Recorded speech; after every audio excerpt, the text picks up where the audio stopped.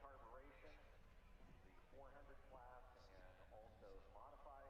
So those are the three different classes. The 400 class is called an international class, and there are very strict restrictions as far as what they can do to those engines, how they can be set up, all of that. So those times you'll see in the 400 class may only be separated by 100th of a second or 200ths of a second. Really, the 400s are a heck of a lot of fun because the racing is really tight here. The unlimited class, of course, is a lot of fun too because they're stupid fast. Not just fast, but stupid fast. And that makes it fun. Now, as far as timing goes, normally we have electronic eyes in a computer. So they cross an electric eye on the start, they cross an electric eye on the finish. The finish, by the way, out there where you see the checkered flags on that one island. Well, you discover these things. You never know something doesn't work until you go to use it. Last week, there was quite a bit of testing that went on with the electronic eyes. Everything was fine. Yesterday, not so much. Actually, in one of the transponders, there was a transistor that was blown. We spent the evening actually going through other electronics equipment, trying to find something that maybe we could cobble together to make it work.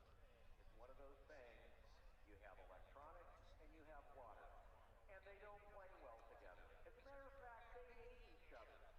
So today we will have three people with stopwatches in the timing booth, which is that green structure that you're going to see over there by the beer garden. And there will be three of them with stopwatches.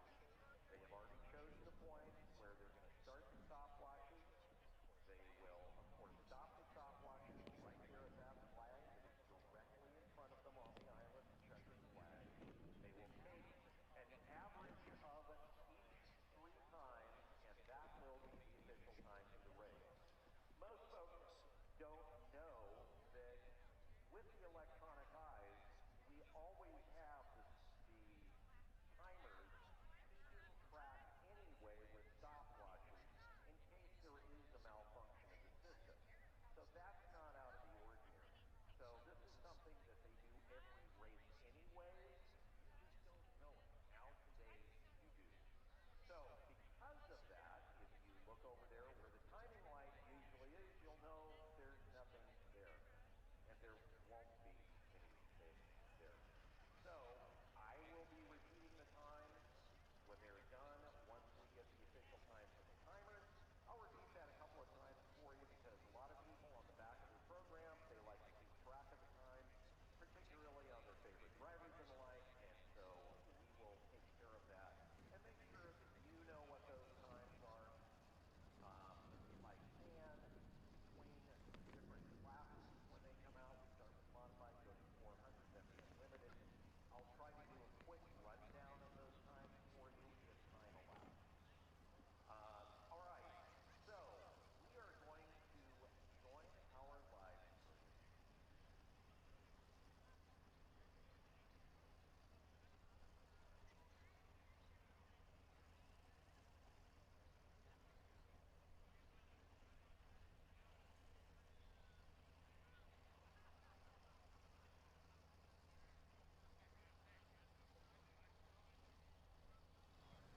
And welcome to Webb Slough. Racing about ready to get underway here, the second race of our season. Here at Webb Slough, I want to thank everybody for joining us online today and everybody that is joining us from lovely St. John, Washington, and what is going to be a beautiful day of racing. As usual, we always start off with our national anthem that today will be sung by Kyle Crisco. He's 27, grew up near Bonnie Lake, Washington. Of course, this is an international sport. We'll do the Canadian anthem first. It will be followed by our national anthem, and that'll be coming up here in just a moment. We've got a boat out there that is doing a little bit of warm-up and a little bit of tech, and as soon as that turns off, we will get to our national anthem. Second race of the season here at Webb Slough. Our first race, we had some great racing out here. The 400 class in particular was absolutely awesome, but all of the classes always put on a really good show here at Webb Slough. Today's rotation, kind of interesting. You're going to see a lot of fast on the outside of the track, but in the interior, there are going to be a couple of places that are going to be real interesting because the boats are going to be carrying a lot of speed when they hook into some of those corners. Looking at the rotation today, almost at the start where they come out, they go down the outside 1 to 2, and then in 4 to 11 is going to be an interesting start.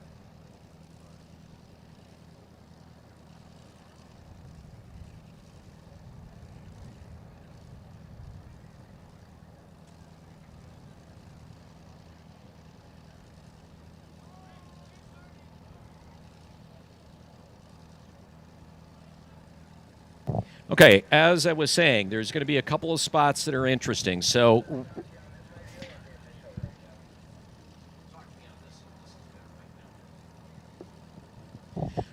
coming out 1, 2, and then you get into the 4 and 11. That'll be interesting.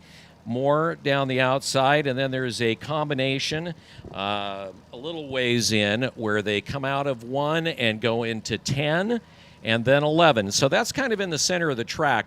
Those tracks and those lanes that go through the center, we call them the chicanes. That'll be an interesting combination, and particularly towards the end, they will be coming down 1 and be just blasting around the outside and go into a combination of 8 and 13. So that is right there by that island, by the spin-out pool. That's going to be a real interesting combination. They're going fast, and that they're going to have to just literally almost do a 45-degree corner to get into that. And that is going to be an interesting area. That area is tricky. And if you come in too tight on that island, you are going to blow that corner. So they have to kind of come out a little bit wider to be able to make the corner of that island and cut through. That's going to be a real interesting spot today. So if, again, and if you're watching the stream right there, you can see kind of that corner that sits there right by that big island. That corner in particular is going to be pretty interesting. For folks who don't know, this is an international sport. Started down in New Zealand with a bunch of guys that just had jet boats and thought it would be fun to race on a river, so they just set up some buoys, kind of set up a course, and wireless mic check 1 2. Decided to dig a track, and they did.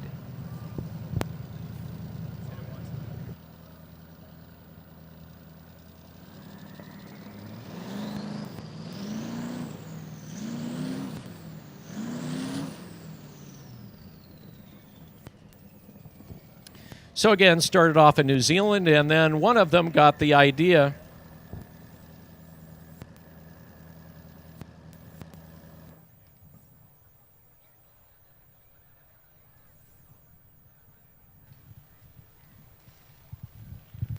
All right, if everybody could please rise, remove your caps, chapeaus, whatever you want to call them.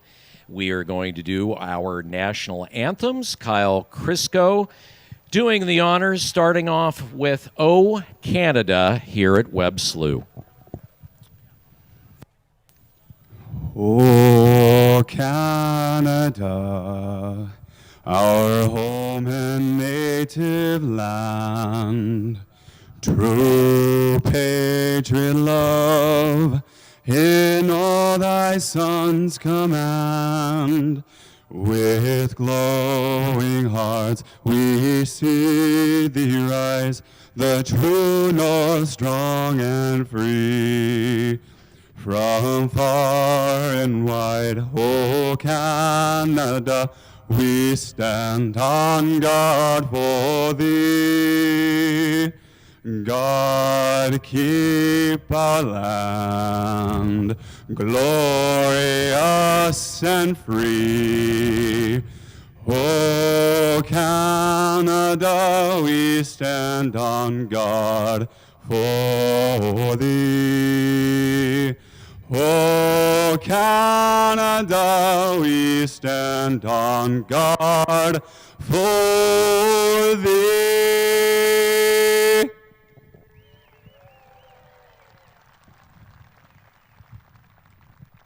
And now, the Star-Spangled Banner.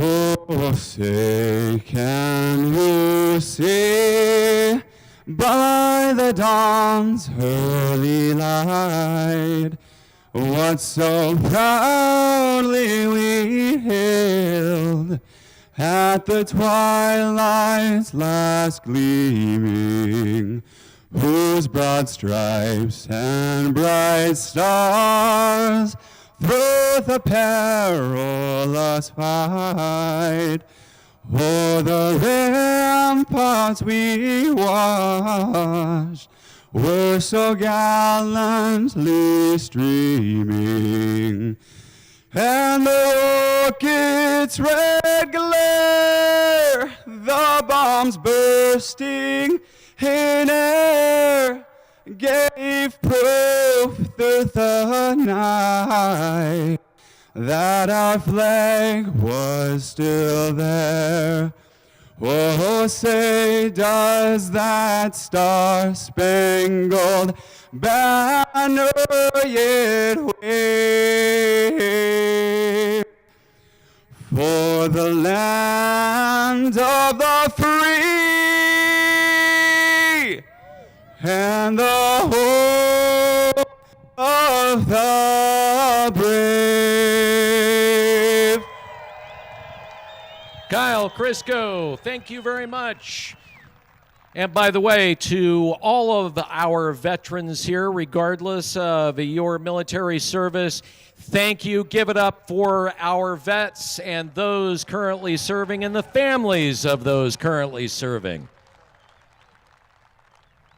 Thank you so much for helping to keep our country free. You are also going to notice now, right out there on that center island, you see a guy in a bright green t-shirt. He is one of our safety crew members, and you will see safety crew members on the inside of the track in a variety of places. Their job, of course, is to make sure that if there is an accident, the first thing is that the drivers are safe. Second thing is they also supply, shall we say, a little bit of the labor and the manpower to get those boats back in the water and get them off the course so we can get the next run going. A couple of little things about sprint boat racing. So these channels out here are anywhere from 12 to 14 inches wide. The water is about 2.5 to 3 feet deep. These boats, you will notice, can accelerate at a crazy speed. They also corner like they're on a rail. There was some testing that was done a few years ago, and we found out on some of the sharpest corners that these boats in a corner are pulling the high end of 7 Gs, which is like essentially a fighter jet. So these things pull crazy Gs. Of course, they're doing it very fast. I can tell you, having ridden them in a couple of times, because of those Gs, the ways that they turn, because of the speed, it's like getting the world's worst chiropractic adjustment. They definitely do twist you around. A lot of safety goes into these particular boats. You're going to notice that they all have roll bars on them. They're using NASCAR-style restraints in the boats. Of course, not only helmets, they're wearing fire suits.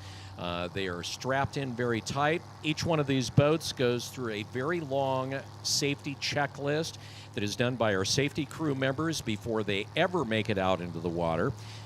And that goes everything from the bolts that mount the engines, what the alloy is that they're using on those. Everything is safety made, and it is safety first when it comes to the boats. We'll do the modifieds first. These are small block, 360 cubic inch, thereabouts. And you're going to hear them firing up our first boat out. Now, if you look at the back of your program, that is not the running order. The first 3 boats out will be 154B, followed by 666, then 611. And those will be the first 3 boats out. Once we get started. Again, it's a race against the clock. For those of you that have been here before, maybe you got here a little bit late. I explained earlier that we had kind of an electronics meltdown that occurred and took out our transponders. So that clock will not be operational. I will be, of course, announcing the times after each one of the runs, giving you the official time. I will do, if I can here, I'll try to do some unofficial to just kind of give you an idea before we get the official time. So they'll be following the rotation that you see on the front of your program, which is going to be fast with a couple of tricky areas in it that'll be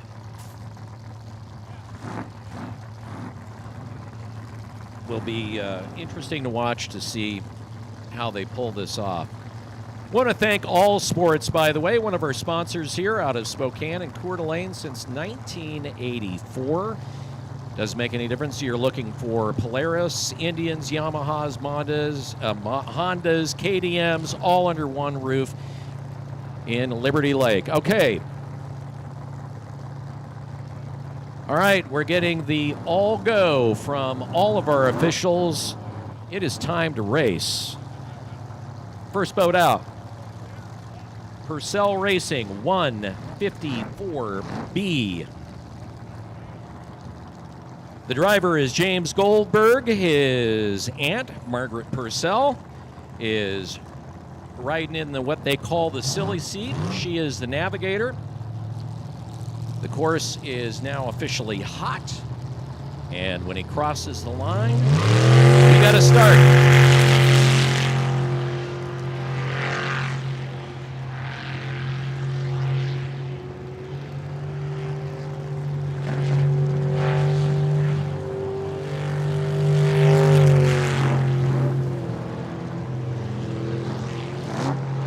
James took first place here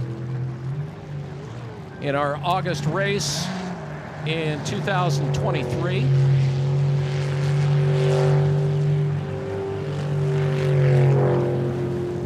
And he gets the DNF. So that is an official DNF, not following the course. And so he'll pull the DNF. That right there is called the spin-out pool. Obviously, the boats don't have brakes, so they've got to drain that energy off and that momentum somehow, so that's where the spin-out pool becomes an issue. So our first run, and that's pretty typical. Again, the driver's trying to memorize the rotation, and doing that the night before.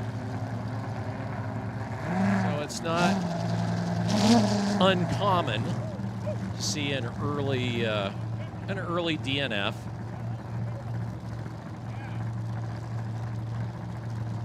Next up, away she goes, Jeremy Sousa and Terry Lamb.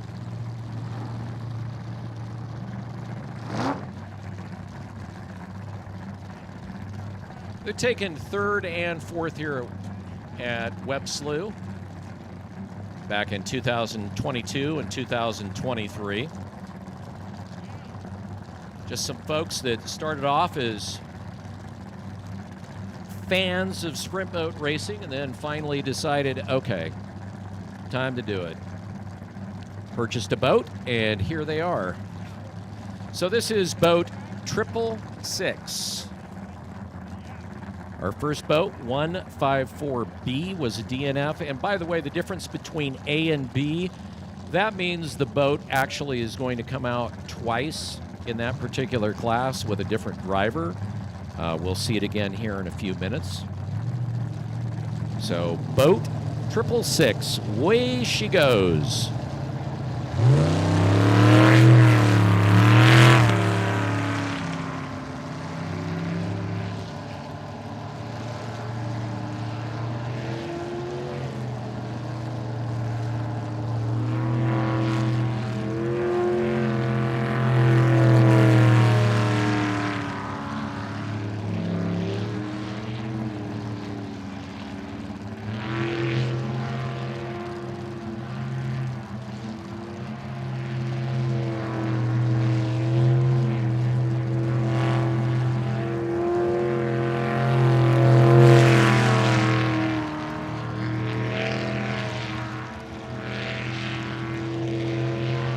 Okay, now he's going to come down, and that particular corner comes out a little bit wide on it, which is fine to be able to hit it. Kind of be the tricky spot as the boats get faster and the drivers get a little bit more used to the course. And he gets it done. That was a clean run. So he puts it in good as we wait.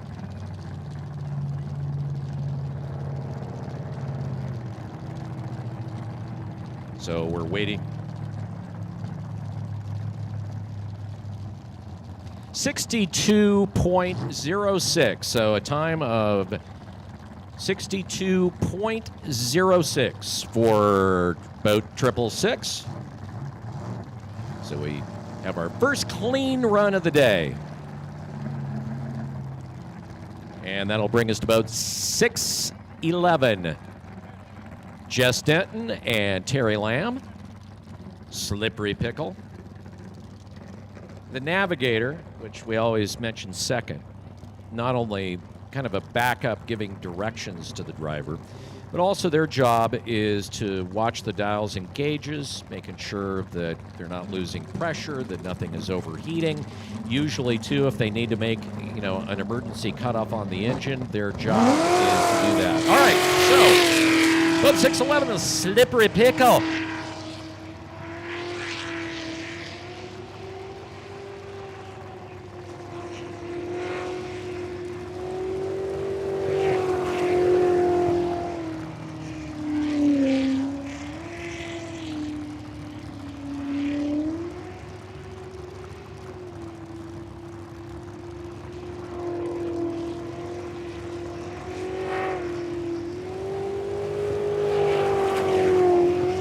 Got a nice little run going here.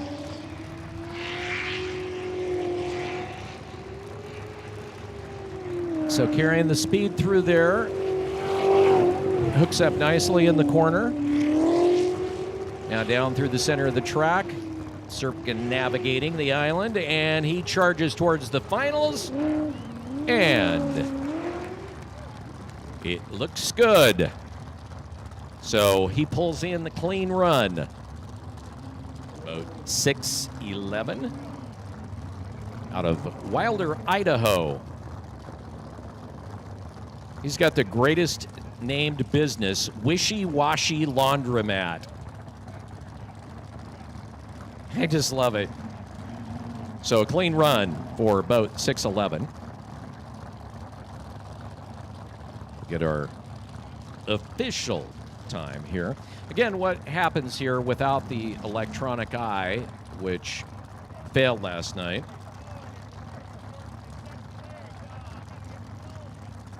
.35 is the official time. So for timing, we have 3 timers. They all have stopwatches. They have a particular point that they're watching, which is down there by the flagger. When they break the plane of those bales, they see the tip come out. They all start their stopwatches. The boat follows around, goes the rotation, and then you'll see the checkered flag out there on that center island, which is right directly across from the timing booth, which is the green shipping container over there. That's when they'll stop it. And then it's an average done of all 3 times from the 3 timers.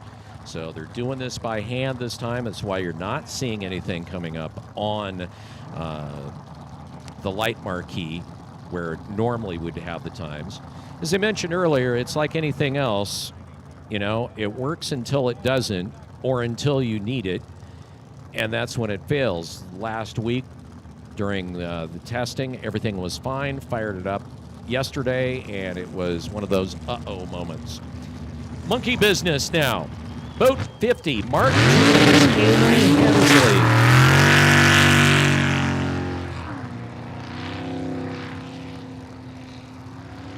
Mark's been doing this for a few years.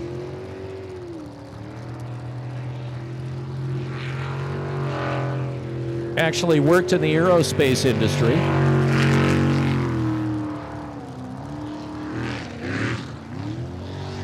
Oh, coming out wide, hanging up on the island.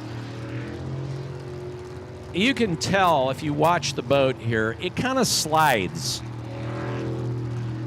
when he's in those corners. And it has to do with, and that would have been a nice parallel parking job.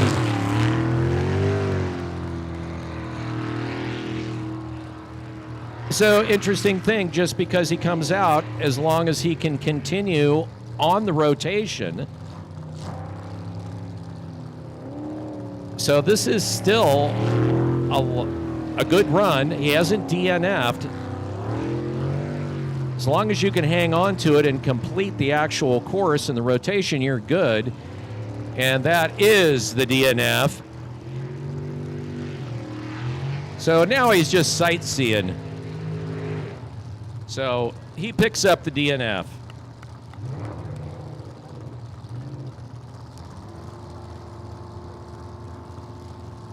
But like I said, he used to work in the aerospace industry, which is a nice way of saying Boeing, which nobody wants to say they work for Boeing anymore.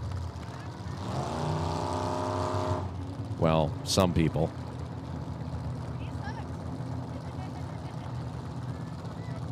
So he'll bring it in.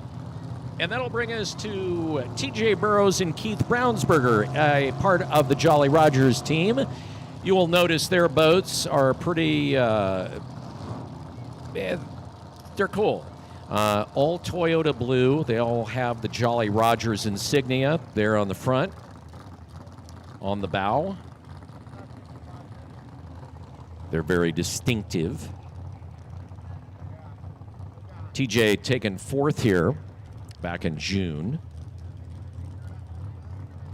Our first and second place winners, by the way, from June are not here because of mechanical problems with the boats. So kind of an open class today. Anything could happen. Boat 208.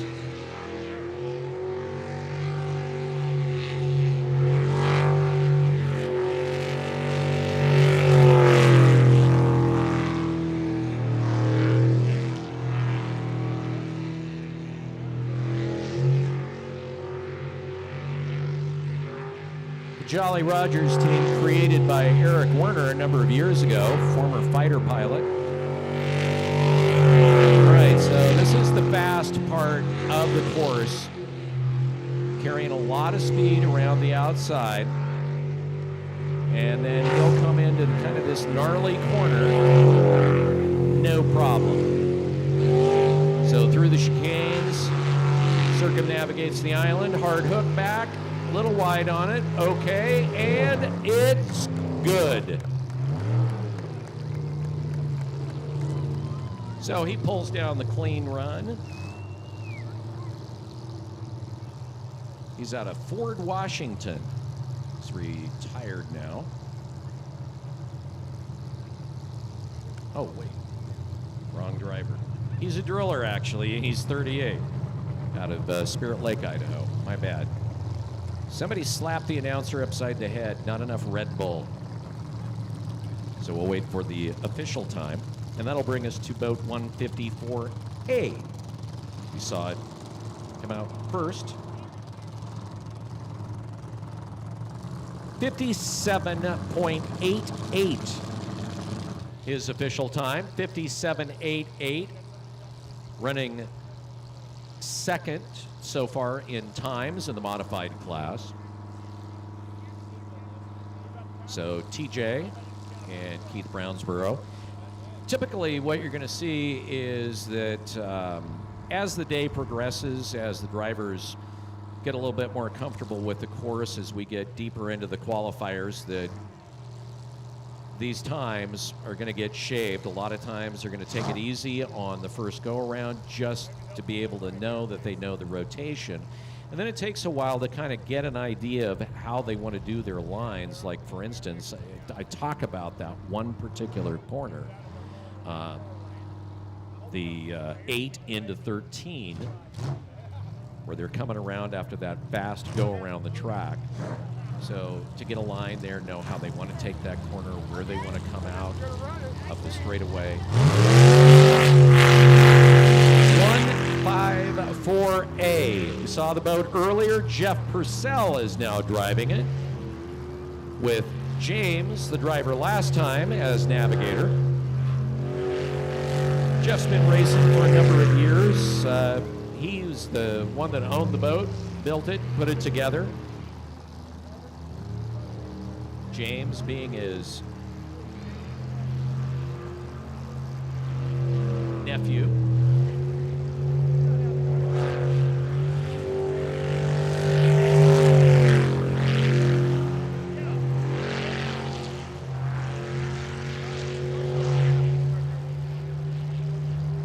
All right, we'll see how he takes this corner. Not bad.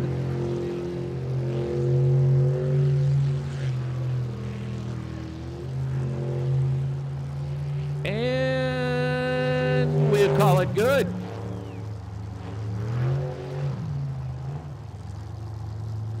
So he pulls it off. So again, the difference, 154A, 154B, same boat, different driver.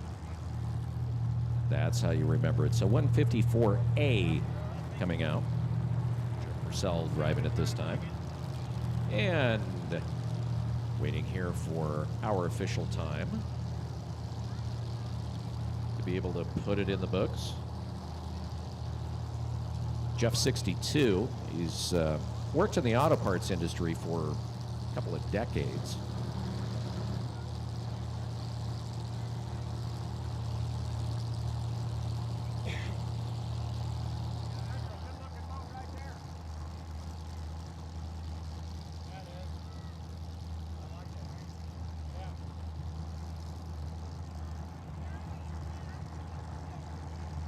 So our next boat out will be boat 55. And they're waiting down there in the start pool. They've got a Jeep club that moves them around. 60.95 for boat 154. That is 60.95 as checkmate boat 55. Husband and wife team of Frank and Kelly Toftmark out of Castle Rock, Washington.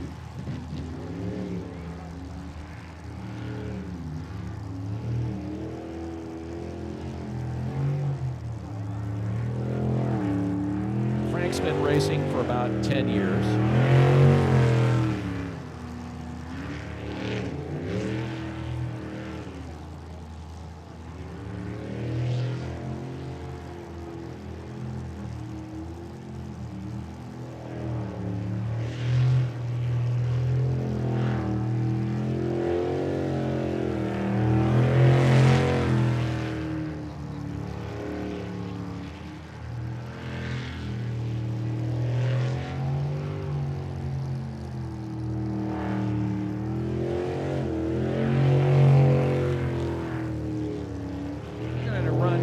Probably going to be in about the 61, 62 range.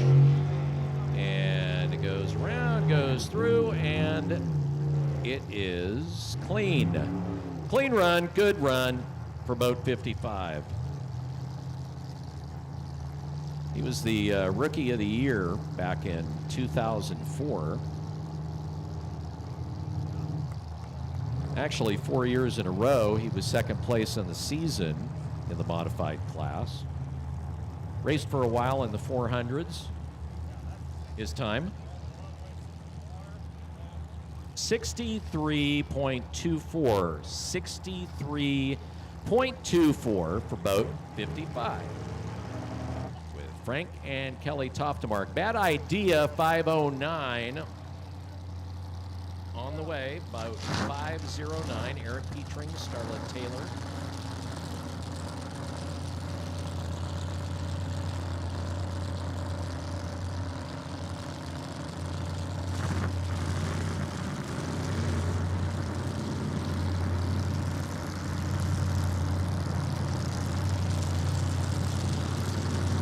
Eric is airbrush art. A lot of the drivers' helmets have been customized by Eric.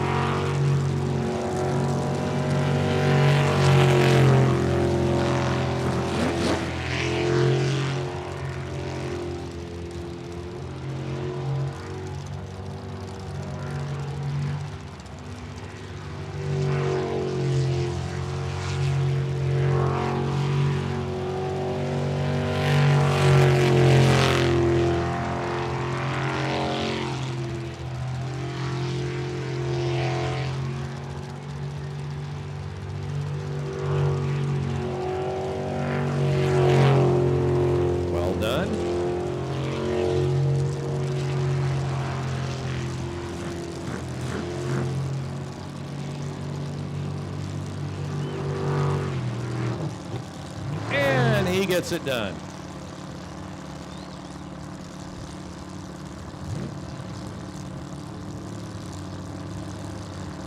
Clean run for Eric and Scarlett.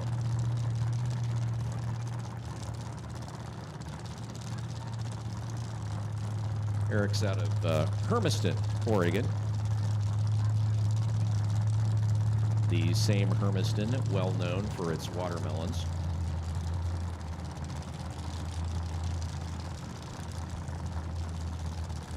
Our time. So 60.95.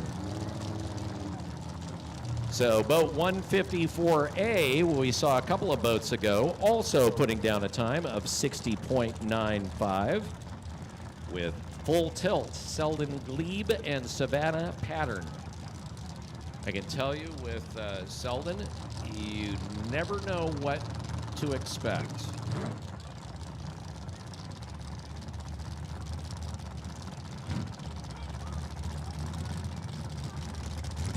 Selden can sometimes be a little bit wild.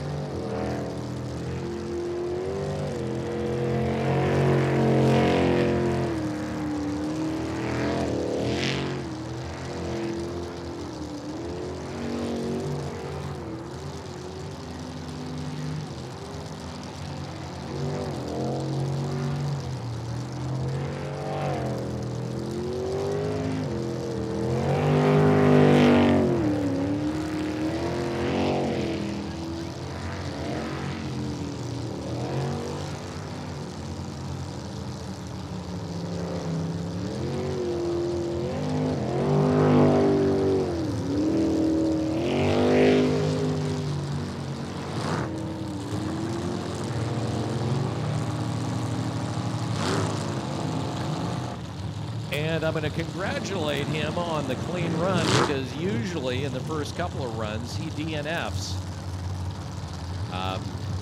Selden has been known to have a hard time memorizing the rotation. So, you know, get out there, you're in a fast boat, and you have a senior moment. Oh, do I go left? Do I go right? Let's try this. 64.37, 64.37 for full tilt boat 03. And coming up, our third place finisher in June, Jason Perkins and Kyle Bellis. The vote is poor decisions, as in P-O-U-R. And sometimes poor decisions can be poor decisions, or good decisions. Maybe.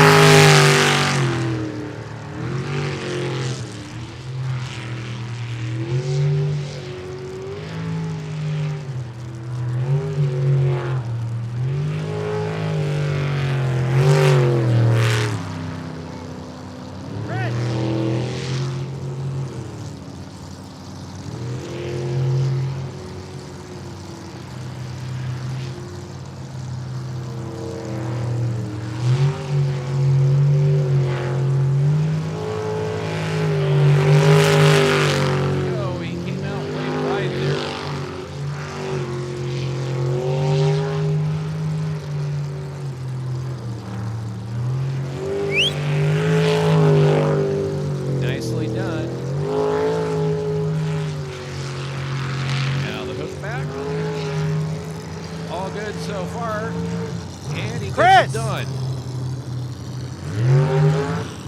Chris! So the run is good for about 145. Hey! Chris!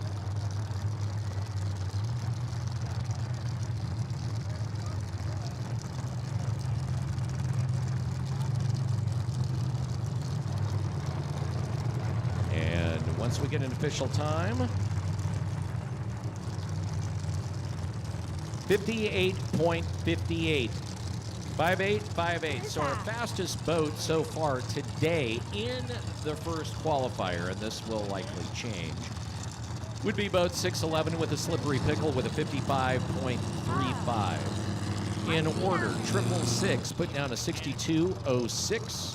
Boat 611, slippery pickle with a 55.35. Boat 50, DNF. Boat 208, a 57.88. Then 154A with a 60.95. Boat 55 with a 63.24. 509 with a 60.95. Boat 3 with a 64.37 and a 58.58 for boat 145. 400 class now. Boat number 9.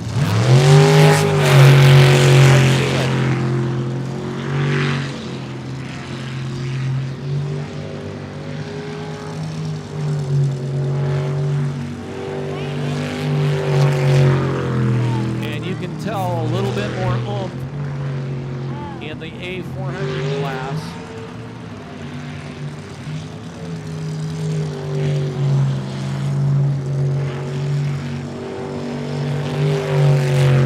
He's from Castlegar, British Columbia. His dad, champion here many times. And he's putting down a solid run. Going to be a fast time for sure. Man, he just came out hard charging right from the beginning, and it's good.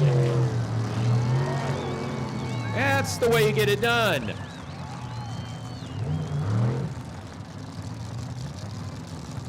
So, fast run. Jesse Miller, 29 years old.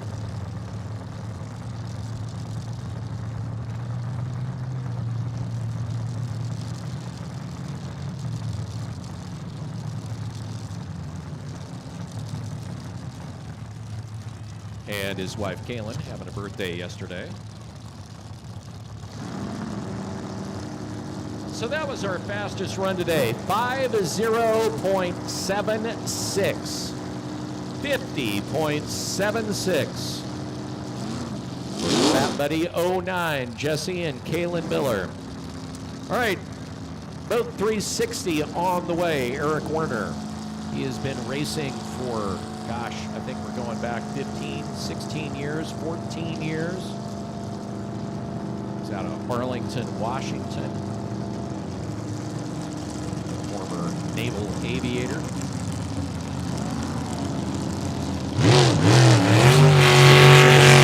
Fighter pilot in the Navy.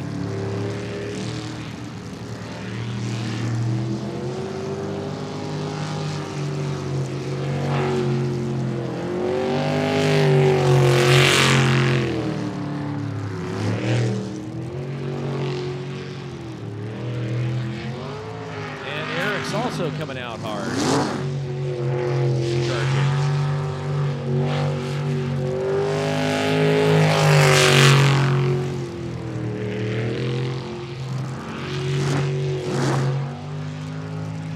Eric's the guy who's real good about setting up his lines, losing very little speed coming into that sharp corner.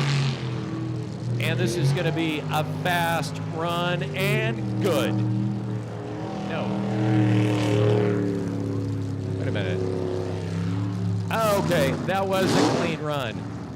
Okay, so clean run, and what he did was when he came through there, he did an extra donut to bleed off speed. I forgot. So we made a change out here in the first race where it used to be the finish line where you see those bales going in to the finish channel. That used to be the finish. But that channel with the really fast boats,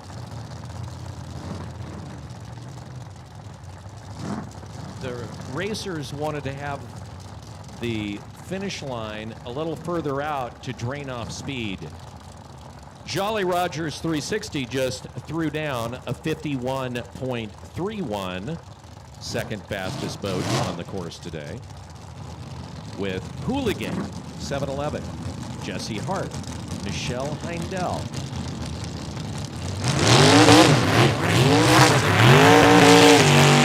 Go around that island just to bleed off some of that excess speed because, again, no brakes.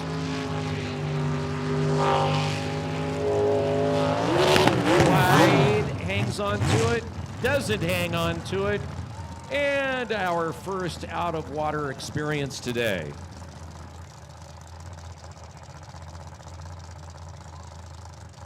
So, came around wide, clipped an island, and then it just sort of, from there, kind of pinballed, lost control. A little bit about the steering on the boats. You've got a number of different things that allow them to hook up. The biggest, really, and kind of the magic of the boats is in the pump itself. And you'll see they have this big nozzle right now as they're facing towards the spectator side here. You can see that out of the back of the boat. That is the jet. And all the steering goes through that jet.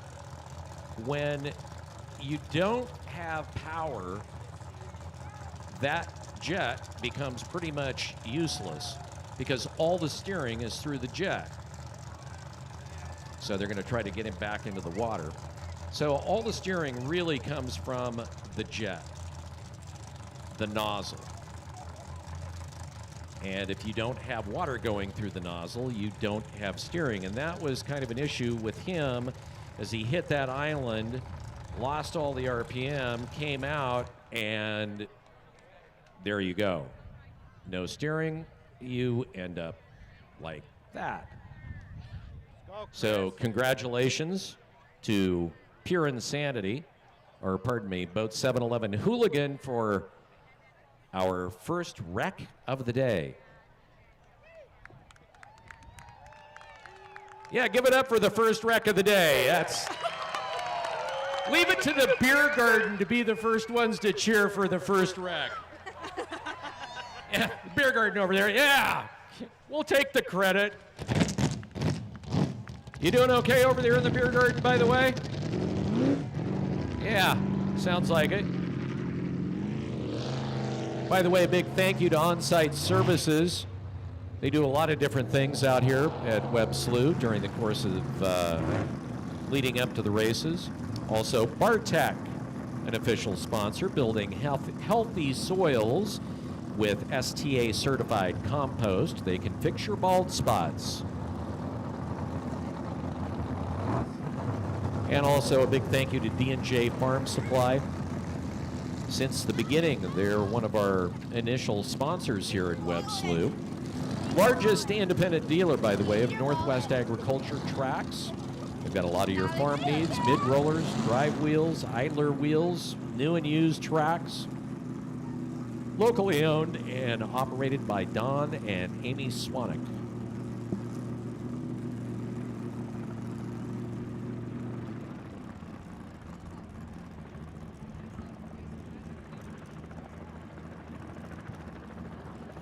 boat 285 on the way is Pure Insanity.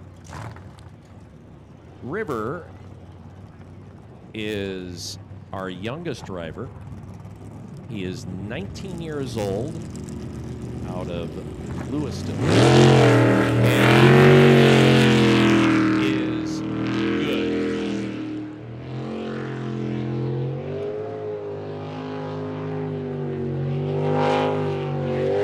He took first here in the 400 class in June.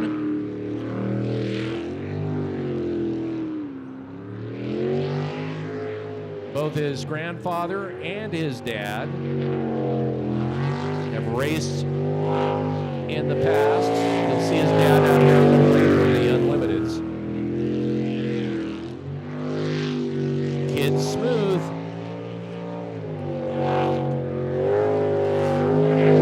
Man, the way that boat hooks up. Like I said, literally on a rail. And punches it home with a clean run. He could have actually broke the 50-second mark on that run. That was a speedy run for sure.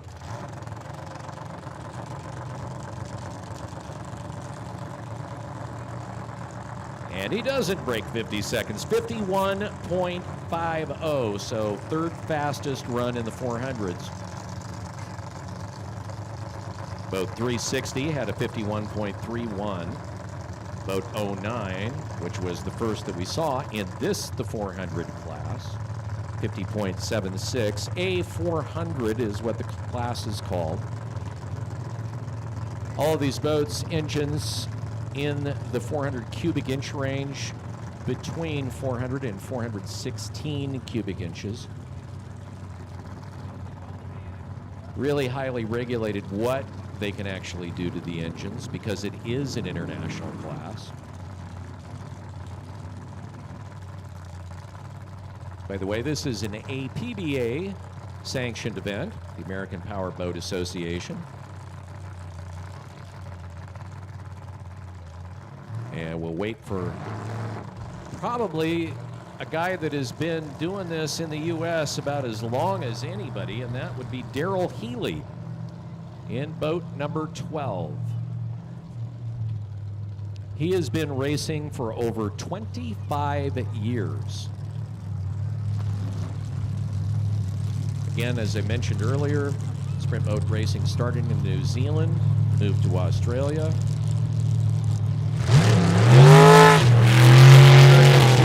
Saw the sprint boat race, brought it to the U.S. First track was actually dug in Marsing, Idaho, right along the Snake River.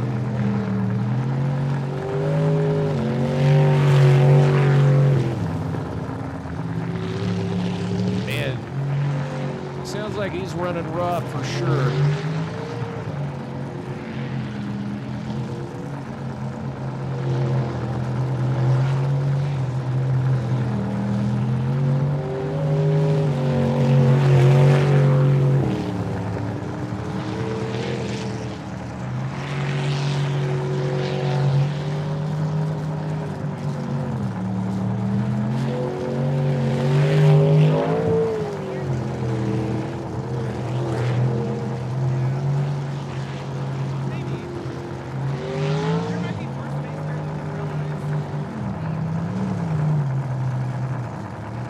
Clean run, boat 12.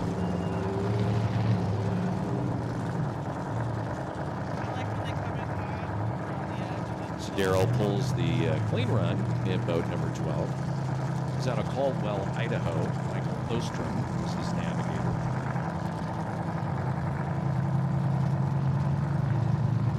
Daryl is a professional trapper.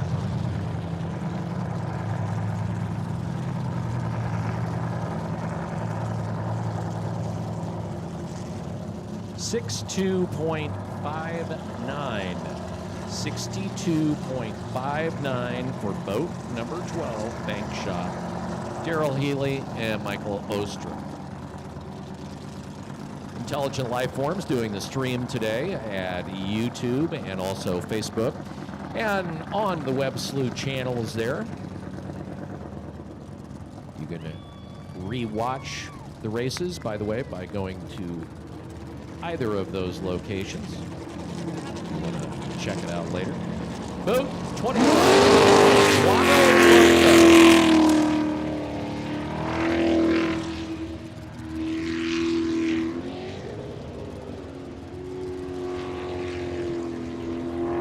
I'll let you do the translation.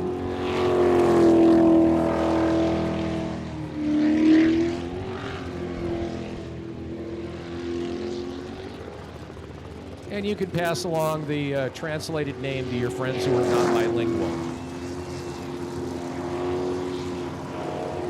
Larry's daughter, by the way, congratulations to her. She is a new mom. And for the first time, Larry's a grandpa.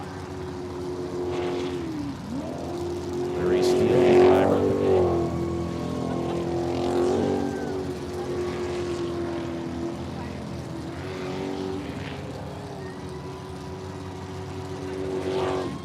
And it's all good.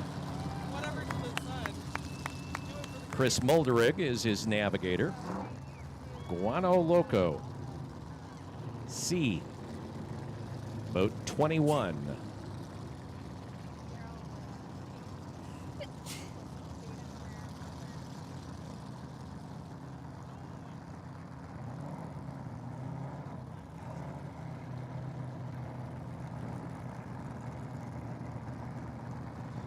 .45. 57.45. Boat 22 on the way, Phil Miller and Samantha Hughes, the Punisher. So for quite a while, Phil the boat to try and beat. And for several years, undefeated, nobody could touch him.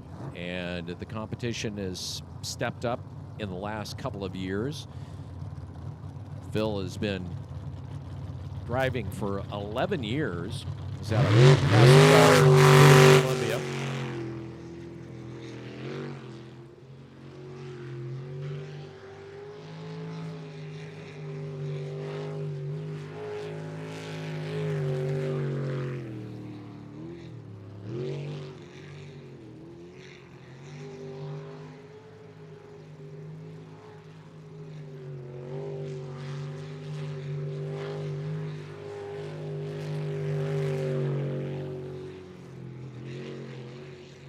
Phil's very smooth, also one of those technicians that really knows how to set up his corners. As you can see right there, no hook and everything smooth. And it's good. Clean run.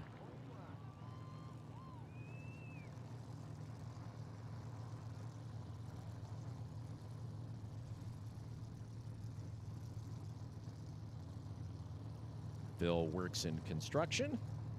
Sam Hughes, you'll see her out here a little bit later, navigating for her dad in the unlimited class.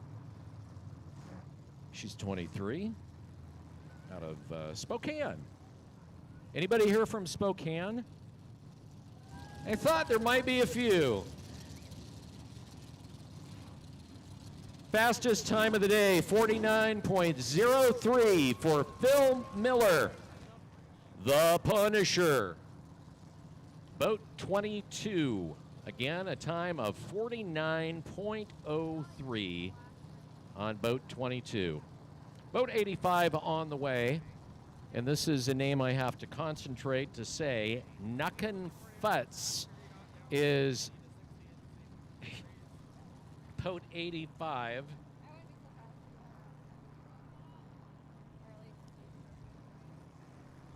What's the saying for Smuckers? A name so bad it has to be good. Not sure that's the case with Nuckin Futz, but we'll find out. Brad Castle and Dakota Hembach. Right out of Otis Orchards, Washington.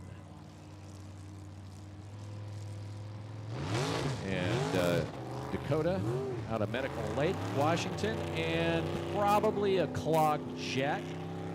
All right, so there's these grates that are on the bottom, and they do suck up. There are weeds out there, and that's one of the things they try to get all of the weeds out. But they'll suck up stuff under there, and it'll clog that intake grate that is on the very bottom. That's where the water goes in, gets sucked up, blown through the impellers and out the back through the nozzle. They are allowed to wave a runoff if that happens and get unclogged. At this point, he's taking it back to the trailer. Don't know if he waved it off or he's just going to not even run. A lot of times what they'll do is they'll get out there in kind of that channel between the finish and the start pool, and you'll hear him feathering the engine to try and suck that stuff through and blow it out. Okay, so he is going to go on a 5-minute clock. So he waved it off. 5-minute clock means that they have 5 minutes to take care of whatever their problem is to be able to get out and get a qualifying time in that qualifying run. So this being the first cue, they're going to take the 5-minute clock, which is part of the rules, to try and clear up whatever their issue is and then try it again. So that is going to take us to boat 27, Preventing Insanity, Leighton Lilly and Cody Holzer. Leighton has won the race here in the past. Former motocross rider. We'll talk about a little bit more later. Nice fast boat.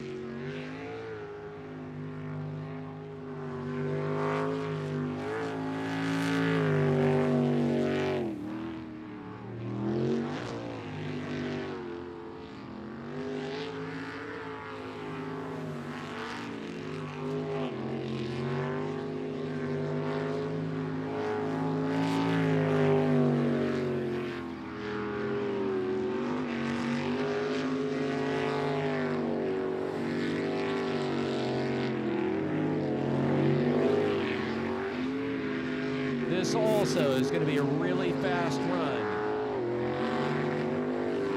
Nice and smooth, gets it done.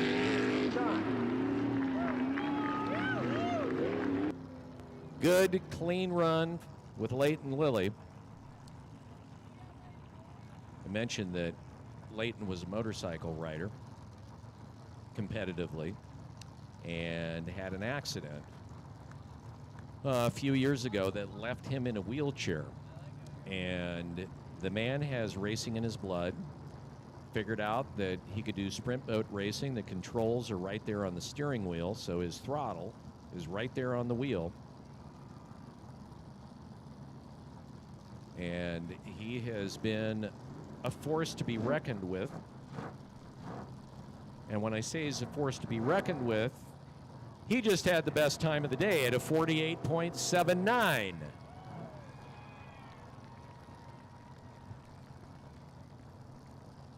So 48.79 for Leighton Lilly and boat 27.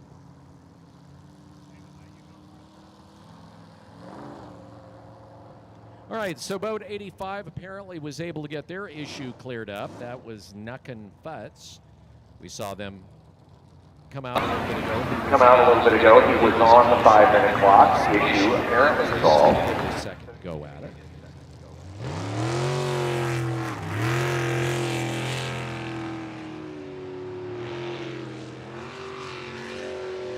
Oh, wide and yeah!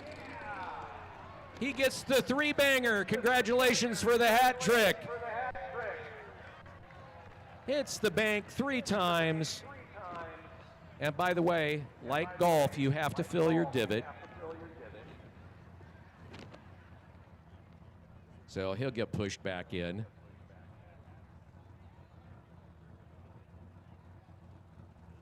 So an ignominious first qualifier for Nuck and Futz. As they say on the internet, username checks out.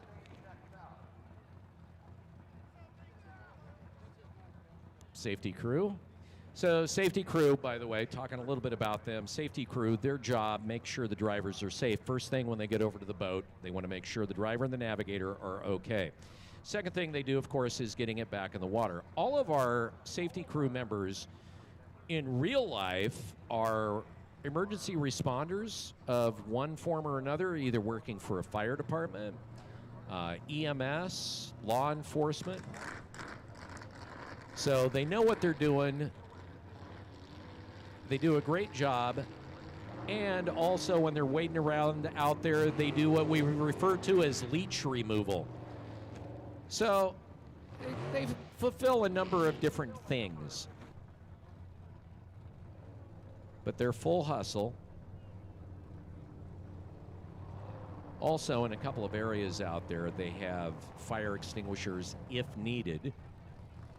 Rarely does that happen. It's only happened probably, I can only think of in the 15 years I've been doing this, maybe 3 times where they've had to use fire extinguishers. Once was here, and if you go into the souvenir shop, where you come and pick up your tickets and where they got all the goodies for Webb Slough, you're going to see a big picture of that particular boat. Dean Lautenschlager was the driver of the boat, and you will see one of the times they had to use it. It was a really scary, spectacular fire that occurred, and that was, I think, about 3 years ago.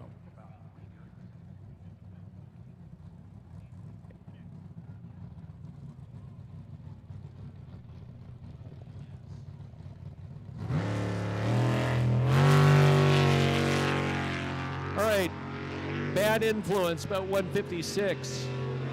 Husband and wife team, Stephen and Randy Church. Brand new boat, brand new setup.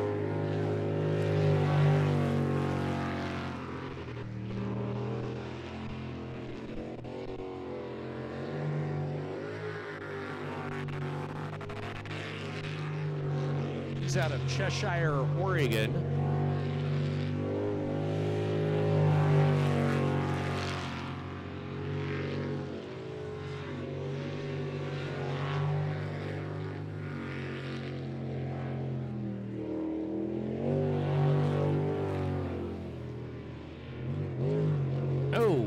Caught his own wake.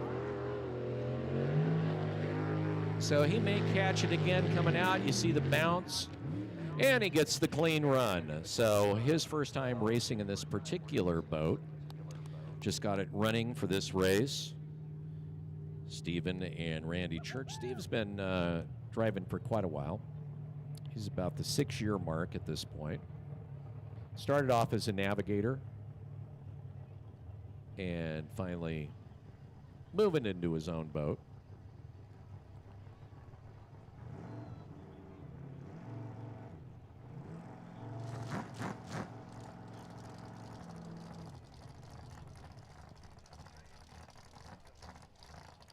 $55 even, 55.00 for boat 156. So a 55.00. Mike Hilt, Lance Rittenhouse to follow now in boat 39. Mr. Bad Wrench, again, boat 156, putting down a time of 55.00. Leighton Lilly so far in the class in boat 27 had the fastest at a 48.79, not only in the class, but on the course so far today. Somebody came up to the booth and asked if Leighton had ever DNF'd. In other words, you know, taken the wrong path around the track, and I think once in the time that he's been racing, and I think he's been at it for about 3 years now.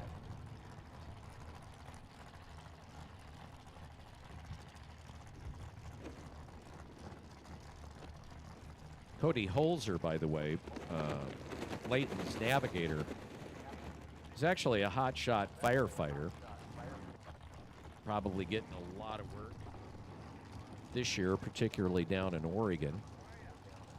Over 1.5 million acres burning in Oregon so far this year. Mike Hilt now out of Deer Park, Washington, and Lance Rittenhouse, who's out of Hawaii. It's Mr. Bad Wrench.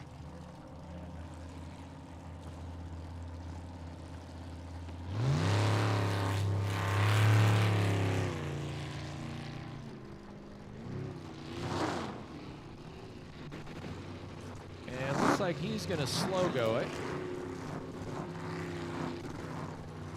Kind of common in the first qualifier,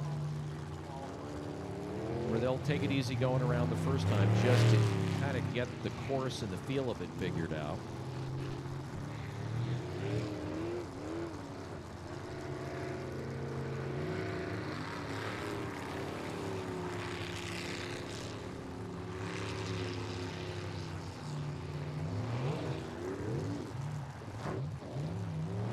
And see, the problem with going slow is your boat doesn't steer as well. As you can see, when he kind of went through that little chicane there in the center, the back end, and he pulls the DNF. So that's it for him. You can see the boat obviously got a little bit more in it than he was giving it, but without a lot of water going through that pump, it just doesn't steer as well. I mean, some of the racers, you'll see them when they get into the apex of the corners, they're going to kind of punch the throttle as they go into that apex and come out of it. You get a little more steering that way. Another thing to kind of watch, particularly at that top part of the track where they go around that little tiny island, watch how they'll put the bow of the boat almost on the tip of the island and swing the back around. Unlike an automobile, these things steer from behind as opposed to the front. All right, live wire now. Boat 02. Matt Denson and Vaughn Trapp. Live wire. We'll see Vaughn a little bit later. He's out of Sequim, Washington in the unlimited class, which will follow right after this run. New boat, new rig for Matt and Vaughn.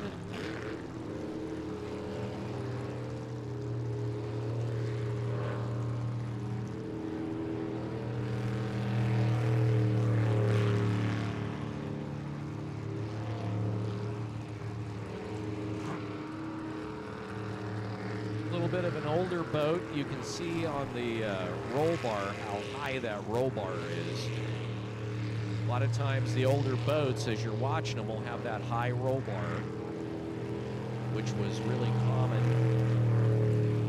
5 to 10 years ago.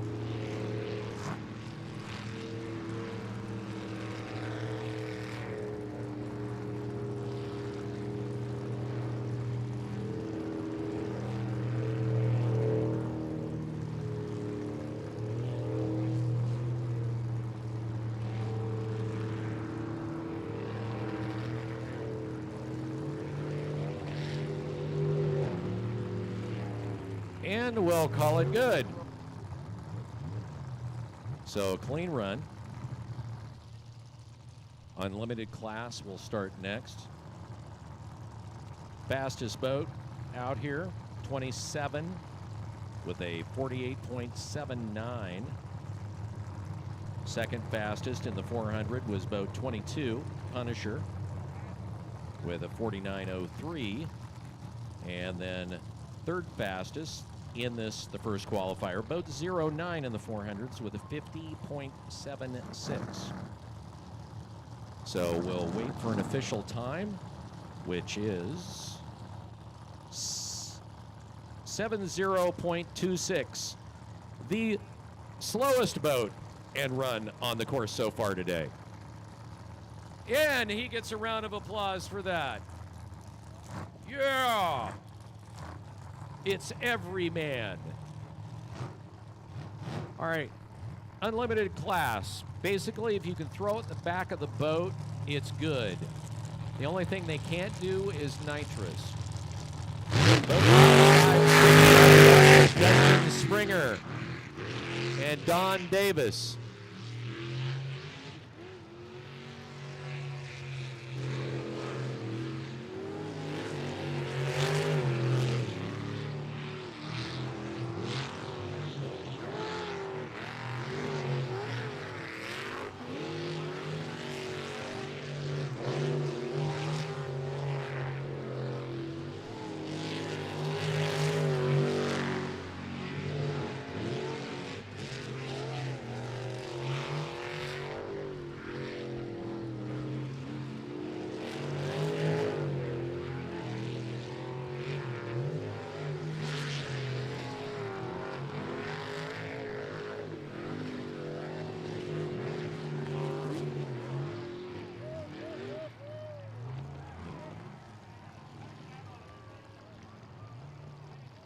That was good. Call it clean.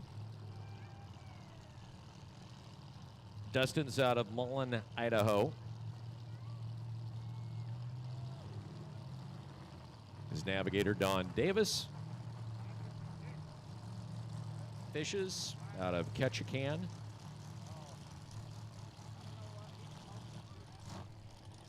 .19 for boat 556. Again, a 51.19. Boat 91, Flying Hawaiian, Dustin Chase and Jamie Booth. So Dustin just got this, had been in the modifieds, moved up to the unlimited class a year or two ago, and now puts this boat up for sale because he's got a new boat that's going to be running in the unlimited. So if you want it, you can have it.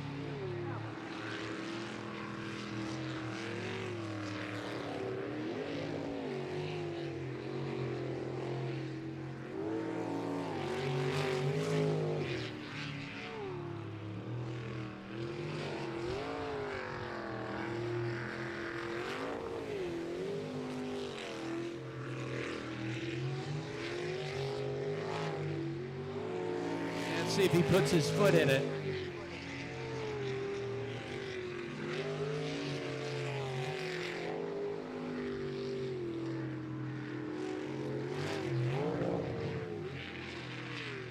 Little cavitation there. Cavitation's where the pump sucks up some air. Seen it a couple of times. And he gets it clean. So cavitation, when you want it just that pump just sucking in water and pushing water out. Cavitation is they'll suck up air along with the water, so you'll hear it kind of rev up. The back of the boat kind of sinks a little bit. They slow down. Cavitation. So wait for a time, boat 91. Cavitation, a lot of things has to do with whether the boat is jumping around a lot, the angle that they've got the nozzle set at. There's a lot of adjustments they'll do to the nozzle to get right that perfect spot.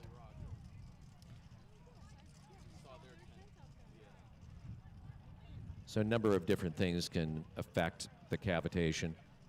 And throughout the day, they'll tinker with the nozzle and everything else to get the right angle.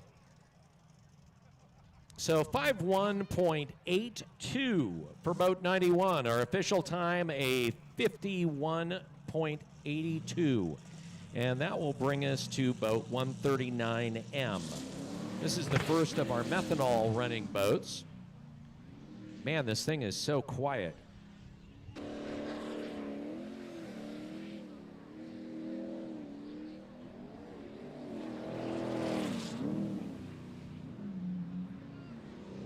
Everybody be very, very quiet. He's hunting a 12 feet.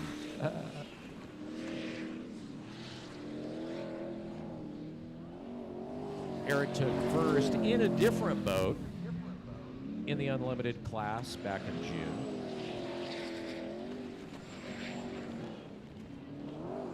Oh, listen to the turbocharger. Love the whistle.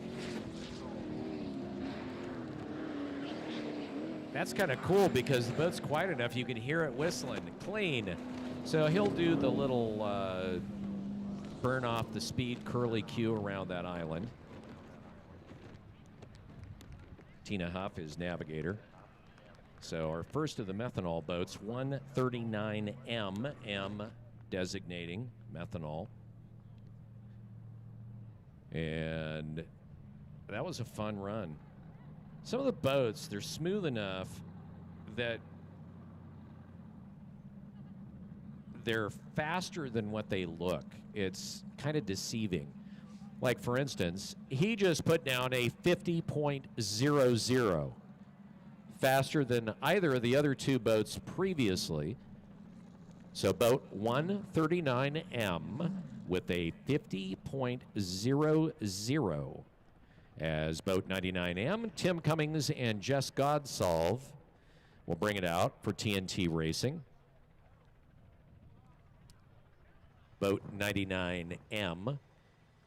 Tim, a longtime racer, took a fairly long hiatus coming back in the unlimited class. Just started racing again last year after being out for probably 8 or 9 years.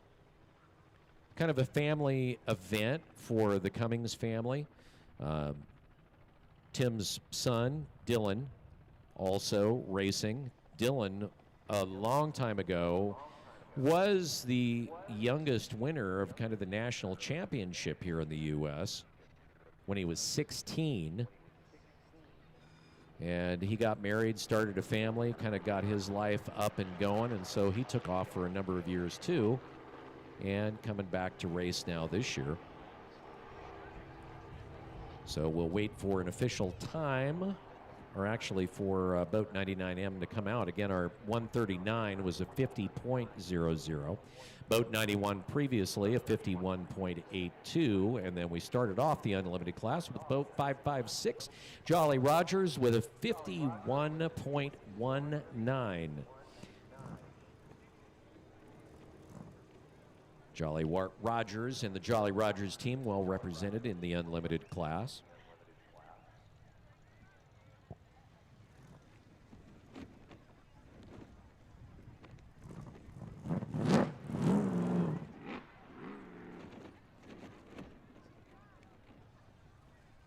If you haven't been down to Vendor Row, you need some eats. That, of course, down there by the, you'll see Vendor Row down by the Souvenir Shop, or as I call it, Slough Mart.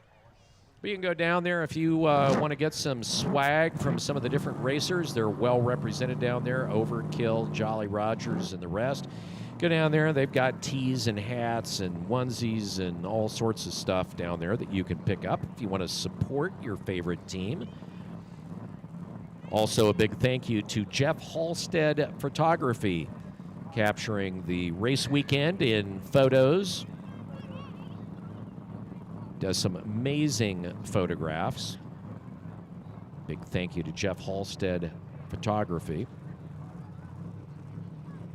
Also, dust control out here done by KKS Dust Control here in Whitman County. All right, boat 99M.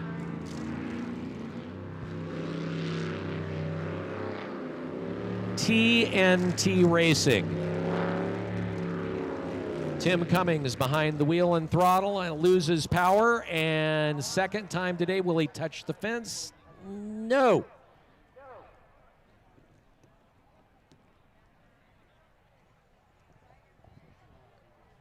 That is officially a DNF.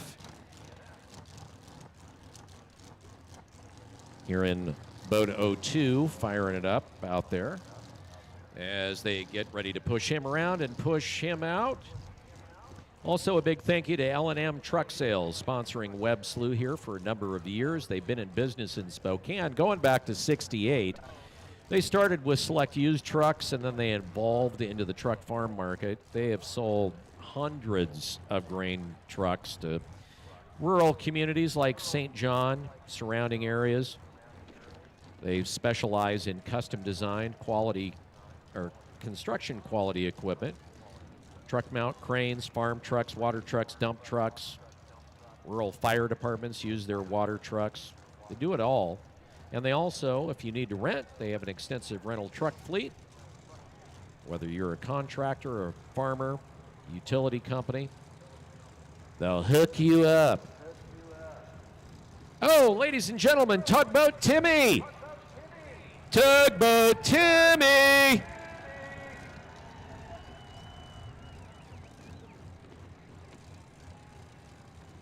So they'll strap him up to the Ski-Doo, and Tugboat Timmy will do the deal unless they can get the boat started, which doesn't look like. Are they going to get it started? What will they do? What will they do?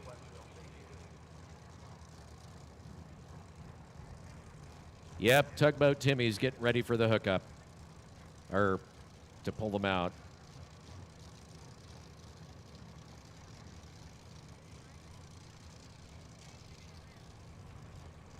Tugboat Timmy, an important part of racing here.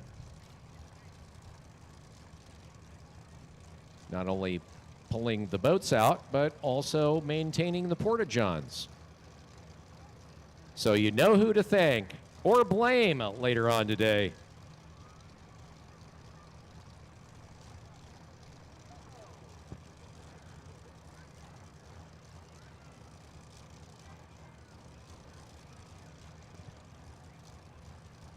By the way, you'll notice a helicopter flying overhead. You can get a helicopter ride just on the other side of the creek if you want to. I think they take you up for about 15 minutes. And you can see the race from upside. By the way, if you are somebody that has a drone and you're thinking, ooh, I want to film the race, don't do that. APBA says, no, don't do that.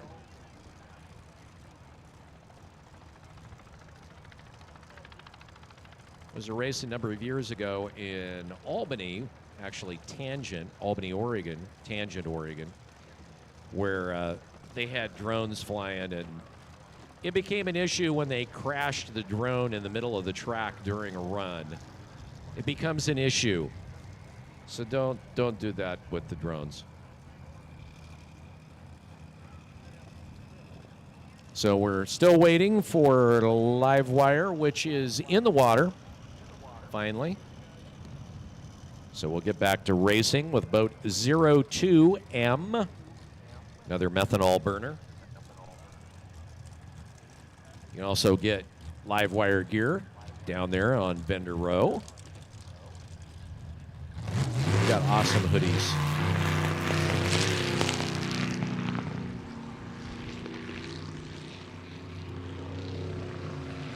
So last night until late hours, they were out working down there in the start pool, trying to work bugs out.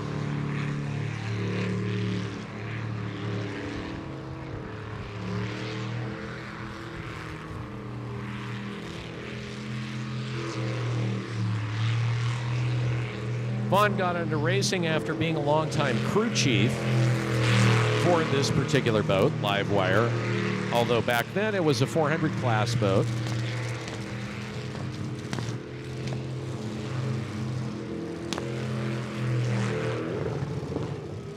Hangs it wide, hooks up, sucks up crud, and now he's got a plug jet. So the intake plug came around that island, and the intake on the bottom of it has like a grate, and it's like a cheese grater when they hit the islands. Sucks up sod, dirt, mud, crud, and then you have this happen.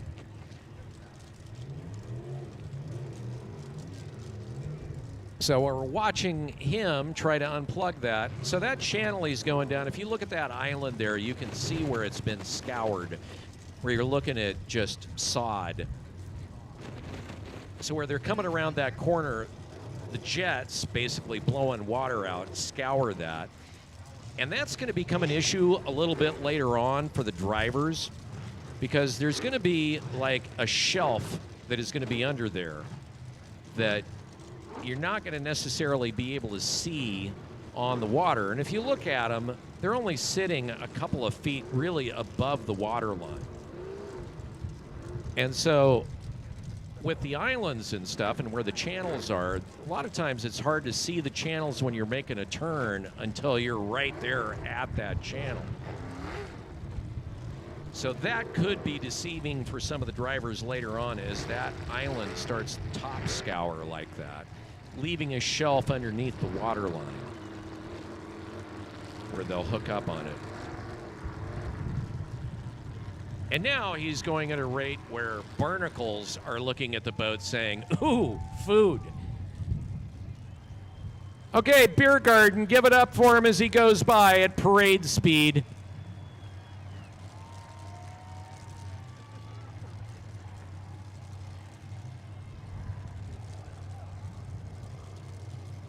We'll just call him the Grand Marshal.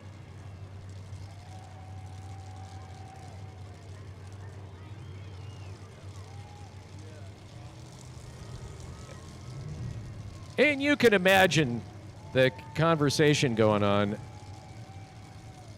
Is he actually going to try to get a clean run here? Because it's kind of looking that way.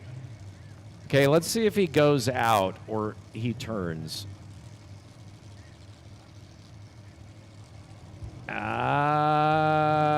He's going out. Okay.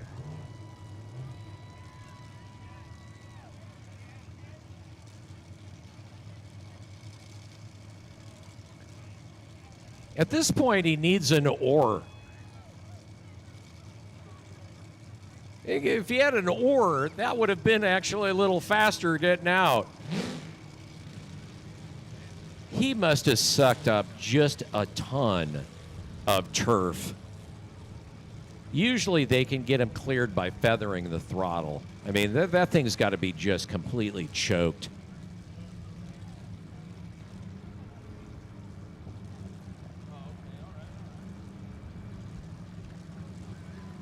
He pulls the DNF. All right, our next boat out is going to be Poison Ivy. Rob Coley and Tanara Ward, they're out of New Zealand. And this boat is stupid fast. 1,000 horsepower. And this is his first time racing here at Webb Slough. His last time, I think, racing here in America until this year was going back to 2000. I believe it was 14 or 15. When they had a world's competition here. We had a number of different tracks, including one that had been dug in Missouri.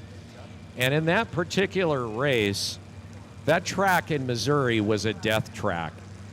And I say that because one of the islands, imagine one of the islands out here had an oak tree in the middle of it.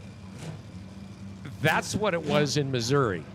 There was an oak tree right in the middle of one of the islands, and then where the spin-out pool was at, it was lined with trees and brush. Well, he ended up actually out in the woods finishing a run and totally jacked the hull of the boat up and screwed his ankles up too. All right, here we go. 111. One thing that he noticed and commented on last night was this is a narrower and shorter track. Tight corners.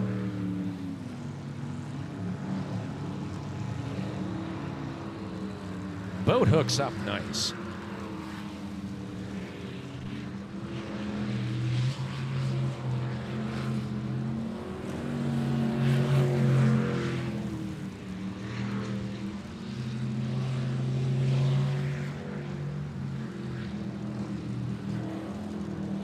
Ooh. Little fishtail. Hangs onto it. Former champion out of New Zealand, by the way, and good.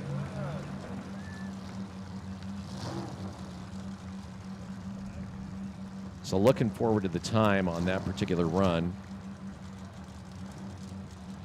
I think that's going to be one of those deceptively fast runs. As we wait for the timers to give it to us, by the way, boat 69 Overkill, Dennis Hughes and daughter Samantha on deck and warming up.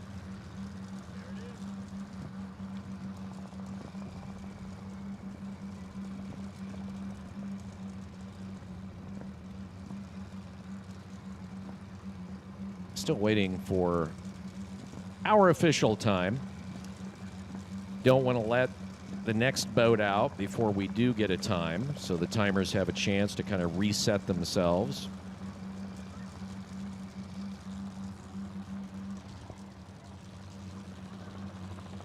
.4.12 for Poison Ivy boat 111. Rob Coley, Tanara Ward, and boat 69, Overkill. Dennis, the driver, out of the Spokane Valley. He's been at it for over 15 years. His daughter Sam is navigator. She's been navigating since she was 17.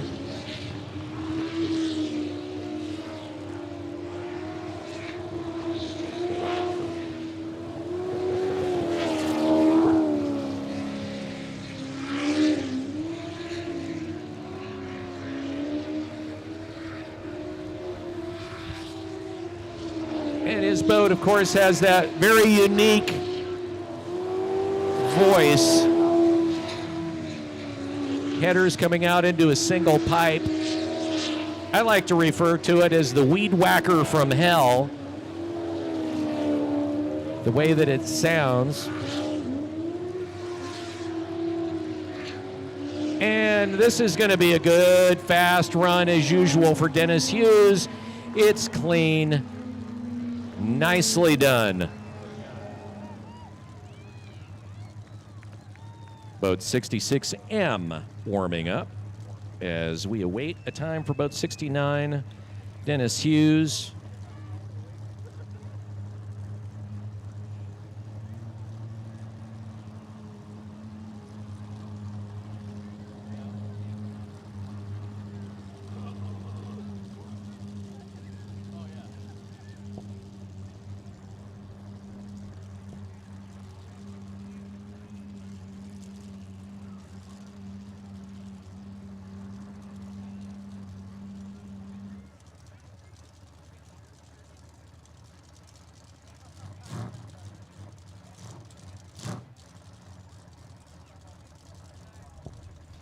.51 for Dennis Hughes and Overkill. Fastest boat so far in the Unlimiteds was boat 139M with a 50.00. So about a half a second behind Dennis Hughes and Samantha Hughes and Overkill with boat 66M on the way. By the way, Dennis and boat 69, Toby's Battery, Ray and Roy's Automotive, and America On-Site Services, the folks supplying the Porta-Johns out here as official sponsors. So when you need to sit, depend on America On-Site Services. All right, boat 66M, and he's waving it off.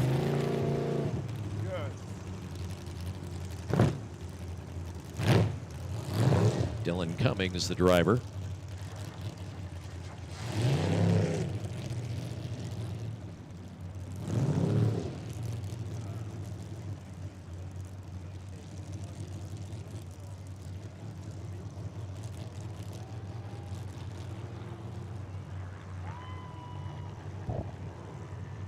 By the way, we want to thank the Davenport and Odessa Napa. If you go down there by the Slough booth, you notice they brought a trailer full of parts. The Wheatland Parts Group, with stores in Davenport and Odessa, have all of your automotive, ag, heavy-duty truck, hardware needs. You can stop by their trailer. They can show you all the good stuff that they have in there. Drivers actually out here need, and the boat crews need parts occasionally, and part of the reason that Napa showed up was to supply them with some of the more commonly needed supplies that these folks need to keep the boats running. So we want to thank them for coming out here at their first race. Being here at Webb Slough was our first rate. So boat 66 is on the 5-minute clock with Pure Insanity. Ryan Rogers on the way out with Cody Brislin. Boat 285, U Unlimited. Ryan's son, saw him out here in the 400s. River.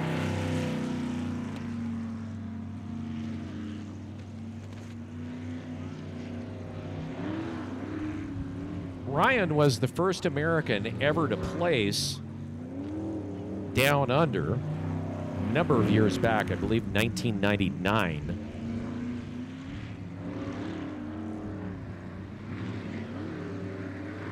First American ever to place down under.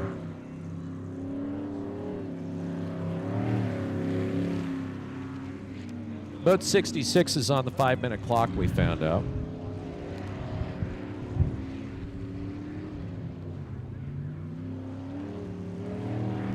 Actually, it was back in 2012. I don't know why I thought 99. It was in 2012 that he placed. Clean run.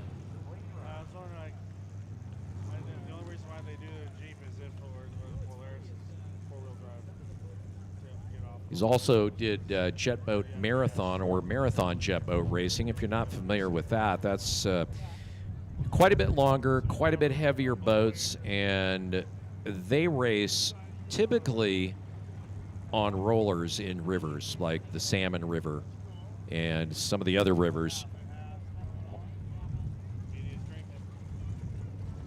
So 59.59, 59.59 for Ryan, and boat 285, a 59.59 with boat 66M still on the 5-minute clock.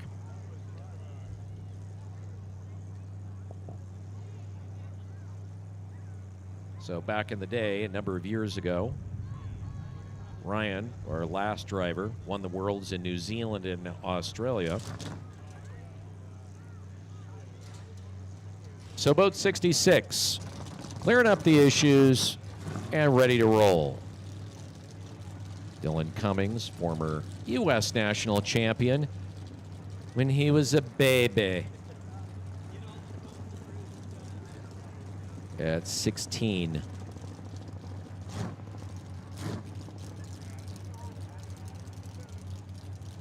Straight pipes. Yeah, straight pipes out of the cylinder.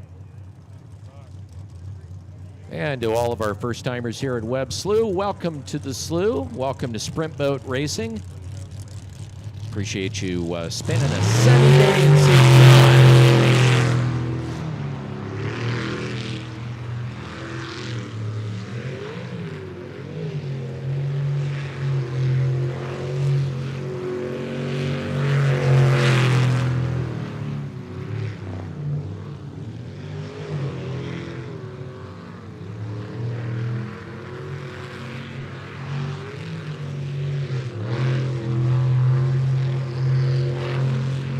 Let's see how far he gets into the throttle.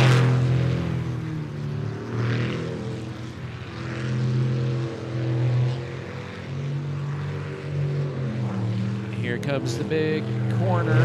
Nicely done. A little bit of slide. And that's going to be good. And he gets it done. Clean run.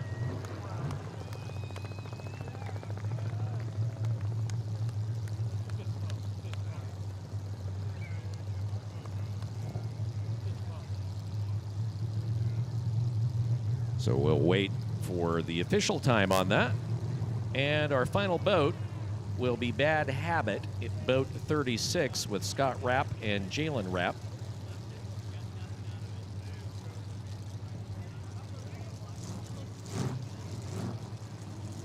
.55.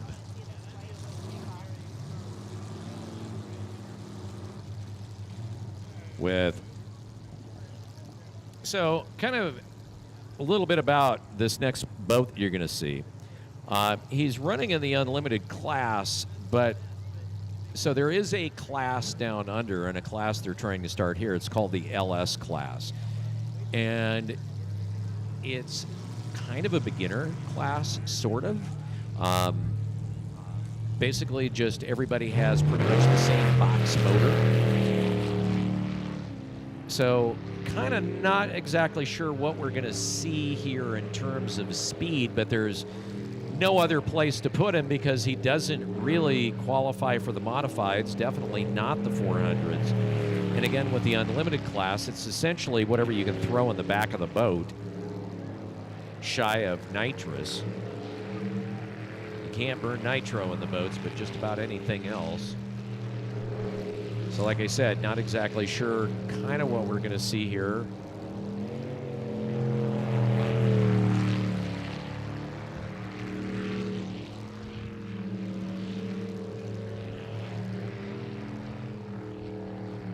But that's one thing that they've wanted to start here in the U.S. for quite a while, was that LS sort of beginner class that's not expensive.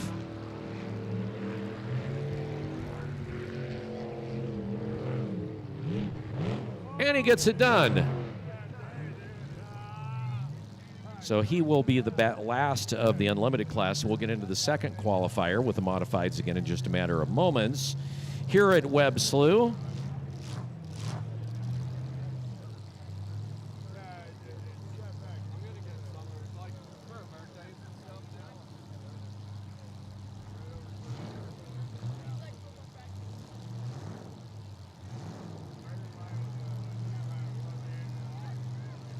And if you happen to be over in the beer booth enjoying your Coors, you can also enjoy a Slough brew.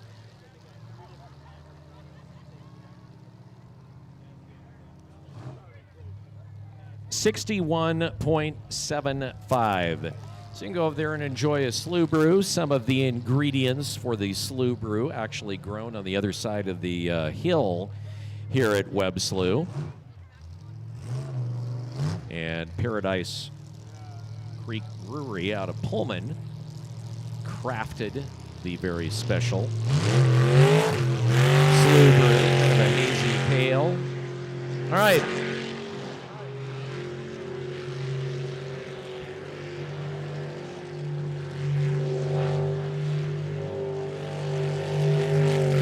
This is boat 154B. 154B.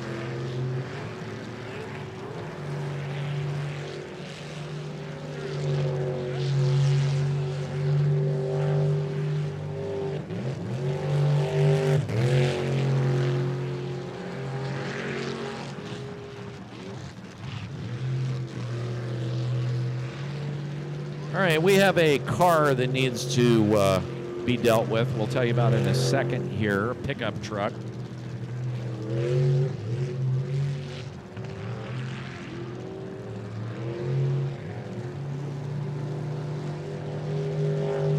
And he gets it done.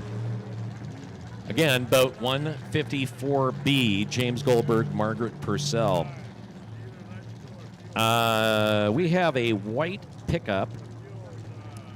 Washington plates, D0 or D07809F, it appears. You have a dog in your car and your windows are barely cracked and your dog is uncomfortable. If you can go deal with that, somebody would appreciate it because, well, broken windows happen. And you wouldn't want that. So if that's your white pickup, D07809F, go take care of that. 58.92 our official time for boat 154B. So you had a DNF in the first run and now a 58.92. So again, you got your dog in your white pickup. D07809. And again, it looks like an F. Now, maybe it's an E. All right, on the way.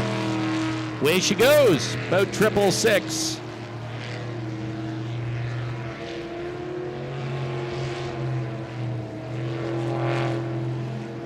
Jeremy, a little more aggressive on this go around. Had a 62 and change in his first go.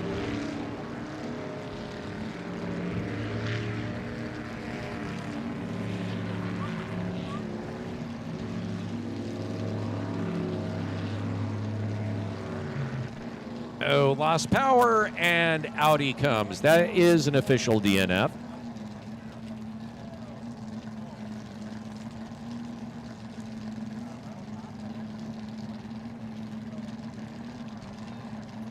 One more repeat. White pickup. License plate number D07809E. Your dog's in the car, your dog is very uncomfortable, and your windows are barely cracked. But they could become more cracked. So you might want to just go deal with that.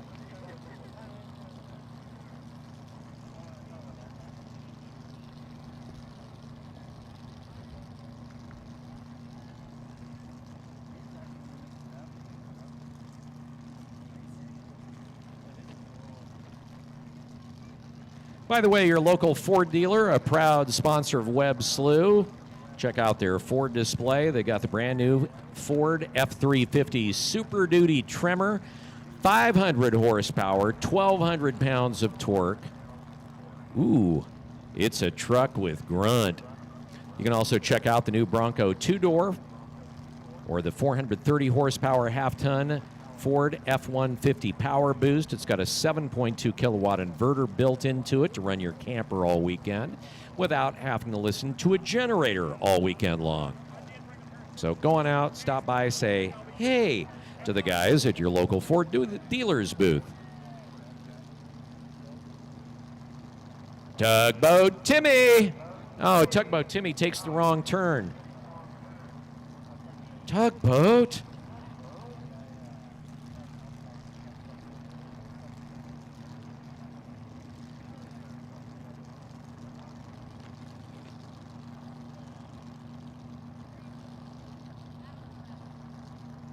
Will Tugboat Timmy overtake Boat 666?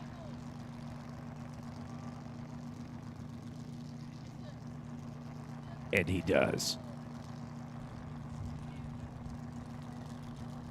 A lot of the staff that you see out here, volunteers. The entire town of St. John kind of comes together to pull off the races here in a variety of different ways. You're going to see a lot of the athletes out here from the local high schools doing stuff like the parking, raising money for various things going on here in the community. Very tight-knit community. So the inland helicopters, you want to take a helicopter ride, $60 a person. The slots do fill up, so you want to get over there and get signed up. Also, they do helicopter lessons if you want to learn how to fly a chopper. Grab a business card, schedule a demo flight. Also, our high school volleyball team has been helping park cars this morning for the race, and all of that parking money goes directly to the athletic teams from St. John, Endicott, and La Crosse. I mentioned the community kind of comes together on this. Also, the high school football team has been helping fans carry the gear to your seats this morning. The donations you made to the football player goes directly, or players goes directly to the athletes so they can purchase new equipment. And a big, fat, happy anniversary to Rick and Roberta DeWitt, celebrating their 55th wedding anniversary here at the Slough this weekend. Give it up for them. 55 years. That's 55 years of giving a lot of love and a lot of crap to each other. We appreciate the fact they're spending it here.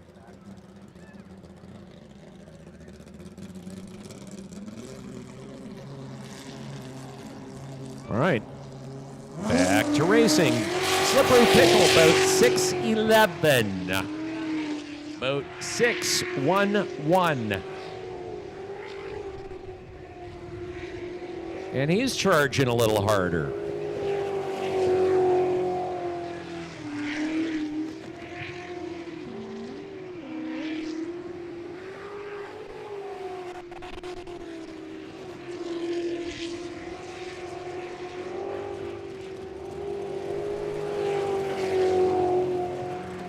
One fun thing about the modifieds is they can actually kind of flat-foot it,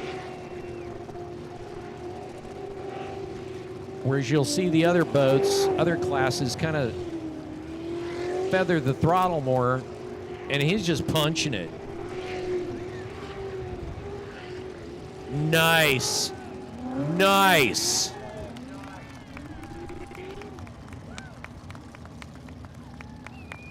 Clean run. Seeing some pickle power. Jesse Denton, and Terry Lamb. Their last run, the first qualifier, was a 55.35, which was the fastest run in the modifieds in that first qualifier. Let's see how much they were able to shave off on that run.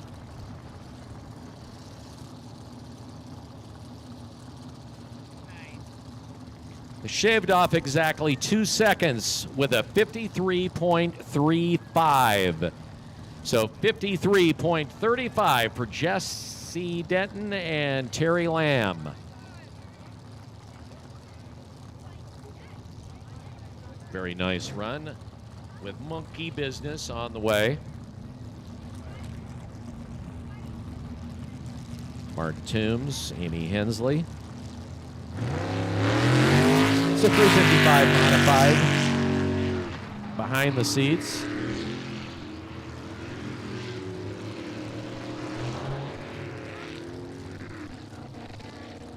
And an early DNF. So 2 DNFs in a row for the Monkey Business. Boat 50 with 2 DNFs in a row. 2 DNFs due to wrong turns. That'll bring us to boat 208 with TJ Burrows, Keith Brownsberger. He had a 57.88 in their first go.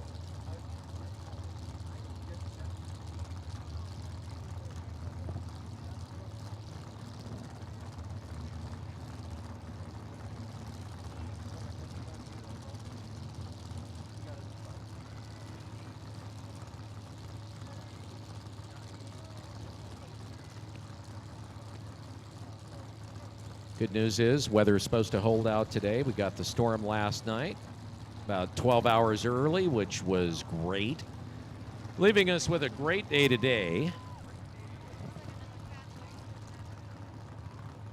Boat 208 is on the water.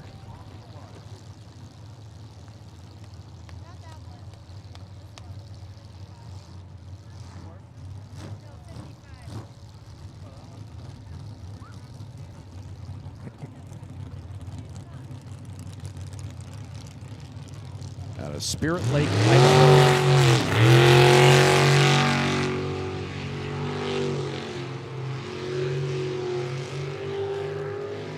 powered by a 358 cubic inch Chevy.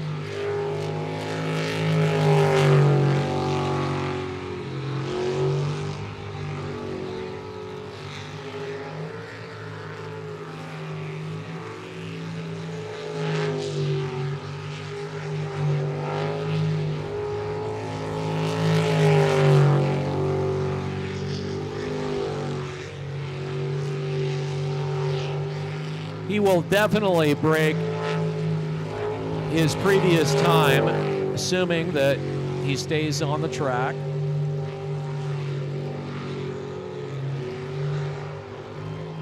Oh yeah, this is a good run. And clean at that.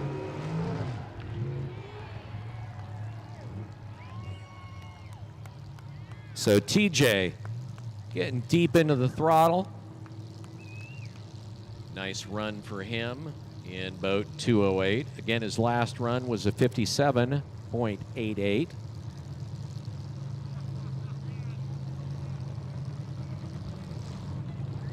On the way, 154A.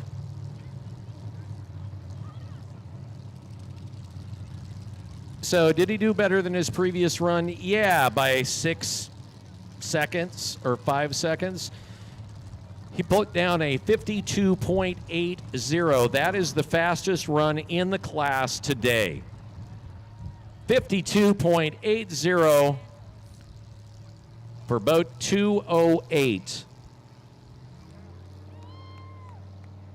So definitely bringing it on in the second qualifier. Setting a new bar here in the modifieds as boat 154A Purcell Racing. It's ready for the green flag, and they are off.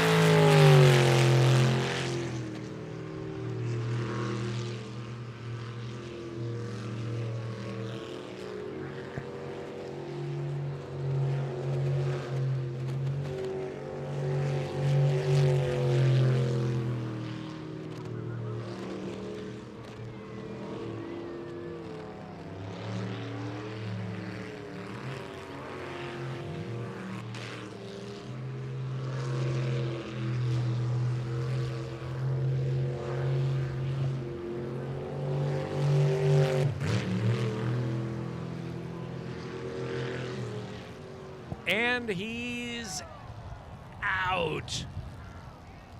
Came down fast, bobbled it on the corner, and there he is. So the DNF going to Jeff Purcell. All of our DNFs today so far have been fairly gentle, which is good to see. Kind of a weird place. Did not expect him to, or really anybody, to wipe out on that particular corner in that particular spot. It's not exactly what you would call the technical area of the track.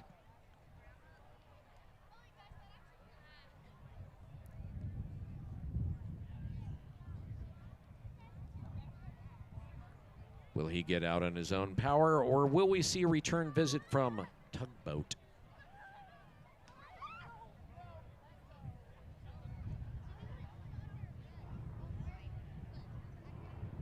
One of the things about the boats, you know, everybody's looking for an advantage, whether it be a weight advantage, whether it be something in the way that they adjust the jets.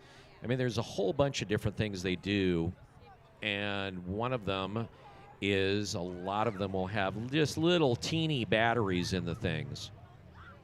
So you always see them, a lot of them on the Charger. And obviously he was able to get it started, but some of them will only have a battery that's just about big enough to turn it over a couple of times. Not the case here, so he'll take it out. On the way, boat 55, Checkmate, Frank Toftemark and Kelly Toftemark. Husband and wife team.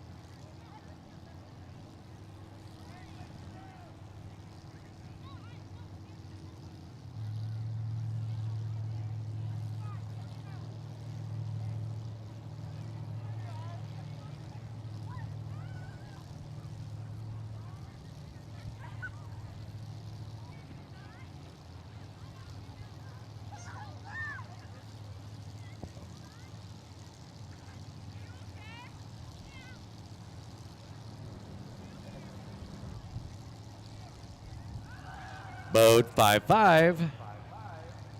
Frank is a power plant mechanic. Kelly, a student records manager.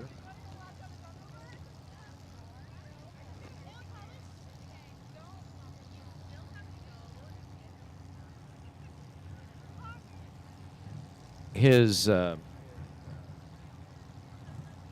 back in 2003, Frank's watched his first race and mentioned it to his dad that he wanted a sprint boat race, and his dad said, "You can't do this." All right. Well, he can, and he hasn't missed a race since.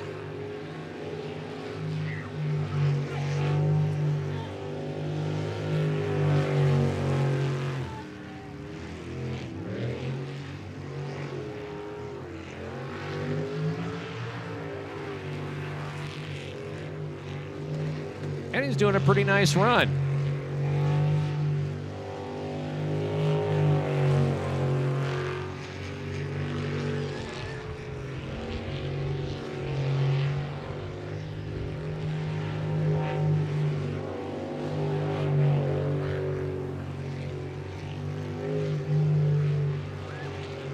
And he's really smooth. Call it good. Clean run.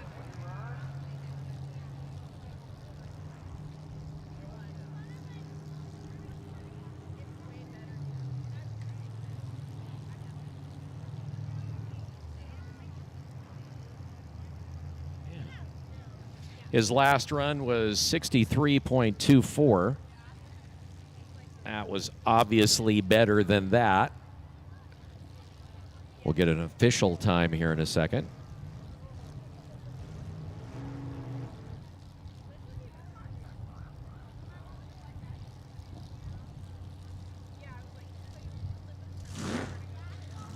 So was it better? Yeah, 53.18 compared to his first run of 63.24. Considerably better. Nice run by boat 55. Frank and Kelly Toftemart in checkmate. Bad idea. In the start channel, boat 509. 60.95 in go around number 1. What's it going to do in Q2?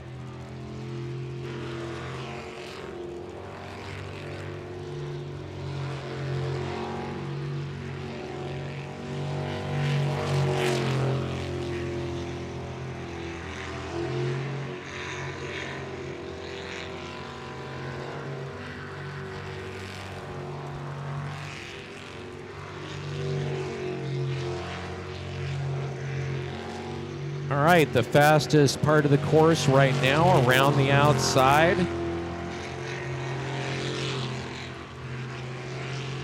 Full lap around.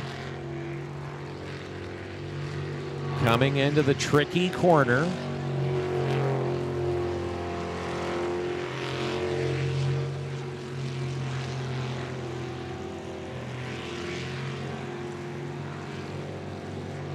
All good.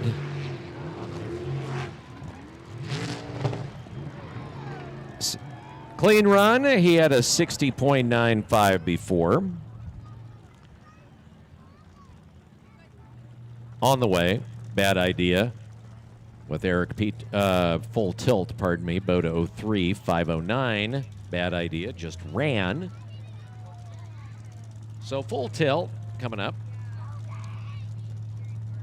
Not sure whether he was able to get that under 60.95 on this run, but we'll see if he did in boat 509. 62.10.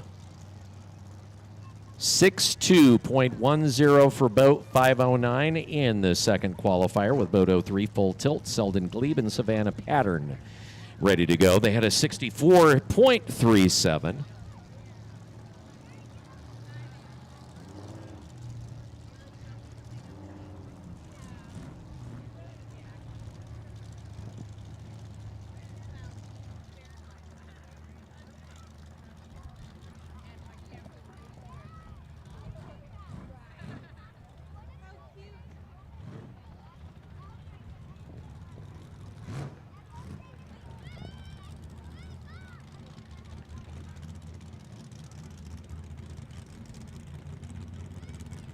Boat 03.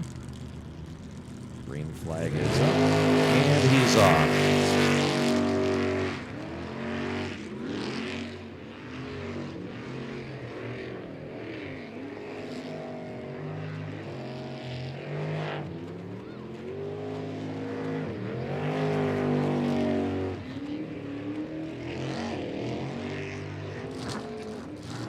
Oh.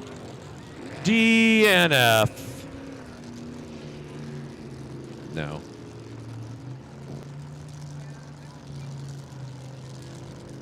Gets the DNF and knows it.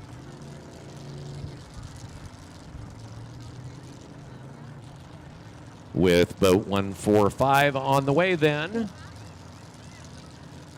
Poor decisions, Jason Perkins and Kyle Bellis. Their run in Q1 was a 58.58.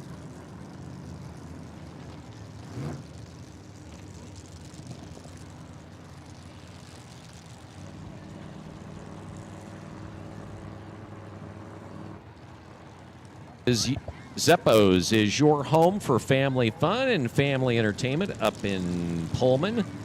Great place to have great times with your family and your friends. And they keep their prices low because, well, every family has a budget and they get it.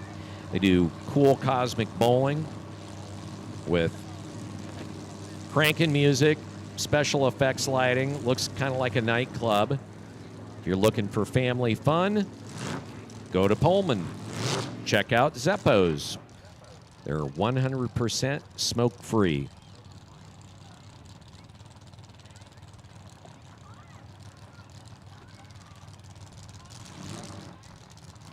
Also, Odom are the ones that are keeping everybody over in the beer garden well lubed. Beer garden, you okay? Eh? If you're looking for a Coors, that's where to go, the beer garden. And that's brought to you by Odom. A reminder, make sure that you're not drinking and driving. That would be bad. All right, poor decisions, boat 145.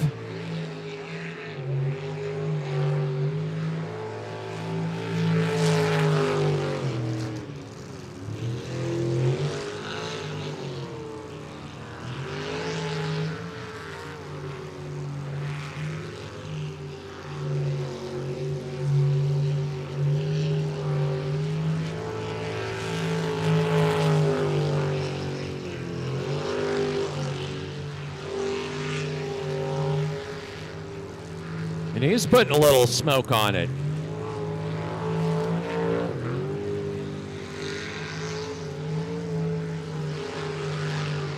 Switchback, nice. It's all good. It's all good. 58-58 in Q1. And that, by the way, will conclude the second qualifier for the modifieds. As soon as we get an official time, we'll roll into the 400 class.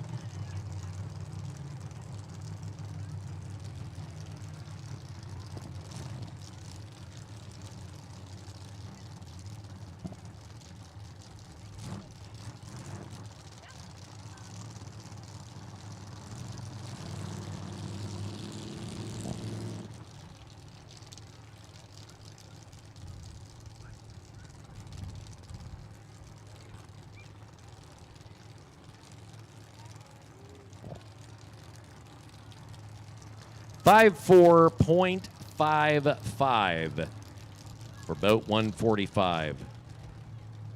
Shaving off just a little bit over 4 seconds from his first run. So fastest in the class so far in the second qualifier and through 2 qualifiers is boat 208. All right, boat 9.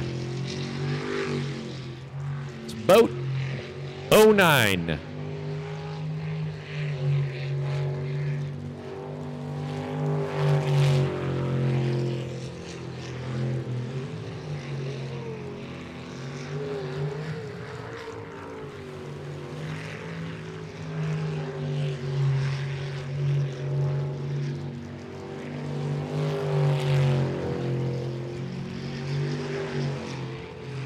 Again, this is the A400 class.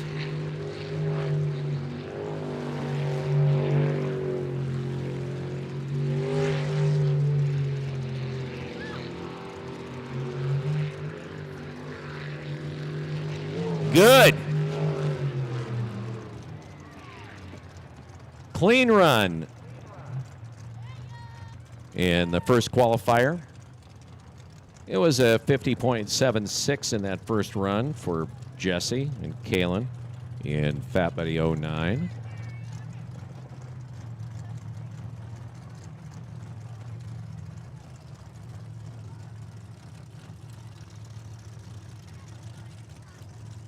So 50.49.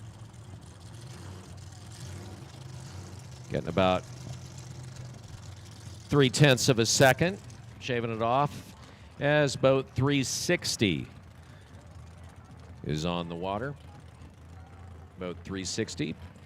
Part of the Jolly Rogers. Eric Werner driving in the 400 and the unlimited class in a couple of different boats.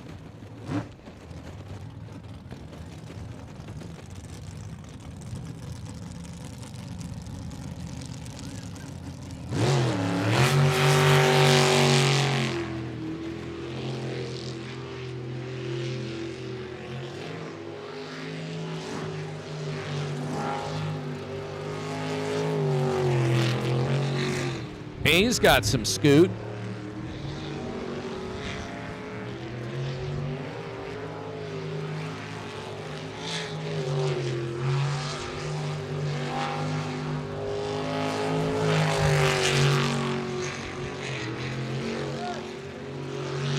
Oh, this is going to be a nice run.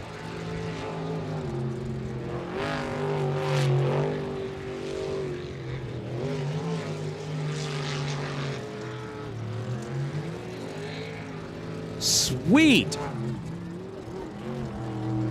And the clean run. He does his little bleed off there, the cookie around the island. That was a nice run. 51.31 was his previous in the first qualifier. And kind of looking like he was able to better that time, but we'll find out. Oh yeah, 48.49. Fastest boat in the class today. So Eric Werner puts down a great time. Do a little quick check here. And I can tell you that is the fastest run we've seen today in boat 360. So nicely done as the Hooligan boat 711 makes its way out. First round was a DNF. Looking forward to getting a clean run this time.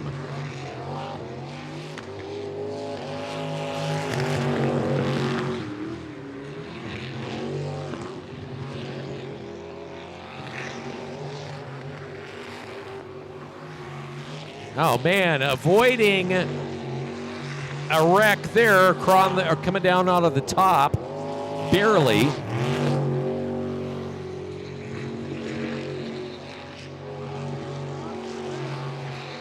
Okay, I'm interested to see how he handles this corner because he's been a little wild.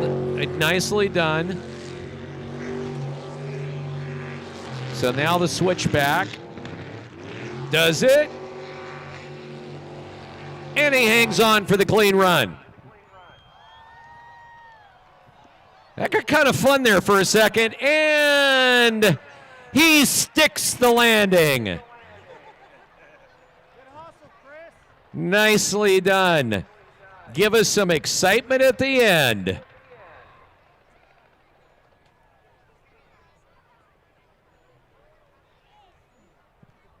And he kisses the tires. All right, well, that was fun. If you're going to wreck, save it to the end.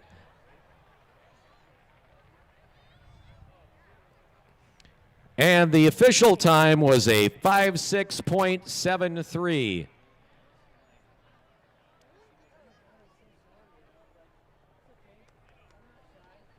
And a score of 7.8 on the landing.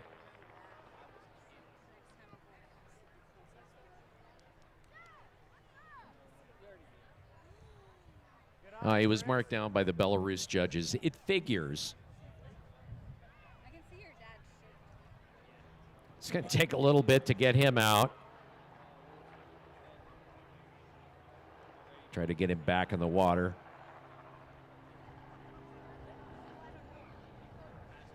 You know the safety crew, when they see that, there's like, okay, he's got the clean run. We're not going to have to do anything. Then, oh, crap. Okay, guys, let's go give him a push start.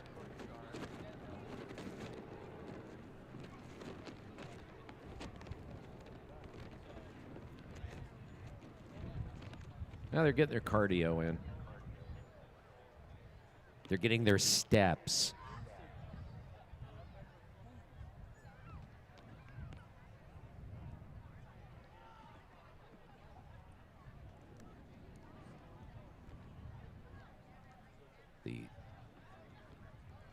Okay, safety crew making it back. Few safety crew members are still pushing him out.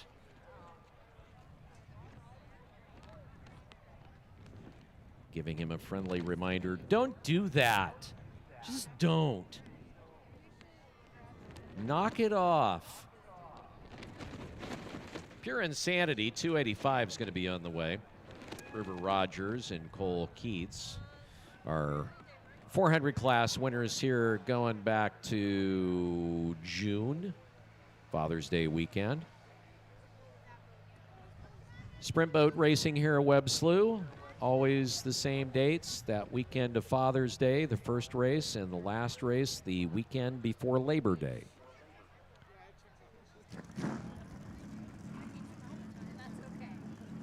Sounds like we've got some Pure Insanity warming up.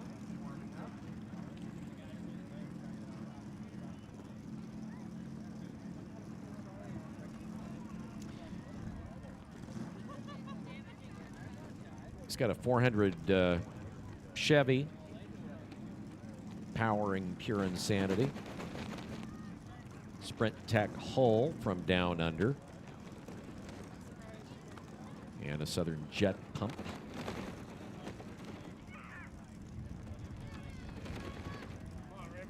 Hard to believe he's only been doing this for 1 year.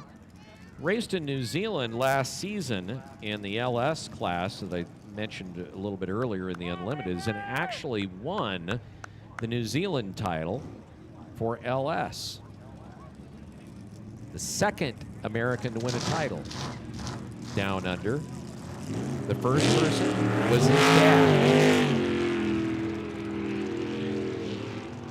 Kid's got skills. 19 years old.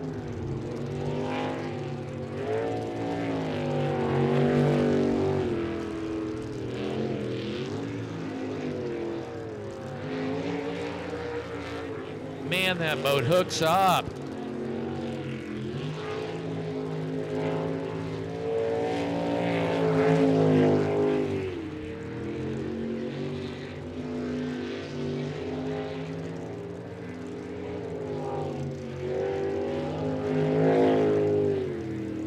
He's smooth. This is going to be a good run. And he gets it done. Clean run. All right, his last run was a 51.50 for boat 285. I got to figure that that was a 49, 48 second run. Definitely under 50, I think.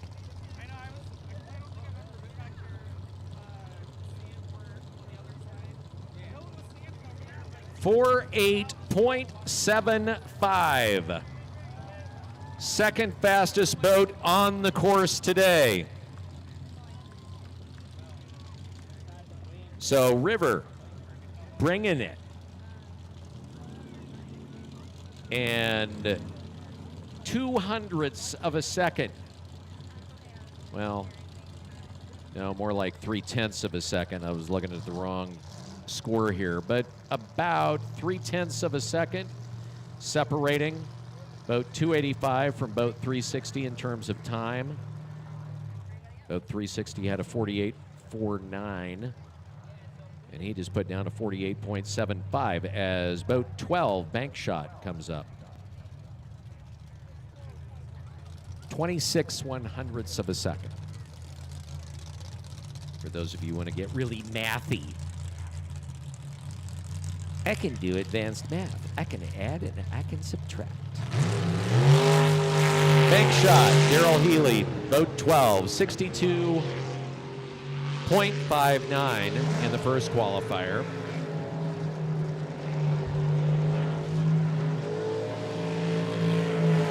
Boat sounds like it's running a little better than it was before, not quite as rough.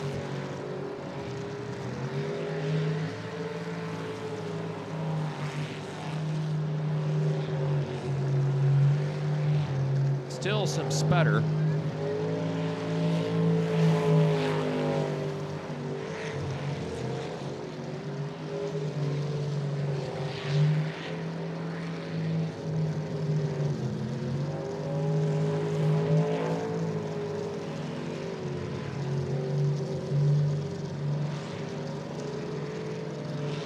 I'll say one thing, he is skimming the bank all the way along, and it's good.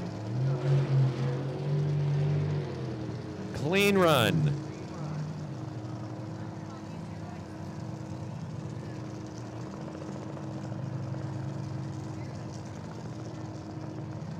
Again, he had a 62.59 on go around 1 here in the Q2.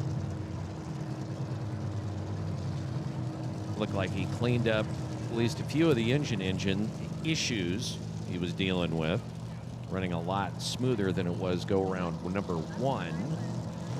And his official time, 5:7.29. So he definitely was able to shave off a little over 5 seconds. Boat 21 now, Guano Loco. Guano Loco with Larry Steele and Chris Mulderig, 57.45 for boat 21 in Q1.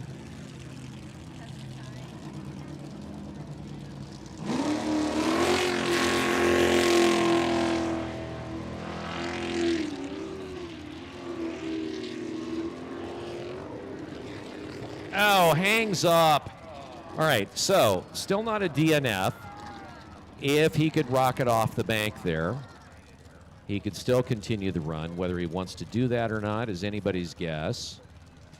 Technically, it wouldn't be a DNF until it is touched by one of the safety crew members. And tag, you're out. All right, DNF.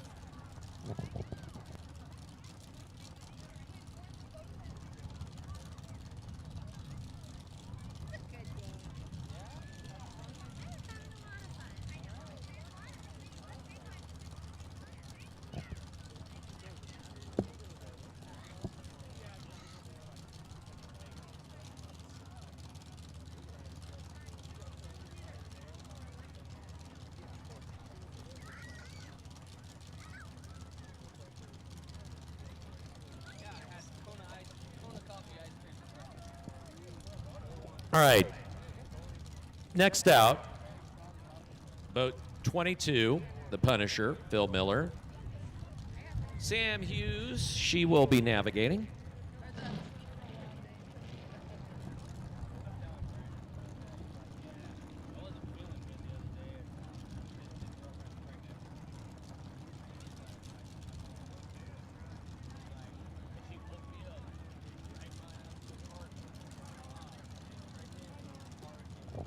And he gets out on his own power.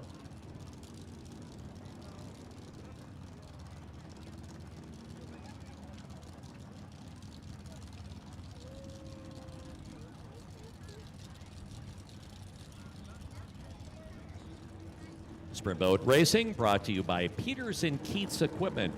They're your local family-owned heavy equipment, truck, trailer, rental, and sales company. A new sponsor here at Webb Slough. They've actually provided the water truck for dust control this weekend. You can discover this difference with Peters & Keats.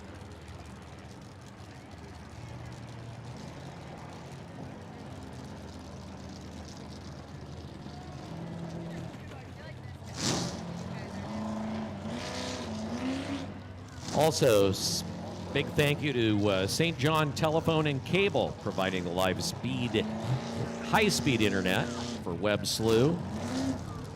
For, of course, our live stream broadcast, as well as the ticket offices in Bender Row. Phil Miller, Punisher, he had a 49.03 in the first qualifier.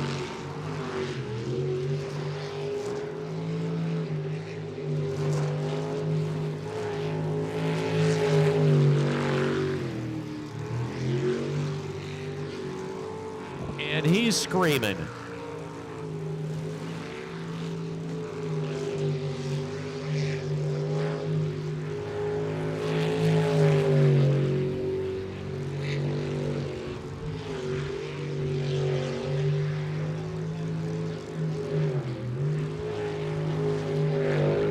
Nice. This is going to be a good run. Clean, done. Awesome run.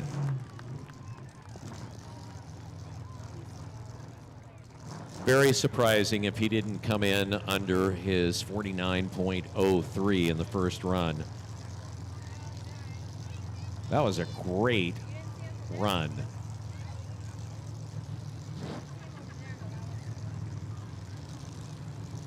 On the way, Nuck and Futz, boat 85.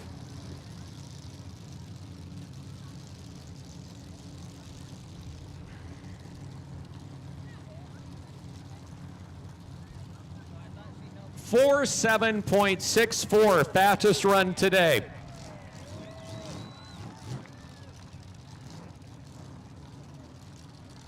That was good stuff.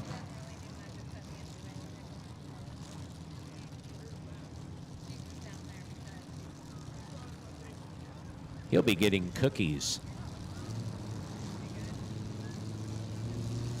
Boat 85 had a DNF and out of water experience in the first qualifier. So, attempt number 2.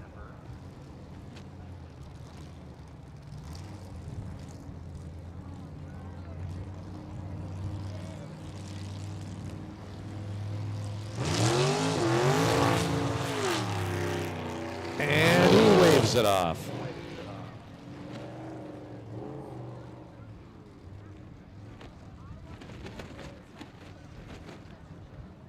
So we'll see if he brings it out. Goes on the 5-minute clock. Whether he gets it clear and then brings it back again, we will see.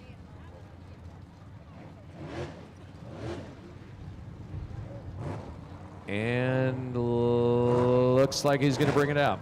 All right. He'll try it again. You're allowed to wave those off.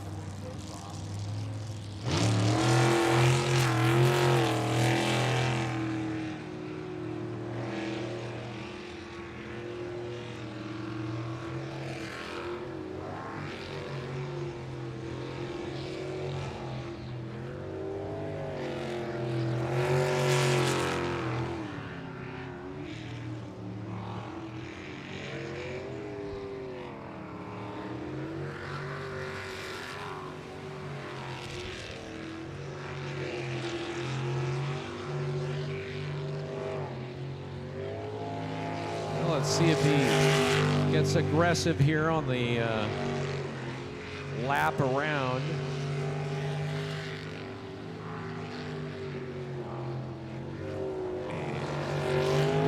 Okay.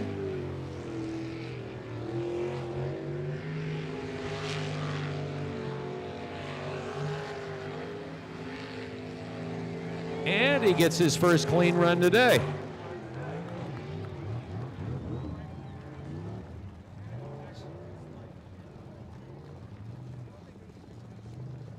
That was good.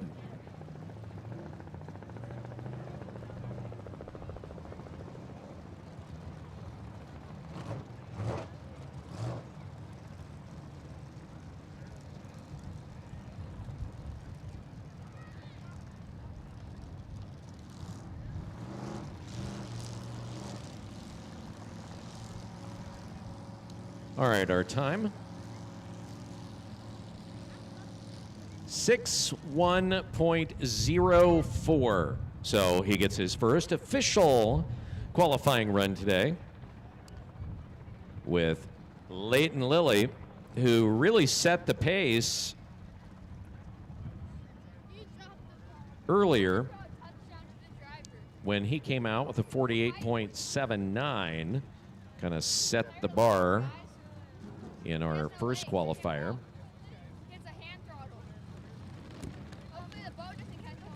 And two other boats were able to best him, barely. So 48.79 was his first.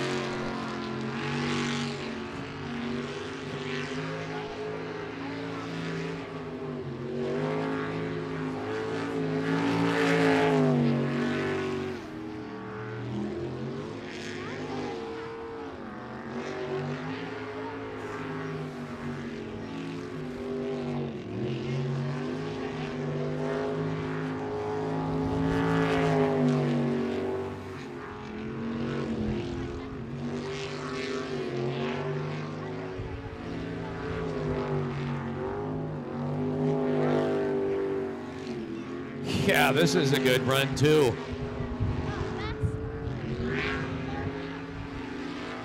Sweet and good. Clean. Guys, there's a microphone right there. I dare you to talk to that microphone. He's another one of those guys that has a Sprint Tech hull, It's probably in like somebody's. which, of course, comes to us from New Zealand. That is not a microphone. And the Sprint Techs are awesome, designed by a guy named Peter Coey, who won a ton of races. 48.64. So he is running good today. 48.64. He had a 48.79. So able to carve a little bit off of his previous run. As 156 Bad Influence, Steve and Randy Church get ready to go. But the Sprint Tech hulls all handle so nicely.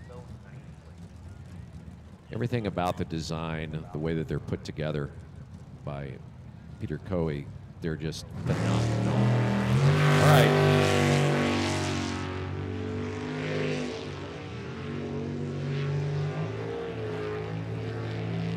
New setup, new gear, new boat, new everything for the Churches.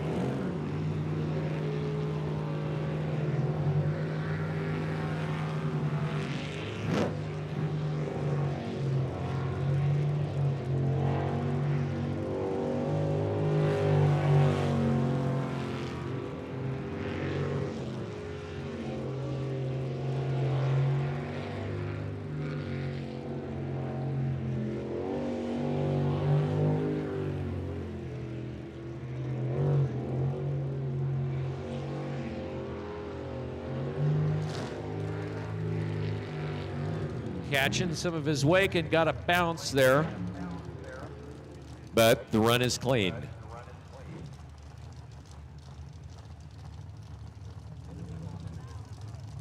So some of the areas, they come back around here and they'll go through their own wake. You'll see the waves kind of bouncing between or in the middle of the channel.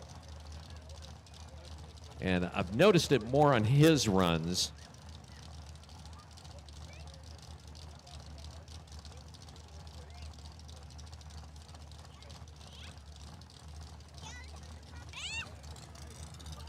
So our official time,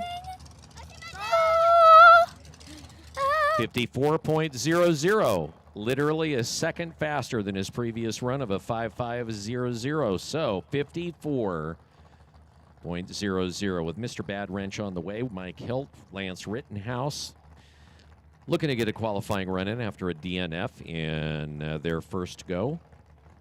They'll be followed by boat 02, Matt Denson and Von Trapp. So we got a great race going in the 400s. Two boats within 0.3 of a second of each other. 48.49, 48.75, 48.64, and then you have the boat that stands above all the rest with a 47.64, boat 22, Phil Miller and Sam Hughes. So the 400 class is always a kick because it is tight. Love the 400s.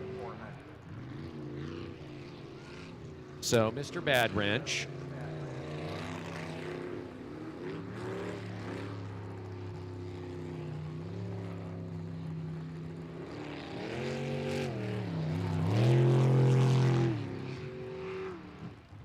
Oh, I knew that was going to happen. He let off the throttle at the wrong time, and out he goes.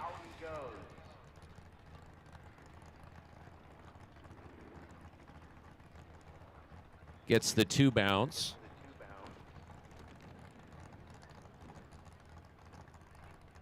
He literally just let off at the wrong time.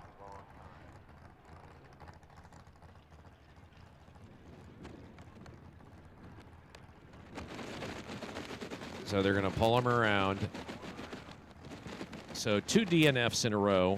One was just a bad turn, and one was a bad turn of events.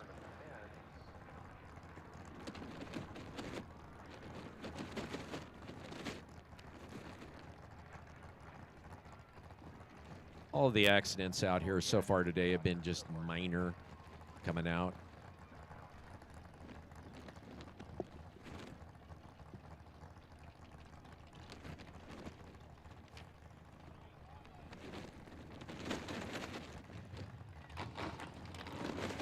Star Rentals, they're there for you when your time is money and people are depending on you. They have well-trained, long-term employees for fast service response, no hassle billing. They've been at this for, it's hard to believe, over 100 years. They're the oldest, largest, and most reliable independent rental company in the entirety of the Pacific Northwest. A lot of their stuff is used here at Webb Slough as we set things up. Also, a big thank you to Valence Mission Critical Technologies. 21 years of experience with first responders, EMFs, fire, beyond. And they deliver advanced solutions for your communication needs, your radios, your two-ways, your push-to-talks, upfitting. Their expertise is amazing. They're all about seamless coordination. They do what you need in the most demanding environments. You start talking about two-way radios and EMS and the like, that's one thing. Got to be able to rely on the radio. And Valence is all about it. All right. Live wire O2. No, this isn't O2, is it? Yeah, this is O2 live wire. 70.26 in their first run. Definitely at a rate now that will beat 70.26, assuming they don't DNF or have something go haywire.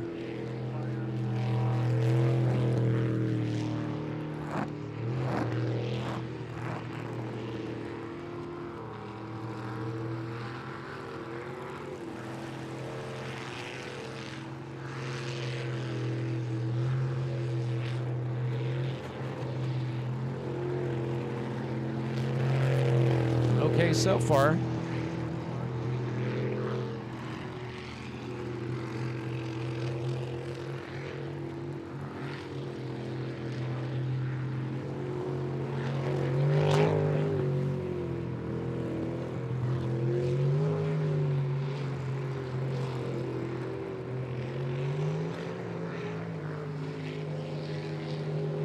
And it's good.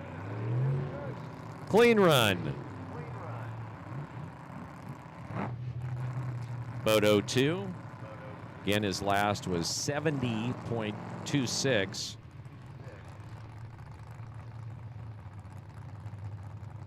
Should be probably getting it down into the low 60s with that last run.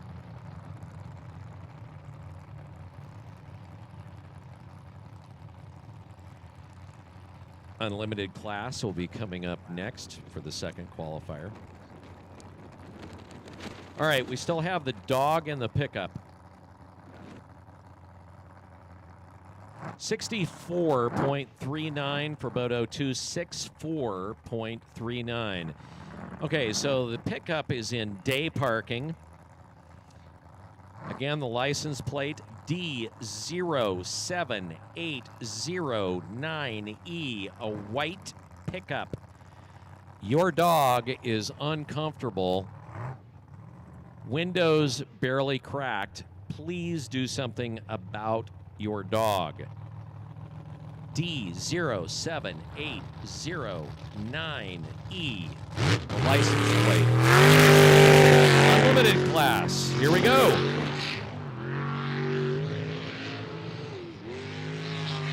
Boat 556.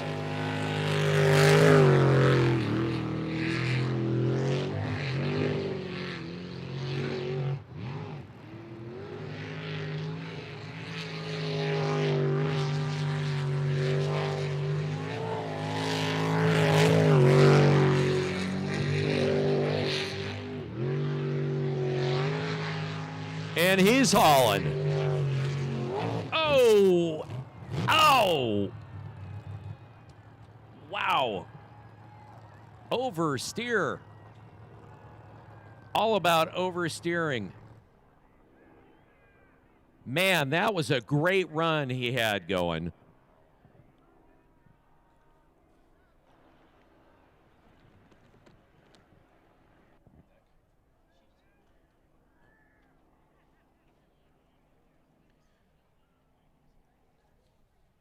So obviously picking up the DNF, Teston Springer, Don Davis in 5.56. They had a 51.19 previously. Comes in, just hooks hard.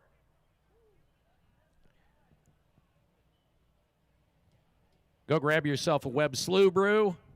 You can find it in the beer gardens. It's a pale ale brewed just down the road in Pullman, Washington at Paradise Creek Brewery. They use barley grown right here on the hilltop above the racetrack. It's tasty. I have taste tested it. It is very good.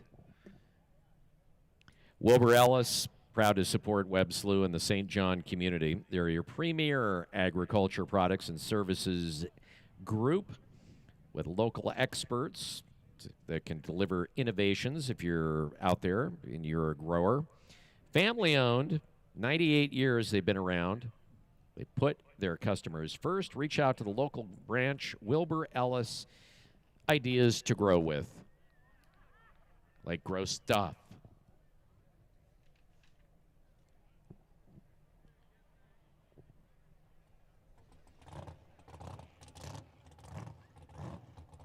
By the way, the Community Mothers Club down there wants to invite you to come down to their snow cone booth. They've got snow cones and Gatorade, water, sparkling water, and candy. The profits go to the St. John Community Building for upgrades and updates. Also accepting donations for Honor Flight, which is one of my favorite nonprofits. They take our veterans and give them a free trip to Washington, D.C. to see their respective memorials. They always, for our remaining World War II vets, they always go to the front of the line. Korean War, Vietnam. It's a great organization, and all of the vets go for free. It's a way to honor them regardless of what they did in the service. Whether they were doing logistics or they were on the front lines. All right, Flying Hawaiian, Route 91. Oh, Dustin's showing off. Before he was just kind of putt-putting. Now he's getting a little bit more punchy. If you would like to own this boat, you can. He's got a new boat and put this one up for sale.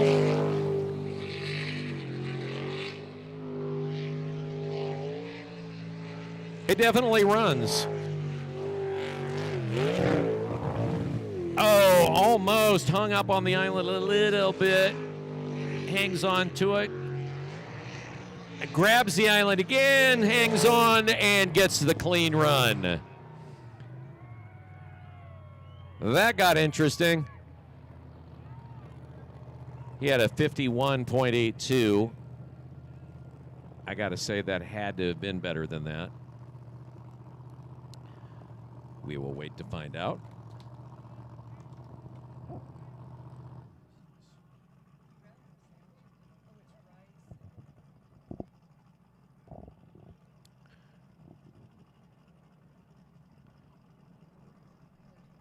On the way, 139M. Yeah, quite a bit better. 48.63 for boat 91. Better than anybody in the unlimited class has done so far today, by far. So 48.63 for Dustin Chase. And you can own that boat. All right, here we go. 139M.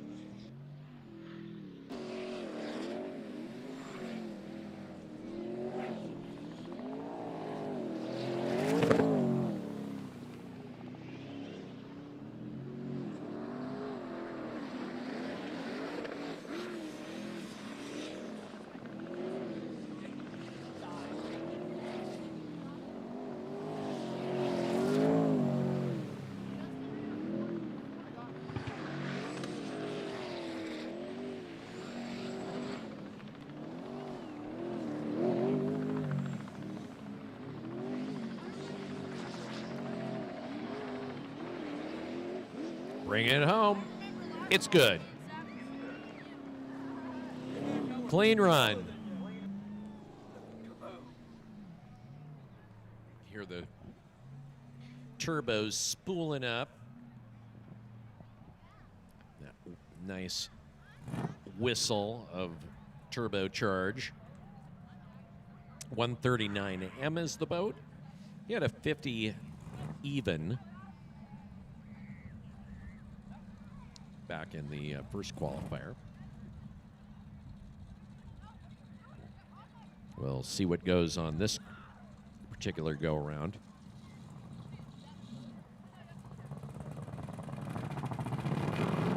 For 8.67.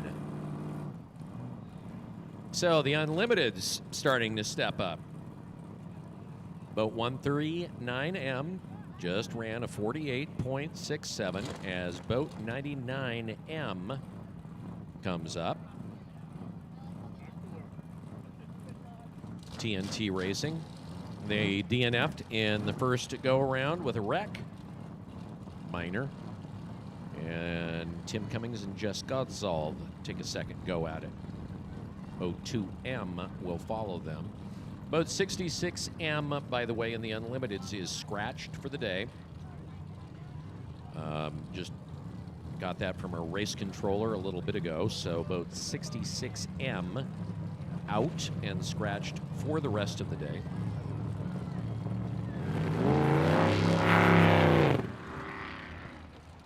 Engine cuts out. Where will he go? Where will he land? What will happen? Oh, he just stayed right in the channel. So let's see if he can get it started. Yes, he does. Then he didn't. And he hits. Okay, that's nice. 2 stalls.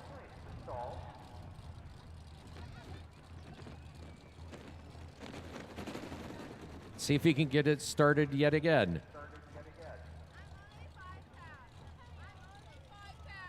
All of a sudden, it goes from a sprint boat to a Geo Metro.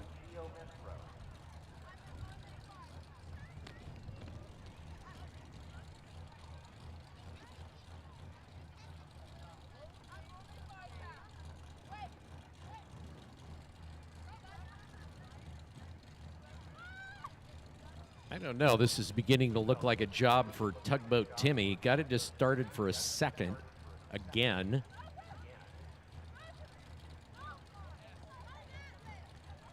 Uh-oh. Time for Tugboat Timmy! Copy that. Yes, Tugboat Timmy. Popeye gets his powers from spinach. Tugboat Timmy, Nutter Butters.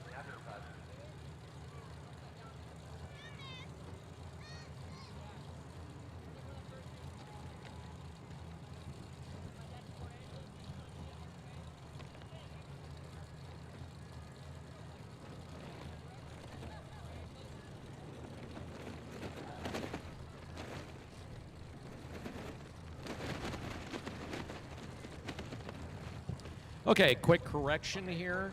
66M is not out for the day. It's 666 that is out for the day. As Tugboat Timmy gets ready to do the Aqua Uber. And you know he'll overcharge.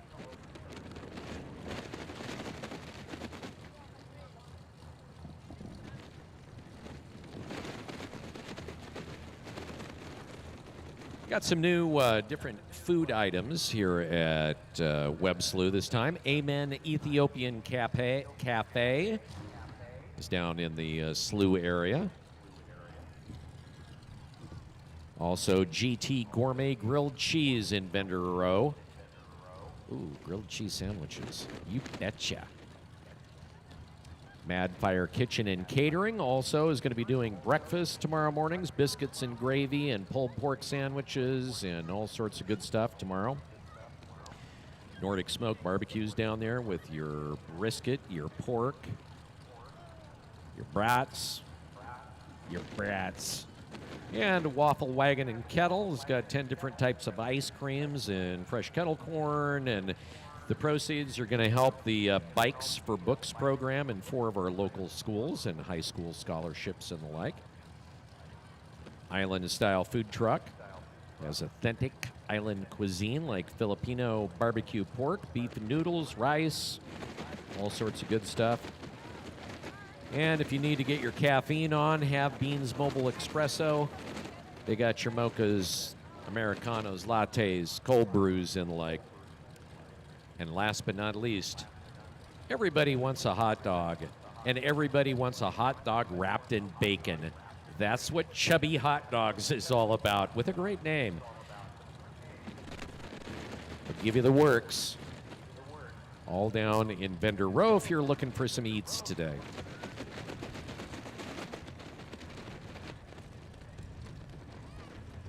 Actually, and tomorrow morning, Mad Fire Kitchen is going to be starting at 8 a.m.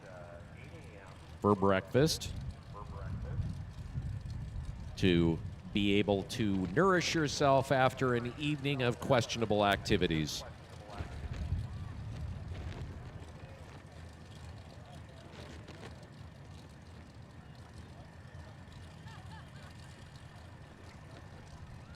O2M. When we finally get the track cleared here, Tugboat Timmy has beached his craft, and boat O2M live wire coming up.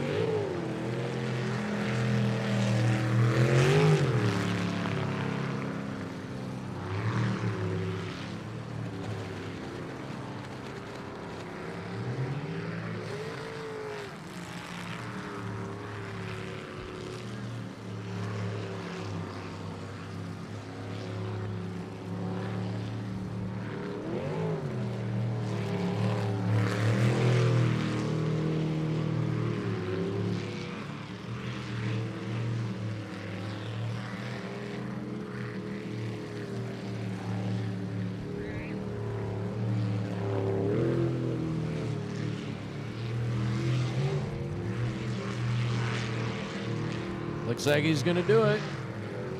And a DNF in the first, and it's good. So, clean run.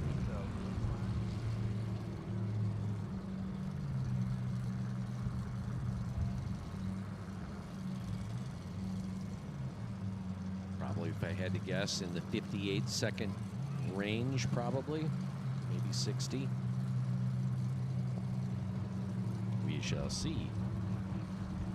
Boat triple one or 111. Ready to go.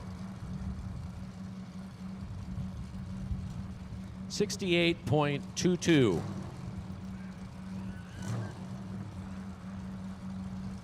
.22 for boat 02M.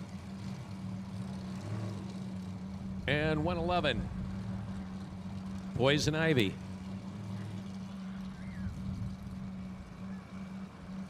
From Wanganui, New Zealand.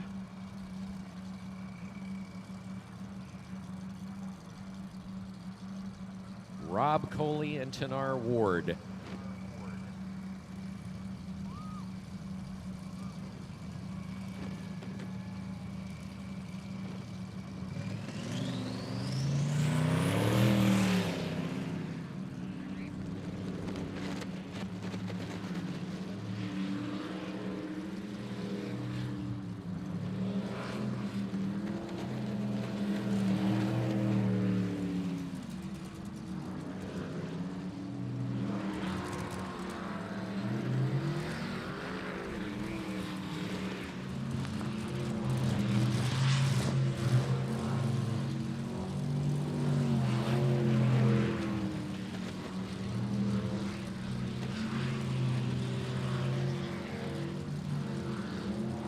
Oh, DNF.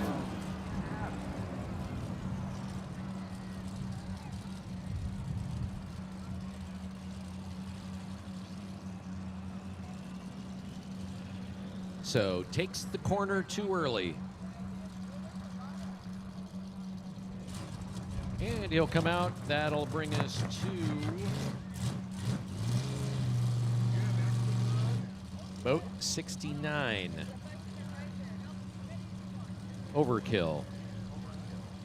The father-daughter duo of Dennis and Samantha Hughes. We had a 50.54 last go around.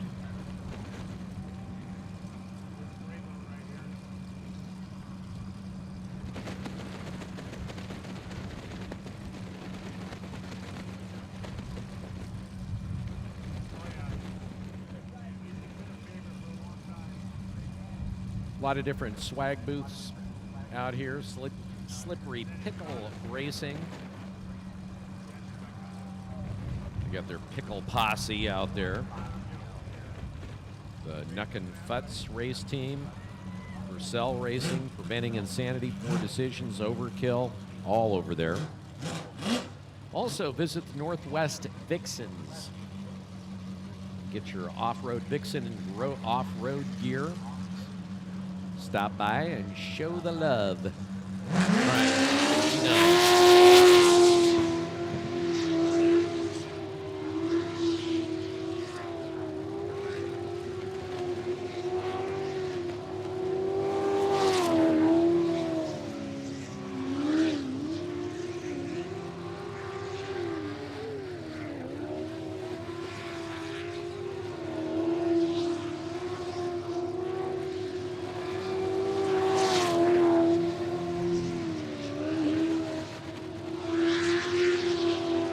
and he's screaming.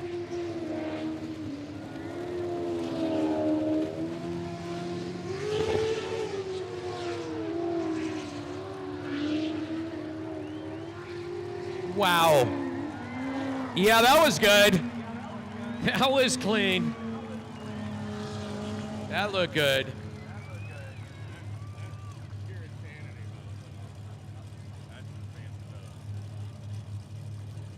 He's just getting out there and totally punching it.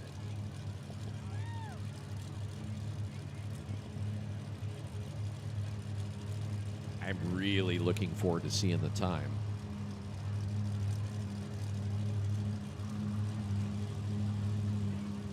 Pretty much everything on that boat Dennis has built. 47.16, fastest run on the course today.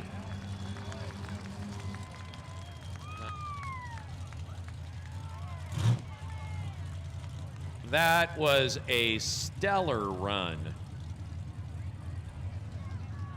Okay, so 66M is out. Again, 666 is scratched for the day. So 66M, Dylan Cummings, Mike McEnany. They had a 55.5. Put together this go.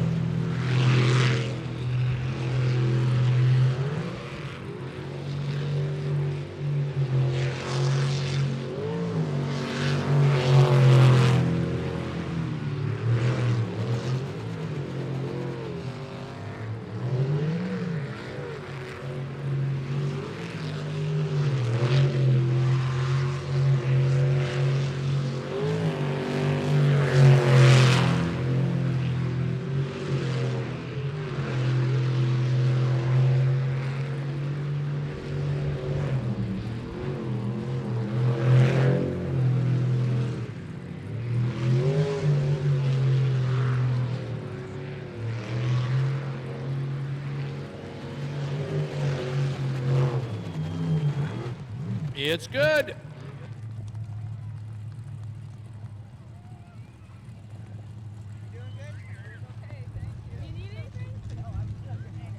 He had a 53.55.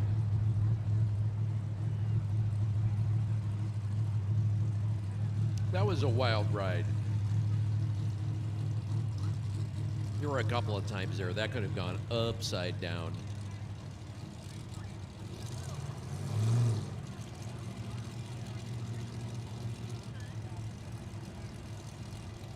On the way, 285.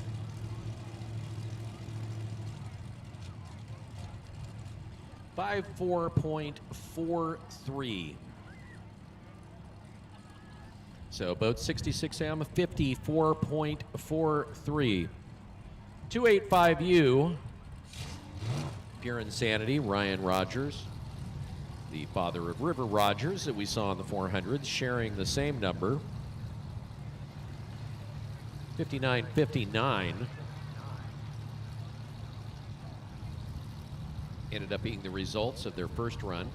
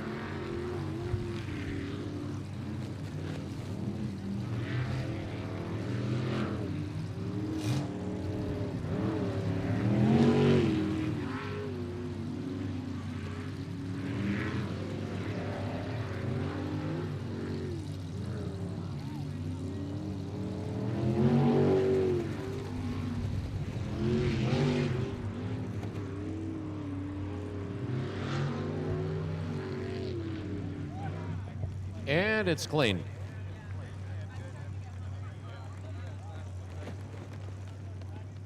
We don't want that. Or he might eat the closest person next to him. Don't want that either. Start taking chunks out of the dashboard. Both those things. Waiting for time on that particular run. Pure Insanity, 285U. 59.59 and go around one.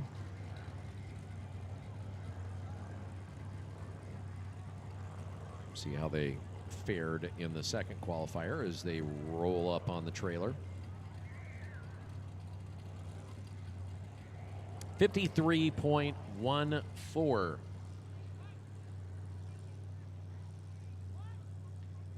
And boat 36, Bad Habit, Scott, and Jalen Rapp We'll round out the unlimiteds, and we'll be back into the modifieds for our third qualifier coming up.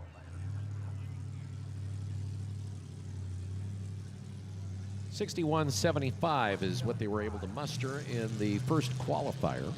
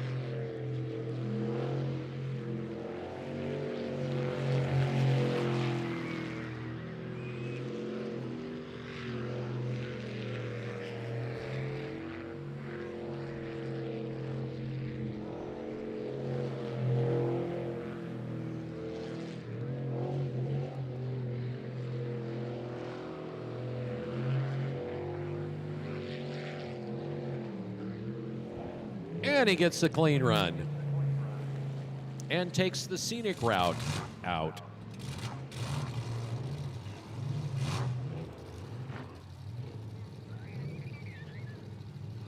I mean, he wasn't going that fast. It's not that he was doing bad. He just, it's like, okay. A little overkill there, maybe? A little. Again, that was boat 36. Bad habit. 61.75 on their first run.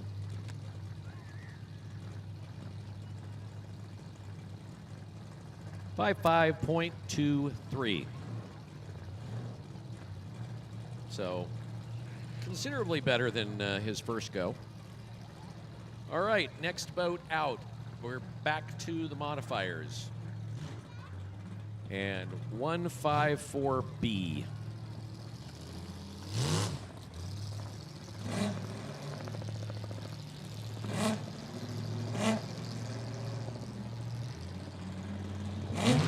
Part of Purcell Racing. James Goldberg behind the wheel. His best run was a 58.92, and that was in the second qualifier. DNF. His first run.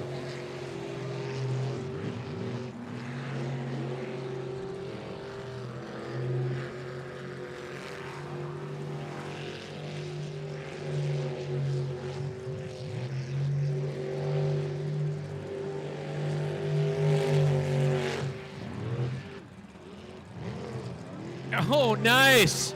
Nice!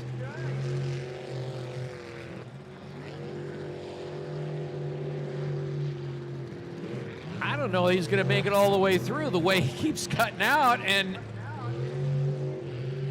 as long as it doesn't happen in a corner, I guess. Yeah. Yeah. He did it. And is he going to stay in the spin out pool? Yes, he does. Okay, that was a goofy run.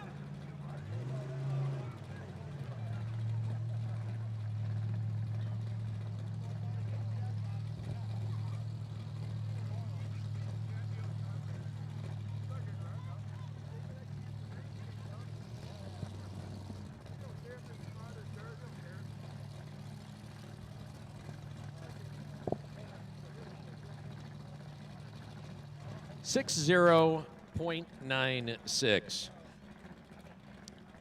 So boat 666 is the actual scratch. So 611 Slippery Pickle.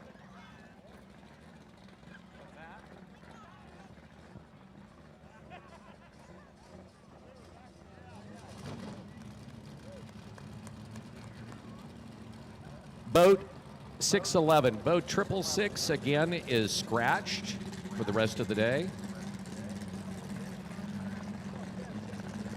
And that brings us to boat 611. All right, here comes the Slippery Pickle. The Big Hurkin Gherkin.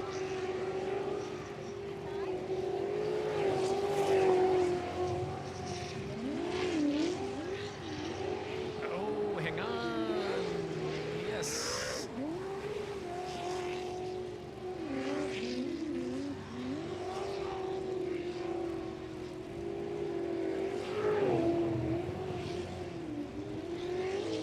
DNF.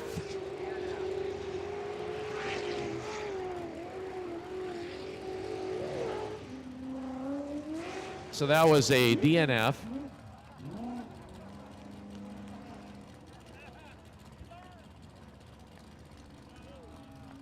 His last run was his best at a 53.35. Picks up the DNF in that go around, which will be about 50. Monkey Business. Now the question is, will Monkey Business actually get an official time? 2 DNFs due to navigational errors.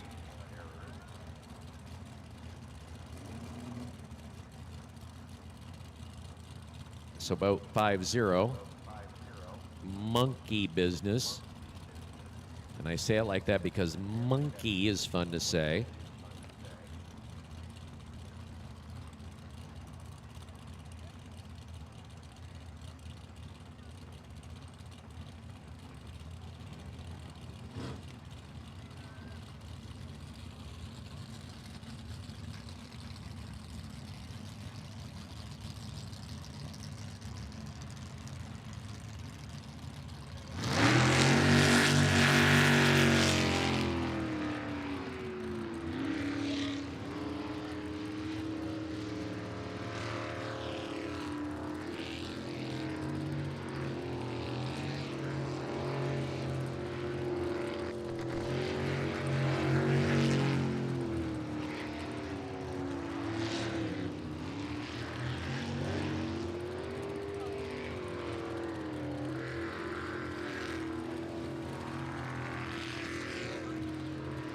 Well, so far so good, about halfway through.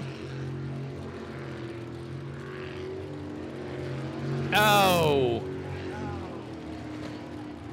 DNF. 3 in a row.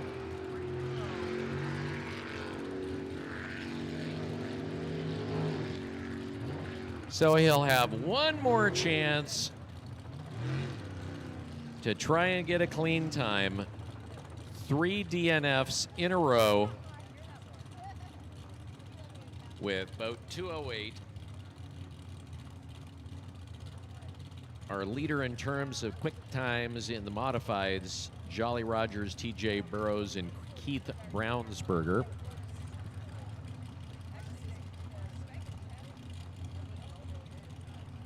Their last run was a 52.08.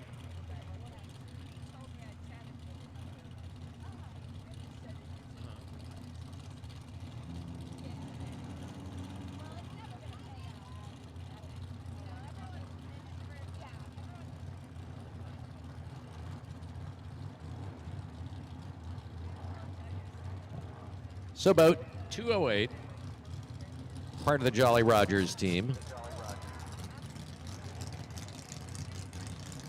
Having a fairly good day today. And they're off.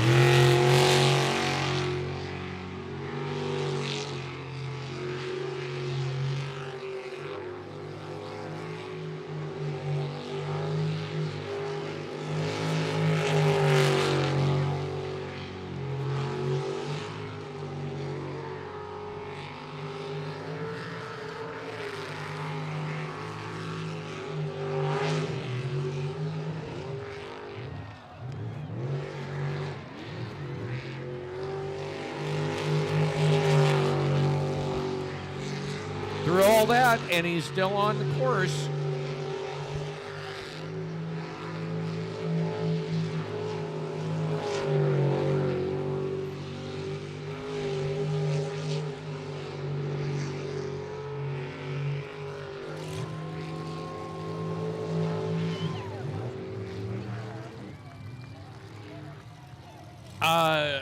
clean run, sort of. Hey, got it done. That was one of those clenching runs. Nice job keeping control and hanging on to it.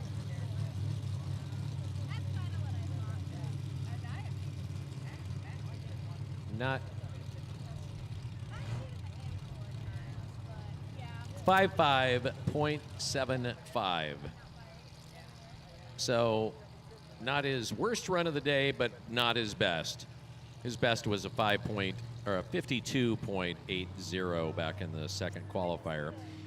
With boat 154A coming out, with Jeff Purcell driving and James Goldberg, who was driving earlier, the navigator. He had a 60.95 last in the first qualifier. Last round they wrecked.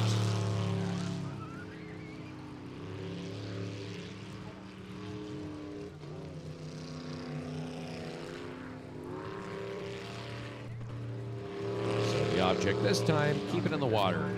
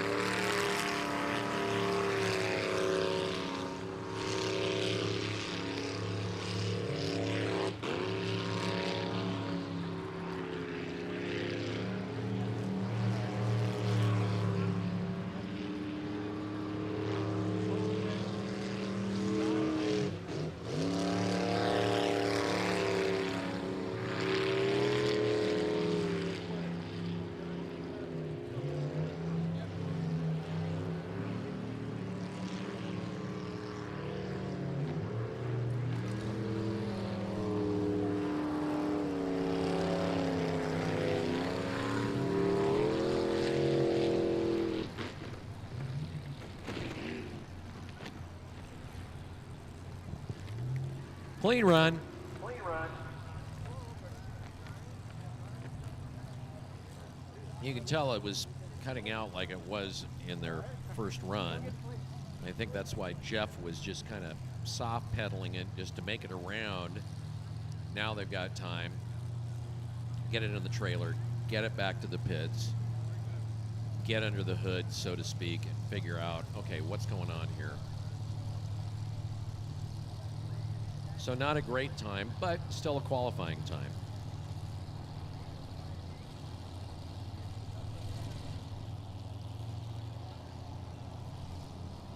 .84 with boat 55 checkmate Frank Toftemark and Kelly Toftemark. They had a really good solid Q2 run of a 53.18.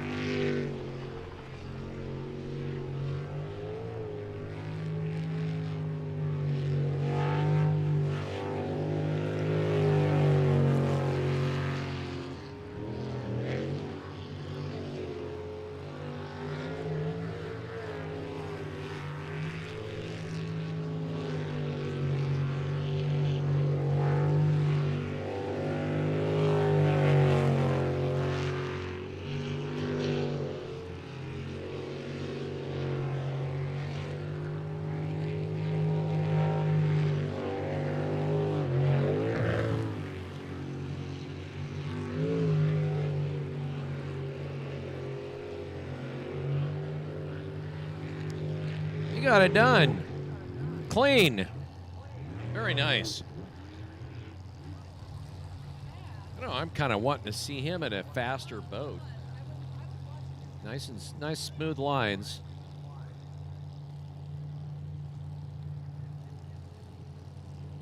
Smooth steering. Just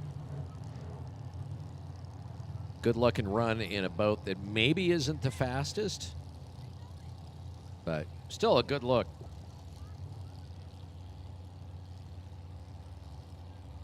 .13. He shaved off 0.05 of a second from his previous run. So 5:09. Eric Petring, Scarlett Taylor in the Bad Idea boat. Best run was in the first qualifier, 60.95. See what they can bring this time around.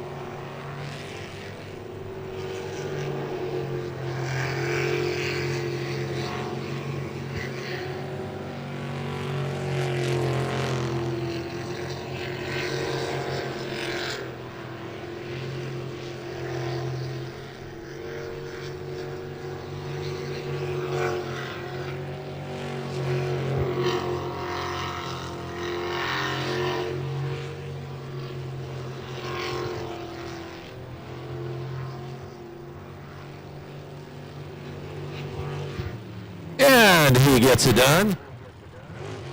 Clean.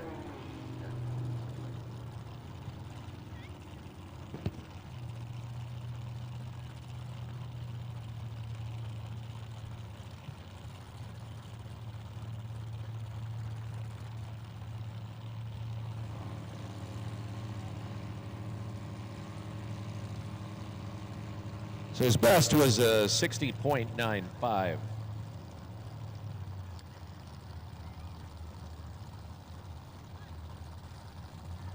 .51. With about 03, full tilt, Selden Glebe, Savannah Pattern on the way. They took a wrong turn several times in their last run with the DNF, 64.37 back in the first run. I love how his navigator, Savannah, is waving at everybody on the way out.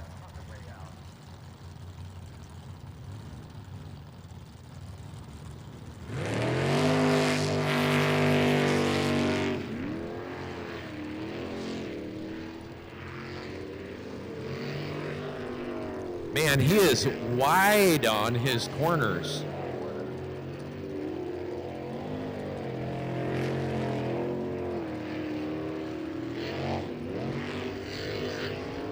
Yeah, flip the bank.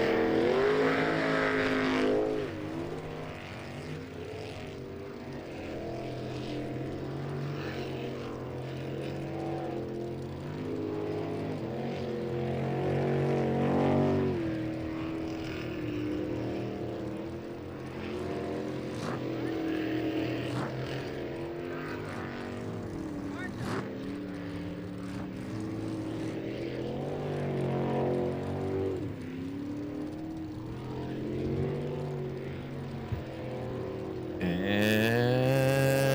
he's going to get it clean. All good. He did that. Probably better than his first with a 64.37.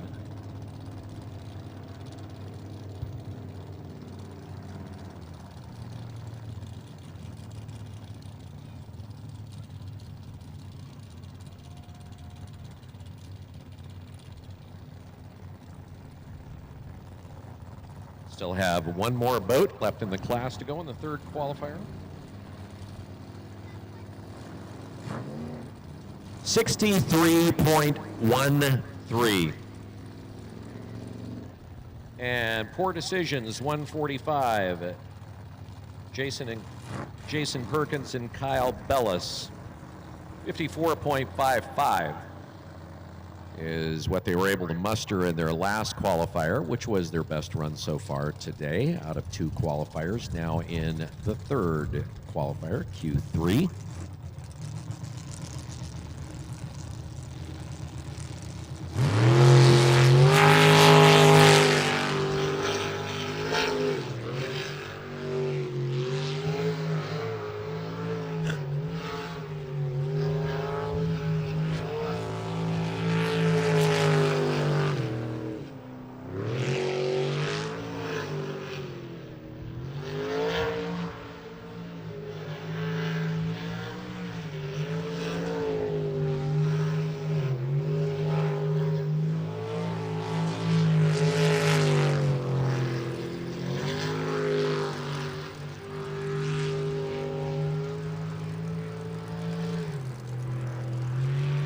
Go. Oh, hung it up a little wide. Duh. Announcer guy once again points out the obvious. He's hung up, he'll get the push in, gets the DNF. I don't know that that's necessarily the shortest boat. It kind of looks it. I can say definitely the driver is the shortest. People going, whoa, it's true. Not a lie.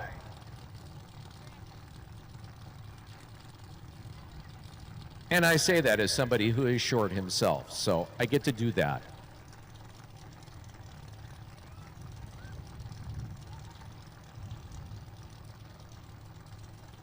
So it looks like one of the safety crew members is unclogging the grate, doing a little work on the back end of the boat.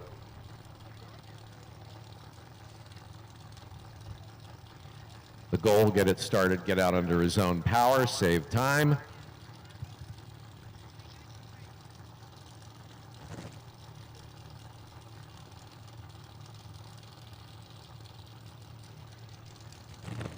There he gets it started.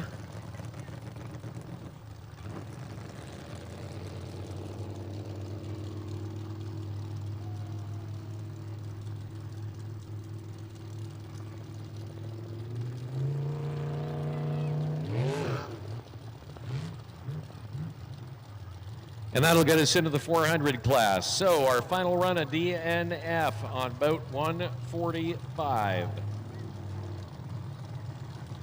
That will take us to Fat Buddy Jesse and Kaylin Miller and boat 09 to start the 3rd qualifying run for the 400s. It turned into a pretty great race in the 2nd qualifier with 3 boats literally coming in within about 0.2 of a second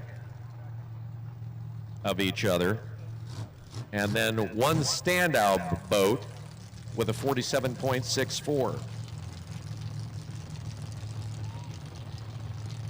The others averaging about 48.5. So here we go. 50.49 is best in his last run. Husband and wife team, Jesse, Kaylin Miller.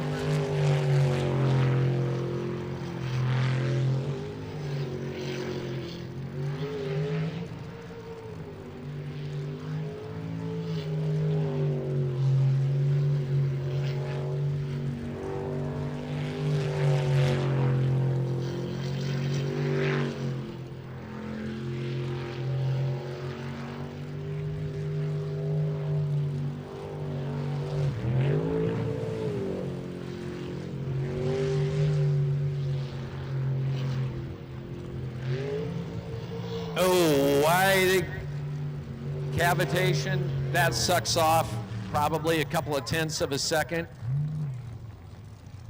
Still a good run, and it was clean.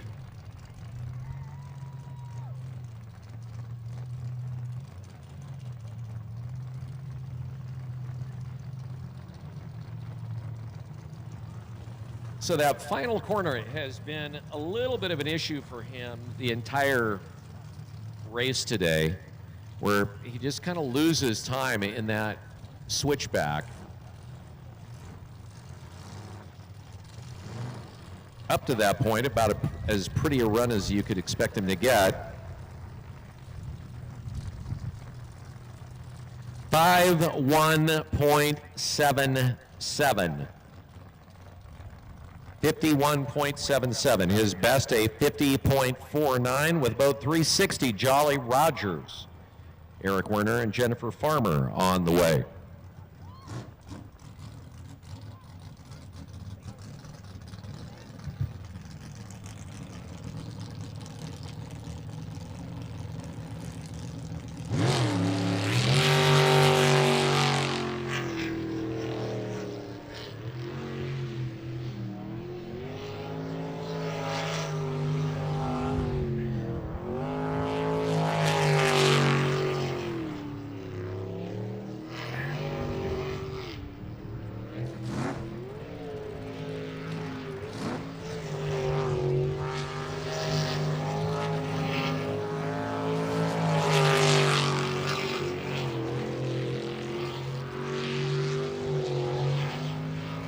Eric Werner hard charging. Nice.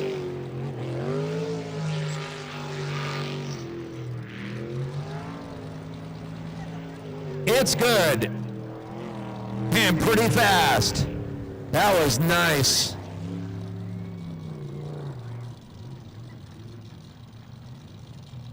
Last run was a 48.49.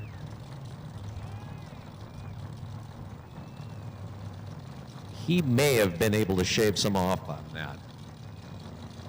That looked real good. And real fast.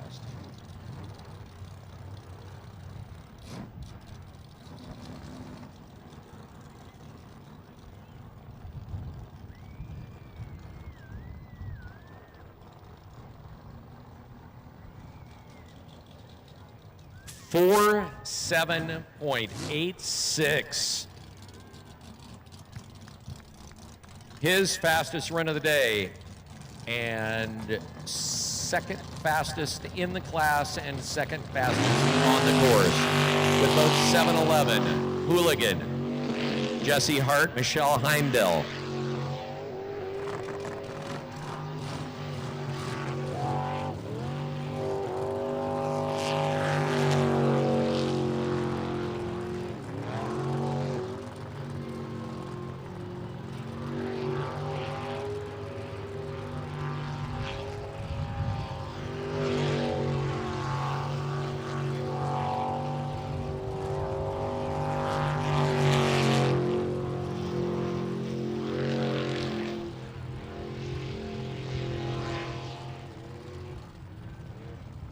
Uh-oh. Not good. And it started. No. And that's going to be a DNF.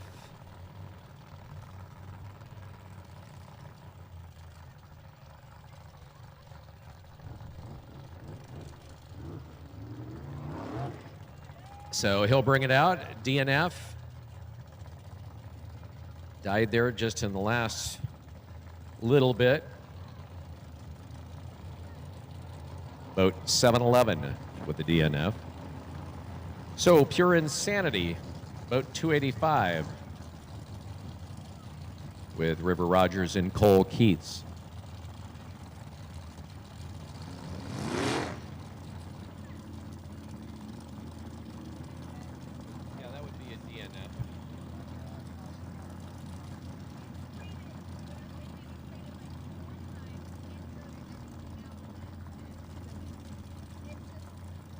River Rogers, Cole Keats.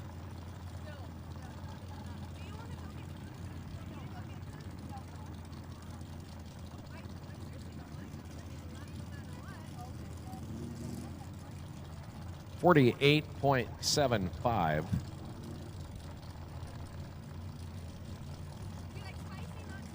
was his fastest run.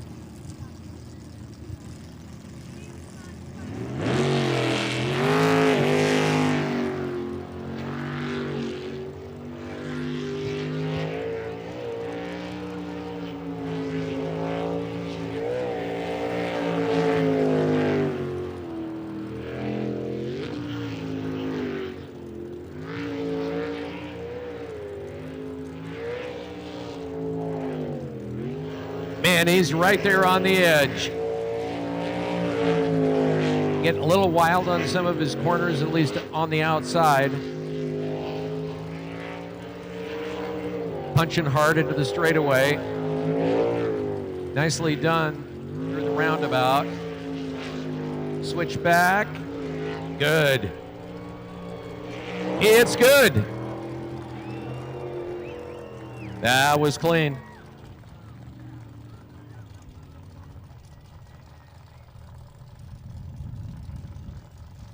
River Rogers, boat 285.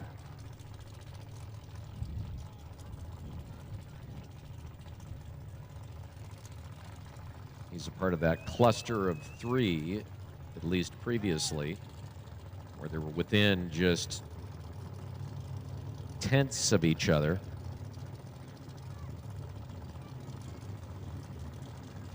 .90, his best run of the day. Now, things really starting to pick up. Eric Werner in boat 360. His previous was a 48.49. Then he turned in a 47.86. River Rogers in 285 had a 48.75. Then turned in a 47.90.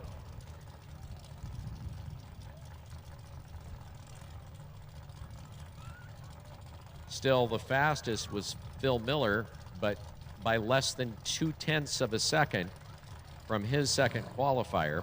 Bank shot, boat 12, Daryl Healy, Michael Ostrom. Ready to roll. 57.29. Their best.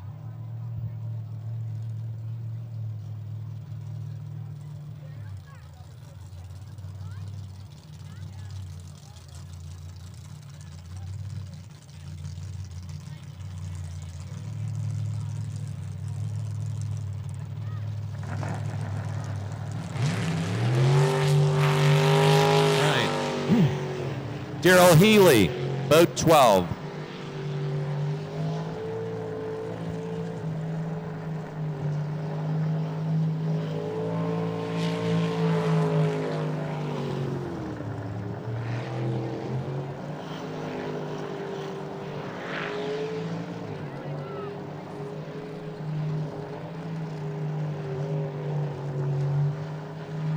Still a little bit of the missing, but he seems to be a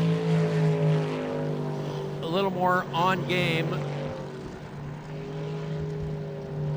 He and the boat.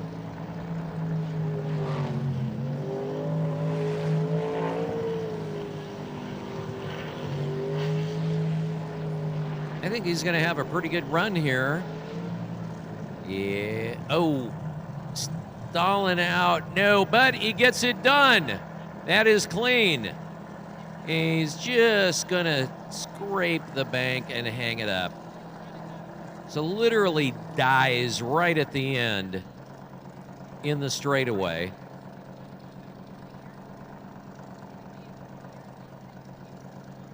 So what was probably his best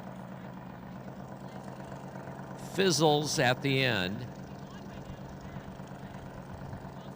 Rough running all day long.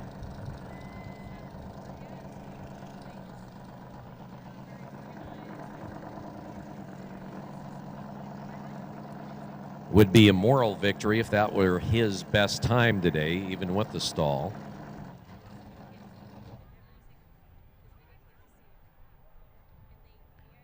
.00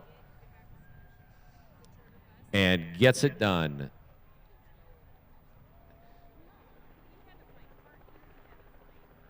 So as they slowly bring out bank shot, Guano Loco, Larry Steele, Michael Ostrom, boat 12. Hanging out on the trailer.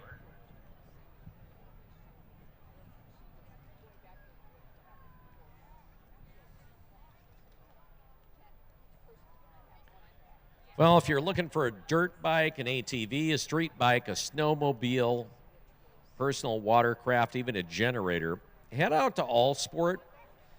They're in Coeur d'Alene and also in Spokane. They've been around, 40 years? And they have the Indian motorcycles. The Indian Scouts are so cool looking. Polaris, Yamaha, Honda, KDM, all under one roof in Liberty Lake. Easy to find off I-90 at Barker Road. And they have the full line of KTM street and dirt bikes in the showroom. So head on down, take a look, check out their inventory page online at allsportracing.com for recent models and plenty of pre-owned models as well. They've got a great shop. Also, a big thank you to Bartech, building healthy soils with STA certified compost. They can fix your bald spots. All right, we hear a boat fired up. That is going to bring us to Grandpa Larry and Chris Molderig in Guano Loco.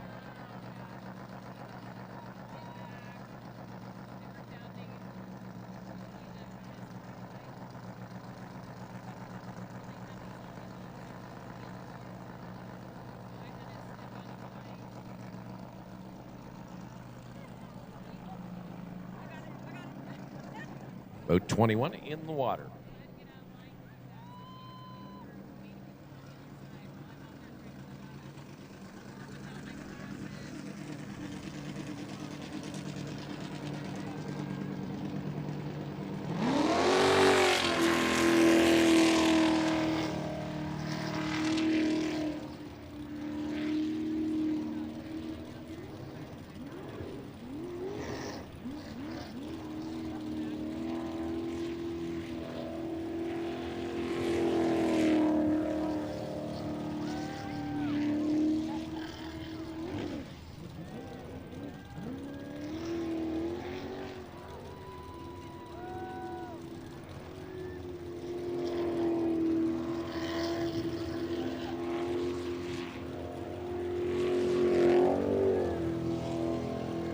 And a DNF.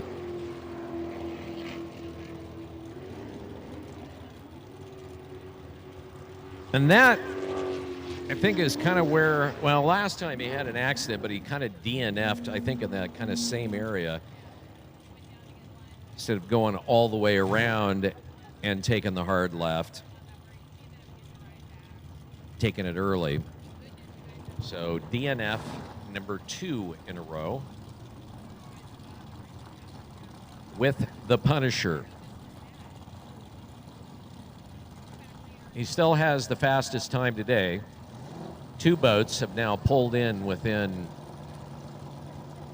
about 0.2 of a second of him. He set the pace with a 47.64 in the second qualifier. Really for everybody in the 400 class. 2 boats so far stepped up, bringing it in under 48 seconds. So we'll see what Phil Miller in boat 22, the Punisher boat, can bring to bear.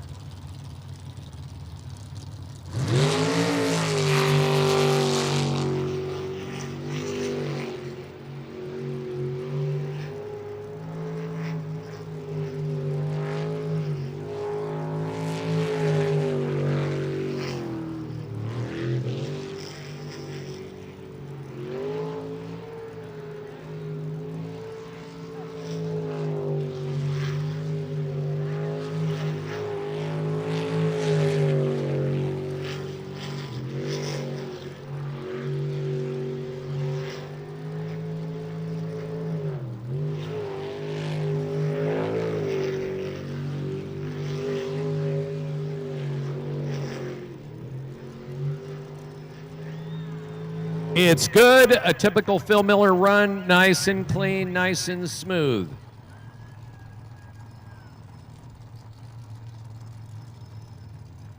And nice and fast. Hard to say whether he was able to shave any time off of his previous. We'll see here in a second as our timers put it in. And he does, 4.7.56. He just keeps stepping up. This is a classic Phil Miller race. It really is. When people get close, he steps up. His last race here in June, he came in second to River Rogers. And having watched him over the years, usually if he has a race where he's not placing first, you can figure the next race he's going to come out and throw down. And he's done it all day long. So really a battle between three boats, 360, 285, 22, and we'll see what Preventing Insanity 27 does here in a second as boat 85, Nuck and Futz, puts on another odd show for us. He had a 61.04 as his best run. Clogged jet intake, actually. So feathering around, try to get that cleared. Seems that he did that in the last run too, waving it off.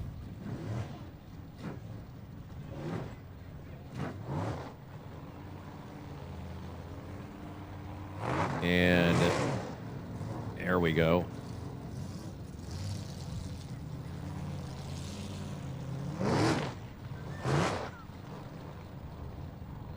I'm not sure whether he's going to put it on the trailer or not. Looks like he is now.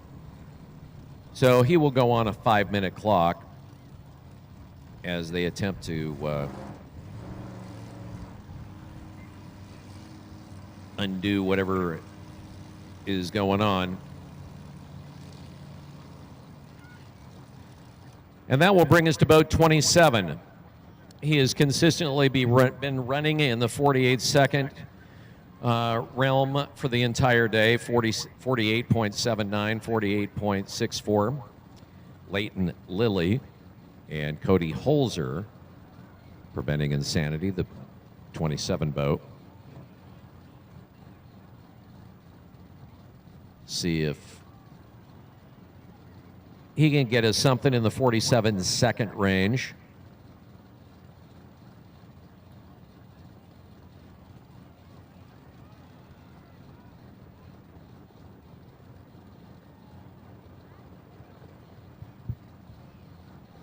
So he wasn't quite ready, was expecting to be a run before him, and then, of course, Nuck and Futz bringing it out.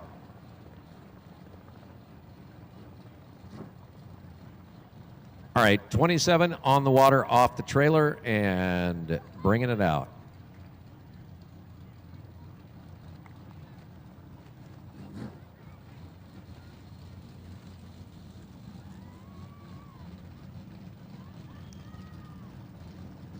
Great racing today in the 400 class. Looking forward to seeing what Leighton's going to do here.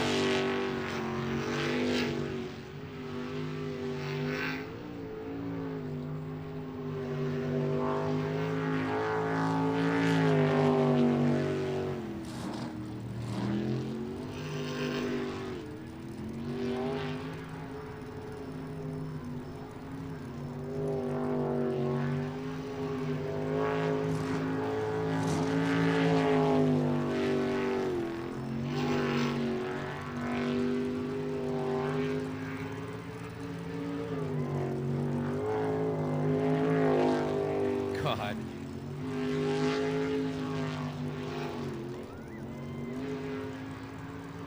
Wow, great run. Super clean run. Super. Yes, ma'am, the boy is good.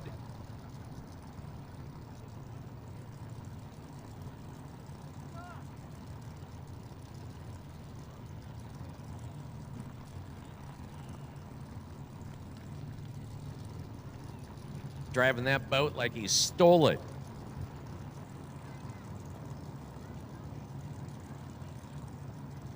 Boat 27. All right, I'm saying that's probably better than 48.64. Take your own bets at home.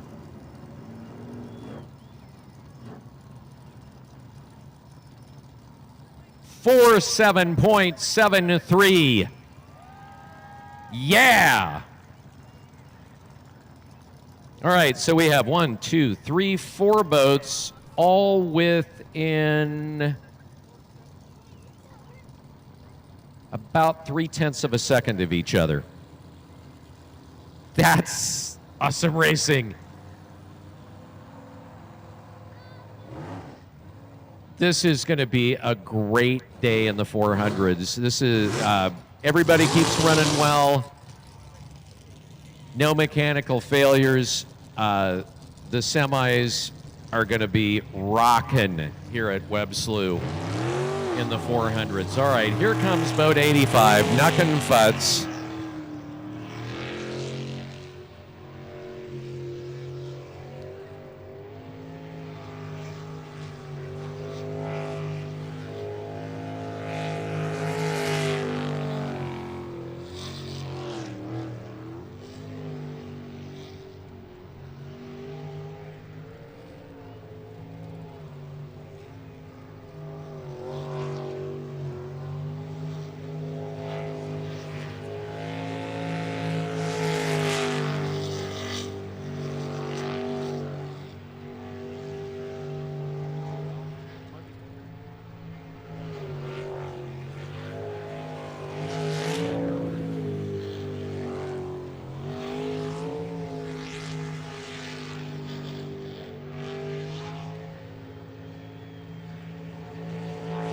Good and done.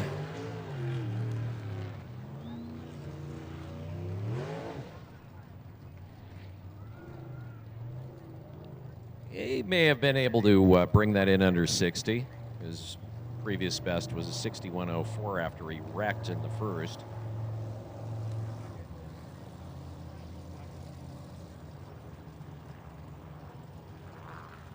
Three more boats to go in the 400s, a 400 class coming up.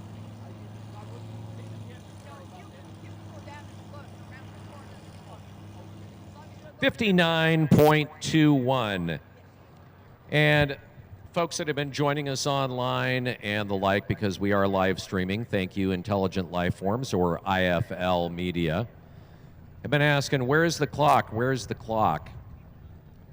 After testing earlier in the week, went to set things up, get it to go last night, and the timing system, bad transistor, doesn't work, so we're doing hand timing, 3 timers, all with stopwatches. Average of the times is the time that are done and given for each of the racers.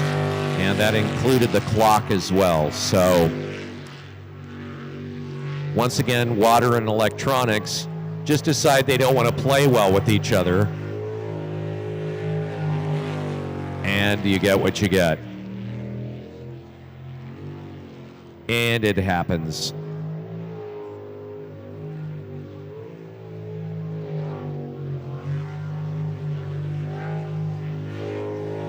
Boat 156, 54 seconds even.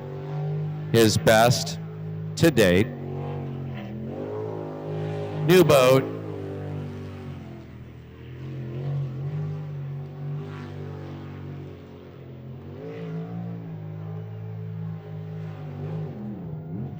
Good run.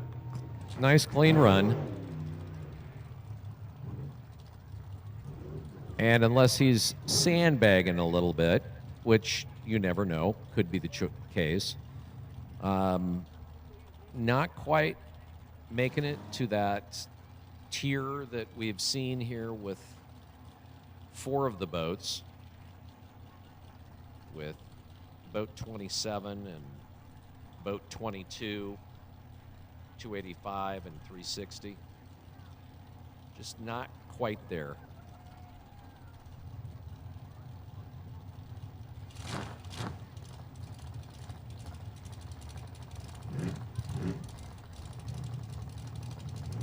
So 52.54. On the way, Mr. Bad Wrench Boat 39, who has not had a qualifying time yet today. Bad turn in the first qualifier. Out of water experience in the second. 2 DNFs in a row.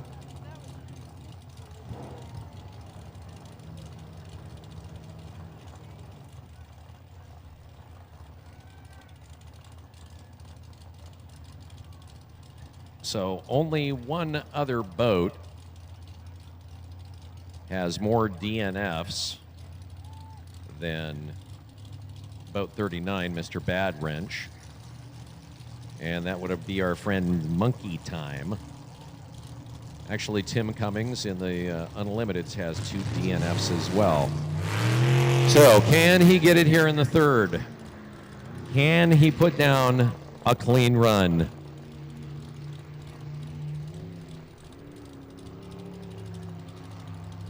That is C.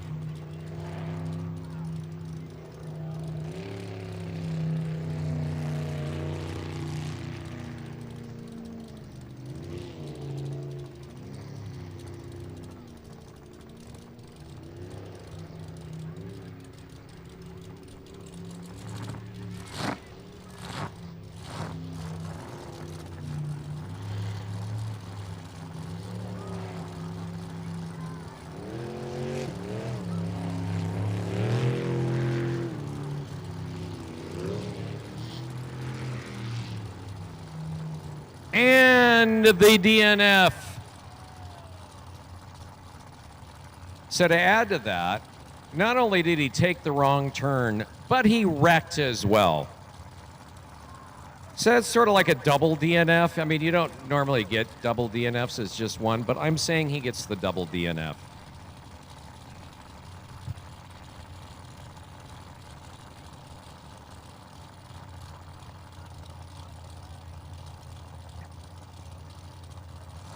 You might say if he were going faster, you could understand him missing the corner, but at that speed, it's like, it's not like you're blowing by it, even though he should have. All right, they got it started. He'll bring it out. So Mr. Bad Wrench is having Mr. Bad Day.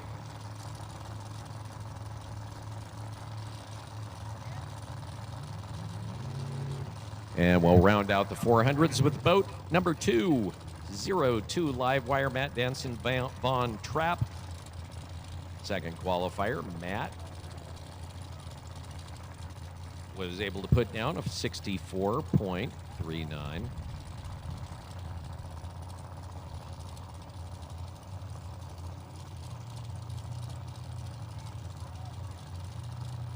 All right, let's do a status check. Beer Garden, are you okay? Let's hear it. Teetotalers over on this side, how are you doing? Let's hear it. Folks up in the VIP, you doing okay? Oh, they're well lubed. They're definitely, oh yeah, we're rowdy. Thanks for coming out to Webb Slough for this, our last race of the season. Love this community, love this town. Great track, great venue. Another race will be coming up next month in Port Angeles. You check out Extreme Sports Park on Facebook. You'll be able to get a schedule of their events, what they've got going on. ASB Racing over there. Okay. Boat 02, live wire, Matt Denson Von Trapp.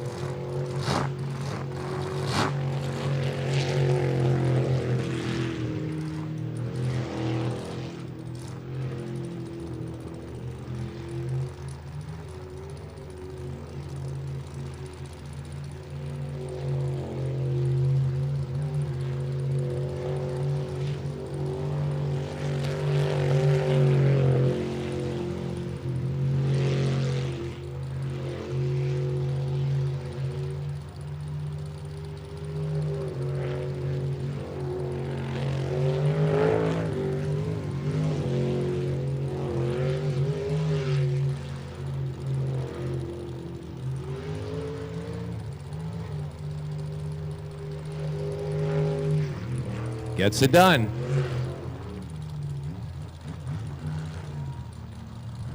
So the setup on that boat, a little weird, not sure kind of what's going on, out of balance. You watch the way it bounces. A lot of bounce. Particularly when he gets into those corners, you can see the boat bouncing in the water. And that's one of those things, you get a new boat and you just kind of have to set it up properly. Where should the engine be besides behind it?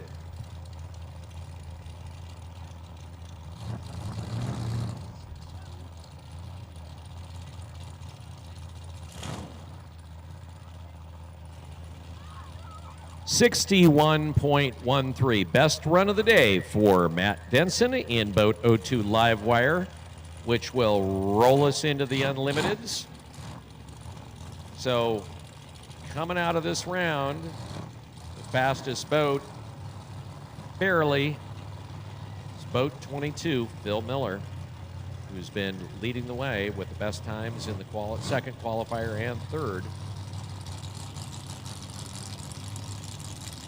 But still very competitive in the 400s. Jolly Rogers with Dustin Springer and Don Davis in 5.56.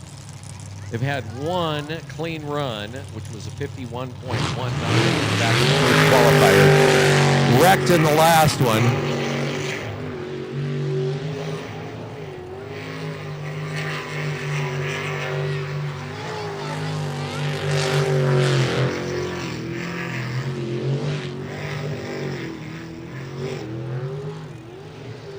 Dang. Get aggressive on it. Ooh, don't die.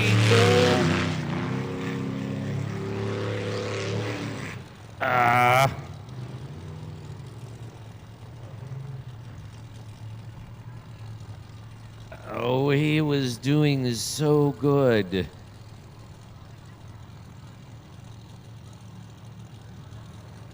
Oh, that's a bummer. Not good. Yeah, and he's going to take it out. Sadly, a DNF.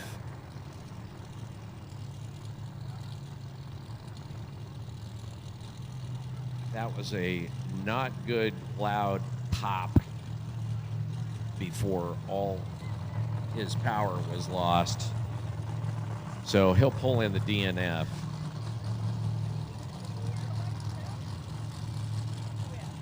And bringing us to number 91.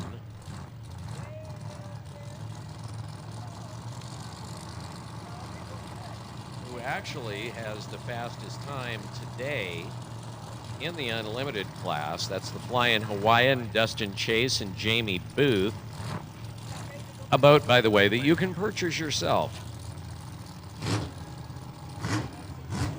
If you want to get into sprint boat racing, you can own this boat that you see out here.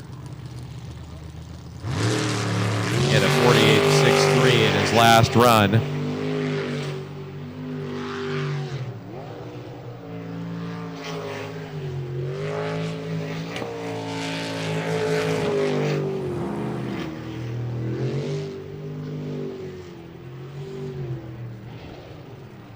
and hangs it up.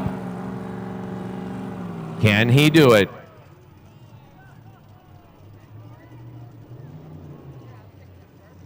Yeah, clog that pump. And he gets the DNF on top of it.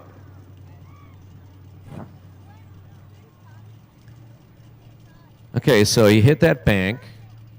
You could use that as a negotiating tool. So the bottom's kind of scraped there.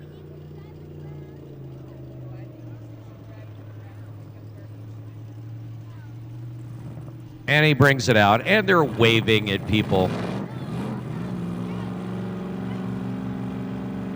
Loving it. All right, DNF.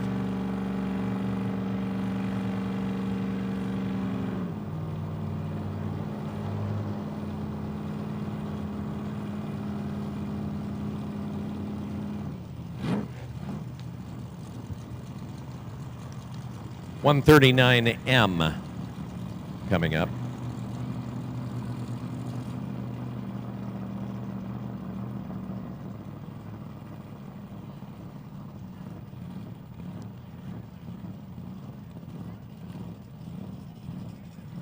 Eric Werner.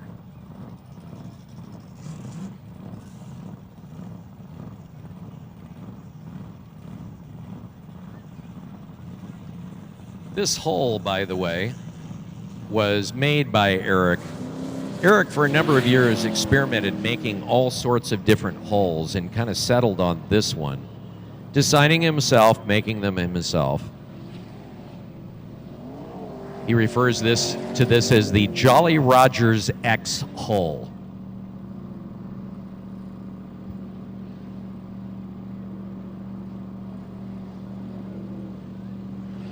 LS3 turbo.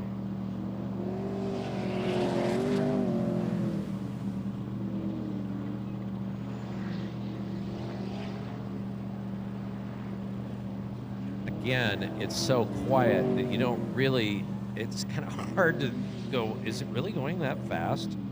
Yes, it is. That was a really quick run. Nice run, clean, very clean.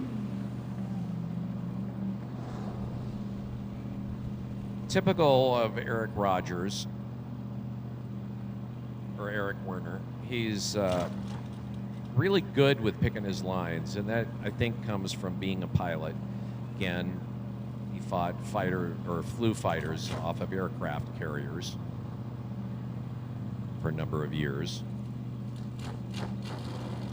So he's real good at hitting corners and picking out lines. And part of it is the boat, but a big part of the course is the driver. So, waiting for a time. 139M.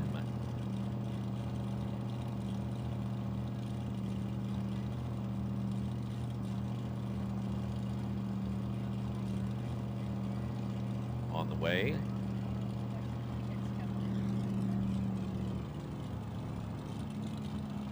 His fastest run of the day, 47.77.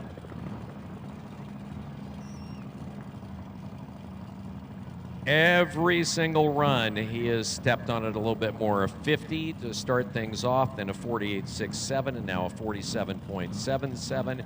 With TNT Racing coming up, Tim Cummings, Jesse Godsolve in 99M. 2 DNFs in a row, all minor crashes. Can he get the clean run? Will he get the clean run?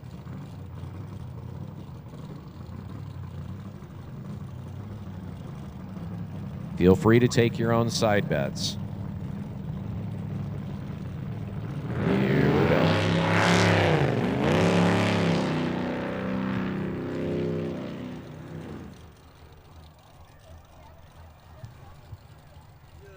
And this is still not a DNF.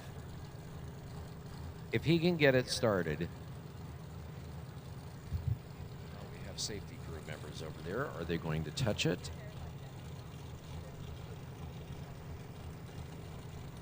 Oh, they're calling for tugboat. Timmy!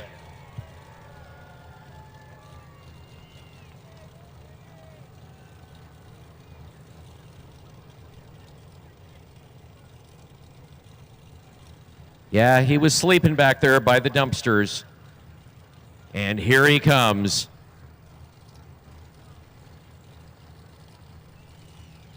The man of adventure, Tugboat Timmy. And remember what Tugboat Timmy says, always wash up, kids, otherwise you'll stink like me.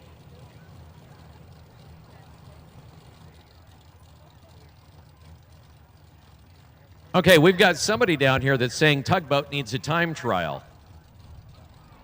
What's you thinking? Timmy needs to do the rotation? I don't know. Maybe we can convince him during the break to do a rotation to see how fast Tugboat Timmy can do it. Timmy, your fans are requesting it.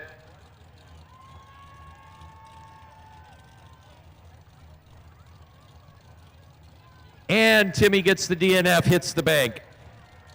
Way to go, Tim! That's the first DNF down in the start pool I think we've ever seen.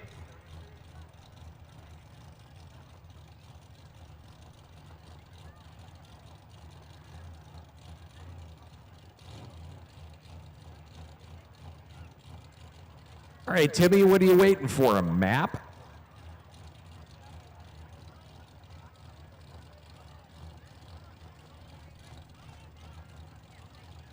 Oh, no. I think we may have mechanical issues with Tugboat Timmy. Maybe he has the same crew chief as our friends over here in TNT Boat 99M.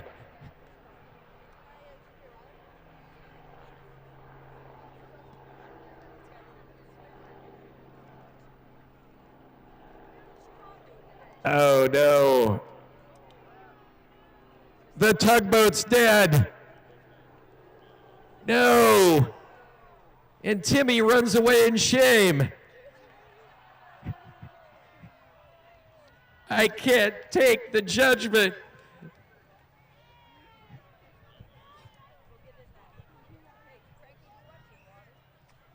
What will Timmy do?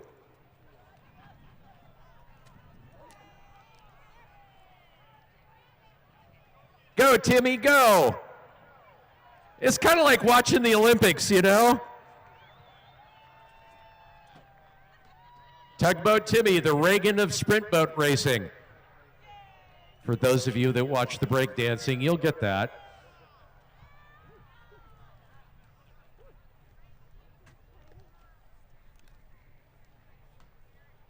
Oh, Tugboat Timmy relegated to just a guy pushing a boat. How far you've fallen, Tugboat Timmy, how far you've fallen.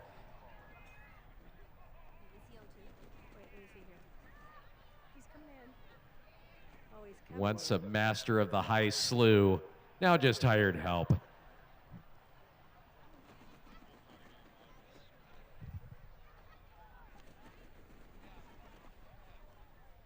Well, seeing as how we're having mechanical problems with Tugboat Timmy's craft, I don't think we're going to see him try to do a qualifying run.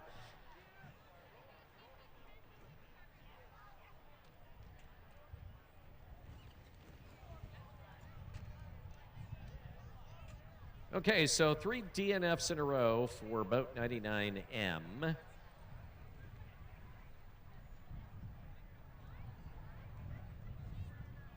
And eventually that'll get us to boat number 2M, live wire with Von Trapp and Matt Denson.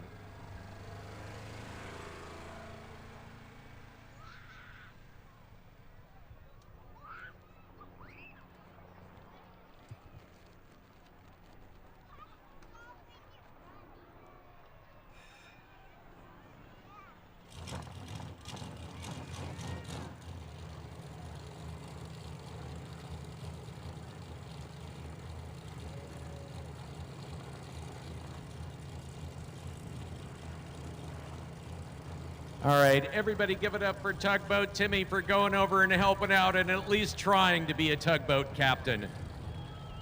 Give it up for Tugboat. It makes me ask, why does Tugboat Timmy not have swag down in the Slough booth? We need to have Tugboat Timmy t-shirts.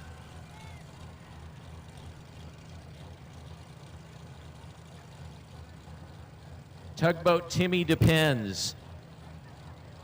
There you go.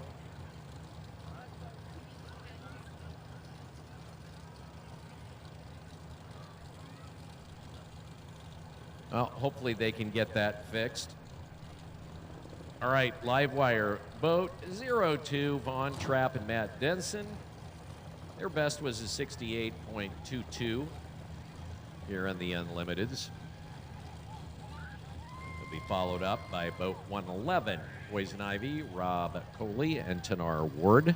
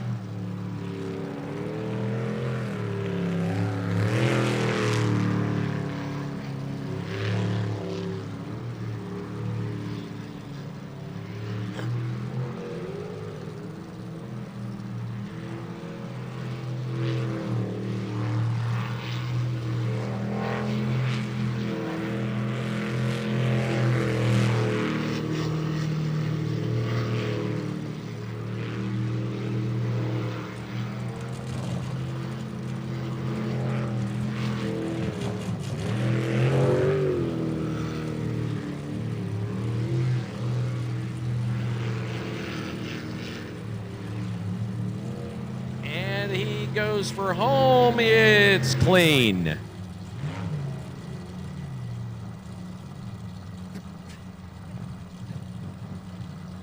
I've got my spotter up here going, well, he completed it clean. Sure.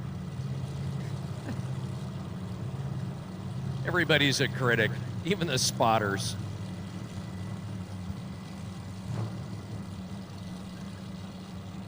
Any snark to come out of the timing booth at this point?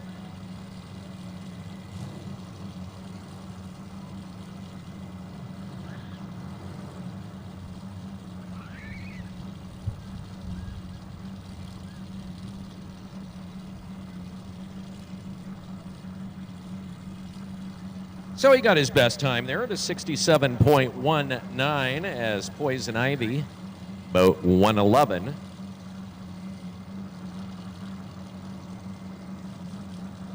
Ready to roll.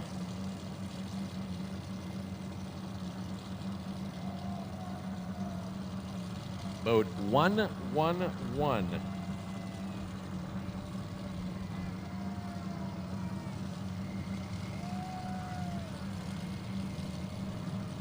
Our visiting New Zealanders. Twin turbo Chevy, 1,400 horsepower. Custom pump.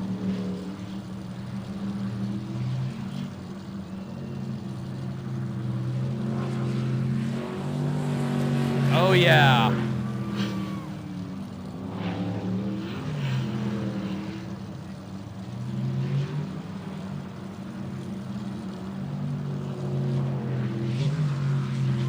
Yeah, go Kiwi.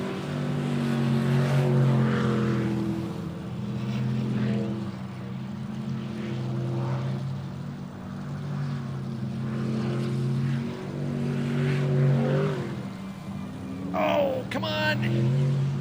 You can do it. Yeah. Holy moly, Rob Coley.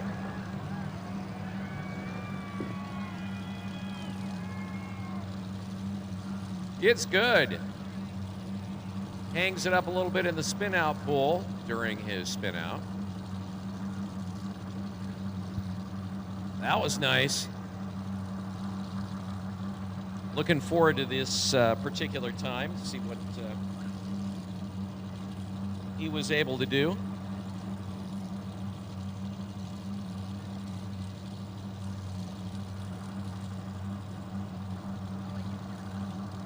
.16.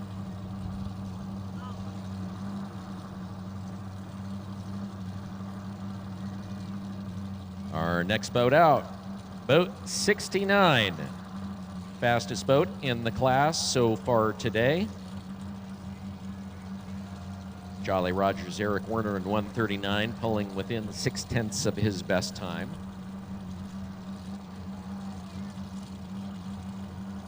See what Dennis Hughes has to do here. Dennis has raced here since pretty much the beginning of Webb Slough, starting off in the modifieds and eventually moving up into the unlimited class, winning here many times.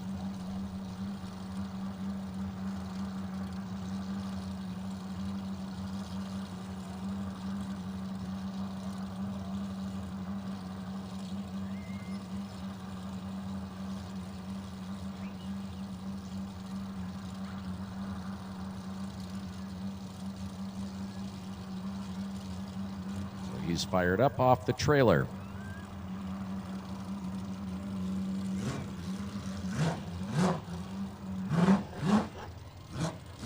All right. Father-daughter team. Dennis in the driver's seat. Samantha in the silly seat.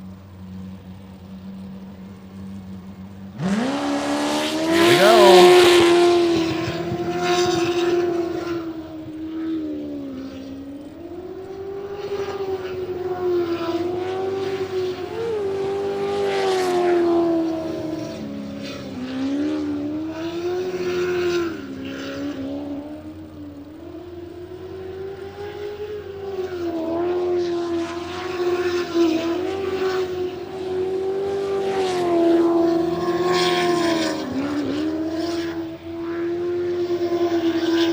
God, that thing just sounds mean.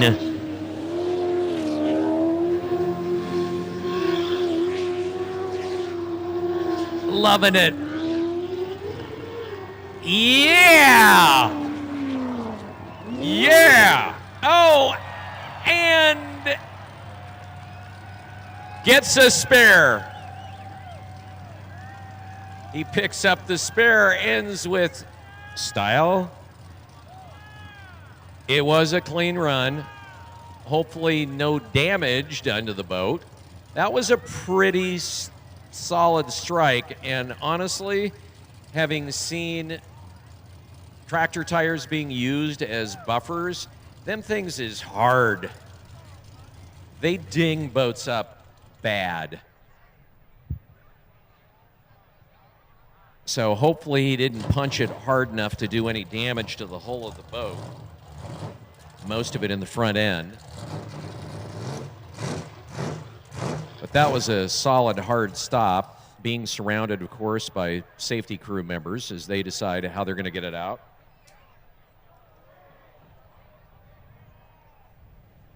And he put in a 47.61. So a great run, not the optimal end. Caramel corn with your mushrooms?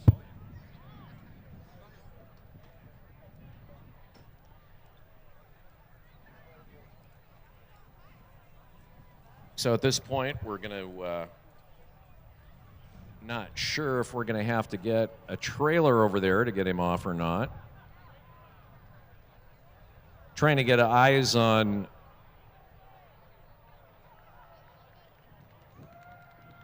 what damage, if any, may have been done to the boat.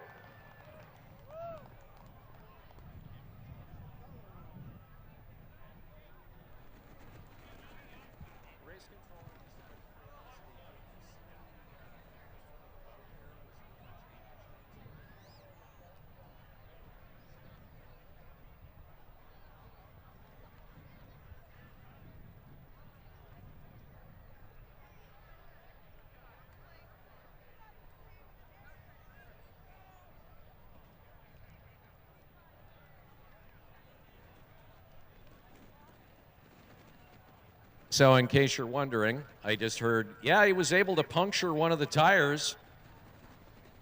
Nicely done. And if you're gonna do it, you might as well do it right. And yeah, they're trying. Apparently, he's stuck in one of the tires, judging by what's happening.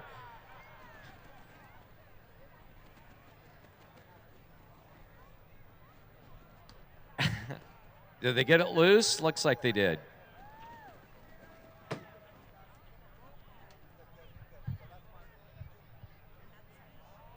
So we'll wait to see. Okay, they're going to get it back in the water. Let's see if I can get eyes on it with the binoculars.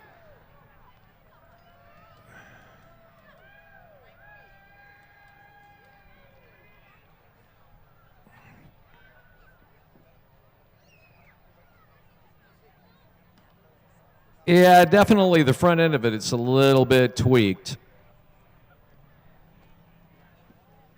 Not as bad as you would expect, it doesn't look like. Wait until he gets it down here a little bit further.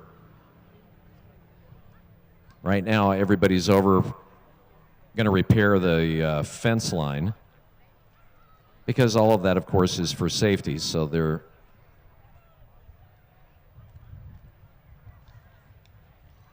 working on the fence and walking out the boat. Yeah, a little dinged on the front end, but really not too horrible.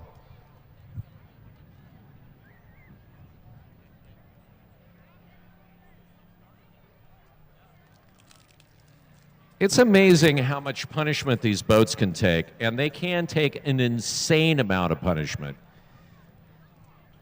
They're little flipping tanks on the water. And that's part of the deal, you know, they take a lot of abuse and a lot of punishment coming out of the water, running into tires, and the like. It's amazing how bad a beating they can take and still continue to run. And of course, it doesn't hurt if you have a roll of Gorilla and duct tape, which does get used. So they'll pull him out. He's on the trailer as boat 66M begins warm up. Just heard it fire up. Safety crew, still a good chunk of them down there where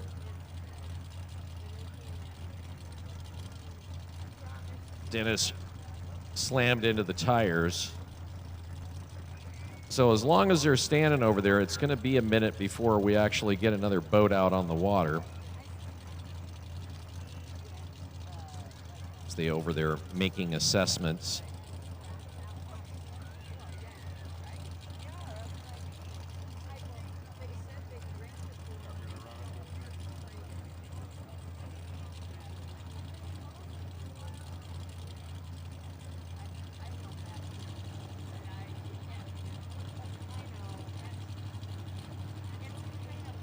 Okay. Hey, everybody, it's Lawn Boy.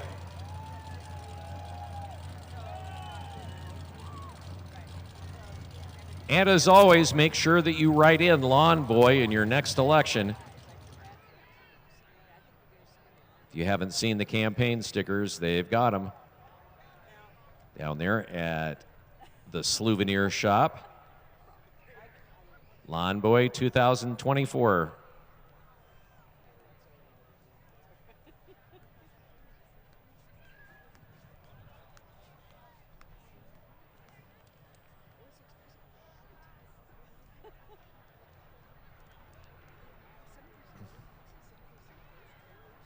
How many of you were here for the race when Lawn Boy used the tractor to remove the boat from the top of the Jeep? Yeah. Yes, it does happen.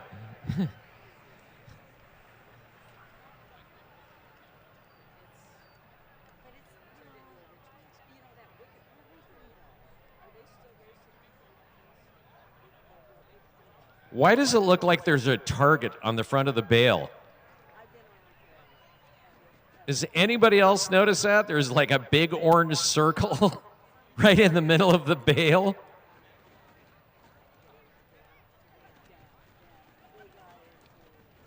Oh, okay. I'm hearing that was tagged by Tugboat Timmy. I kind of got that feeling. Nice job, Tim. Tugboat Timmy fulfilling so many different roles here at Webb Slough.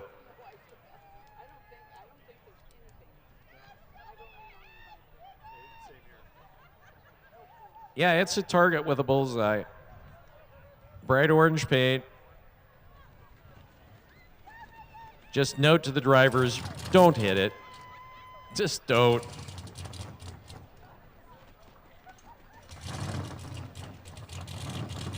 All right, let's try it again for warming up boat 66 AM TNT Racing, Dylan Cummings, Mike McEnany. 53.55, their best run today. Back in Q1, followed it up with a 54.43.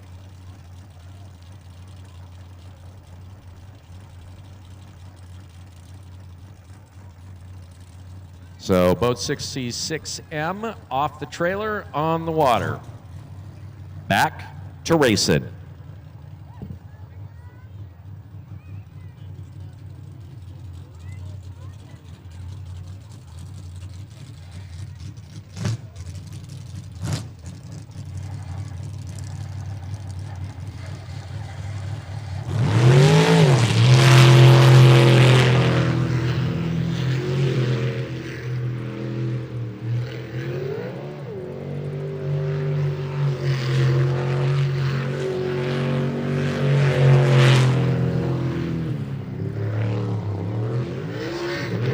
Hangs up on the bank, hangs on to it.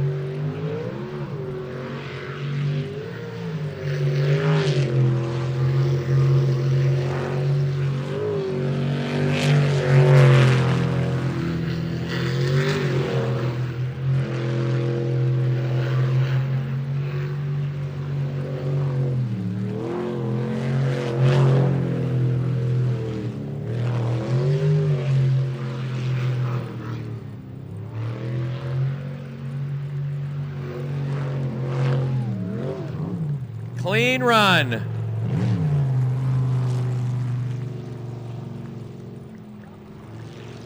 That is a slidey boat.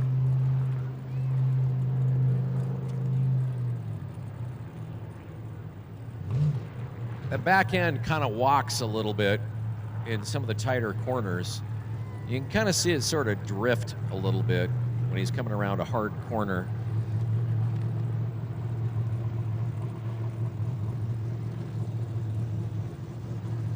Kind of a water version of a dirt track racer, kinda.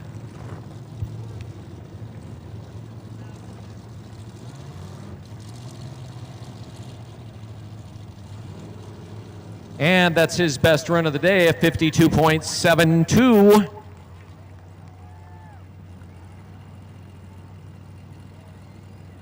So boat 285U, Ryan Rogers, Cody Bristlin, Pure Insanity, boat 285U.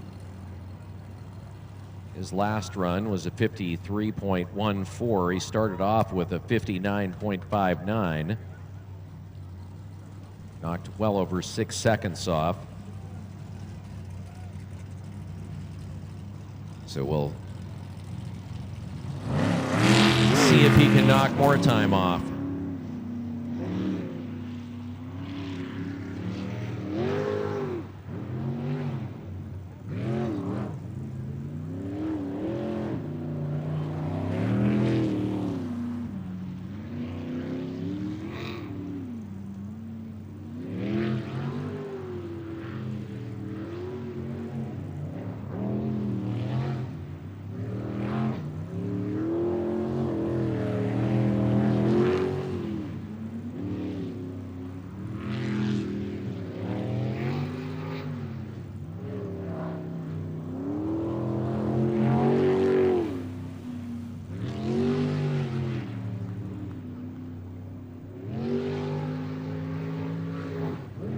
And it's good.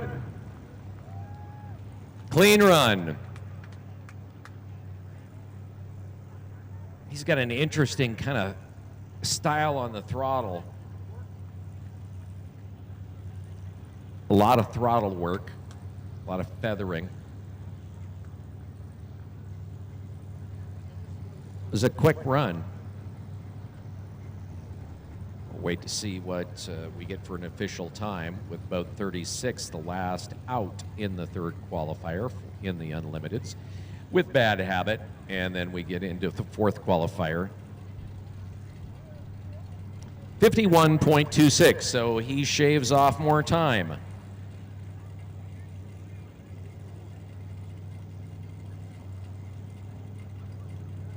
Bad Habit 36, 55.23 in his last run.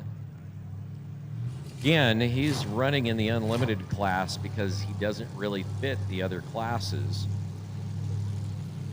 It's called the LS class, which is sort of a beginner class, so it's a box motor.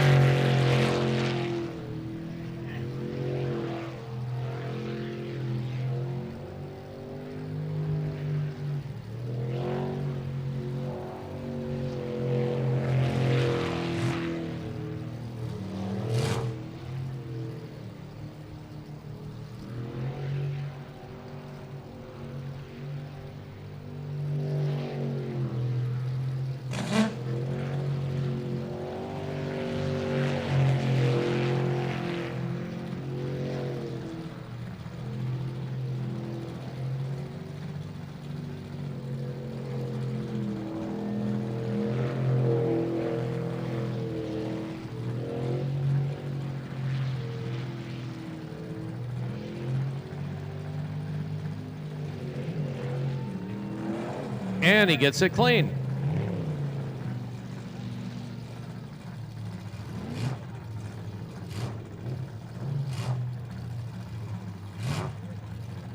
Nice little run for Scott Rapp.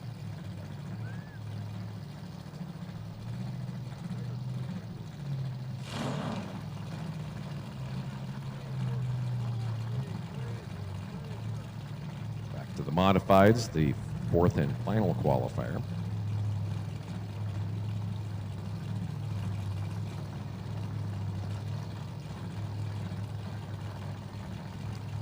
.48 his fastest run today. Back to the modifieds.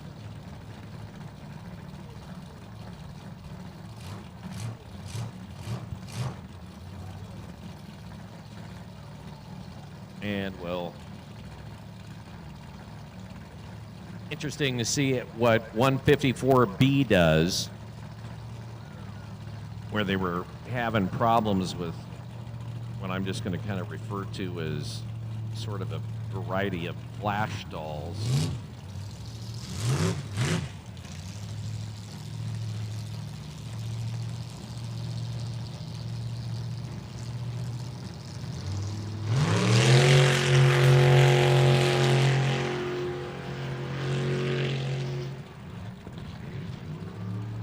Nope, same problem it looks like.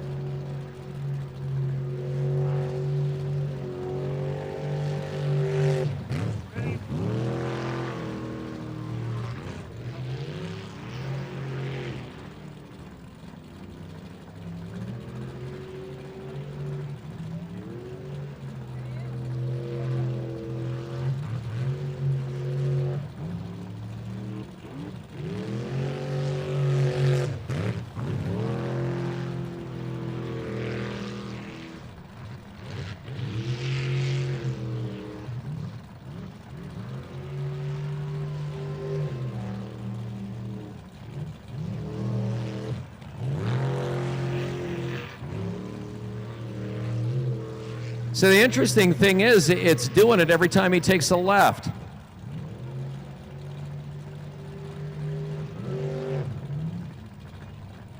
Clean run.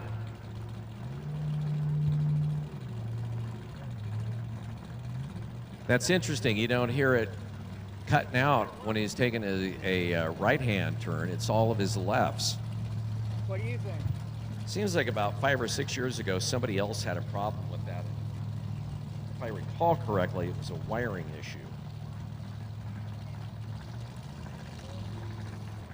And ignition.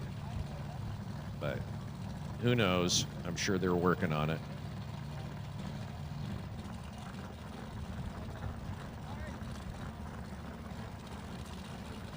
.86.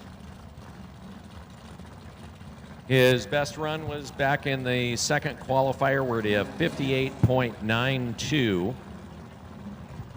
And about 6'11", the slippery pickle. 53.35 is his best run.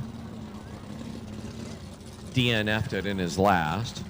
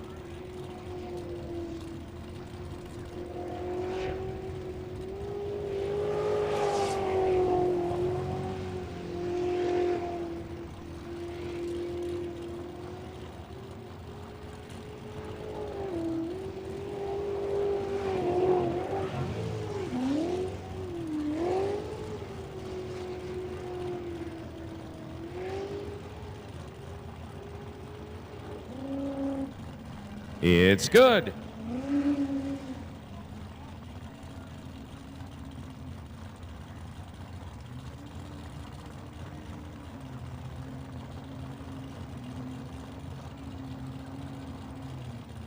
About 6'11".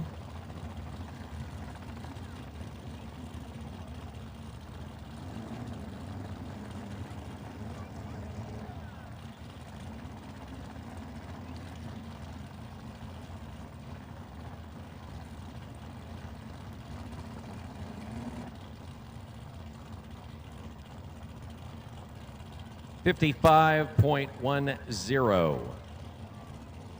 So when it comes to, them deciding the semifinals, the time that they will use will be 53.35, his fastest run out of 4 qualifiers.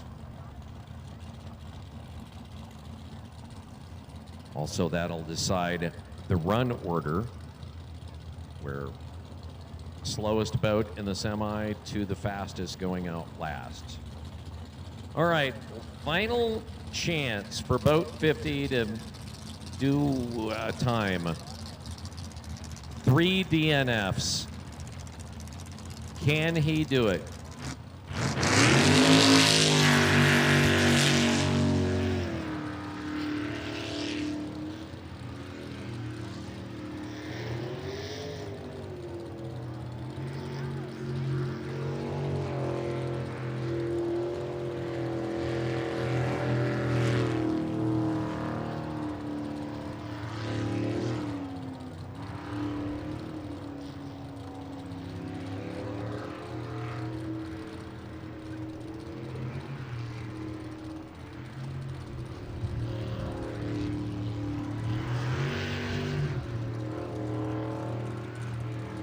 Don't turn, don't turn.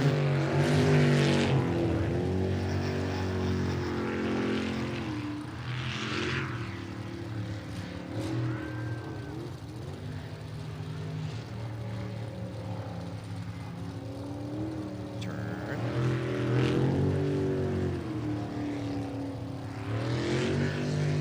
I think he's going to do it.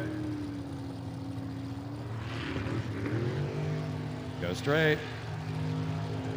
He did it. He did it. Finally did it.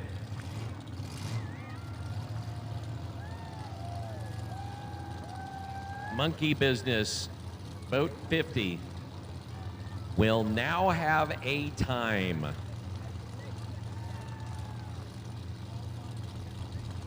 Wait to see what our official timer says on that, as opposed to our unofficial timer. As boat 208 warms up.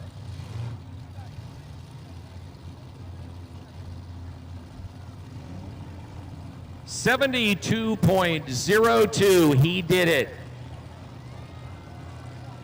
So boat 208, Jolly Rogers, which in the modifieds had the fastest run today with a 52.80.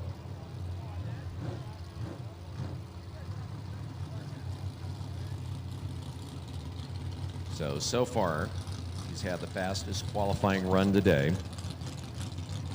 And boat 208, ready for the last run on the qualifier. He'll automatically make it into the semis.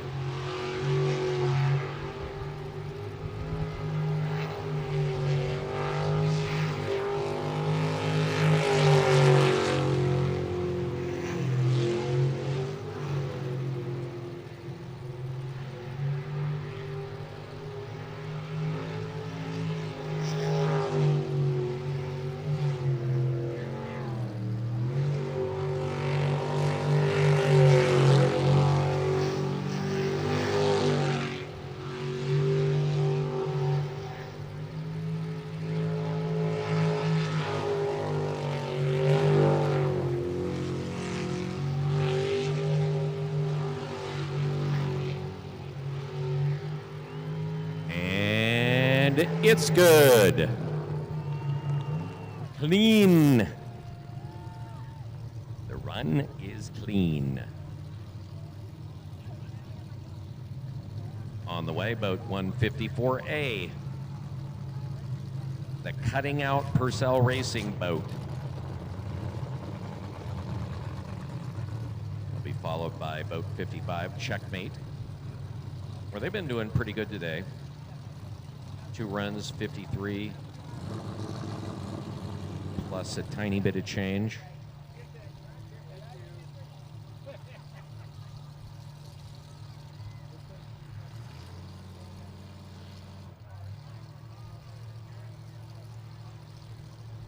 .54.55.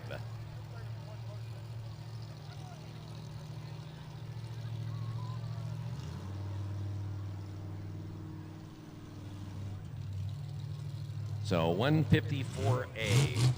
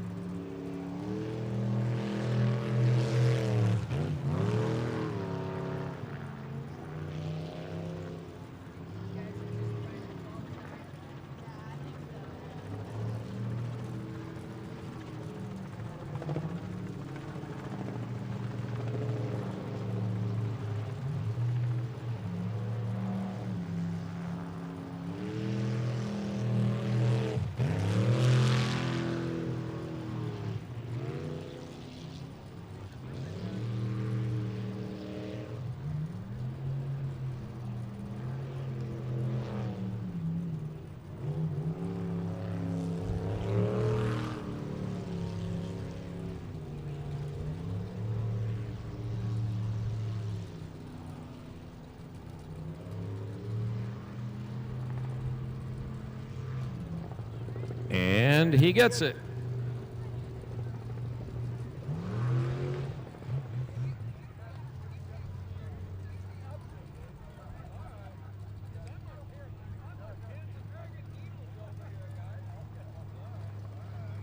So his best in 154A was back in the Q1. He had a 60.95, wrecked. Then he had a 75.84.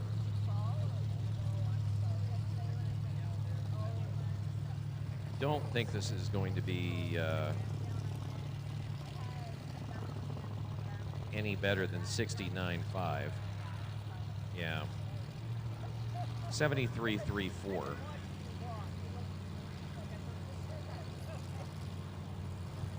About 55, checkmate.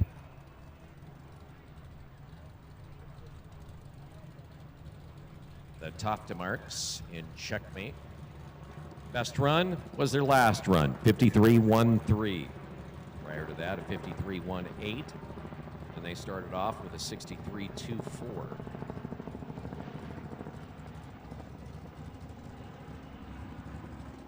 See if they can maybe bring it in under 53. Only one boat so far, about 208.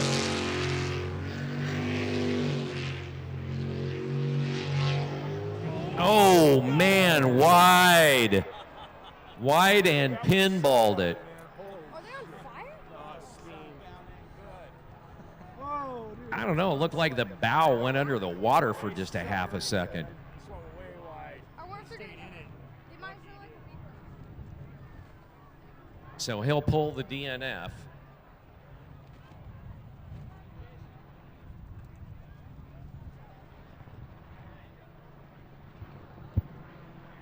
So his best then would be his third qualifying run, 53.13.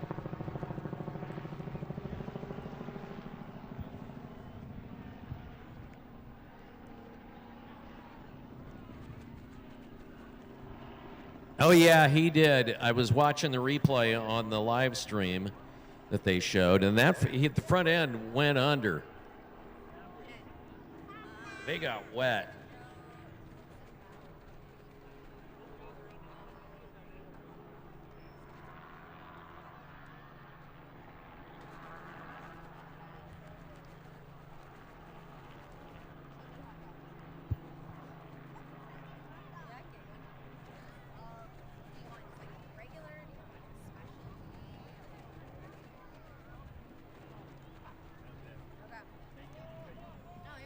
And in the start channel, we see the team. They were working on Tugboat Timmy's craft.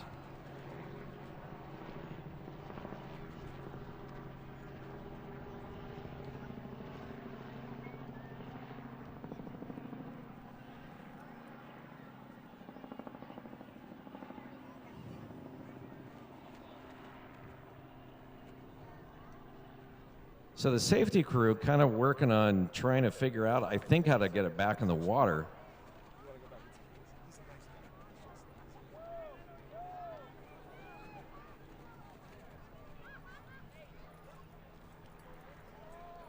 Got the pull rope on the front.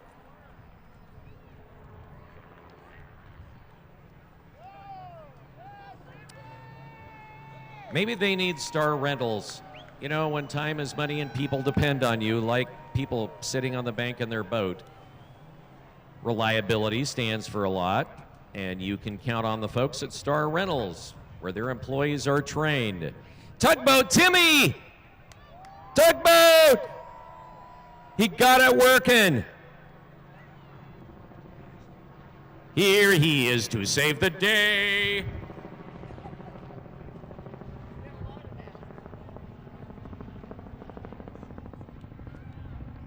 Tugboat Timmy, the hero we need.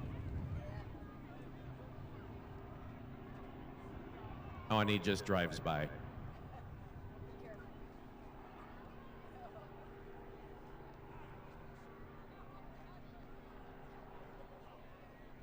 Anyway, it's Star Rental. When you want responsive service and no hassle billing, you know where to go. Been around for 100 years.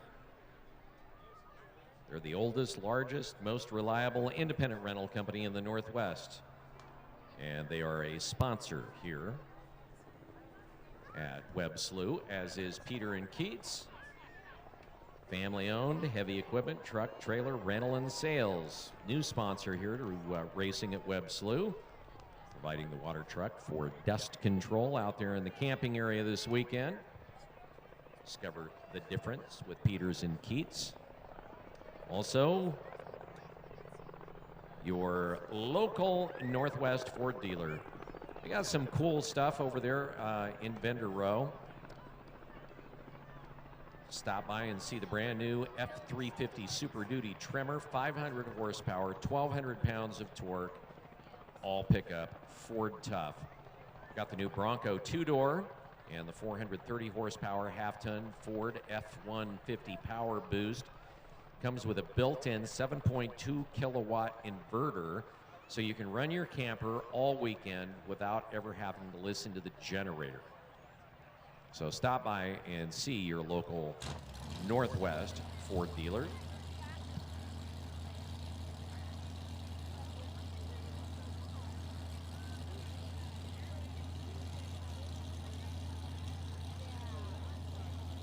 Tugboat Timmy needs a sponsor.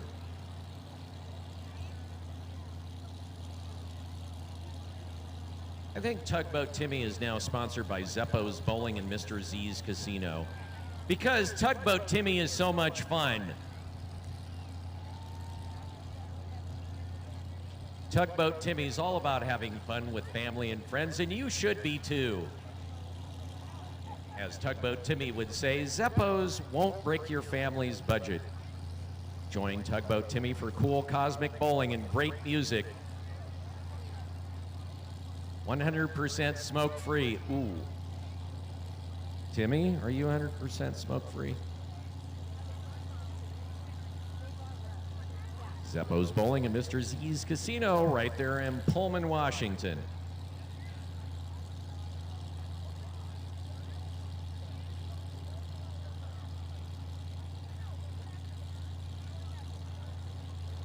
Also a reminder, today's race being live streamed on the Webb Slough channel on YouTube and Facebook. And all of the production on that done by Intelligent Lifeforms Media and Live Meld out of Spokane, also known as ILF.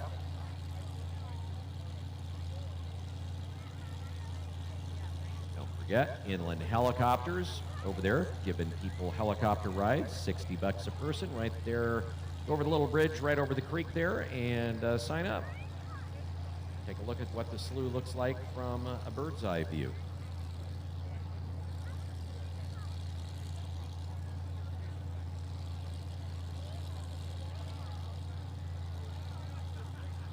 All right, next out will be Bad Idea, boat 509.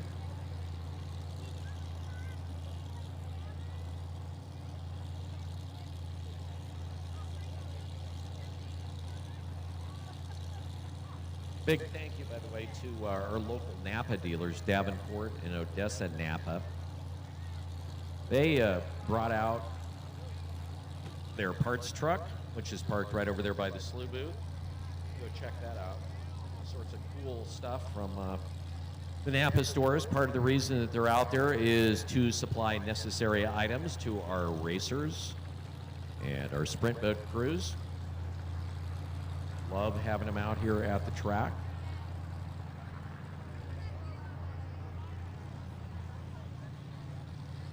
All right, back to racing. Bad Idea, boat 509, on the way. They're featuring Scarlett Taylor. Their best, a 60.95, way back in Q1.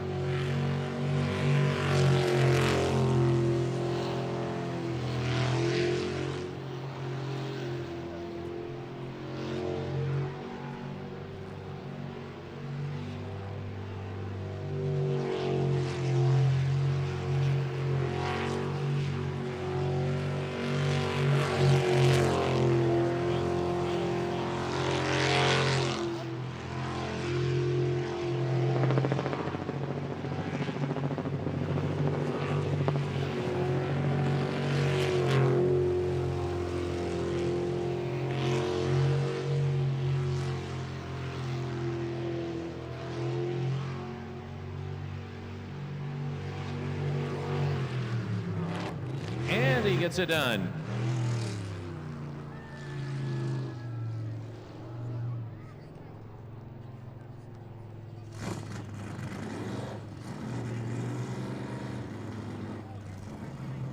Love the fact that some of our online viewers throwing a shout out to Tugboat Timmy. He is now an international celebrity.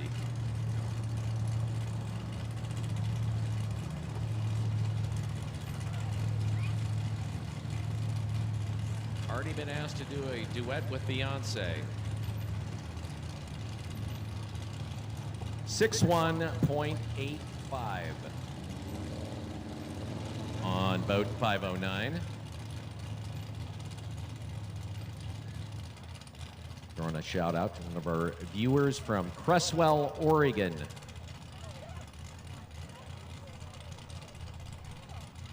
Calls himself Bill. All right, up, full tilt, photo 3, Selden Glebe, Savannah Pattern. His best run was a 63.13. That was in the third qualifier. DNF'd in the second. Had a 64 and change in the first. And they will be followed up by boat 145. Poor decisions, P-O-U-R. Get it? Jason Perkins and Kyle Bellis.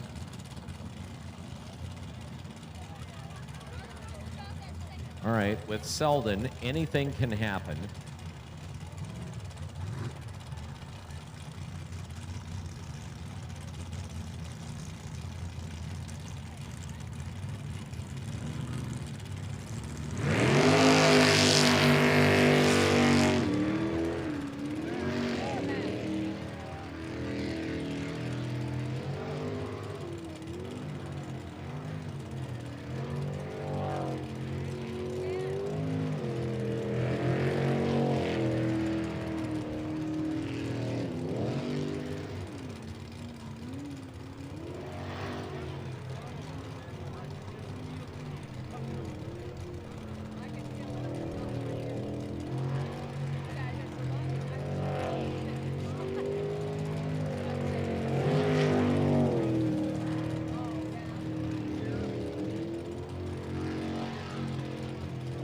Well, it does look like he's sort of gotten the hang of the track at this point. I don't know if he'll get much further in the throttle.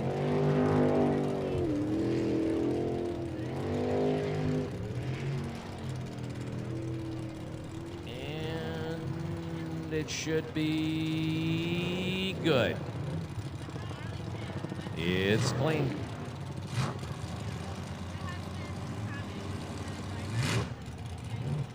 So 145 will round out the modifieds and the fourth qualifier.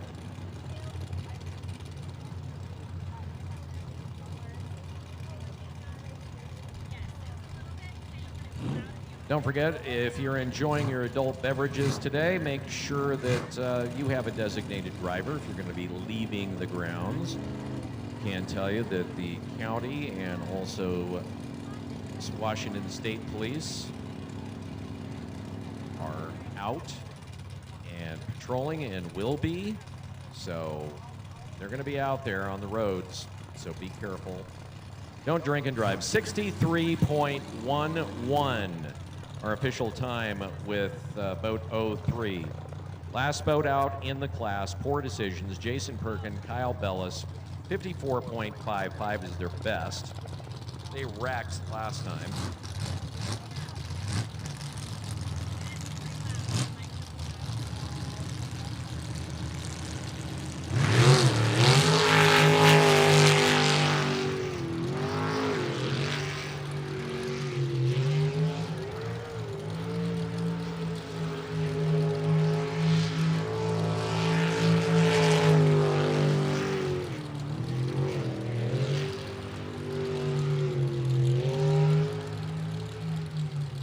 And that's a D and F.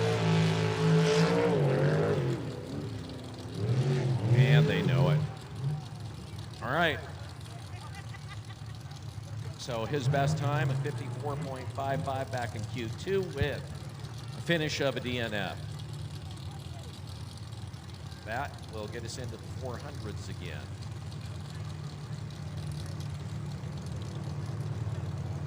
With a fairly entertaining, tight race between 4 separate boats.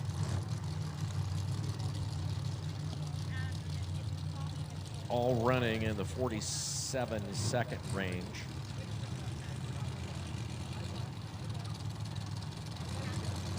Literally 0.4 of a second between those 4 boats. 47.90 in the Q3, a 47.86, a 47.73, and of course a 47.56. So our final run for Boat 09, Fat Buddy Jason and Kaylin Miller, coming down from Canada.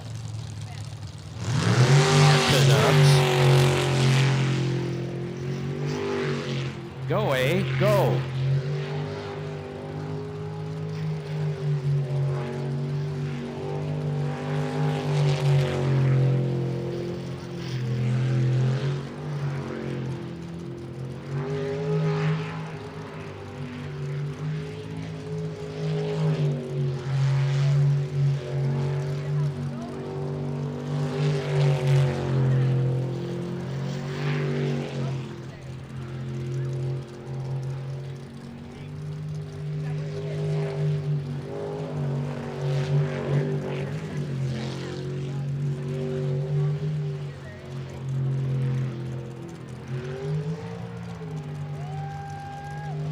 It's good.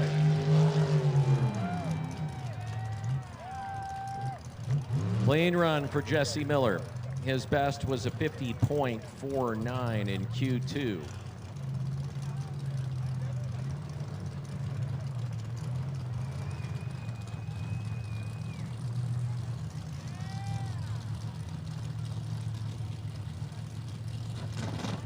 Wait, official time.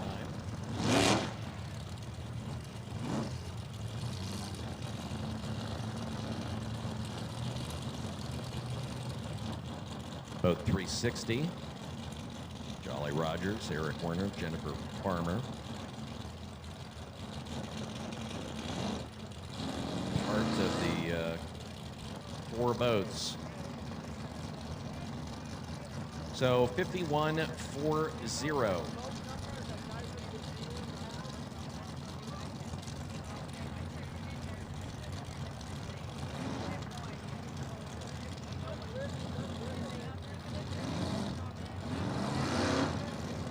Eric Werner in the house.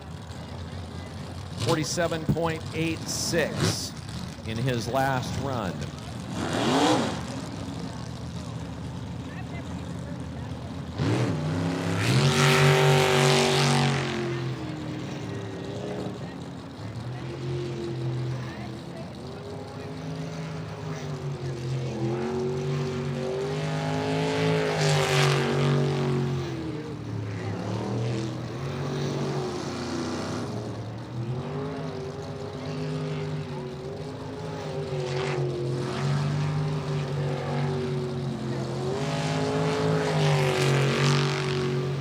All systems go for Eric Werner. Been looking good all day long.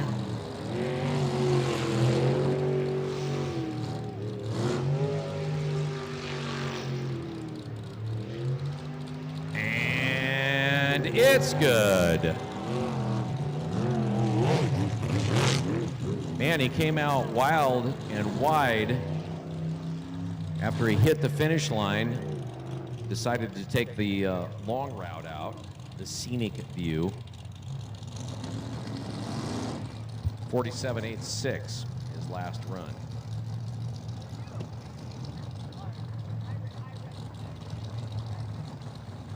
Didn't quite look as fast as his previous run. We'll see as our timers confer.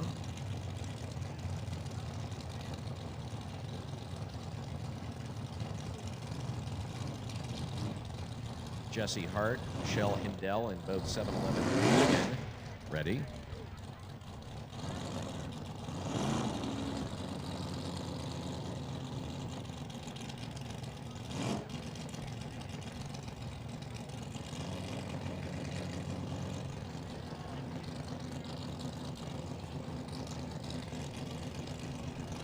So, no, not his fastest time. That was a 48.46. So, 4786, his best.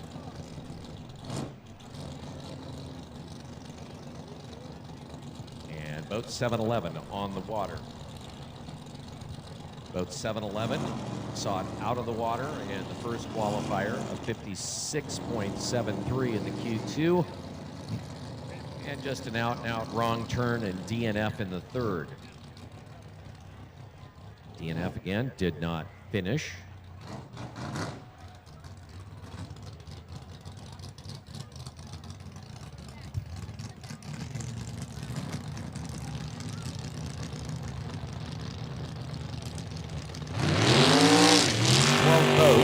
In the 400 class. This used to be the Screaming Eagle boat.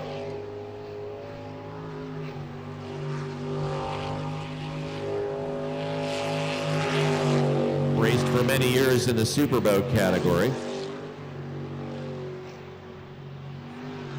Formerly run and owned by Lee Rice, who raced well into his 70s.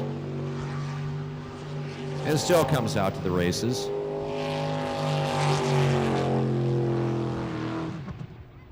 Oh, will he get the two-banger? He does. Hey, you got to pull out a win here any way that you can.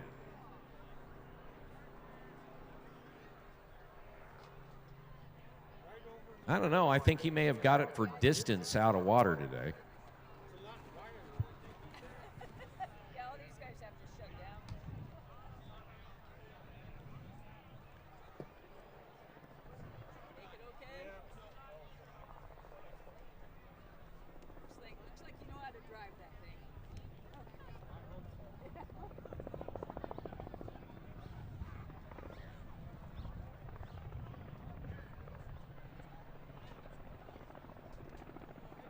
Safety crews spot on, as always. Hey, give it up for the safety crew, all volunteers. Safety crew doing a great job today. All of them, as I mentioned earlier, first responders of one type or another. We've got firemen, we have policemen, we have EMFs out there, emergency medical responders. We've got the full gambit. They do a great job keeping the races going, keeping the racers safe,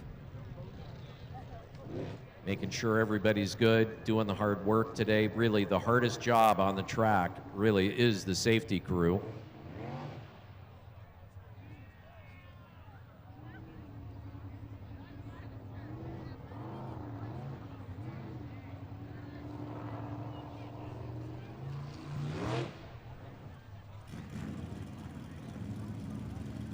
Pure Insanity on the way. River Rogers and Cole Keats, one of those four boats, running in the 47-second range. River Rogers, youngest driver at 19, out here on the course.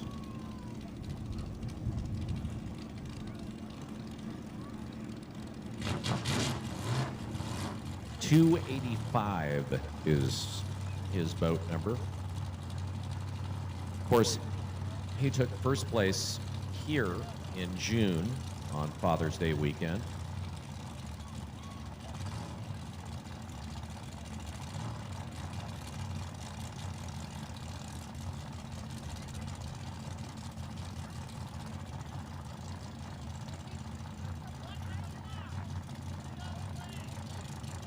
So 285 off the trailer.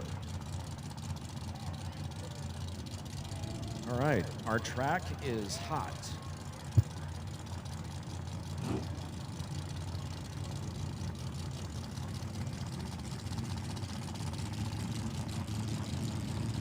Coming up, we'll take a break between the qualifiers and the semis. Here we go.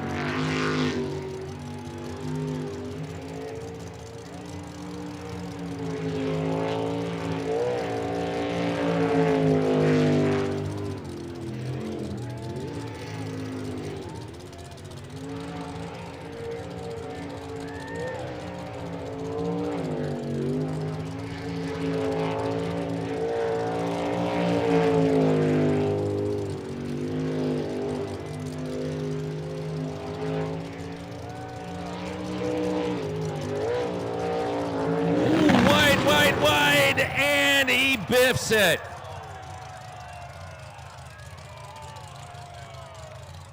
Way wide. He came in tight on the corner and then had to swing wide to be able to make the corner and just could not do it.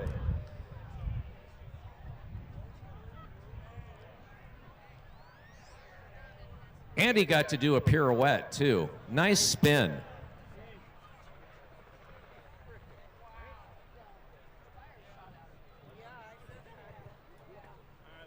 And for the second run in a row, the safety crew gets their steps in.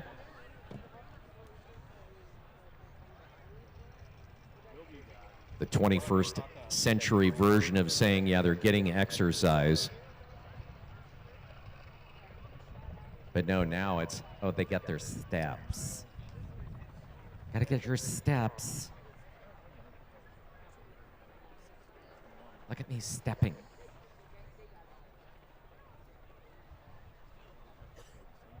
Hopefully they can get it started.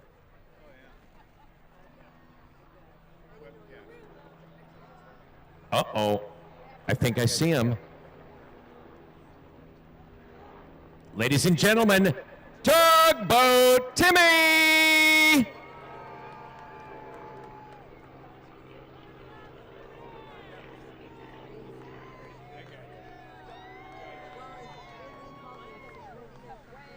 And remember what Tugboat Timmy says, be sure to brush your tooth.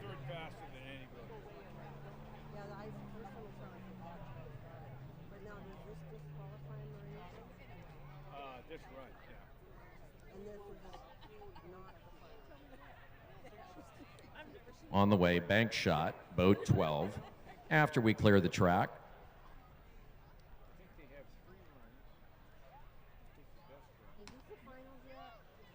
No. Okay. We're on the quarter four. And still they have to do the 8 check before it comes in the final. Oh, wow. Okay. So there's quite a bit in there because of all of these wrecks. All right, another free ride by Tugboat Timmy. Again, when we get done with our final run in the 4th qualifier in the unlimited class, we will take a short break, and a couple of different things are going to happen there. We're going to give a chance for our safety crew to get out there and grab a bite, get rehydrated. Also, our timers will be putting together the run order for the semis, deciding who's going to make it in and who is not. They will put that together, and that will decide the run order then, which will change dramatically from what we've seen here today. Again, it goes from the slowest boat who qualifies to the fastest boat who qualifies. And those times are all based on each boat's fastest run. So somebody could run, 3 runs in the 60s and get another run in the 47-second range, and they would make it into the semis based on that one fastest run. It's also the money rounds when you get into out of the qualifiers, where it's go fast or go home. So it'll go from the 8 fastest boats. Half of them will be eliminated to the 4 fastest boats. 2 of them will be eliminated, and then those 2 fastest boats out of the quarterfinals go into the finals, vying for 1st and 2nd place.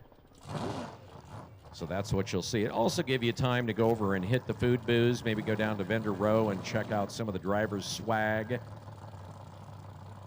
Drivers are well represented down there in the vendor row area.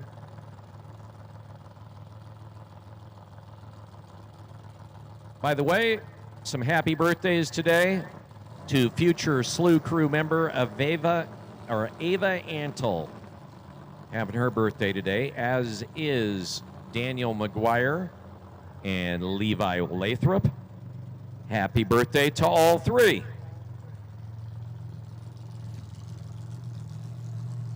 Boat 12, bank shot. Daryl Healy, Michael Ostrom of our racers out here, he has been doing it the longest.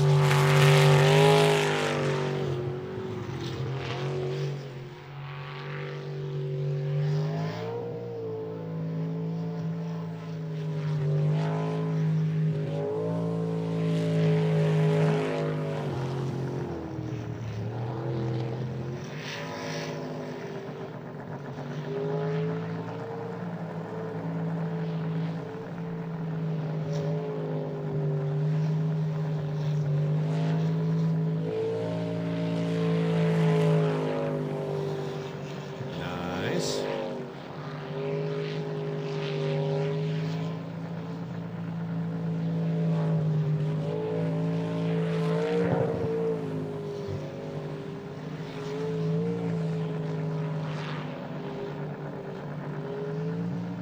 And he'll bring it home for the clean run. Darrell's best was a 57.29 in the second qualifier.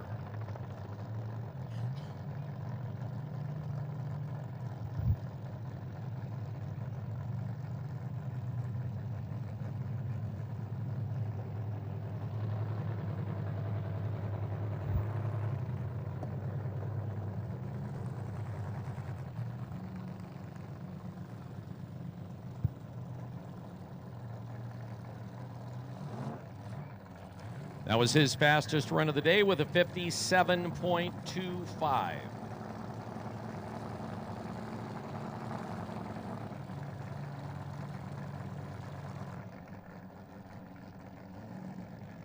On the way, boat 21, Guano Loco.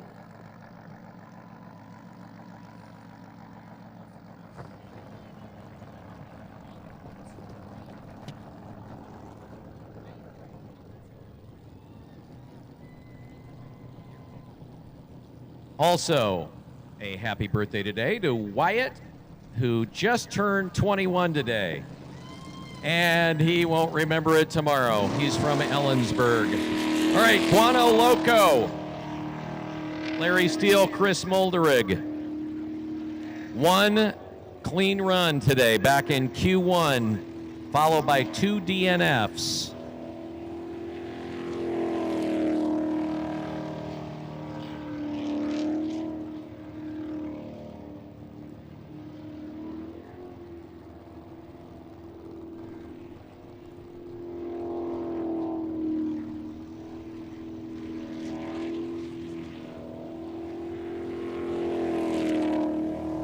So far, so good.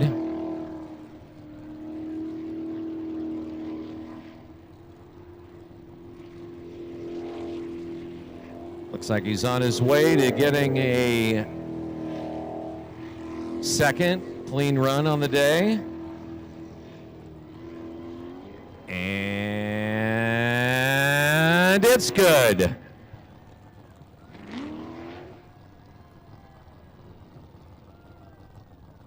So the question will be, will he be able to beat the 57.45 that he had in the first qualifying run? Q1.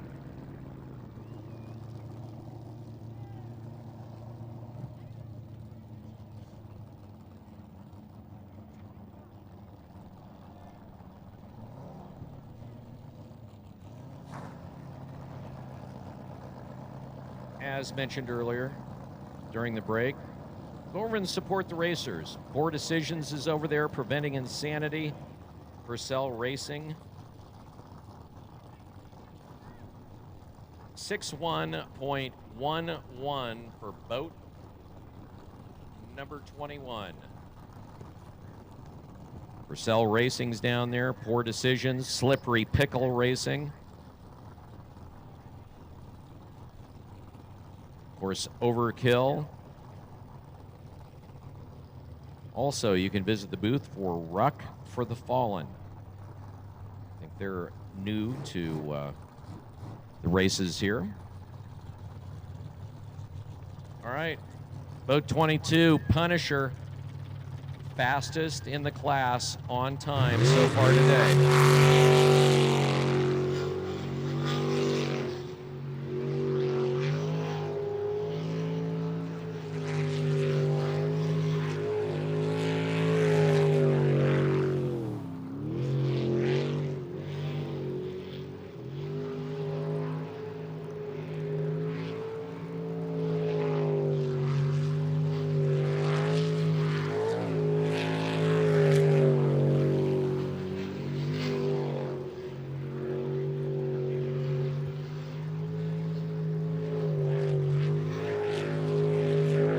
Nice.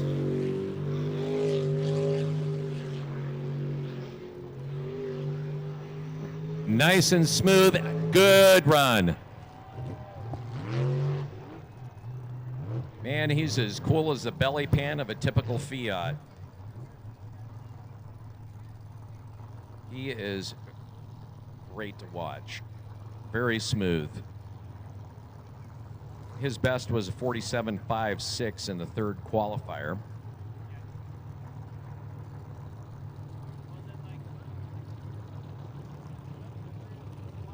Not sure that he'll put it in that particular range. Nope. 48.08. So he automatically will make it into the semis with his 47.56 run in the third qualifier. So obviously a drop in time on all of our fastest boats in this particular qualifier. All of them seem to be, their fastest was in the third qualifier. We have one of those boats left, and that is boat 27, Preventing Insanity, which we'll see here in a minute with Leighton Lilly and Cody Holzer. We'll wait for that. Before that, boat 85, Nuckin Futz. I haven't screwed it up yet today. Brad Castle and Dakota Hembach. 59.21. Their best in Q3, wrecked in the first qualifier, a 61.04 in the second.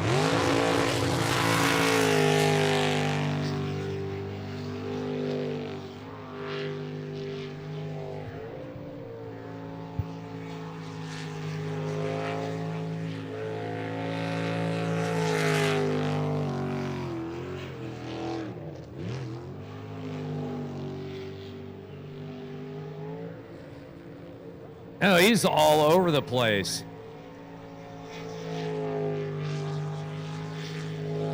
Hanging wide on a lot of his corners.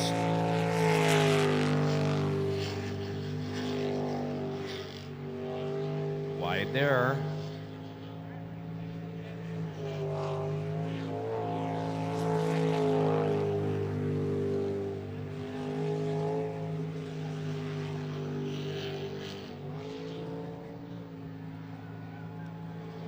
It's good.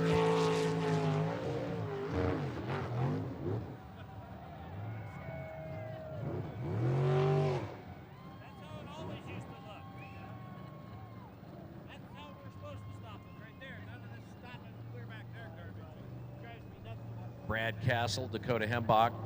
They've got a lot of fans out there, a lot of folks cheering for him.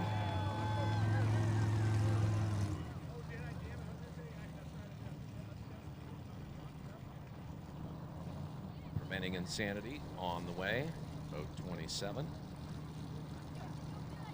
One of the four boats to bring it in under 48. And he gets his best run of the day with a 56.86. So 56.86. And boat 27 on the way.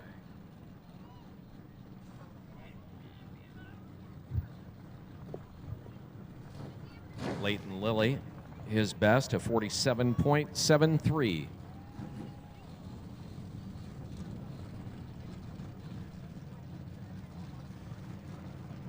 Taking a first place here last year.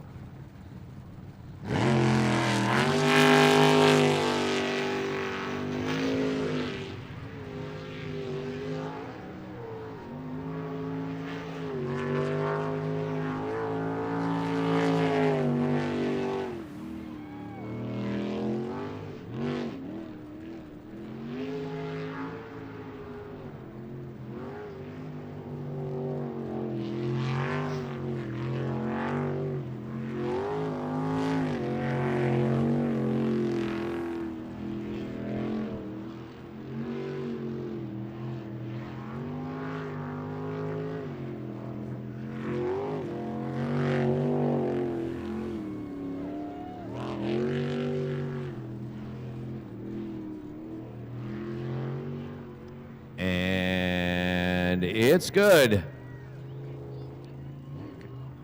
Letting off the throttle there towards that last stretch as he was heading towards the finish line. I don't think he's going to get a 47 either.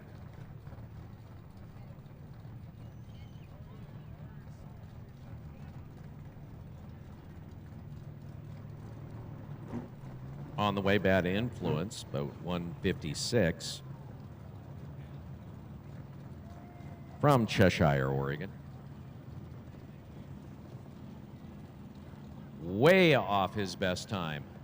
That was his slowest time today, a 52.43.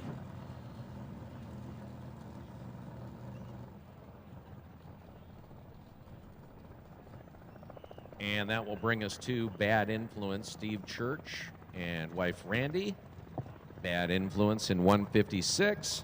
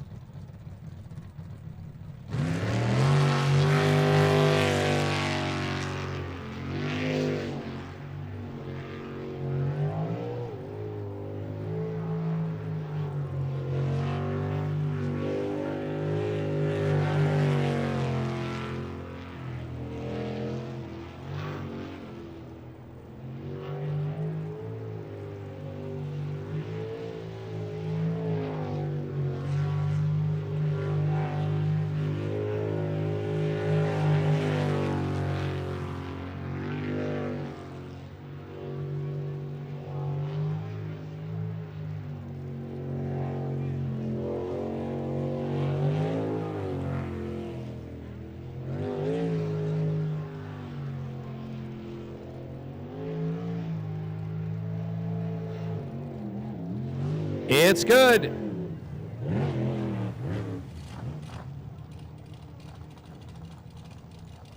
And he comes around. Boat 156. That boat, by the way, just got a new wrap to honor Randy's brother, who just re-enlisted for the military.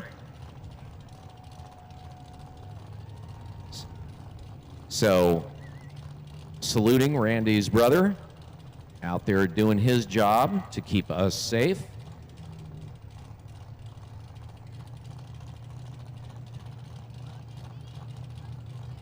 .53.20.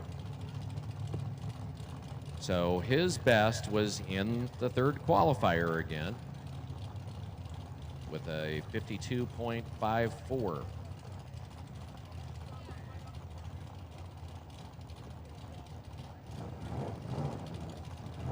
On the way, Mr. Bad Wrench. 3 DNFs in a row. 1 wrong turn, 2 wrecks. What will he do this time? Will Mr. Bad Wrench get a clean run? Will he wreck? Will he take a wrong turn at Albuquerque? What will Mr. Bad Wrench do?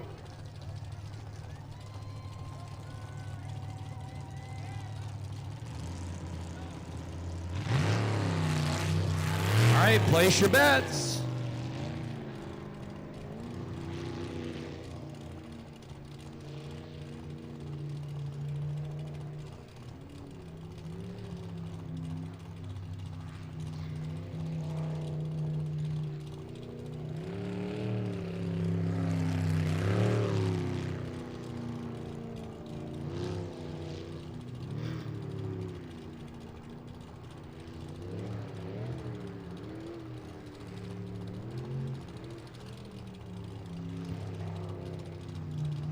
Okay, this is the furthest he's gotten. Still good.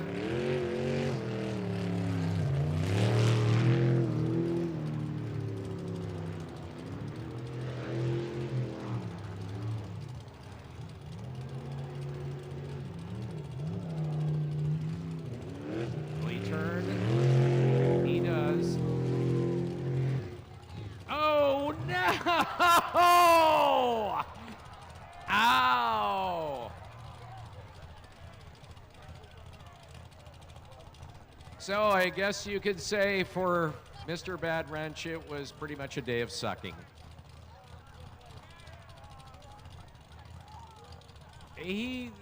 Yeah. 2 DNFs in one on that one. Didn't make the turn, then wrecked. And that is the end of the day of racing for him.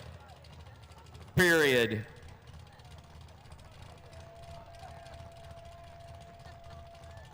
It was Mr. Bad Wrench's very, very no good, very bad day.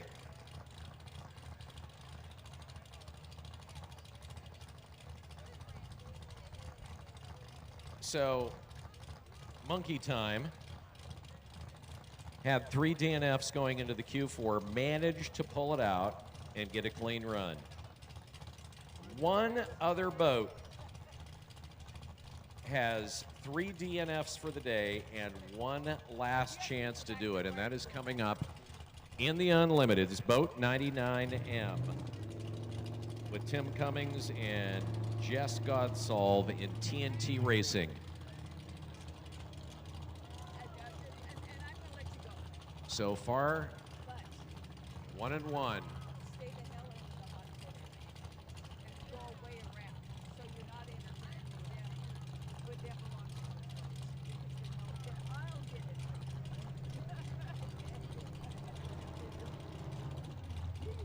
I'll get it. One final boat to go, boat 02 Livewire, Matt Denson and Von Trapp.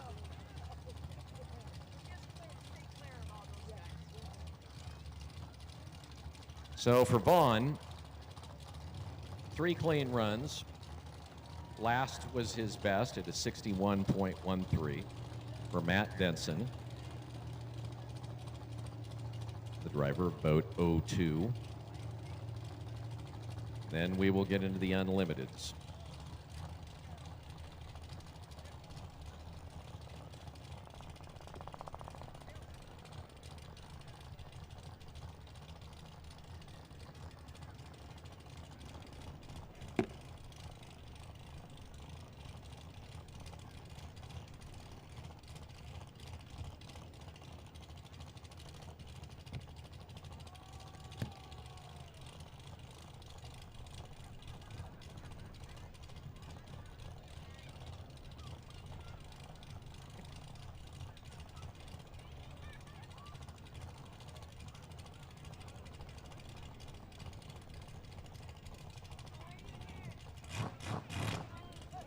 Here we go. Boat 02 leaving the trailer in the pool.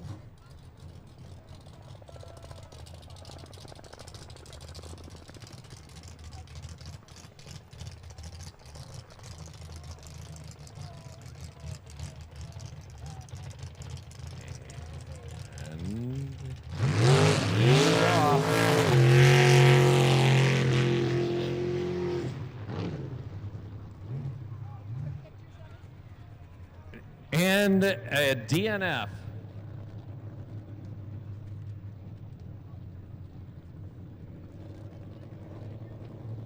All right, Unlimited class coming up. Our first boat out will be boat 556 in the Unlimiteds. Jolly Rogers, Dustin Springer, and Don Davis. Q2, Q3, 2 DNFs. Q1, a 51.19. That second DNF in the Q2 was a wreck, followed by a wrong turn. First 3 boats out will be boat 556, followed by 91, the Flying Hawaiian. And then boat 139M, Jolly Rogers, Eric Werner, and Tina Huff.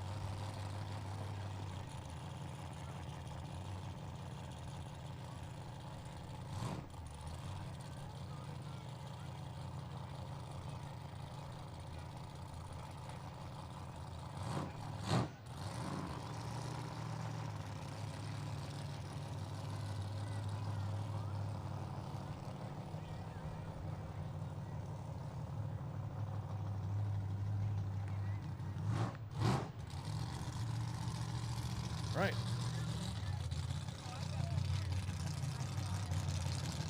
Jolly Rogers in the house, boat 556.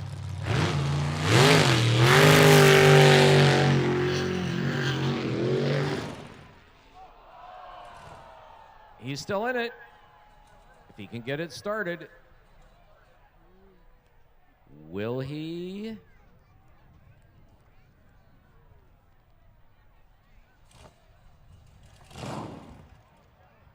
Will he?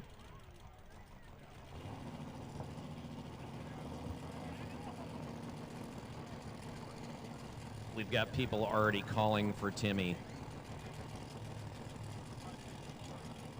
Still hasn't got it started. Safety crew's kind of hanging back. Moving over. More chance of Timmy.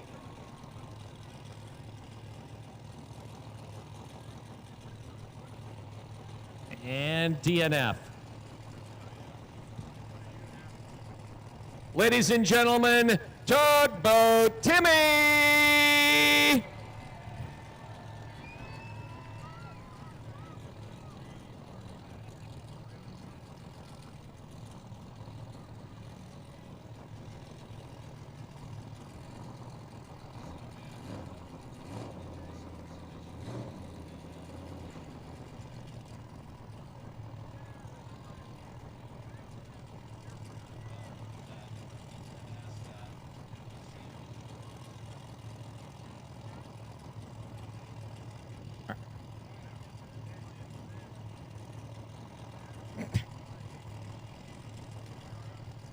All right, so I've been checking with the race officials about having Tugboat Timmy come out here during the intermission.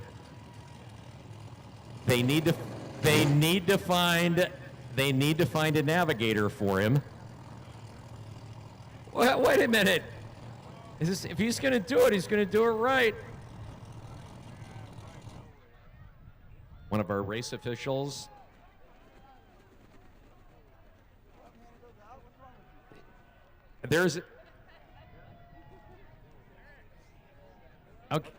Okay, we do have now a search going on for a navigator for Timmy. So we can see Timmy come out here and do the course. I will let you know that Timmy has not been asked yet.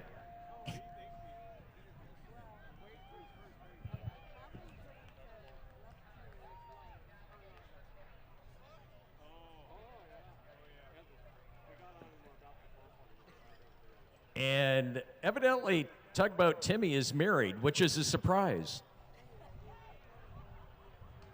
And the wife has said no. No, she will not navigate.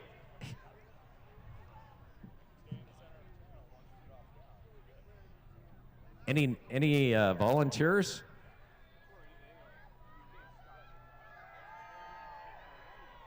Tugboat Timmy getting a round of applause from the beer garden.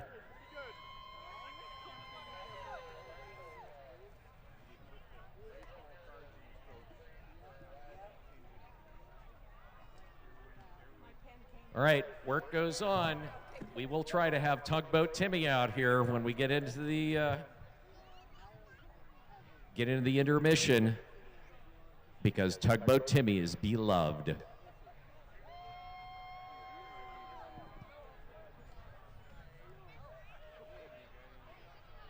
All right, so in boat 556, of course, we saw Dustin DNF. He still had one qualifying time, which was a 51.19 in the first qualifier. Flying Hawaiian out next in boat 91. His best was a 48.63 in the second qualifier, DNF'd in the third. And by the way, his boat's up for sale. I know you're sitting here thinking, could I do this? Do I want to do this? Would it be fun to do this? Yes, yes. You can go down in the pits, see Dustin, remind him that he scraped the bottom of the boat. Try to get yourself, a little bit of a discount. Hey, man, look at what you did to the bottom of the boat. This isn't like new. And he happens to be firing that boat up right now.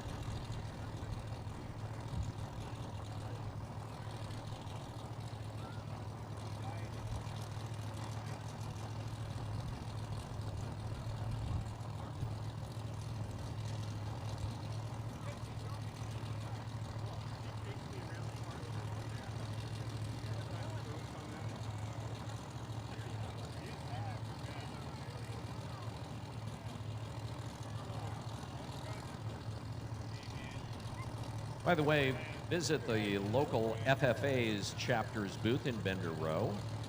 We've got some cool St. John swag, cotton candy, raising money for the National FFA Convention in Indianapolis, Indiana, coming up this fall. FFA, by the way, is the Future Farmers of America. Obviously in this area, which is very much ag-driven.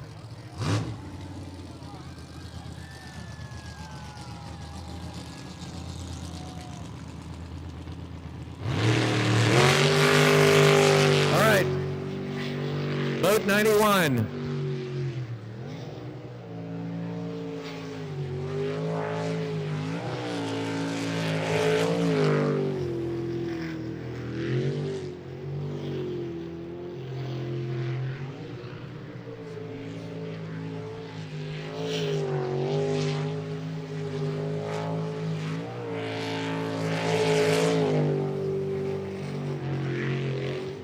You could be doing that.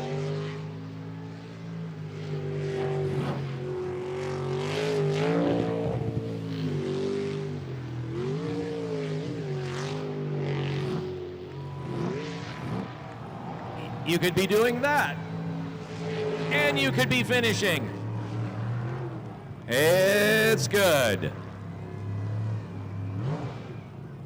Come on, admit it. You want to do that.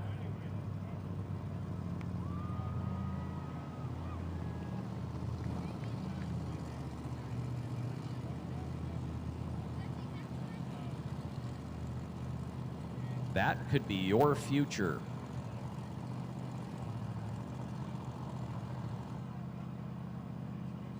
And just based on his time, he's going to be making it into the semis. And you could be doing that too. 48.63 was his best so far.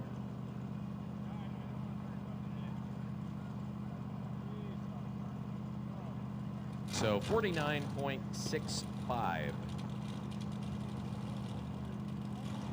About 139M, Jolly Rogers, Eric Werner, and Tina Huff.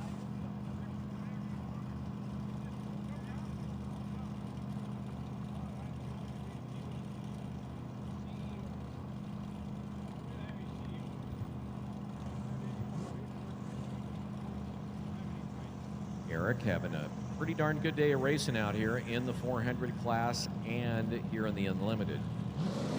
In the running in both classes, most definitely.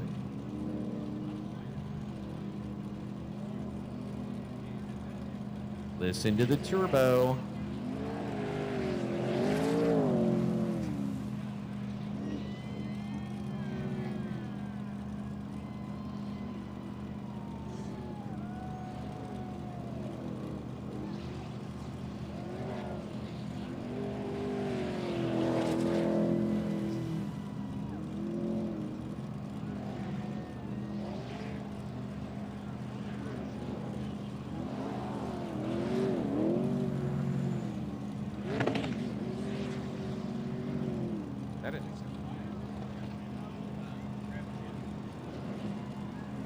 It's clean.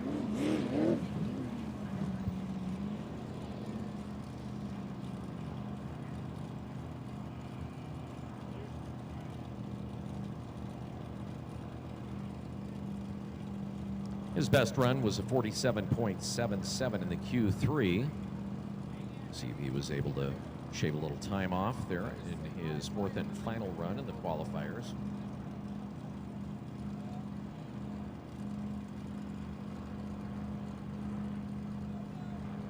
For 8.71.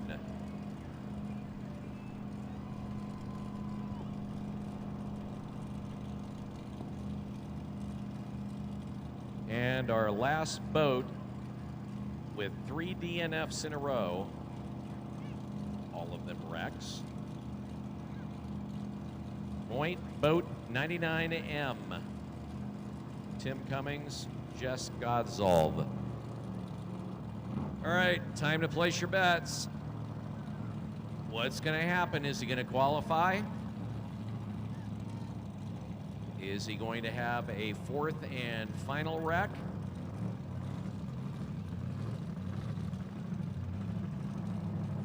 What will happen? Place your money now.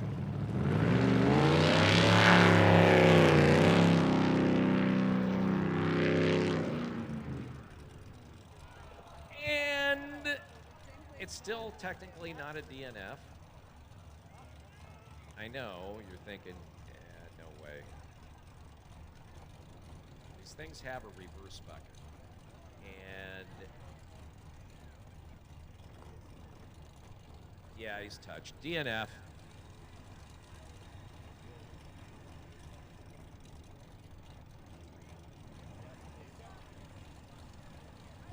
So, going into the 4th qualifier, of the 3 boats that had nothing but DNFs, 1 put in a clean time, which was monkey business.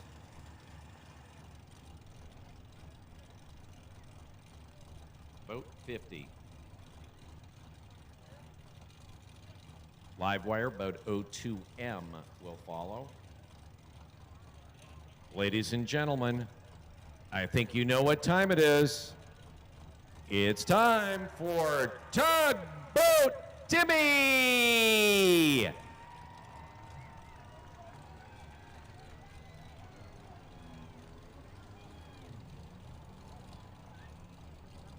Look at the power. Look at the speed. Look at the glare off his forehead. It's Tugboat Timmy.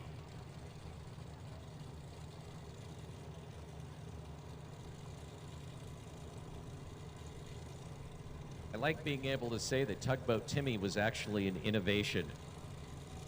It's fun saying that, because he was.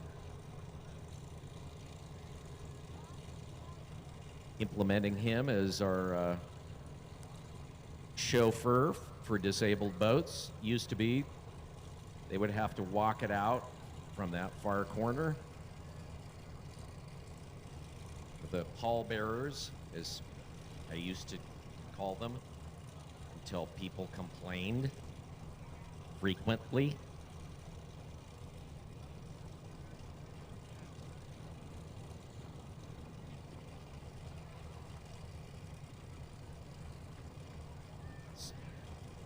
Sort of a modern day carriage ride here. Hey, Beer Garden, give it up for Tugboat Timmy. Do you want to see Tugboat Timmy run during the intermission? Beer Garden? Do you hear that, Timmy?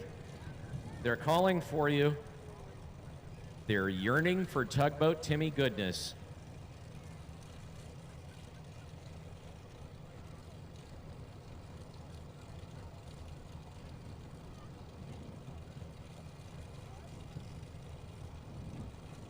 On the way, boat 02M, live wire, Von Trapp, Matt Denson. They'll be followed by boat 111, Poison Ivy. Our Kiwis. Joining us from Wanganui, New Zealand. Coming over here for racing in the States. We'll hear from Rob coming up during the intermission.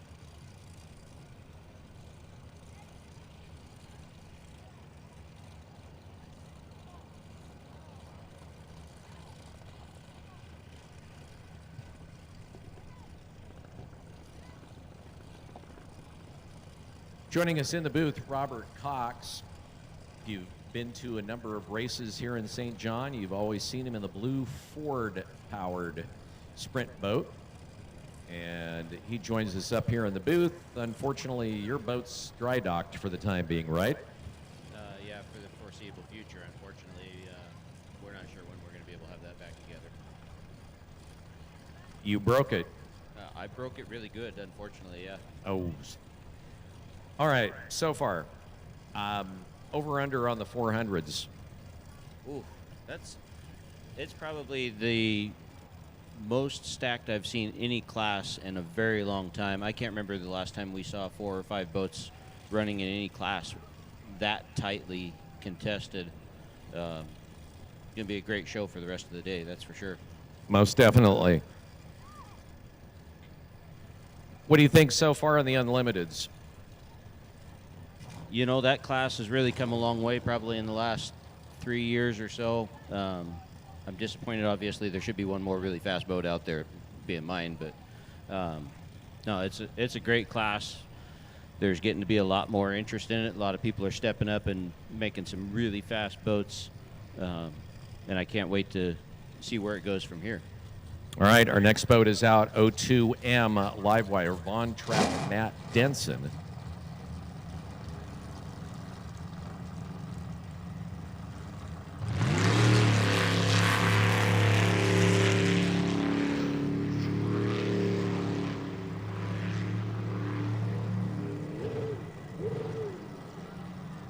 No, don't do that.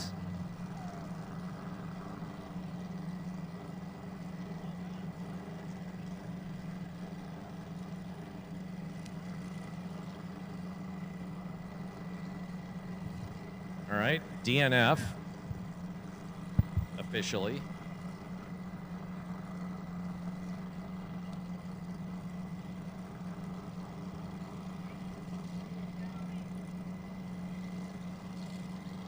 This is probably one of the oldest hulls live wire here. No, this is the new live wire hull, actually. There are old ones sitting back in Squim. This is the old Rum Runner boat that Jeremy Brewer built and had the twin turbo motor in there for a while.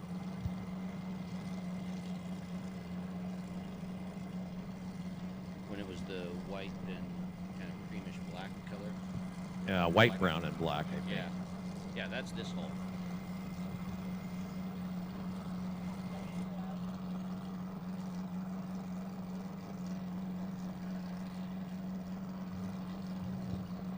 Vaughn was a longtime crew chief, working kind of with Team TNT and the former Livewire owner, even though it wasn't, like Robert said, this particular boat.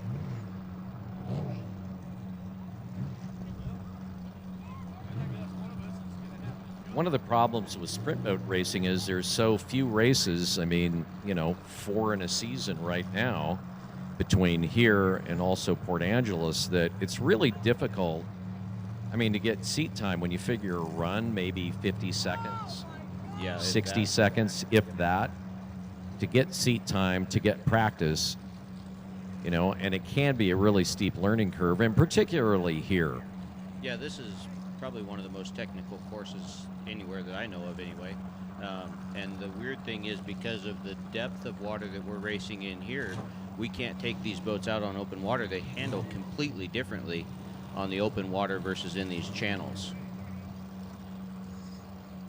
One thing you'll notice that they don't handle chops or choppy water very well at all. And you can see it when they hit their own wake. There's a couple of spots around here where they hit their own wake, where water is essentially creating a frequency back and forth between the islands and the channels.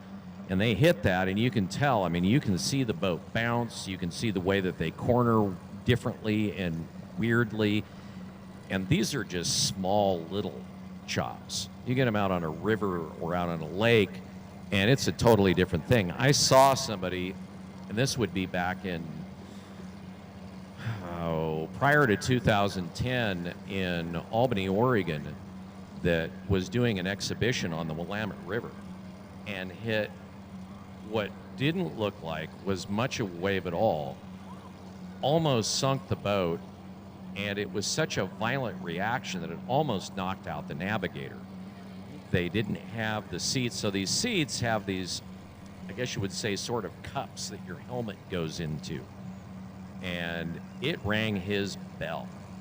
Well, and the fun part is, if you go back further than that to when I started watching in '94, we actually used to do buoy races on the Columbia River at the same place where they do the hydroplane races.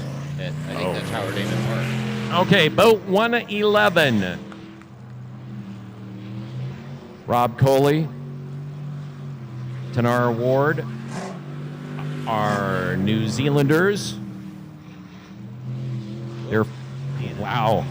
Their first time here at Webb Slough. DNF.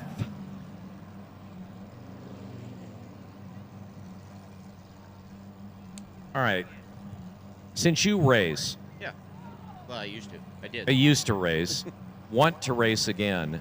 How hard is it to see where these corners are when you're out there on the track? Because the driver and the navigator are sitting maybe 2 feet off the top of the water. So, and it depends on which channel we're talking about and which direction we're coming from. Like if you look at the one up by the little donut island when they're taking off and that first really hard left-hand turn, that inside channel, you can't see that until you're right up on it, to the point where I had to actually pick up other landmarks to tell me where I was at to start preparing myself to make that turn, because you can't see that channel until you're driving past it.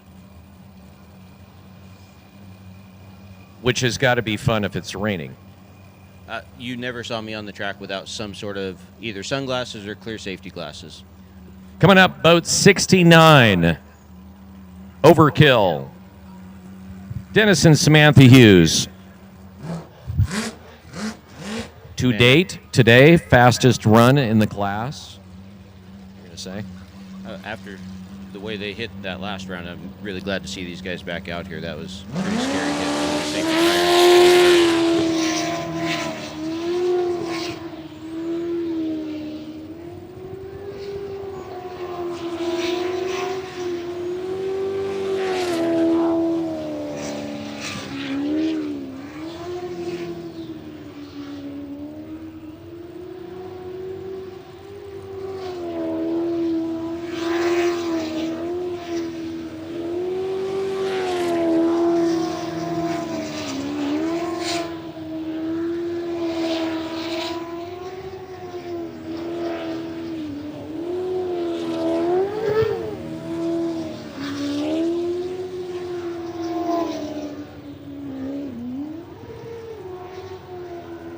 And it's good. Clean run. Well, it definitely didn't seem to affect the boat very much.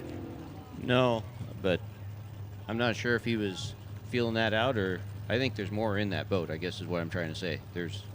He's not showing all his cards yet, which is typical. Kind of typical for Dennis. He doesn't want you to know what he's got until it's time. Right. He'll hold that off until the quarters, usually quarterfinals and finals. Yeah. 48.73, the official time. His best was back in Q2 with a 47.16, which happened to be the fastest run today on the course. And our next boat coming up, 66M. Dylan Cummings, Mike McEnany, part of TNT Racing. His last run, also his best, with a 52.72.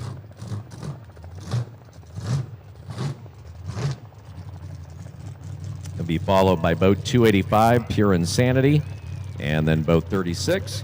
And then after that, here we go. We are racing.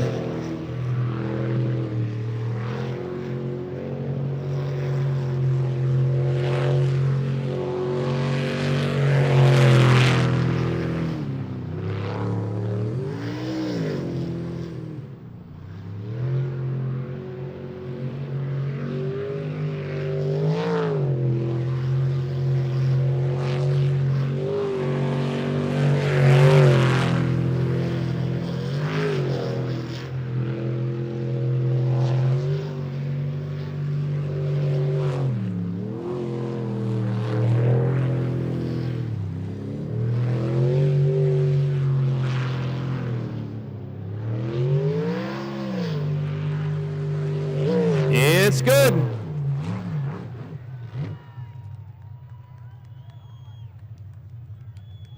I think that might have been his best today. third qualifier was a 52.72.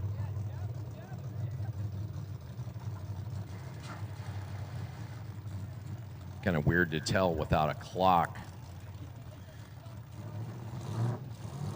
The anticipation kills us.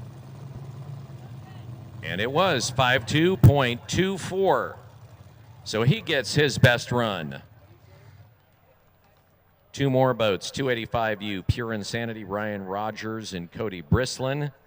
And then Bad Habit, boat 36, Scott and Jalen Rapp.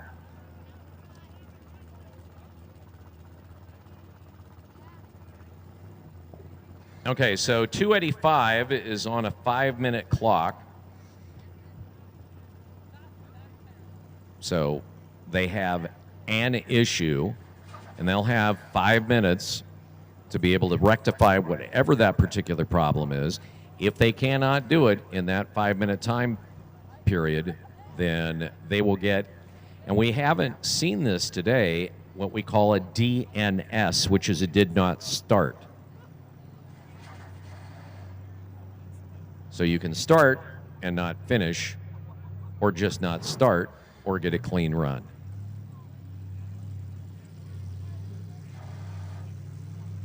So this, again, the unique boat, 36, part of what's called the LS class. And really, because of the engine, there's really no place to put them other than the unlimited class based on the rules.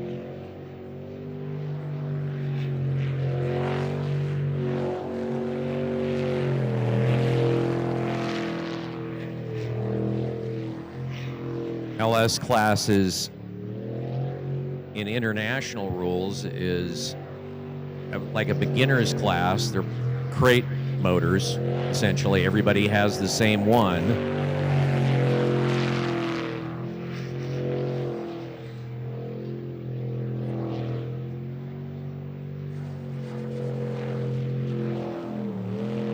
And since the unlimited class pretty much allows anything, he's in the unlimiteds.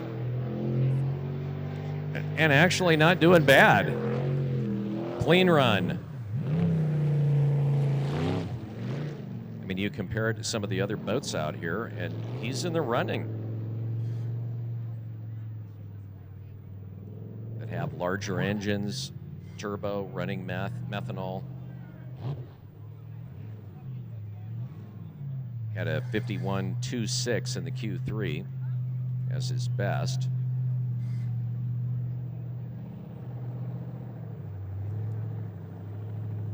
Actually, pardon me, that was a 53.48. Looking at the wrong line.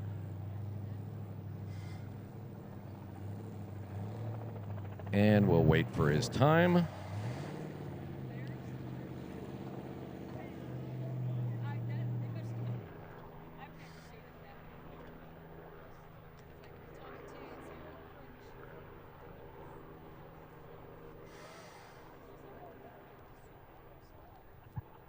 So 53.96.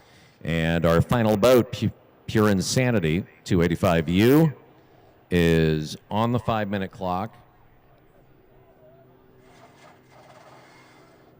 And they've got about 3 minutes left on their clock.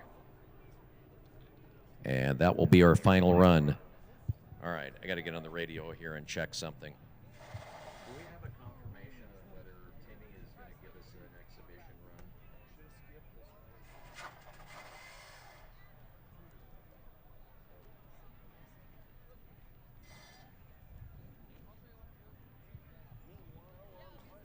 Okay, so Robert, you're watching the live stream right now. What does it look like they're dealing with? Well, I can see him wrenching on something in the back of that boat. It kind of sounds like it might be a starter issue. I can't tell. That's about the only thing that I know of that would be back there. But and they're reefing on it. Yeah, that sound that I keep hearing, it sounds like a starter motor of some sort having an issue, which is sad because I know that Ryan Rogers is a super smooth driver. I was looking forward to seeing him get more comfortable with that boat and really start laying into it as the day progresses. I wonder if Napa has one.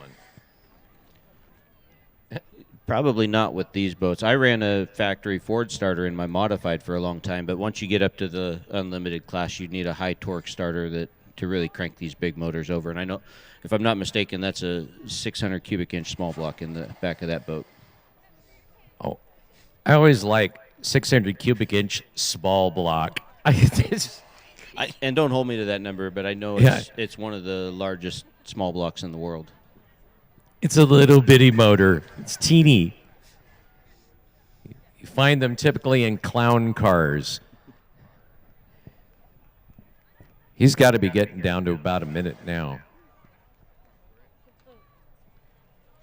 So The good thing is that this is happening at this point in the day where hopefully they can get it back into the pit if they need to and work on it during intermission to get it to start for get it going for the eliminations when it really counts.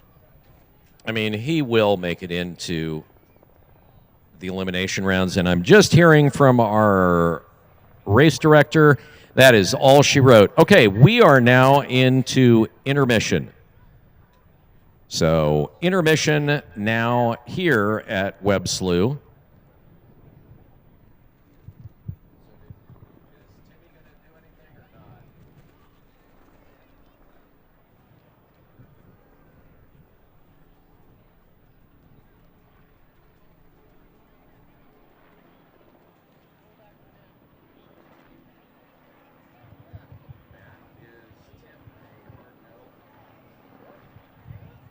We're still waiting to get an idea of whether Timmy is going to give us an exhibition or not.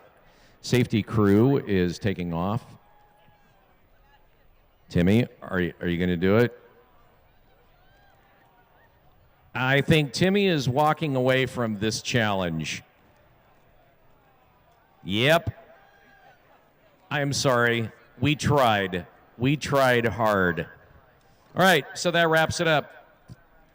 Fourth and final qualifier. Right now, what our timing crew is doing, they are going through all of the times, the best times for each boat, and they will figure out who will make it into the elimination rounds, the money rounds,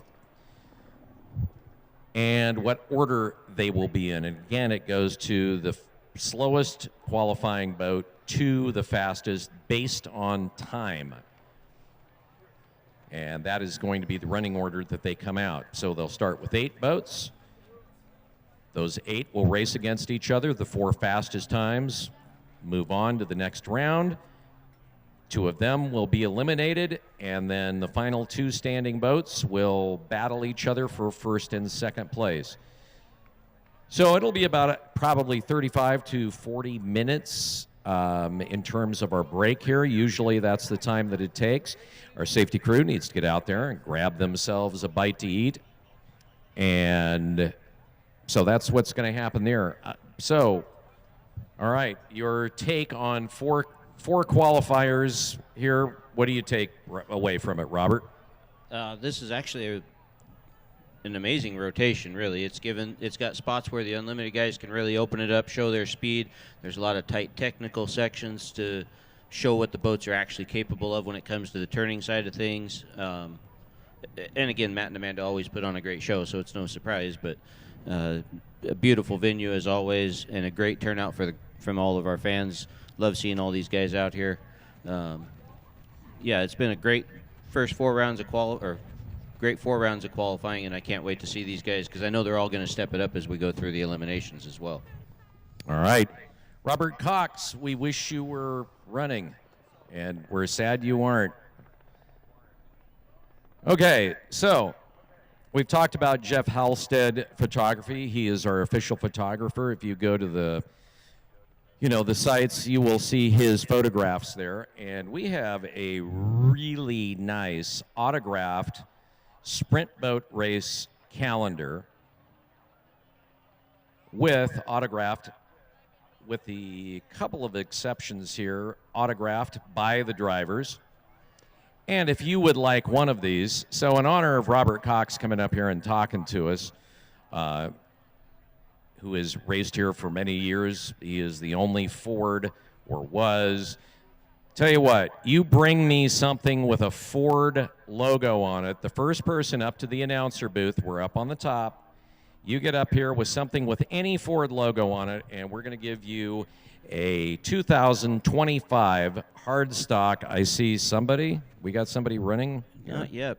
I saw his wife checking out the back of his shirt because I can see it's one of my shirts from here. Oh, is it? Okay.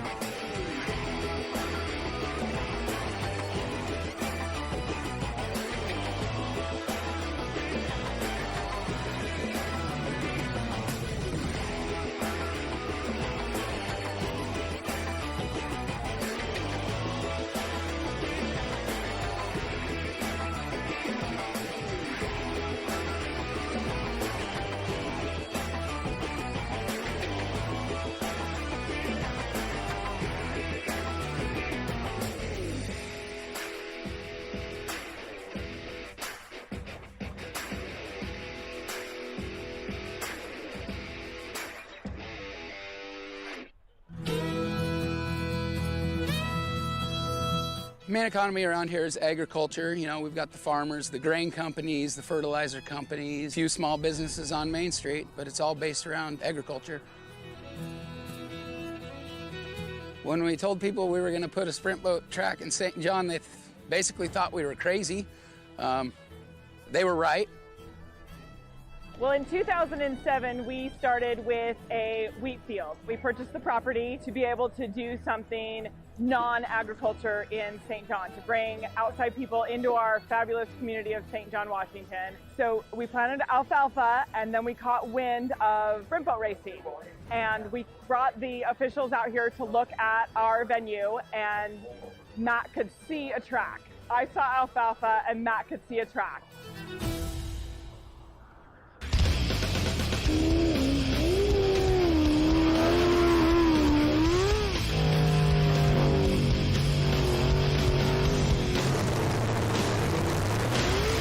It's just developed into this haven down in the Palouse it's like it's a destination for people to come to. The grass is green, it's well manicured. There's no track in the world that is as well groomed as Webb Slough.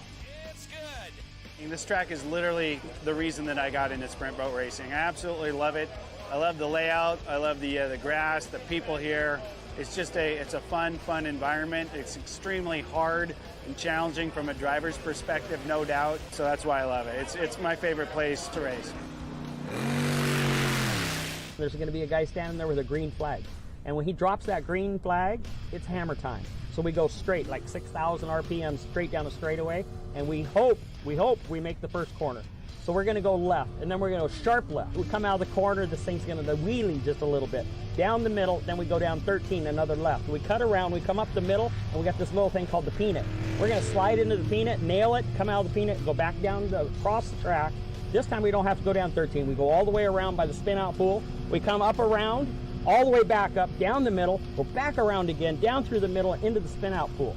And that's at about 80 miles an hour, and don't lift on the gas. Turn the wheel, then lift.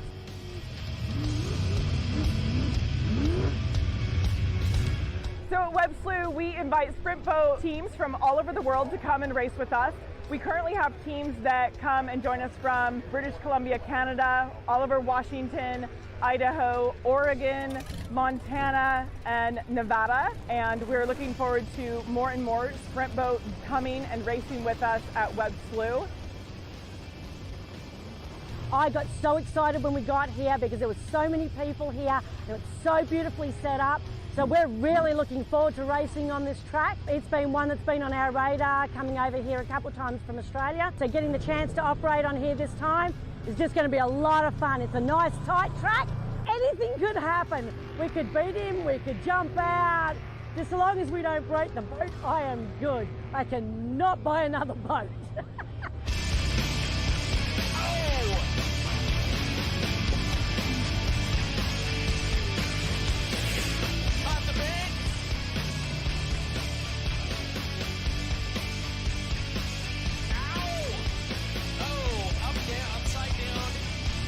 Is out. Pilot is out.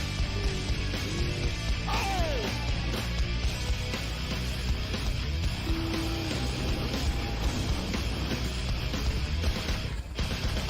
Yeah, we're good.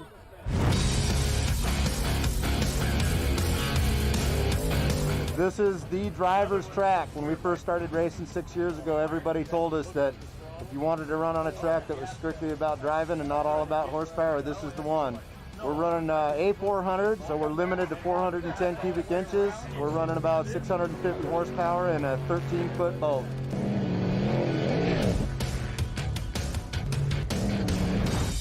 We have 2 races a summer. We have one on Father's Day weekend and one the weekend before Labor Day. What it takes to put on a race like this is great support from a great community. We have almost 200 volunteers out here working the gates, selling camping passes, setting stuff up. In general, the whole town just gets behind this and helps out and makes it happen. Couldn't do it without them. Well, the events that have built up around the race, they have a trivia night down at the Rialto Tavern on Thursday night. They've got a golf tournament at the St. John Golf and Country Club today called the Canuck Cup. We got the show and shine on Friday night down on Main Street. Packs everyone on Main Street. One of the churches runs a shuttle bus from the campground here to Main Street so they can get people back and forth from camping to downtown. Well, after we have the award ceremony, there'll be a nice fireworks display. So basically, it's turned into a whole weekend event. No, I love it. I've been doing this for 12 years. I've been sponsoring Matt here at the Slough. It's been wonderful, and I'm addicted. It's a great sport. You can't find anything better. Hard to remove the smile off my face. For a month before, I'm going crazy. Ask my employees. Yes. Nothing's more fun. And I love the fact that you don't have to be like a motorhead or a NASCAR fan. Our fans get into it. We have fans from the ages of 2 to 92. And everybody loves sprint boat racing, and it's so much fun to watch. It's such a fast-paced sport where we have one boat after another. It is non-stop.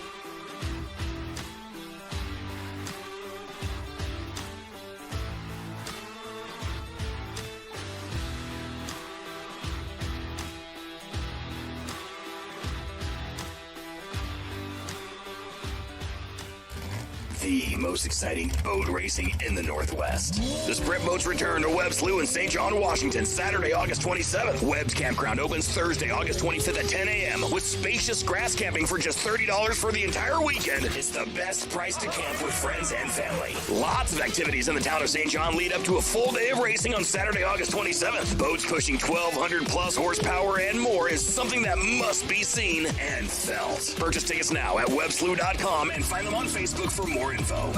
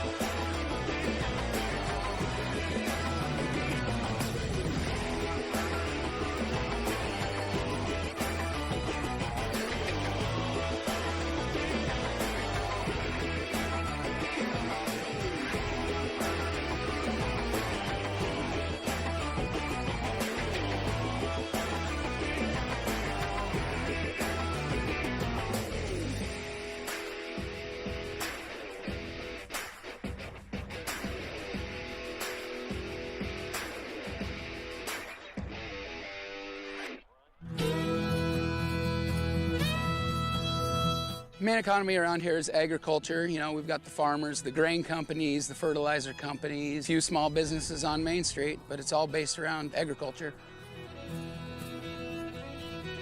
When we told people we were going to put a sprint boat track in St. John, they basically thought we were crazy. They were right. Well, in 2007, we started with a wheat field. We purchased the property to be able to do something non-agriculture in St. John, to bring outside people into our fabulous community of St. John, Washington. So we planted alfalfa, and then we caught wind of sprint boat racing. And we brought the officials out here to look at our venue, and Matt could see a track. I saw alfalfa, and Matt could see a track.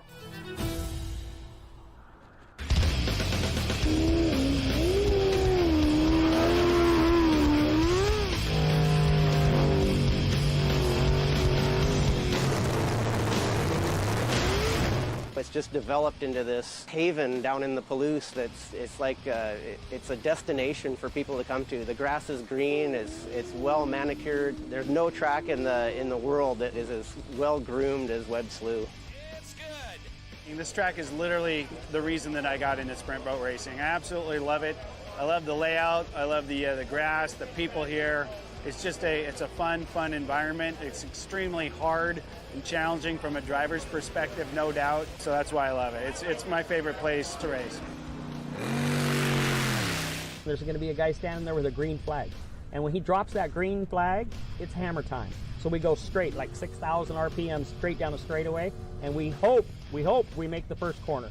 So we're going to go left, and then we're going to go sharp left. We come out of the corner, this thing's going to wheelie just a little bit. Down the middle, then we go down 13, another left. We cut around, we come up the middle, and we got this little thing called the peanut.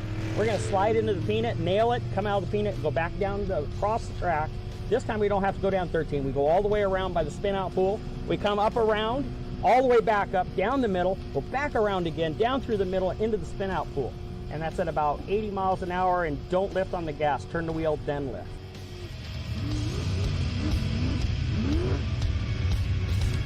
So at Webb Slough, we invite sprint boat teams from all over the world to come and race with us. We currently have teams that come and join us from British Columbia, Canada, all over Washington, Idaho, Oregon, Montana, and Nevada. And we're looking forward to more and more sprint boat coming and racing with us at Webb Slough. I got so excited when we got here because there was so many people here. It was so beautifully set up.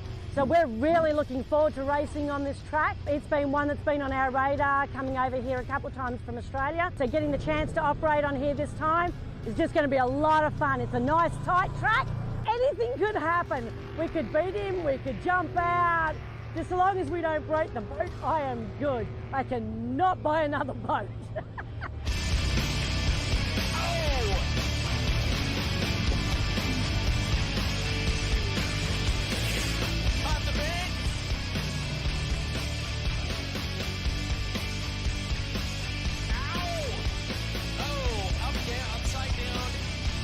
Is out. Pilot is out. Oh!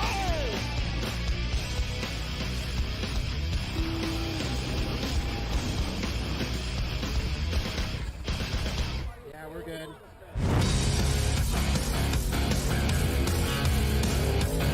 This is the driver's track. When we first started racing 6 years ago, everybody told us that if you wanted to run on a track that was strictly about driving and not all about horsepower, this is the one. We're running A400, so we're limited to 410 cubic inches. We're running about 650 horsepower in a 13-foot boat.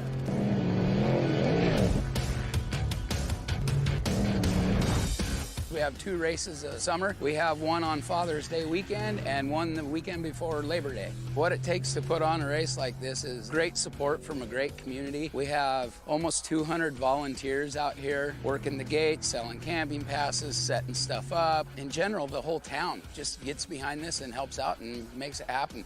Couldn't do it without them. Well, the events that have built up around the race, you know, they have a trivia night down at the Rialto Tavern on Thursday night. They've got a golf tournament at the St. John Golf and Country Club today called the Canuck Cup. We got the show and shine on Friday night down on Main Street. packs everyone on Main Street. One of the churches runs a shuttle bus from the campground here to Main Street so they can get people back and forth from camping to downtown. Well, after we have the award ceremony, there'll be a nice fireworks display. So basically, it's turned into a whole weekend event. No, I love it. I've been doing this for 12 years. I've been sponsoring Matt here at the Slough. It's been wonderful, and I'm addicted. It's a great sport. You can't find anything better. Hard to remove the smile off my face. For a month before, I'm going crazy. Ask my employees. Yes. Nothing's more fun. And I love the fact that you don't have to be like a motorhead or a NASCAR fan. Our fans get into it. We have fans from the ages of 2 to 92, and everybody loves sprint boat racing, and it's so much fun to watch. It's such a fast-paced sport where we have one boat after another. It is nonstop.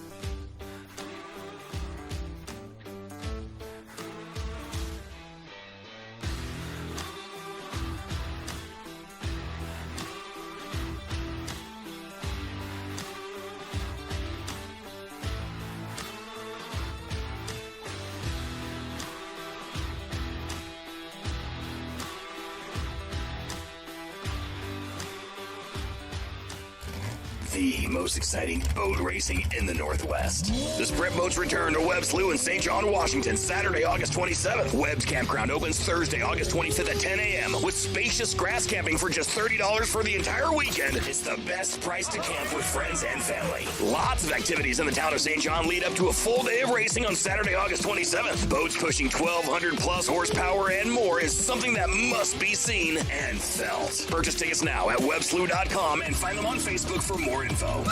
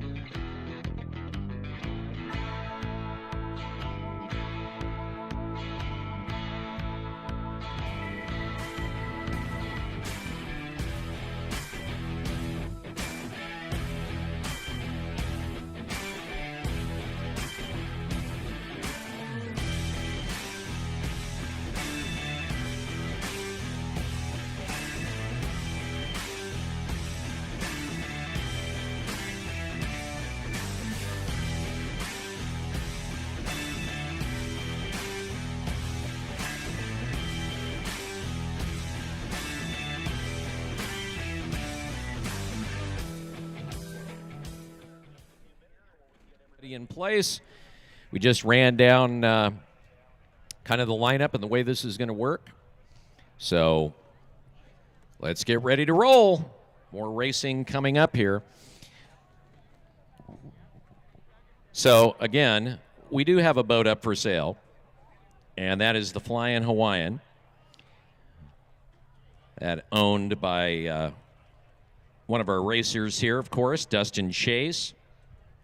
He is getting a brand new boat, and he would like to sell the old Flying Hawaiian as he gets that taken care of. So let's talk a little bit about that with Dustin. And he is the Flying Hawaiian. Dustin, so you were out here, what, last June? It's been since June last year that I was out here. We had some mechanical issues that put us out for the rest of the season last year, but we're back and ready to rock. And here you are in the Unlimited class, and kind of an interesting race for you because, one, obviously trying to win, and number two, you're trying to sell the boat because you want to buy another one. I've actually built another boat, and so I'm eager to test it out, but to finish that boat, I got to get rid of this one, and to get rid of this one, I got to prove this thing today. Okay, so have you had a chance to take a look at the rotation? I have. It looks really fast, so it's going to be down and dirty. It'll be a good spectator race. No doubt about it. So talk a little bit about the boat. It's a slipstream hull. It's got a 431 cubic inch methanol injected. It's just under 1,000 horsepower. It's a rocket ship. I was going to say, so it doesn't go fast. it scoots right along.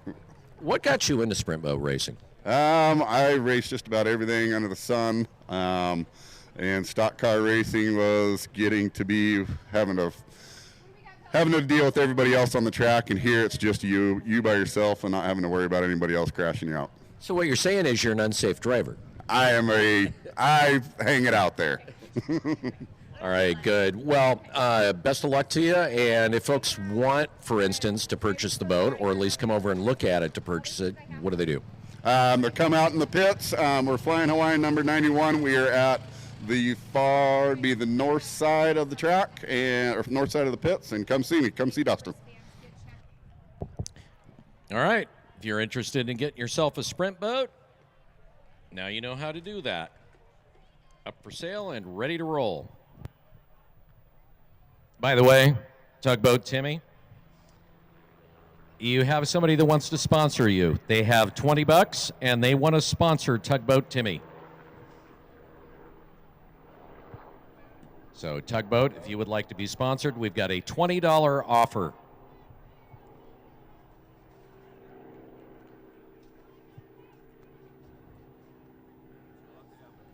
Again, safety crew members, officials, and Jeeps, need you all to get to your official locations, and we'll get racing underway here shortly.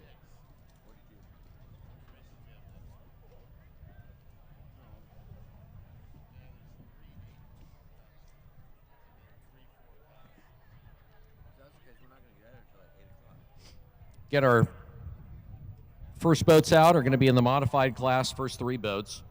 Going to be boat 03, which is full tilt, Sheldon Glebe and Savannah Pattern. 154A, which is Purcell Racing, Jeff Purcell and James Goldberg, and that'll be followed by boat 509, Bad Idea, Eric Petring and Scarlett Taylor. The way this works is we'll start off with 8 boats. The 4 fastest boats move on to the next round. Those 4 boats will race against each other in their particular class. 2 fastest boats move into the finals, and they'll race against each other.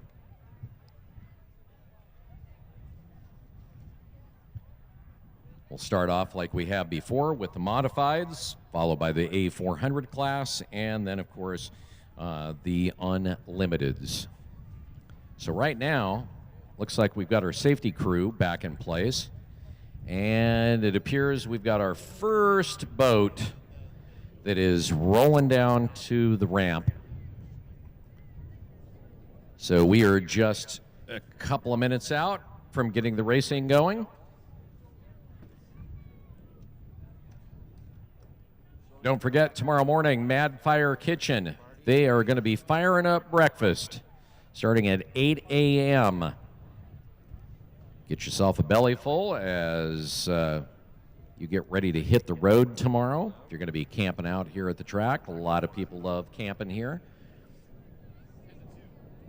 So that will be tomorrow morning at 8 a.m. A big thank you to all of our VIPs on the top terrace today, too. All of your drink purchases in the VIP beer garden actually supports the St. John's Gun Club. And over in the beer garden, when you're enjoying your Coors products over there, you're helping to support the St. John Golf Course.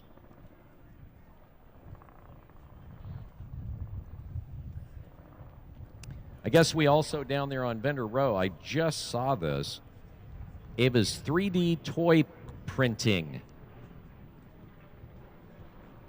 down there. Guano Loco, of course, has their booth down there. Very cool gear, or as they like to call it, badass gear. Lots of yellow swag.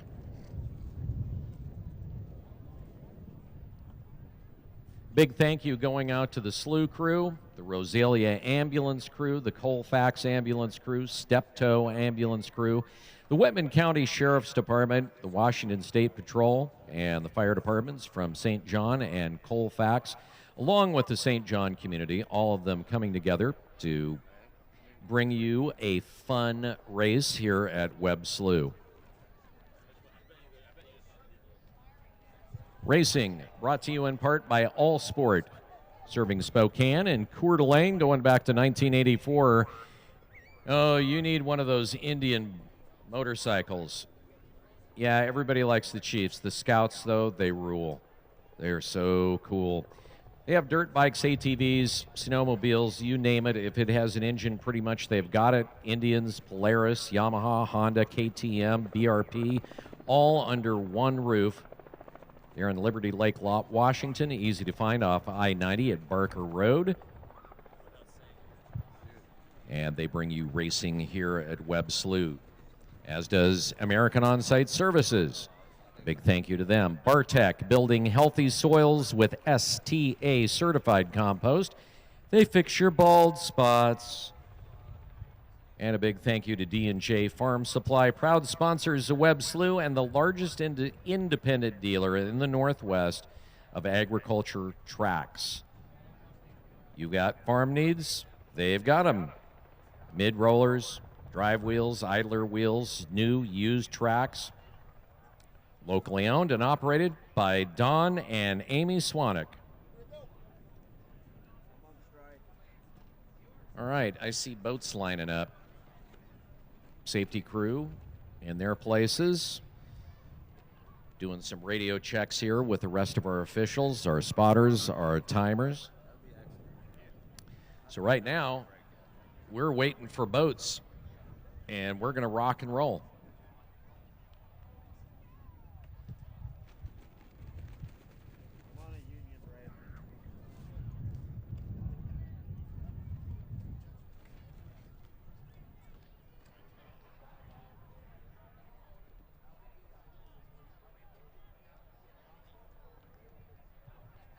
A reminder, you can catch the live stream and a recording of today's live stream after the races, courtesy of our friends at ILF Media, also known as Intelligent Life Forms. They're out here doing all of the streaming today. You'll be able to see that on the Webb Slough channel on both YouTube and also on Facebook. They do a great job out here. We want to thank them for their work.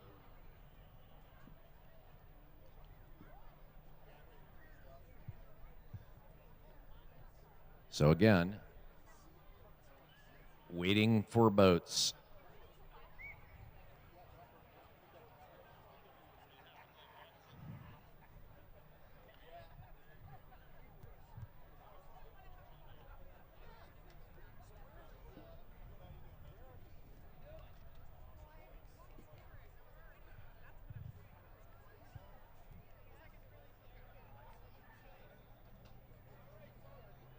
have to say, this is about one of the most perfect days for racing out here.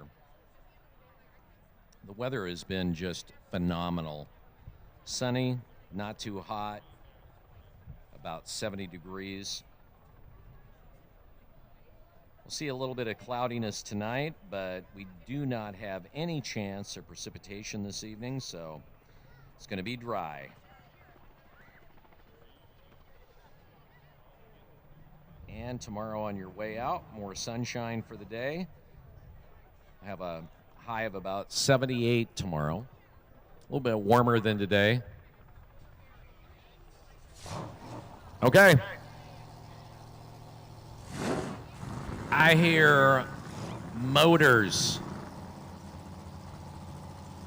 All right, everybody, you ready to see some racing? These are the money rounds. Go fast or go home. 8 boats hoping to make it into what we refer to sometimes as the 4 cut. The semifinals to the quarterfinals to the finals.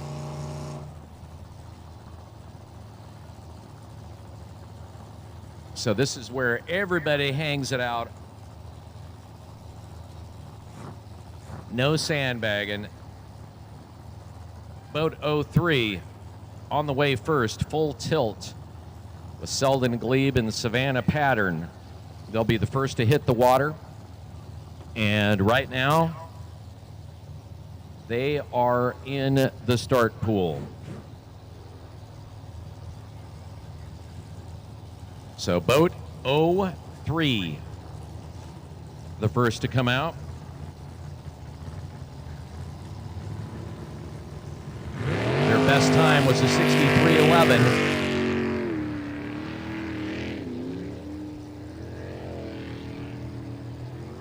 And if they want to survive, they need to bring it all.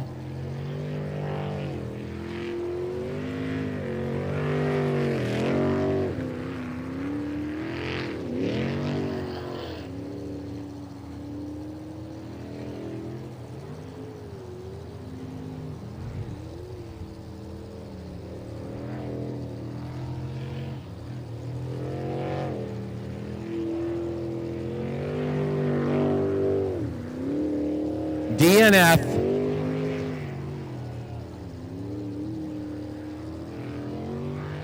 All right, DNF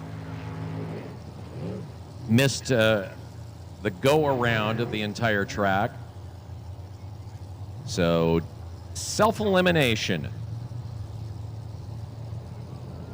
for boat 03, full tilt. That means that boat 154A will roll in with Jeff Purcell in the driver's seat. His nephew James Goldberg navigating for him. If you recall, this is the boat we were watching earlier that just about every left turn you would hear it cut out. Whether they had time after their final 4th qualifying run and during the intermission to be able to get under there and figure out what's going on. We'll find out. So 154 is on the water off the trailer and headed for the start channel. Second boat out, first boat eliminated. Boat 03 with the DNF, 154A on the way.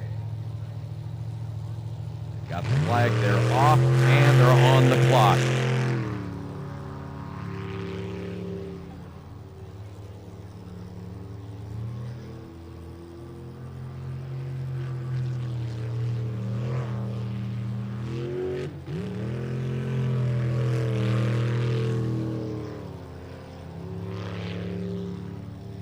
Well, I will say it somewhat sounds like that maybe they got that problem fixed.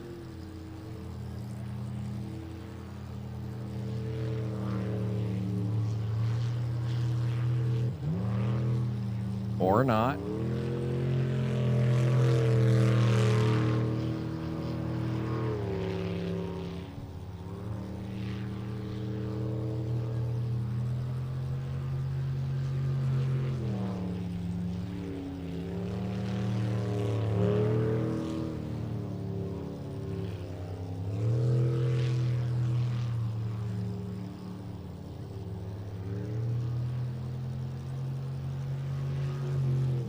And it's good.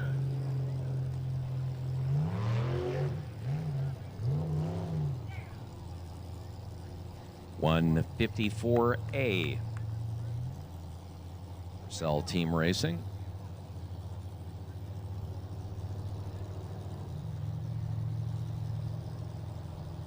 On the way, boat 509. Bad idea. They'll be up next.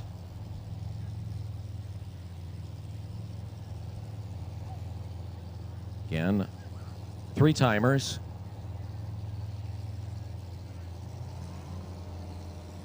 .72 for boat 154A. That is a 67.72 with 509 on the water. And coming out and ready to roll again, 154A. Purcell Racing is 67.72. 509 now. Bad idea. Eric Petring and Scarlett Taylor. Their best run was a 61.51.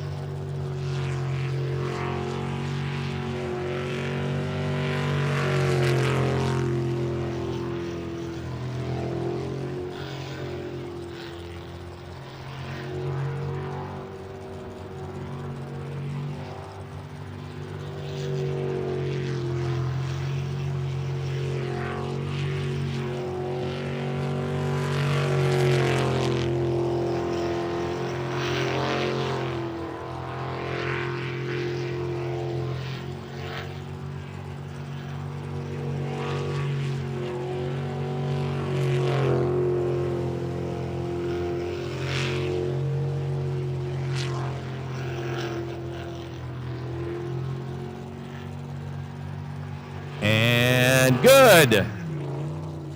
Clean run.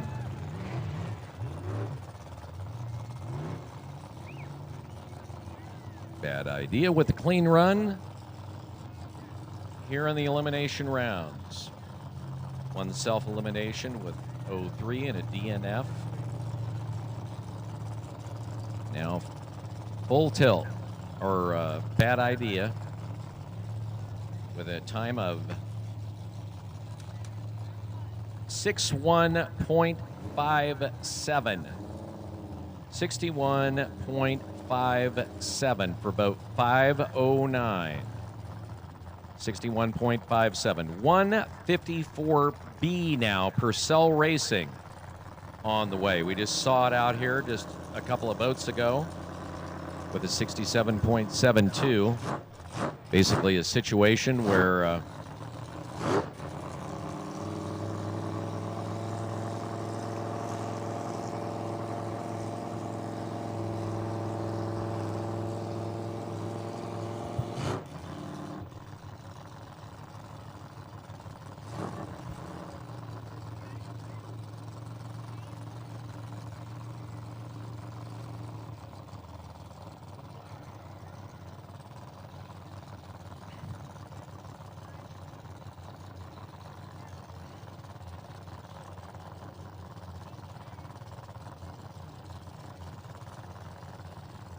so 154B on the way.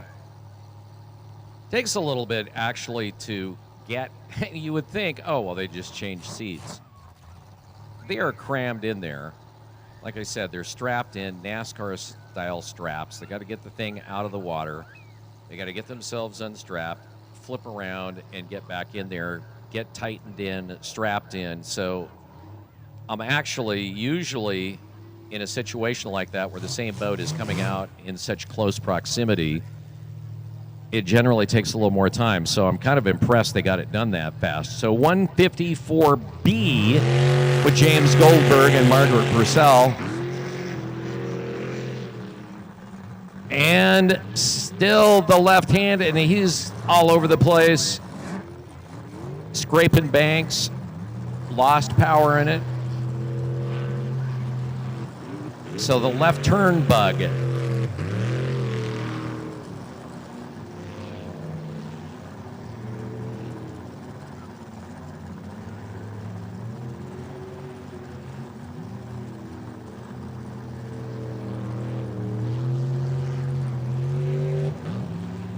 Definitely makes for a frustrating day of racing when you're chasing gremlins, and it's a gremlin they've been dealing with since about the second qualifier.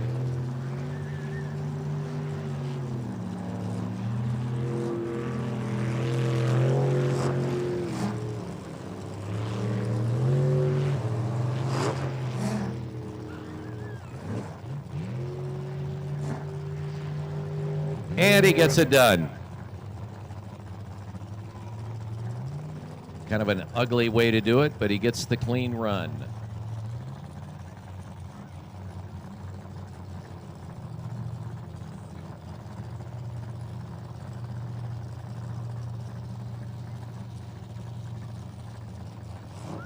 .145 will follow. 4 decisions, Jason Perkins and Kyle Bellis.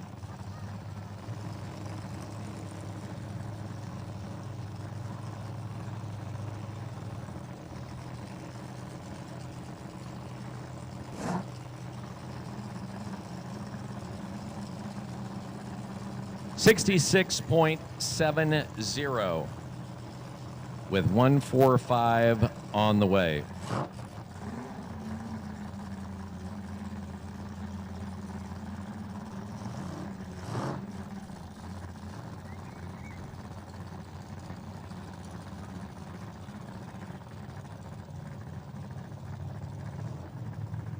.145 is the Poor Decisions boat. Their best time earlier today was in the second qualifier with a 54.55.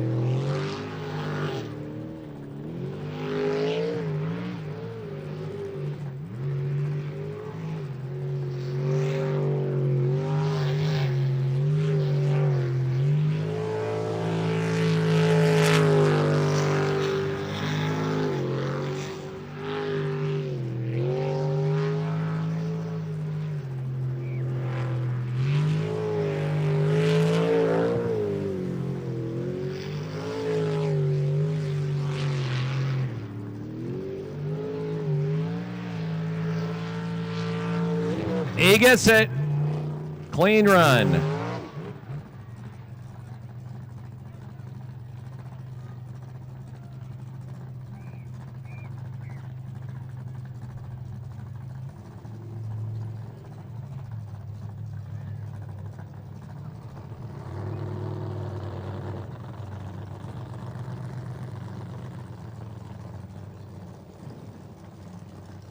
All right, official time. 56.71. All right, on the bubble then is going to be 154A. Anything better than 67.72 and 154A Purcell Racing will be eliminated. So they are on the bubble with boat 611 coming out. Slippery Pickle, Jess Denton and Terry Lamb. Their best run today was a 53.35. The Spicy Dills.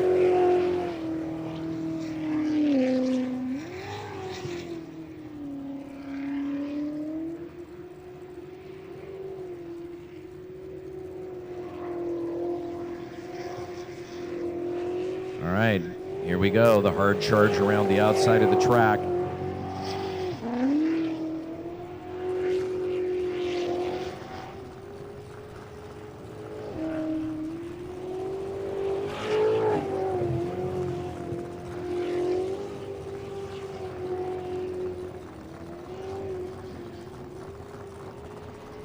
It's good.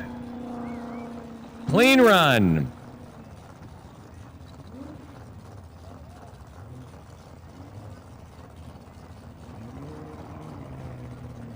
So definitely the Pickles picking it up. So the time to beat, 67.72. I think it's pretty safe assumption that 154A will be eliminated.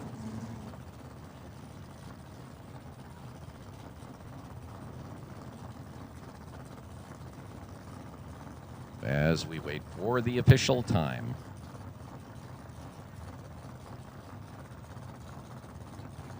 Boat 55 will come up next. 54.66. So 154A eliminated. Now on the bubble, 154B with anything better than a 66.7. They're gone. And boat 55 on the way. Checkmate. Frank and Kelly Tofty. Toftemark. Their best was a 53.13.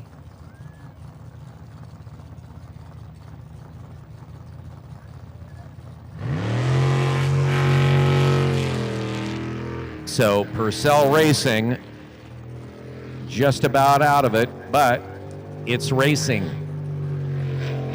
A couple of DNFs, and they could still be in it.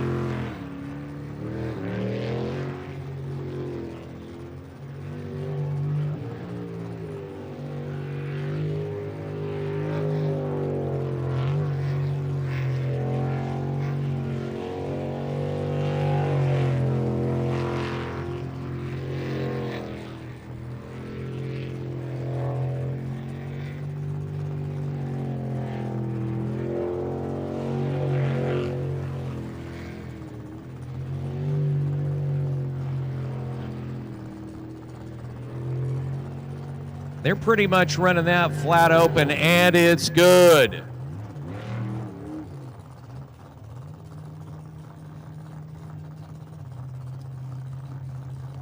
Pretty much open that up all out.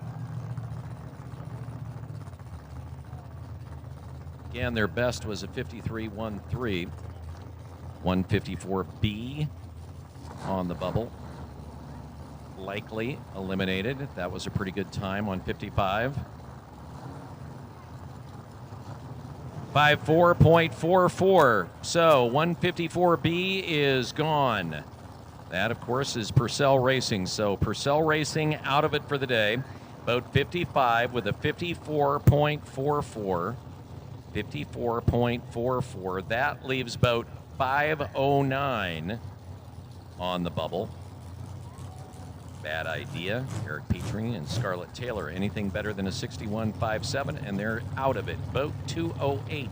Jolly Rogers, TJ Burrows in June. They had a 52.8 as their best time back in the second qualifier.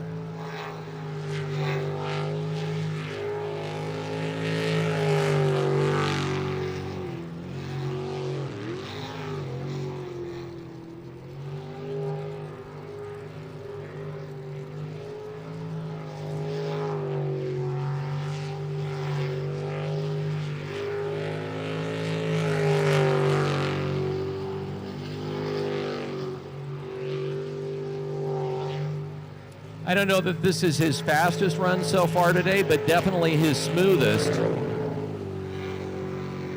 Well, up until that point. And now he charges for home, and it's good.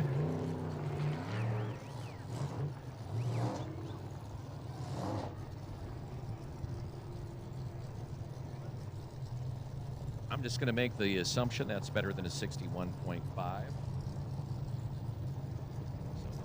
They fall in the hierarchy with boat 208.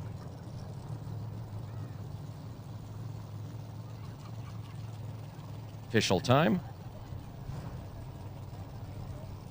54.06, so boat 509 now officially eliminated. So in the modifieds, this is going to be kind of fun coming up in the forecut. Boat 145 had a 56.71, but 3 boats all in the 54-second range. Boats 6'11", 55, and 208. 6'11 with a 54.66, 55 with a 54.44, and 208 with a 54.06. That will be the order that they will also come out.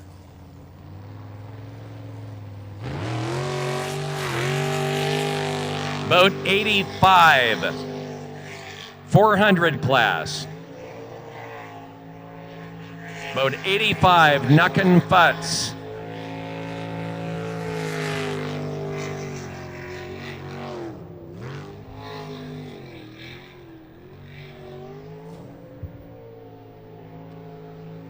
Brad Castle and Dakota Hembach.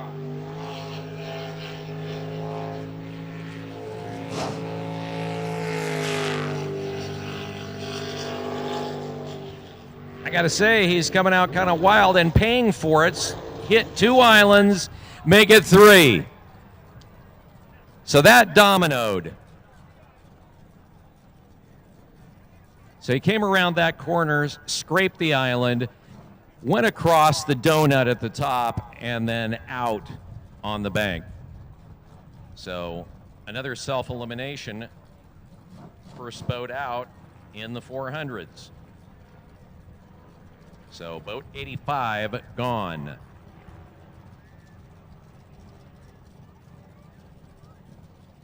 So again, boat 145 in the modified class, when we get into our quarterfinals here, will be out first, Poor Decisions, followed by 6'11", Slippery Pickle, Jesse Dent and Terry Lamb. Then boat 55, Checkmate, Frank Toptemark and Kelly Toptemark, followed by boat 208, the Jolly Rogers, TJ Burrows, Keith Brownsberger. And again, 3 of those boats, 6'11", 55, and 208, all within 0.6 of a second of each other. All falling into that very small window of 0.6 of a second. 54.66, 54.44, and 54.06. Fortunately, Knuckin' Futz was able to get themselves off after they kind of knucked up.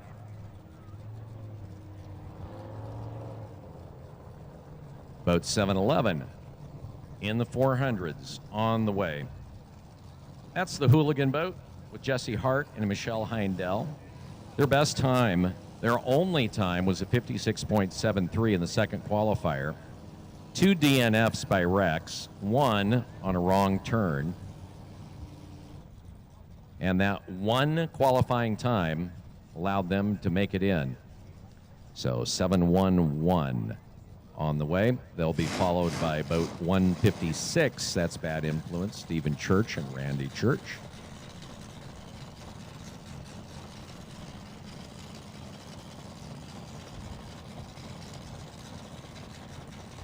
Racing brought to you today by Greenboro, the off-screen printer and embroider for Webb Slough. They do custom in-house designs, screen printing. You can visit them in the historic Hilliard neighborhood of Spokane or online at Greenboro, GREENBURO.com for any of your screen printing needs. 7-Eleven. He's had a rough day. Still managed to make it in.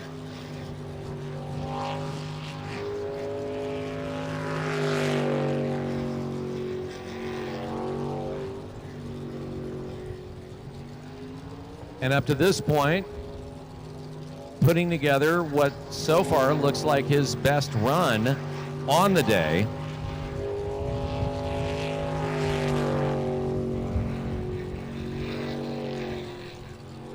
Wide on that corner. Is he going to go hit the bank? No. Sucks up crud. Oh, bad announcer. That was such an announcer jinx. I suck.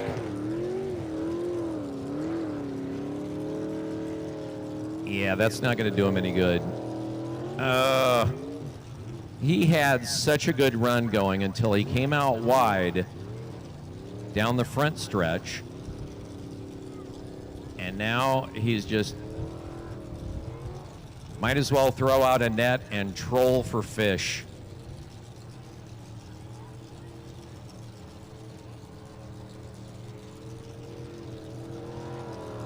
Because everybody likes the Slough grayling. Well, there you go. The run was clean, at least. For both 7-Eleven, Hooligan, Jesse Hart, Michelle Heindel. They can say they made it into the 8 cut in a fairly competitive class.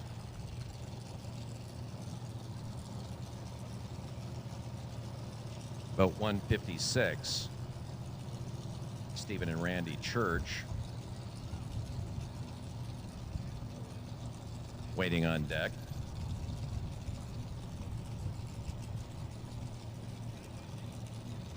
Okay, if they don't get eliminated, it's going to be a miracle. Their time, 86.15. A minute 26 seconds. That's a hard way to end your day. That officially, I think, is the longest time so far today. Let me go back and, yeah. Well, I guess that's something. All right. The Churches.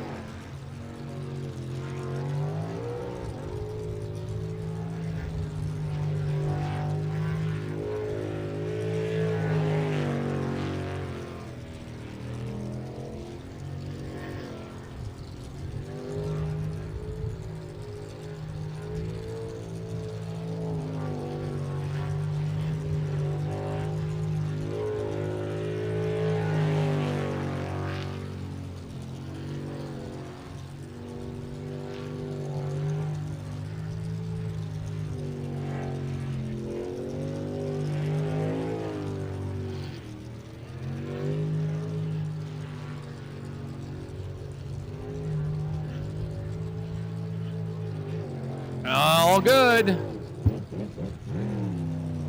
They get it done, nice and clean. Their best was a 52.54 third qualifying run. See if they can best that.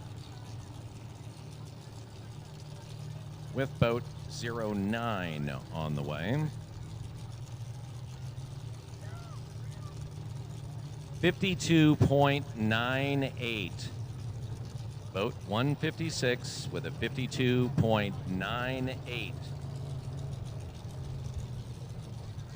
So again, 52.98 for boat 156. Not their best run of the day, but their second best out of 5 runs on the water.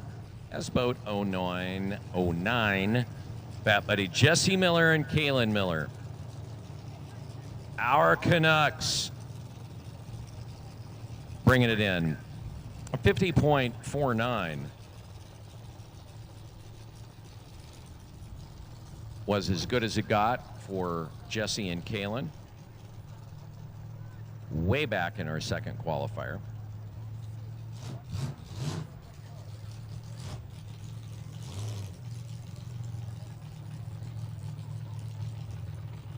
And they are in the start channel. Green flags down, they're off.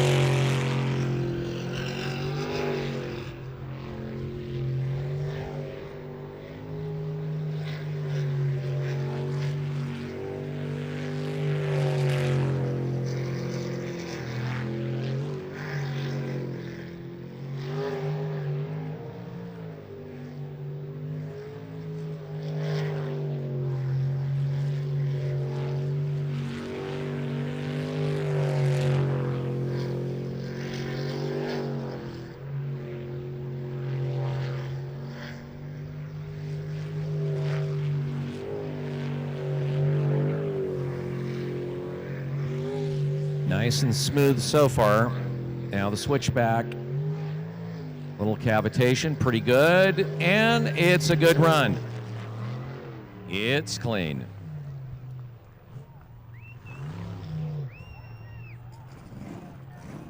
Boat 09.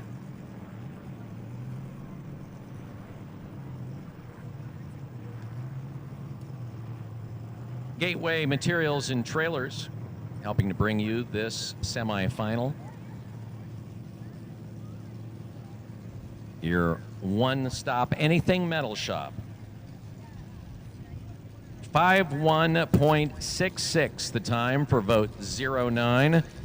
09 again with a 51.66. Gateway Materials and Trailers, they do it all. Steel, aluminum, stainless steel, CNC cutting and fabrication. Full line of trailers. From equipment to dump, enclosed goosenecks, everything. Covering you for over 50 years from Lewiston, Idaho.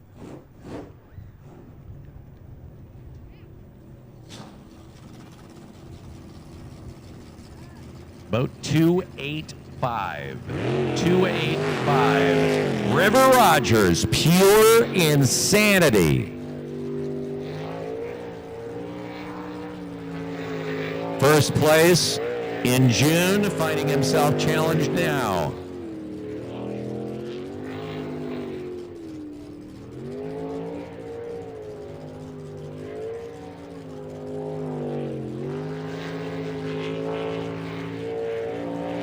Wide on that corner, hangs on to it.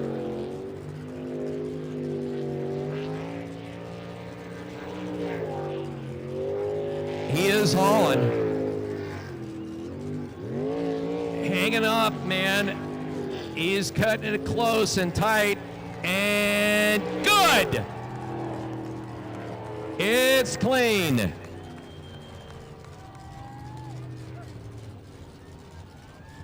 Totally hanging it out.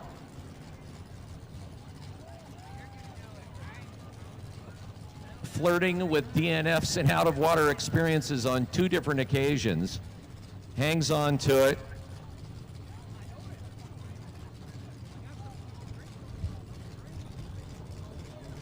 Again, River Rogers in pure insanity, 285 with an official time 48.62. So his best run was a 47.9. He had a 48.75. So solid run with boat 360 on the way. Jolly Rogers, Eric Werner, Jennifer Farmer. His best run was a 47.86.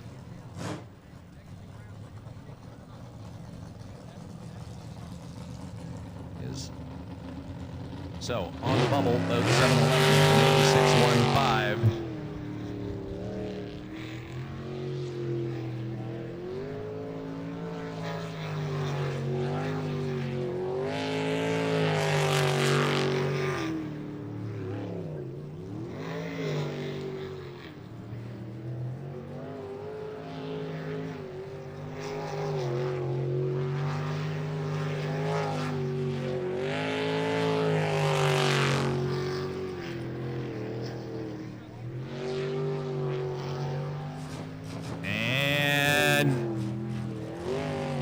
Doing good, nice and smooth.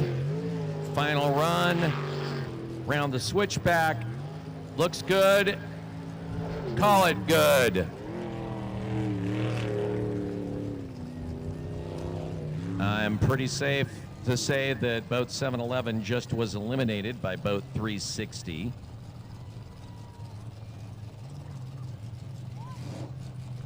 We'll wait for a time.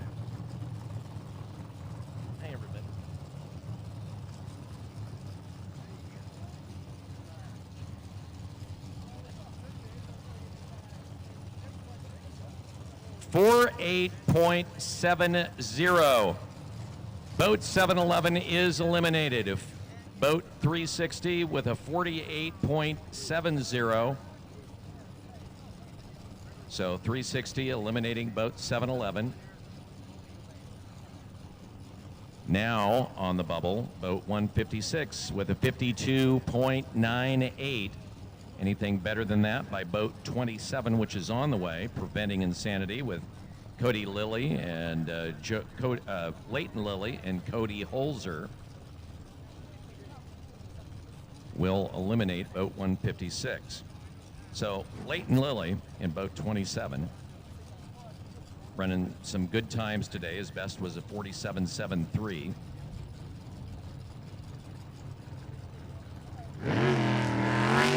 And here we go.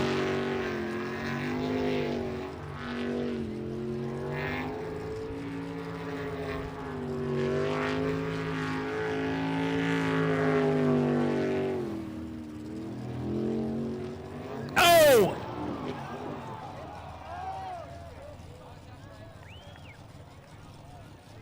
All right, safety crew on it. Nasty wreck.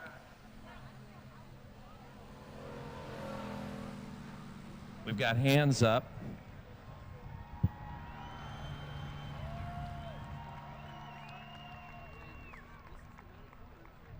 That's going to be a bell ringer.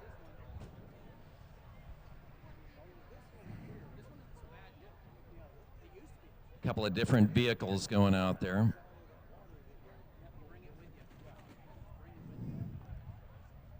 Wow. He was moving hard, and that one area right there, I wondered early on today if that wasn't going to be a trouble area, and a lot of drivers skimmed that area. He just flat out hit that thing square in that particular part of the rotation, and it just went gunny from there.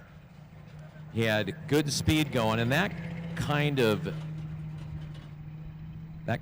wreck where instead of hitting it straight on, hitting it hard on the side is one of those accidents where it is going to roll and just do crazy things.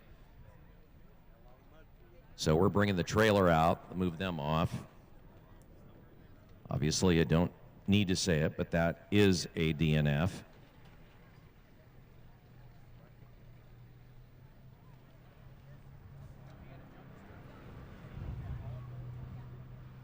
Trailer brought out.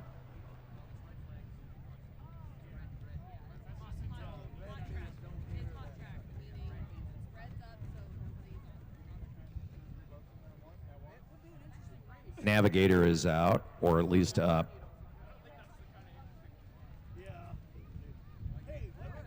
Leighton, on the other hand, as we've mentioned earlier, due to a motorcycle wreck racing, motocross, is paralyzed from the waist down and controls the boat with hand controls on the steering wheel.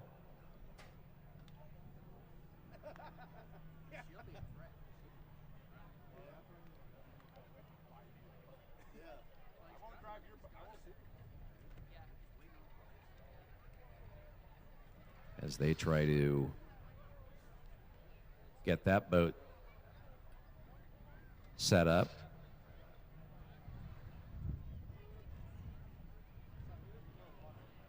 So there is an example of the kind of punishment that these boats can take and why that roll bar is so critically important. You're doing rolls and endos. These boats can take a real beating.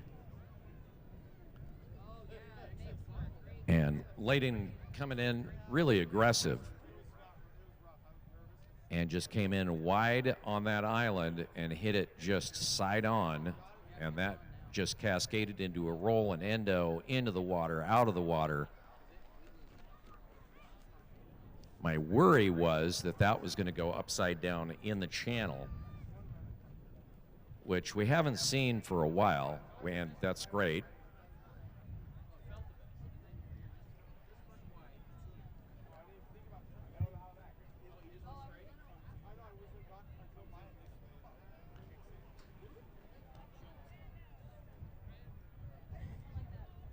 Lousy way to end the day for Leighton Lilly in boat 27.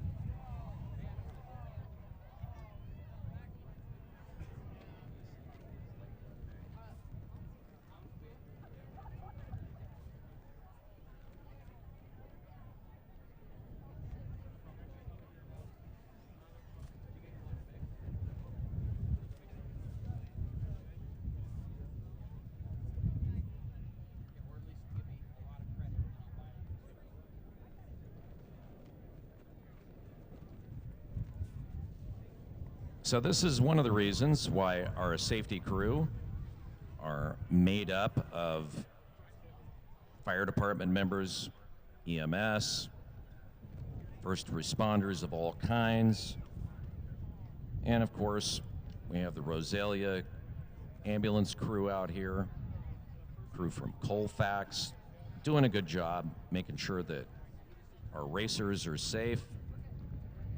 Give it up for our safety crew. They're out here doing fine. They're clapping. So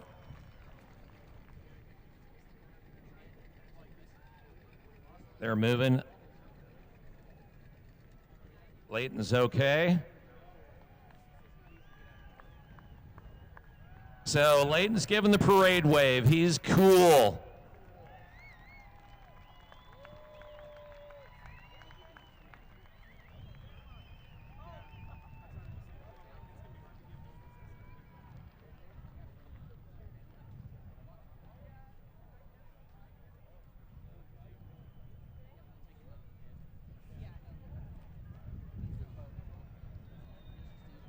Yep, he's got his helmet off. They're good. Give it up.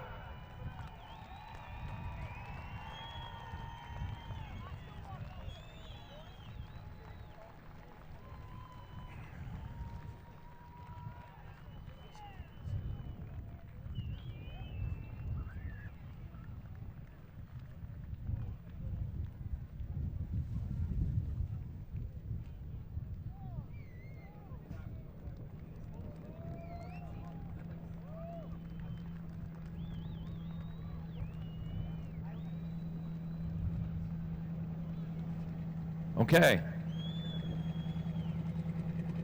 Hey, safety crew, thanks. Another good job.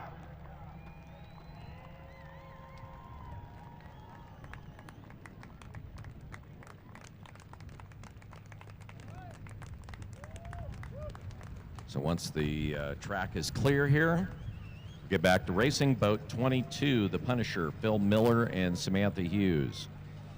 Their best run was a 47.56 early on.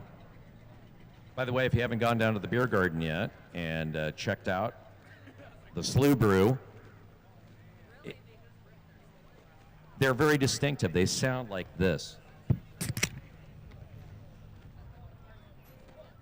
Yeah, pull. Exactly, pull. And they go down easy. I'm just saying, they go down easy. Oh, we have Amanda Webb, namesake of Webb Slough. Hey, Slough fans, thank you so much for being here this weekend. We love you guys coming to St. John, Washington and spending the whole weekend with us. Thank you so much for all your generous support of our volleyball team this morning. They are going to all have new uniforms this fall, and we are so grateful for you. Thank you for supporting our middle school basketball girls that have been selling peaches and our football team that was carrying chairs this morning. I have never seen so many grateful people and generous people in my entire life. Slough fans, you guys are the best.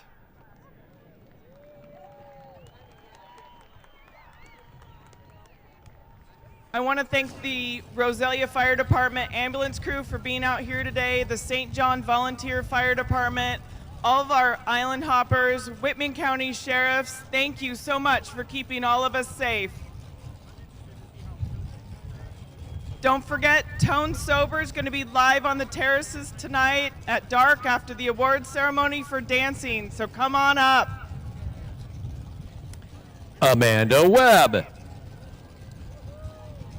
All right. Our elimination rounds brought to you by Inland Empire Milling in part.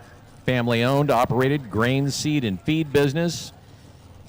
They've been filling the needs of local farmers, ranchers, and the ag industry for over 100 years. And they do it all over the globe. All right.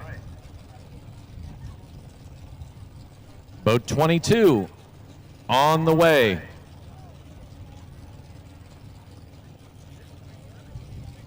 So boat 22, again the Punisher, coming down from Canada.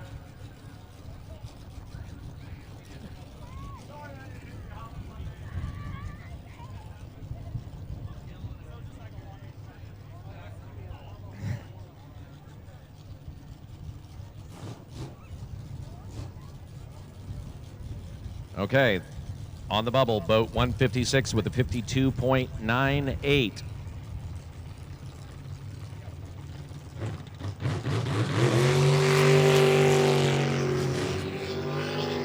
Phil Miller had the fastest qualifying time earlier today in the 400 class.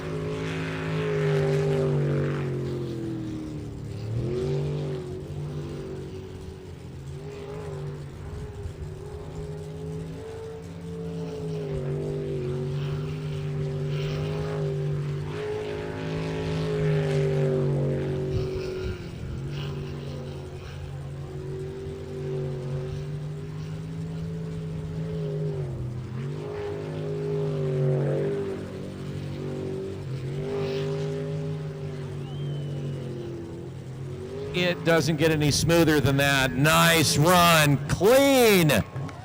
Clean, fast. Just every corner.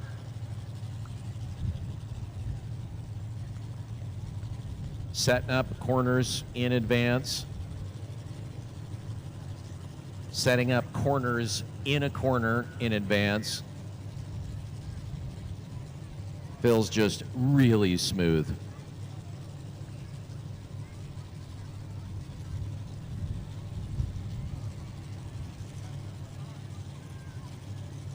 .86.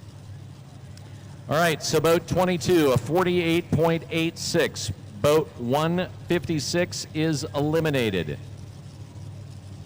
So, coming up in the forecut, the quarters, it'll be boat 09 will be the first one out with a 51.66, followed by Phil Miller in boat 22, then boat 360, and finally boat 285. And now we get to the unlimiteds.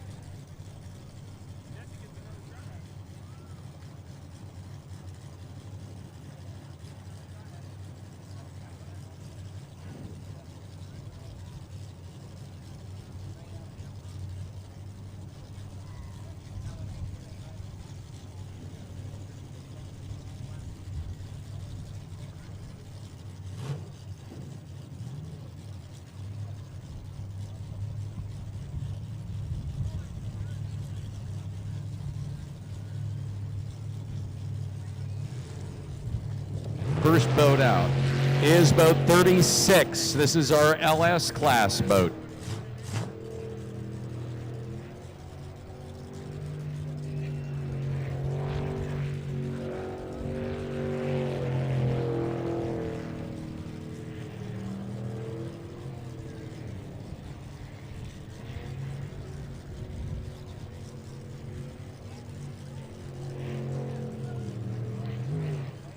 Oh.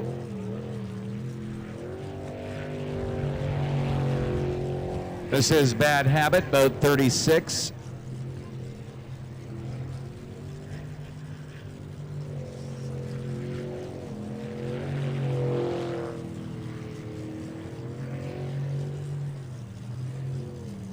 Oh.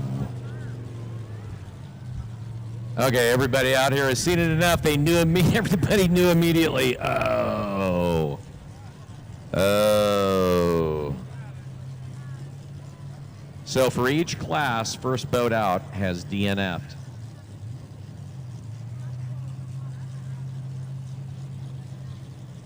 That'll bring us to boat 66M. And that'll be TNT Racing, Dylan Cummings and Mike McEnany. Big thank you to Jeff Halstead Photography, out here capturing the race this weekend at Webb Slough. Also a thank you to M&M Harrison Electric. They help bring you our elimination rounds. They did the power upgrade on Vendor Row. M&M Harrison Electric.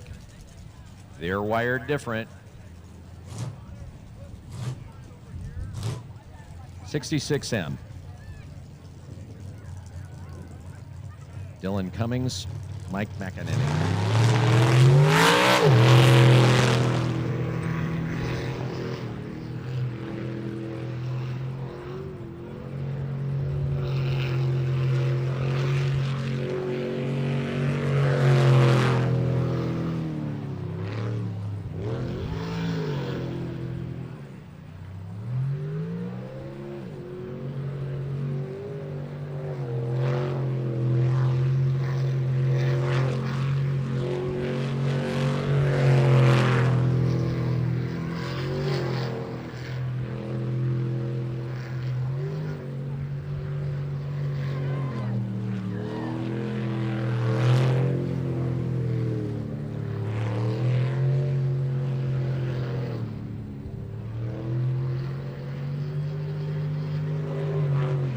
And he gets it done.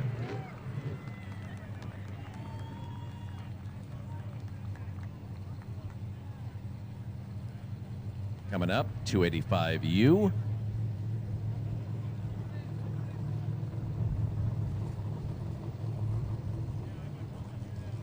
Ken Paulson Plumbing, by the way, the big boys of the Palouse. One call to clear that drain. Ken Paulson Plumbing.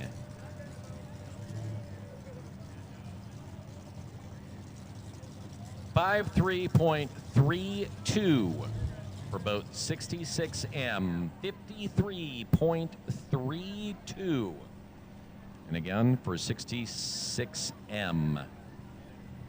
All right, that'll bring us up to 285U. Ryan Rogers and Cody Brislin. Ryan's son River racing in the 400s.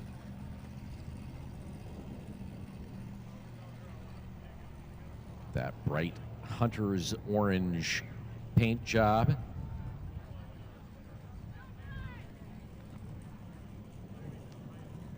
It's not only fast, it glows in the dark.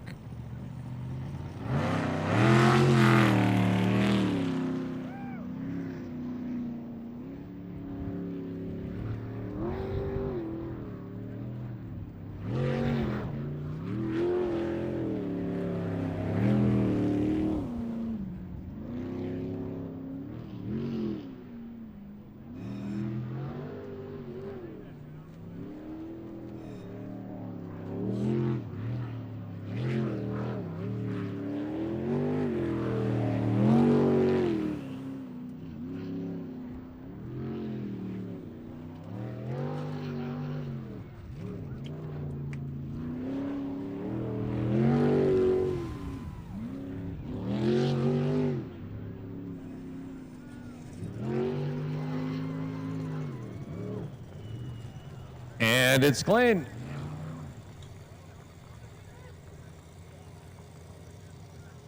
Coming up, boat 556. That'll be Jolly Rogers, Dustin Springer, and Don Davis.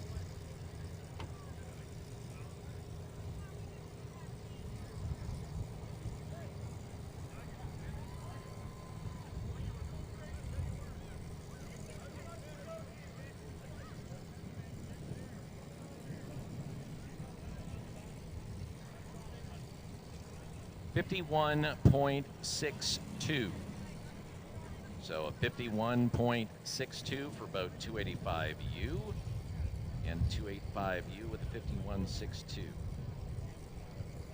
And going back, trying to find them. Their best was a 51.26. So 556. They had 3 DNFs in a row, Q2 through Q4, but a 51.19 in the first qualifier for Jolly Rogers 556, Dustin Springer, Don Davis. Warming up, 111. And Rob Coley.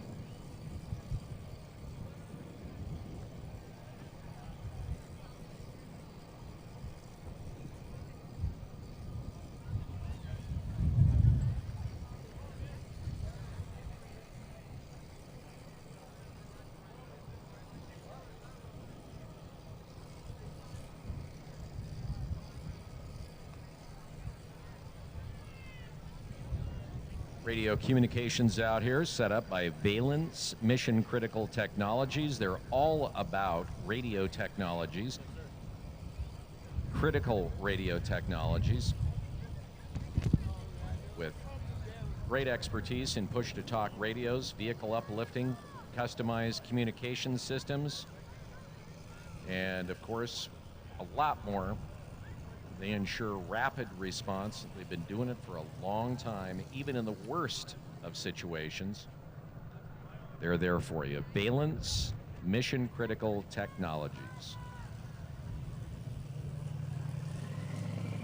Here comes 556.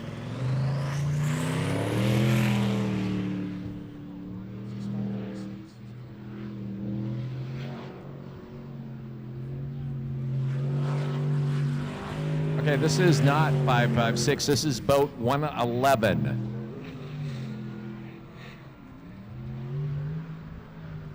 So boat 556 on the 5-minute clock.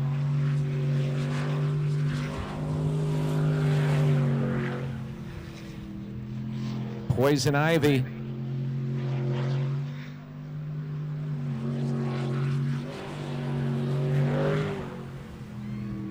Looks like this could be his best run today. Nice and smooth. He gets it done.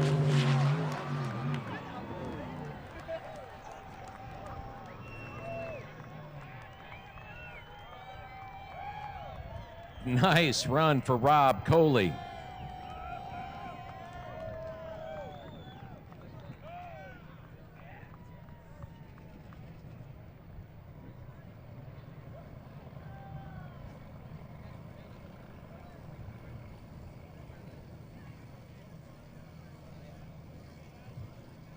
Rob, an entrepreneur down in New Zealand. He actually created, manufactured, marketed on his own money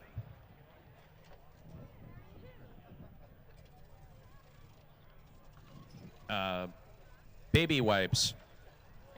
That's what he did. He had a baby wipe business. He sold it. He's expanded to other things. And here he is.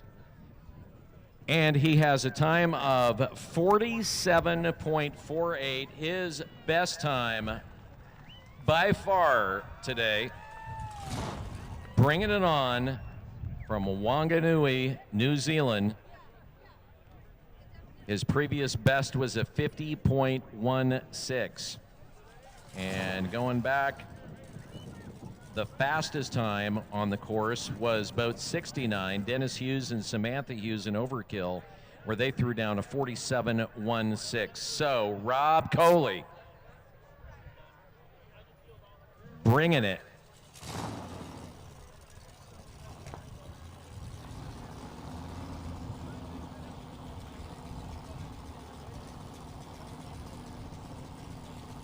All right, boat 556 was on the 5-minute clock, and they did not make it. They get a DNS. They are out. Boat 91, the Flying Hawaiian,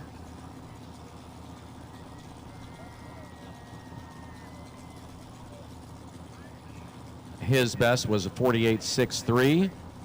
Dustin Chase, Jamie Booth, the Flying Hawaiian.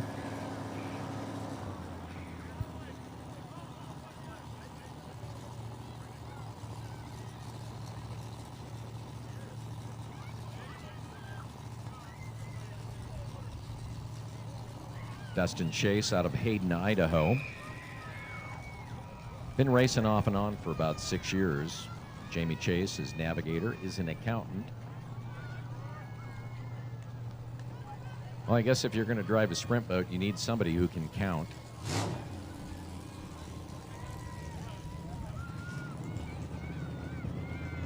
Boat 91. You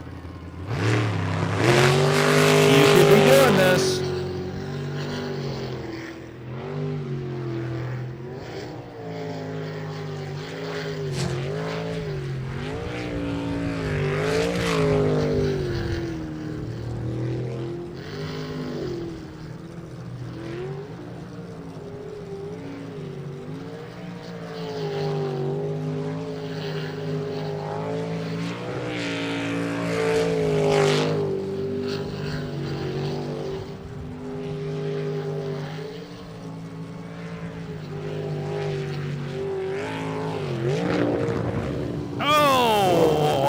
Wide.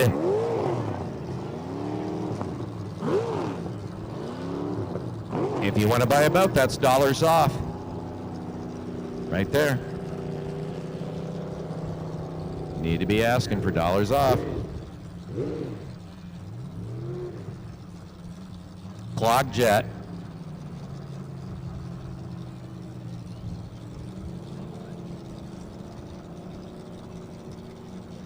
So he's slow boating it out. He will get the clean run.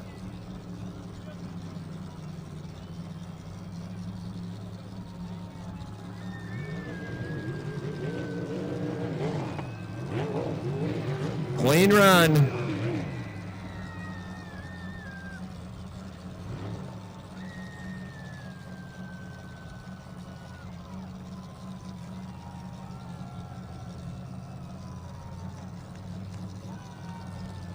That will put him on the bubble.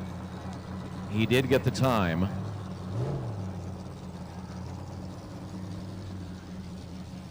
But between the three boats that have put down a time here in the eliminations or the unlimiteds, that'll make him the fourth boat with a time, and obviously the longest time with a time of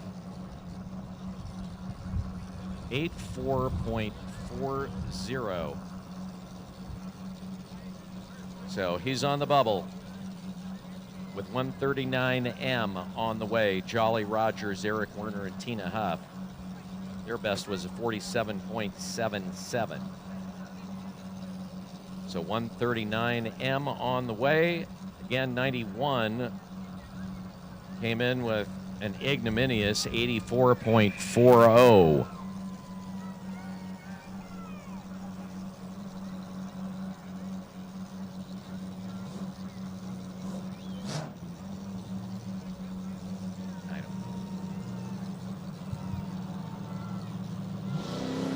Here we go.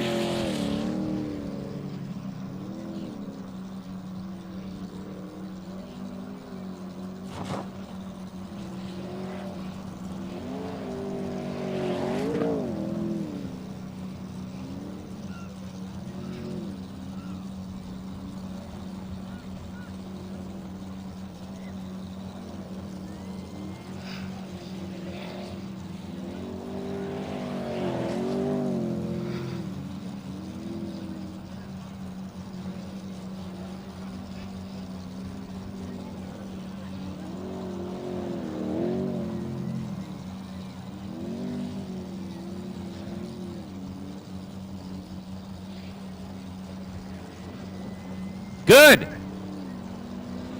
He gets it clean and fast.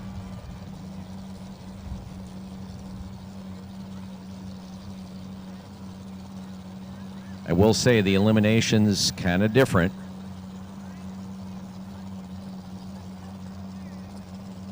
And boat 69 ready to go. Overkill.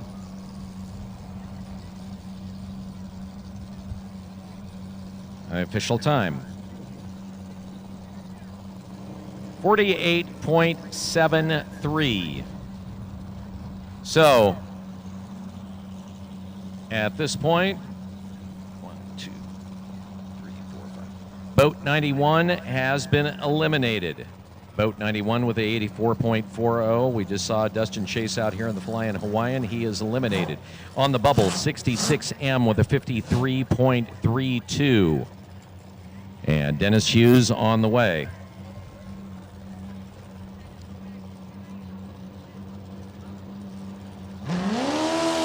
Here we go.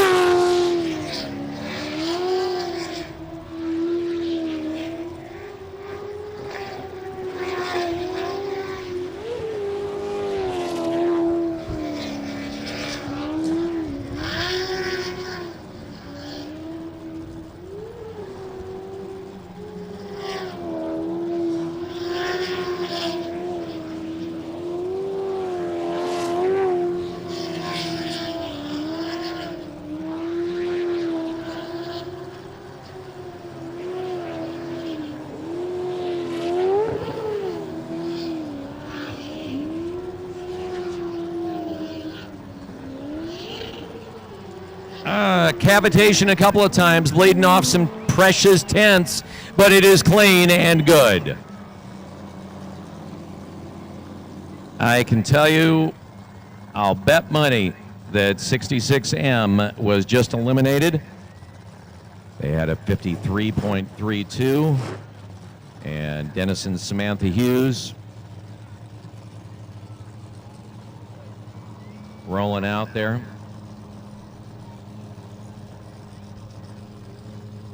47.58. So, boat 66M eliminated.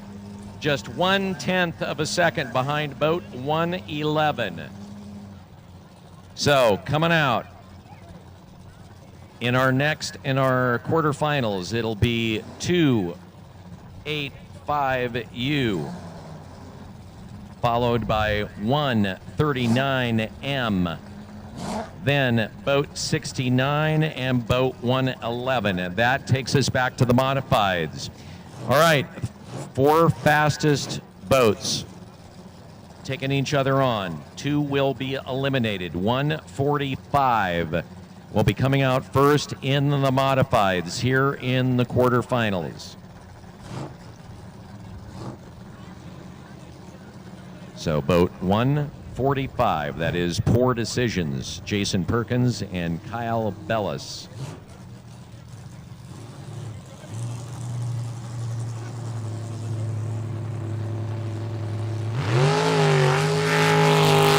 Here we go. Poor Decisions.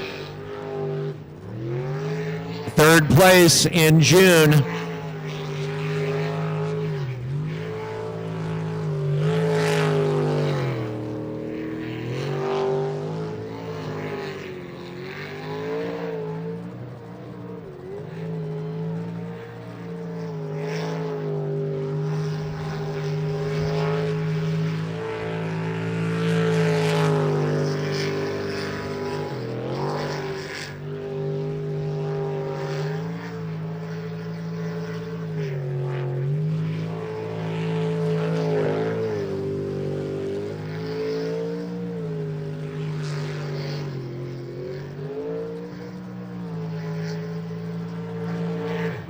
Clean run.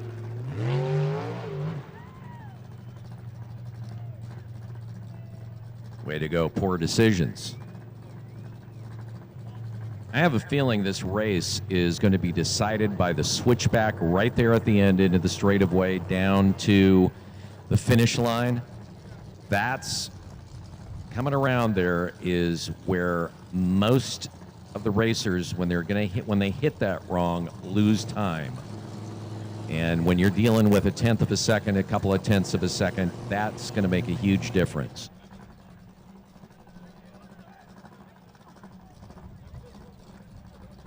53.39 for boat 145.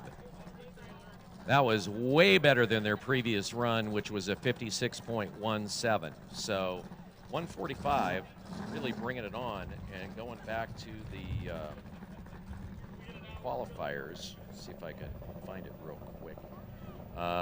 His best time was a 54.55. So he just threw down his best run of the day. Poor decisions in boat 145. So way to go, Jason Perkins and Kyle Bellas.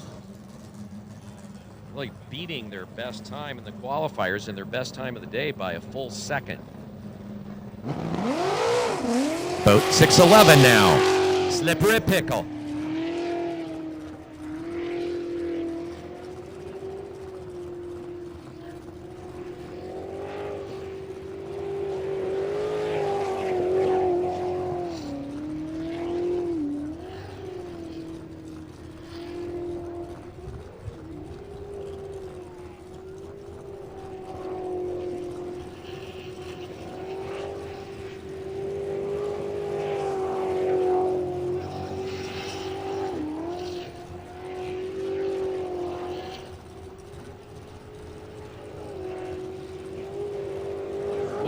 He came in tight on that island. Lost some time in that corner. Let's see how he does here. Not bad. And he gets it done.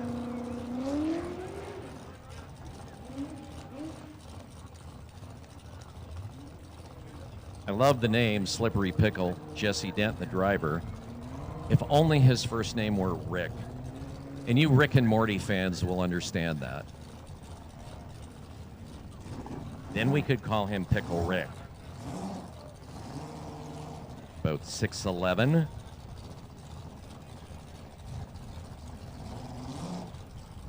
Wow, 53.26. And that is his best time today.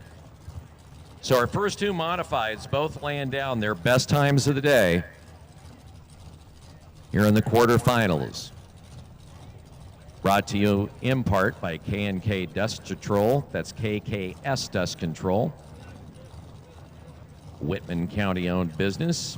First-time sponsors of Webb Slough. It's KKS Dust Control. All right. Boat 55. Checkmate. Husband and wife team, the tough to mark.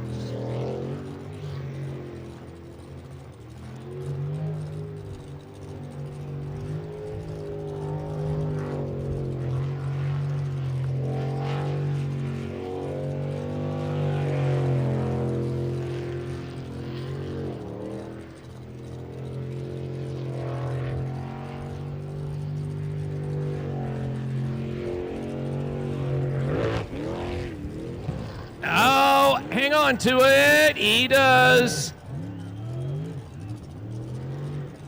Trying to clear the scuzz out of the pump. Kind of gets it done. That could have cost him the day. Probably did. Boat 55. Checkmate. Frank and Kelly Toftemark. And that's the thing. Everybody comes out aggressive. Everyone wants to be in the money. Push as hard as you can. And that creates situations like that. A little bit too much on that corner.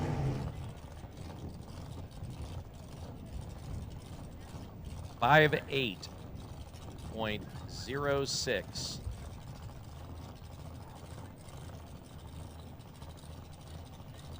So he just literally eliminated himself on that.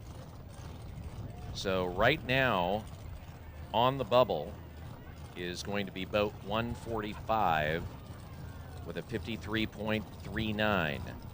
Anything better than a 53.39 and 145 is out. So it'll be the 2 fastest boats out of these 4 in the modified class.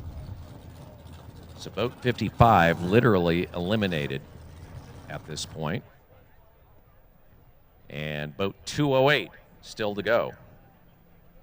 208, Jolly Rogers, TJ Burrows, and Keith Brownsberger. They came in 4th here back in June. And waiting for them to get fired up.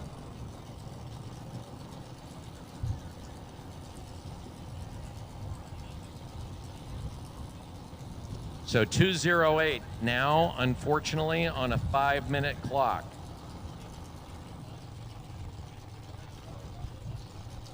So that will bring us to boat 09.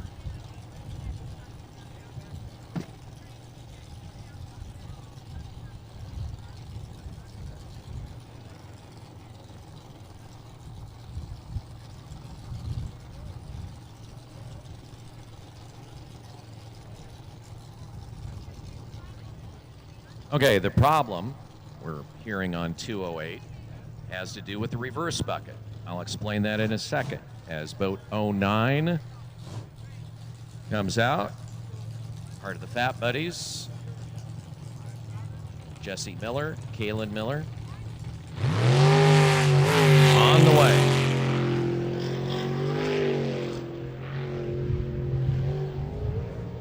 Oh, coming out wide.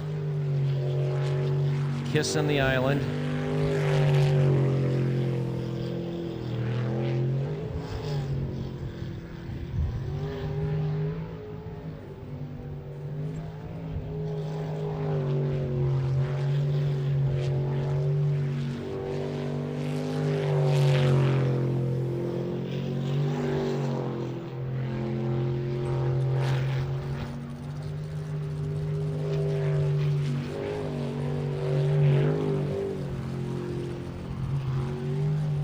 Let's see how he does here on the switchback.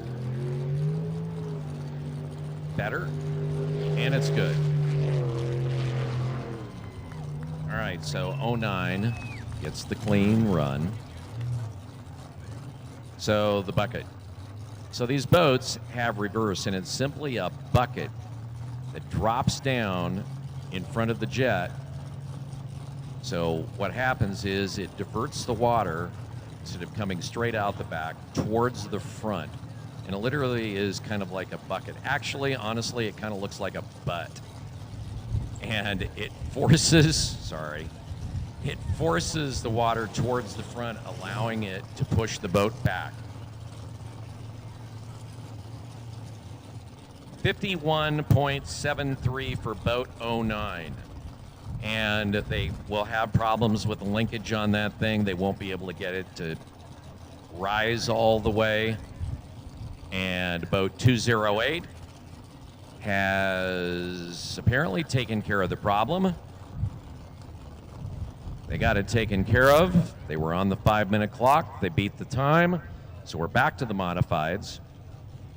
And boat 145 on the bubble. Anything better than 53.39 with boat 208 will eliminate them. 208's best time earlier today was a 52.28.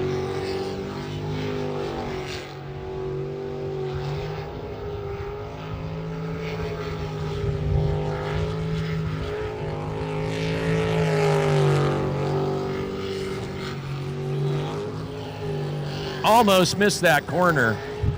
So close.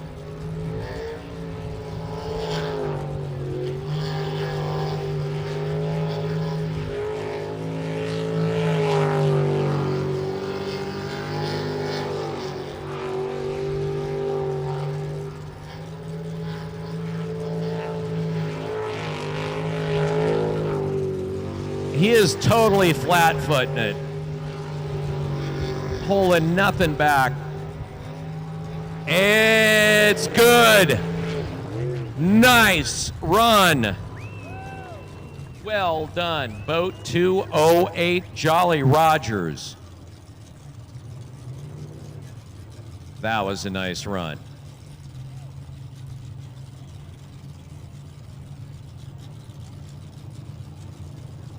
Wait for a time.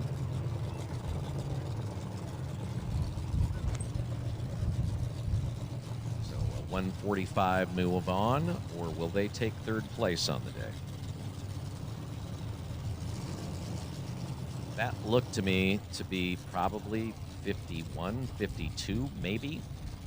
We'll see.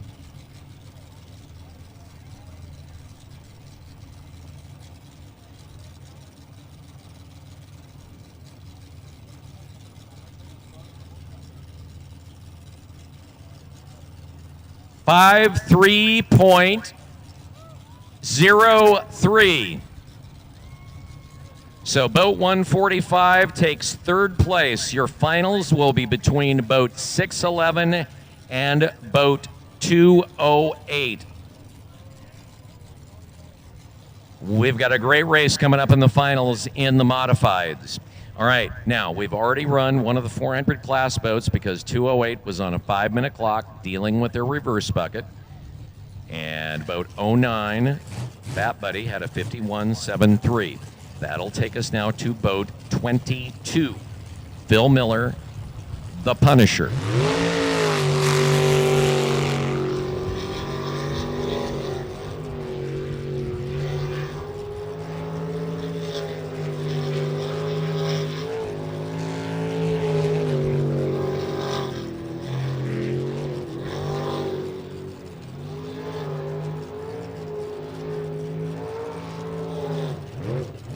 Oh, no!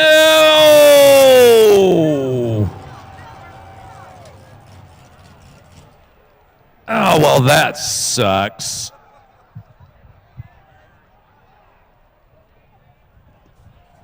Wide and out he goes.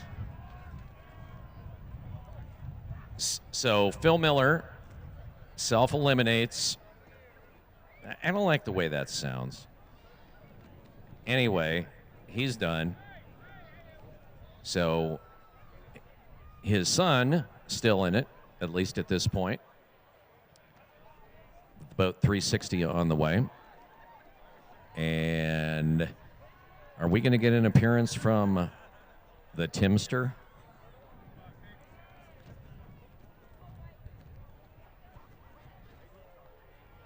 Safety crew checking them out. Wasn't a hard crash.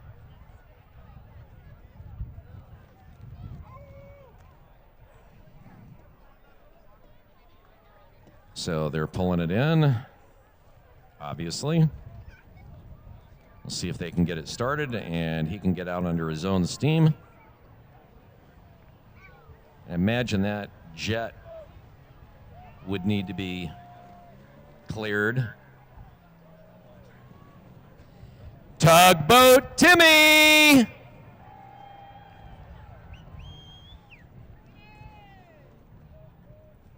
Tugboat Timmy making his first appearance here in the eliminations.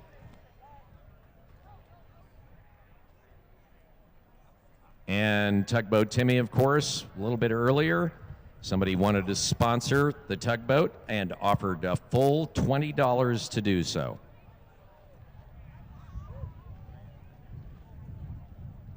So congratulations, Tugboat Timmy, on your very first endorsement and sponsorship. So Phil Miller gets the ride, courtesy of Timmy.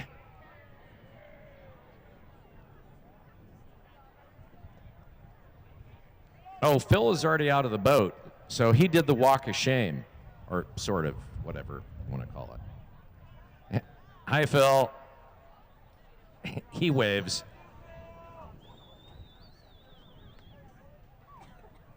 Okay, the Long Island iced teas, I was told now, Phil, go from celebratory to consolation.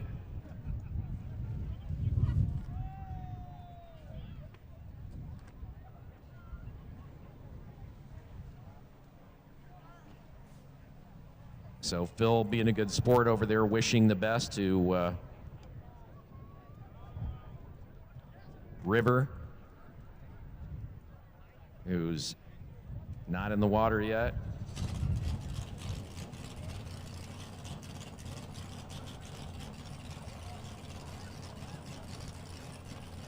wait for 22 to make it out of the water. So we can say, at least officially, that we know that fourth place will be going to Phil Miller.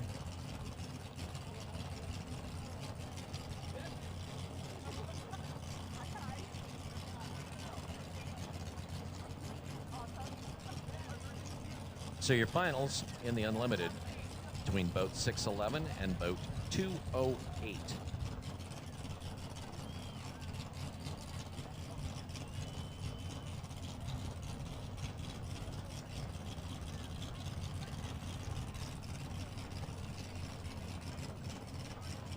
In the modifieds, that is. 400s, we still have 2 runners left, 360 and 285.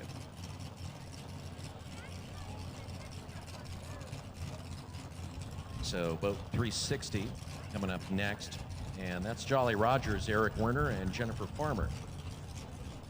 Their best run so far today was a 47.86 back in the third, and just about all of the top runners in the 400 class all had their best runs in that third qualifier.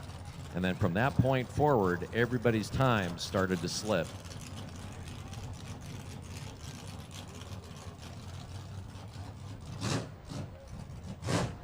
So Eric Werner in boat 360. In the 400s, we'll see in the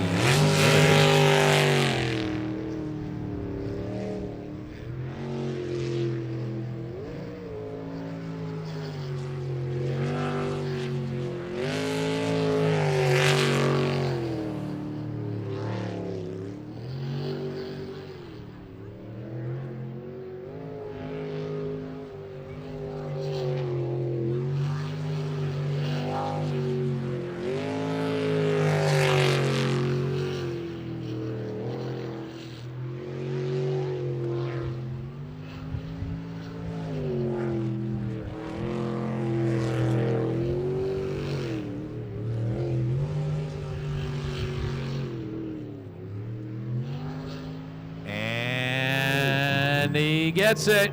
Clean run.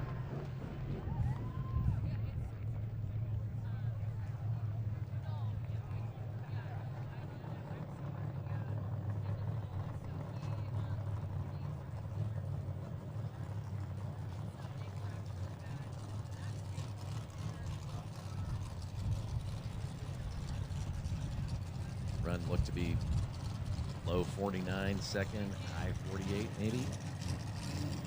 See when we get the official time as boat 285 gets ready. 48.59.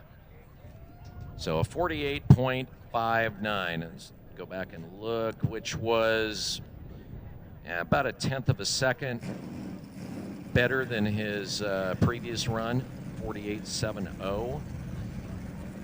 So on the bubble, boat 09, Fat Buddy, with Jesse and Kaylin Miller. They're on the bubble with a 51.73. Anything better than 51.73, they are out. Eric Werner will be going to the finals one way or another. We'll have to see whether Jesse makes it or not, as boat 285, Pure Insanity, River Rogers and Cole Keats, bring it out.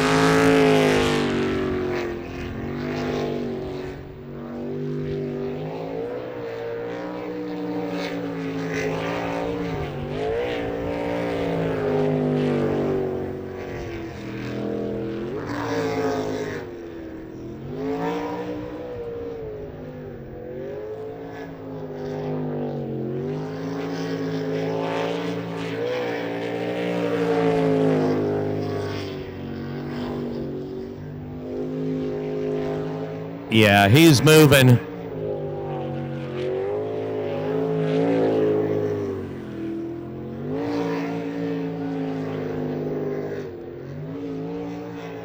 Oh, this is a great run. Good.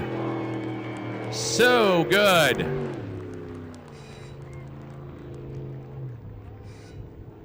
I'm thinking that's it for the day for boat 09.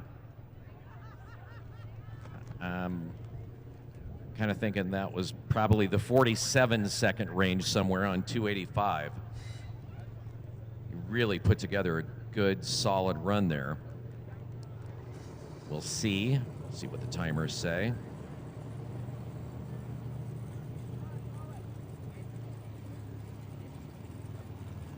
.47.64.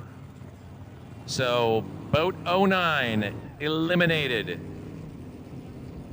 Jesse and Kaylin Miller officially get third place in the 400s. Your finals between boat 360 and boat 285. And I'm going to look back here. That was Rivers' best run of the day.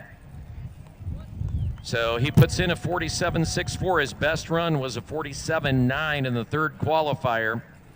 And he comes across with his best run of the day there in the quarters. So great run on Rivers' part.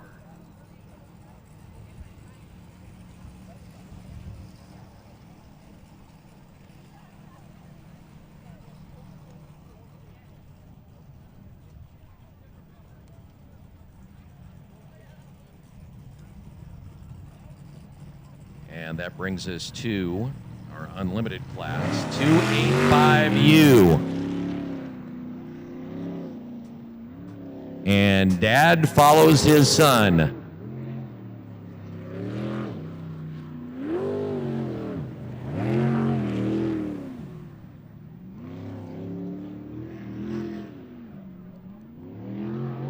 Ryan Rogers, Rivers' dad, here in the Unlimiteds.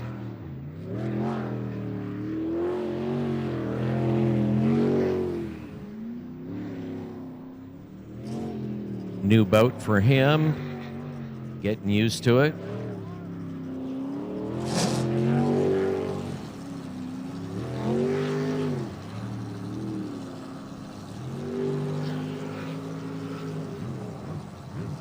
Clean run.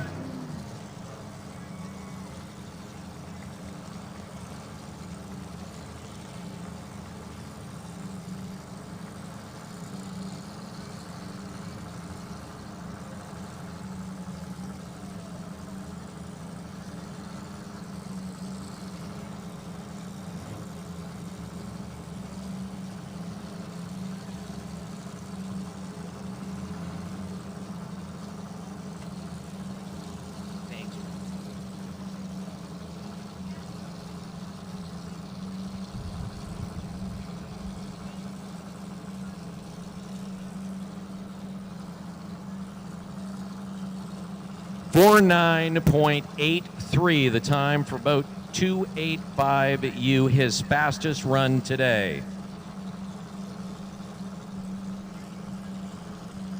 With boat 139M on the way. That is Jolly Rogers, Eric Werner, and Tina Huff. Eric switching boats.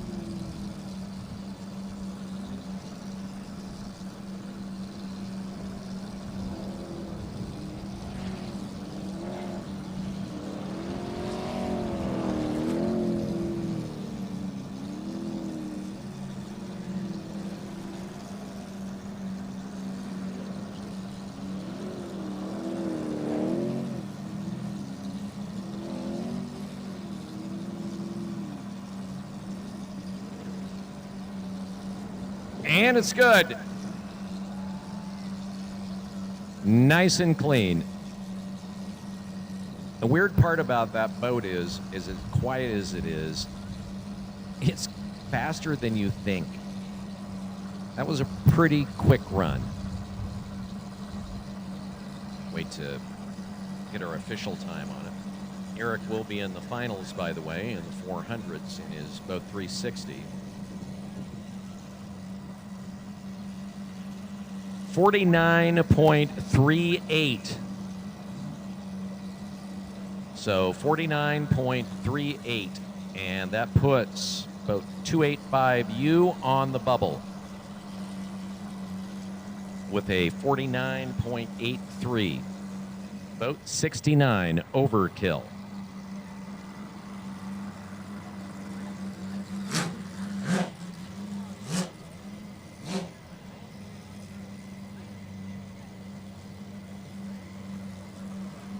His last run was a 47.5.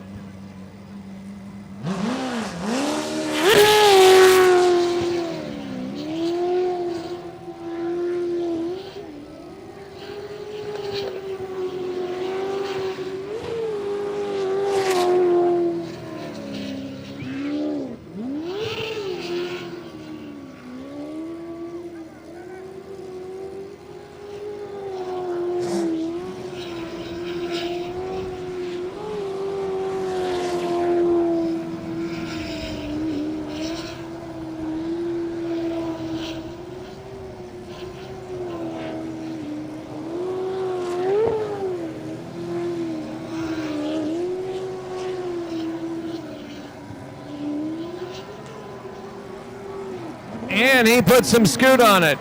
Clean run.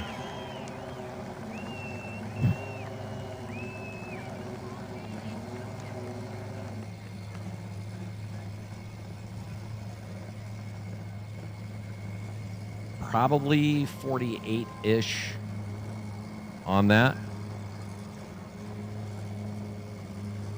With boat 111, Poison Ivy from New Zealand. Coming up.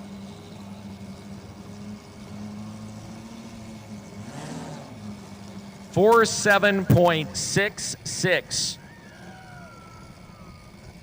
Nice. So he just made it into the finals. One way or the other, boat 69 will be in the finals. So fourth place officially goes to boat 285U. And now boat 139M, Eric Werner, sits on the bubble. He had a 49.38. And it all depends on what Mr. Coley throws down in boat 111. We saw him tear it up in his last run.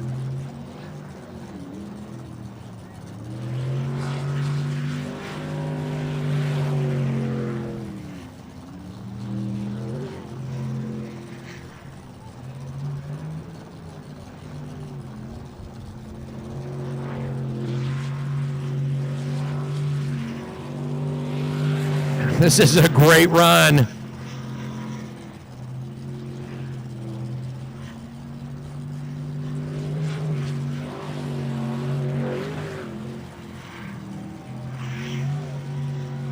Oh, yeah. Yeah. Oh, clean run. He may have sucked something up there. I don't think that's going to be enough to keep him out of the finals.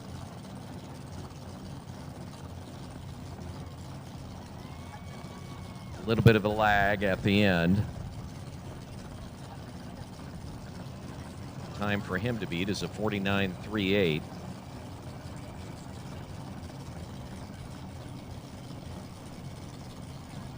Coming up, your finals in the modifieds.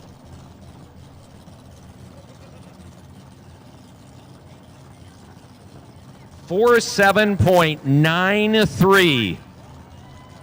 All right, Eric Werner takes third in boat 139M, and your finals, boat 69 and boat 111. 111 will come out first, followed by boat 69.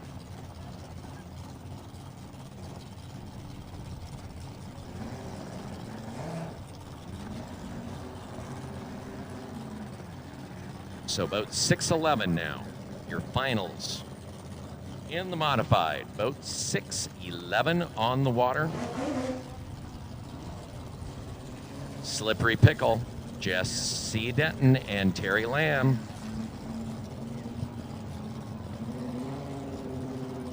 This should be a good final. Less than 0.2 of a second separating the two boats in the finals.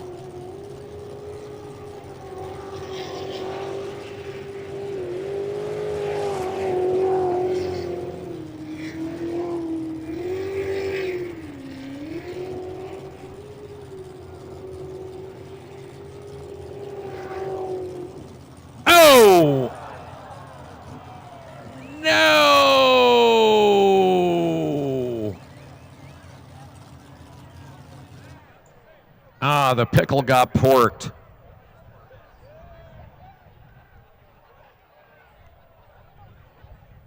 That's sad.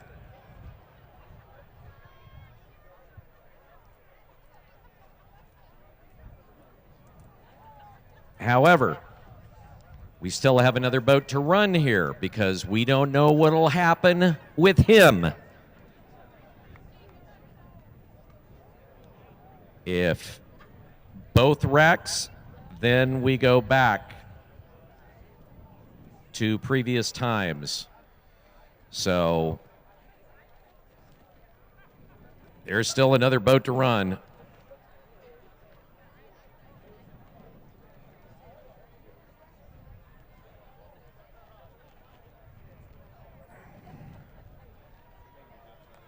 So they're okay. And they get a perfect view of the beer garden. I love it. The beer garden folks are all up there staring at them. Hey, you wrecked. Hey, how you doing? We're in the beer garden. Hi. See ya.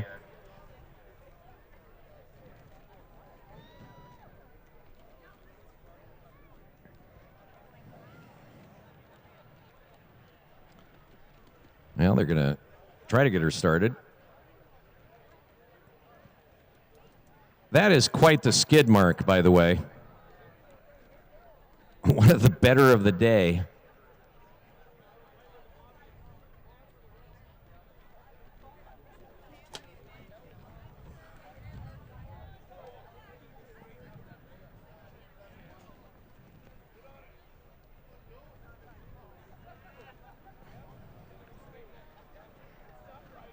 So boat 208 sitting on the trailer, waiting.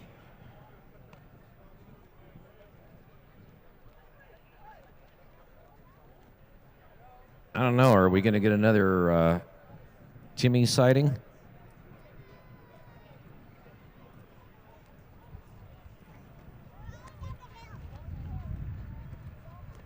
Oh, Lawn Boy's coming out. He's going to be adjusting a hay bale.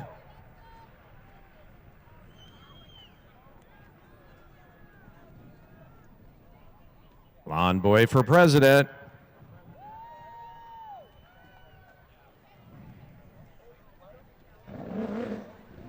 Yep, he makes it off. Good day of racing from the Slippery Pickle. Give it up.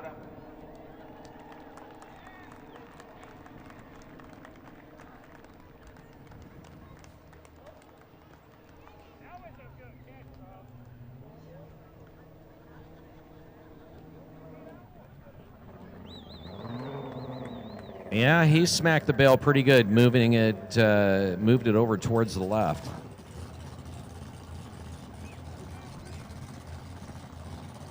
So he whacked it pretty good. Lawn Boy replaces the bale and makes his way out.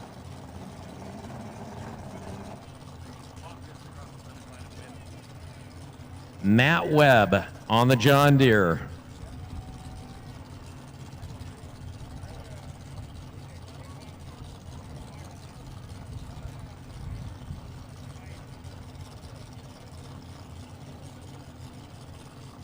One more run in the modifieds as boat 208. 208 coming off the trailer. Still have your finals in the 400 and also the unlimited class. 2 good finals on the way. Well, TJ literally just needs to keep it in the water.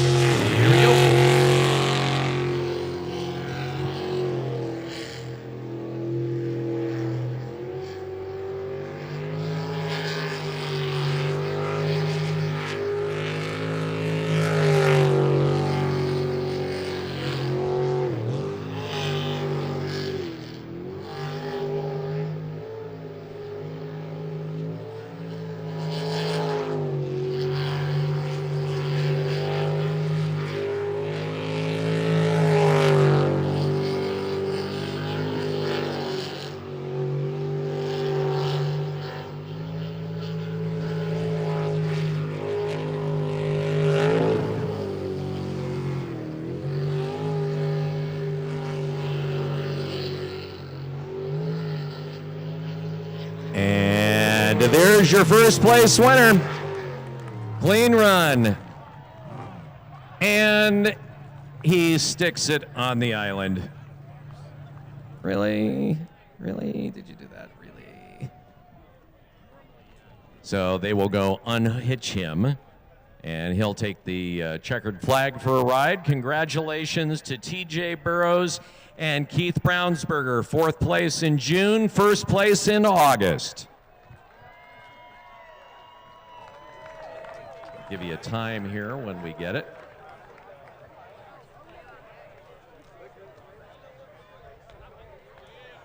So 55.00.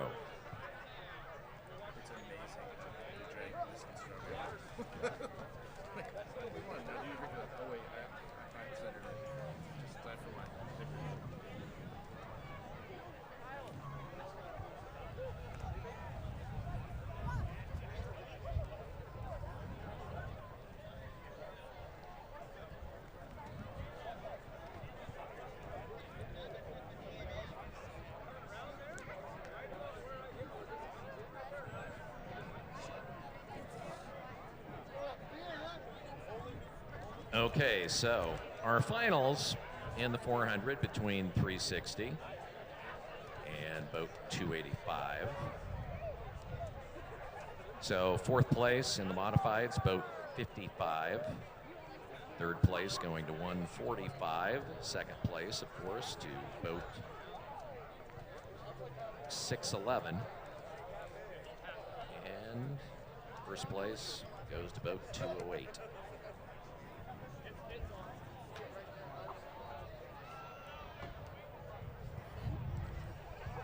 Wait for them to, are they going to be able to take the checkered flag ride, or?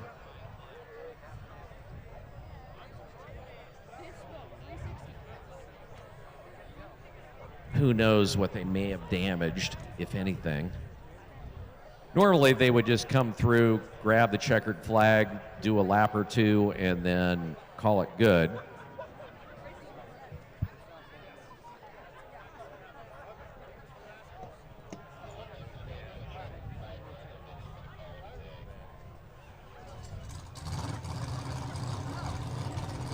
Maybe they will.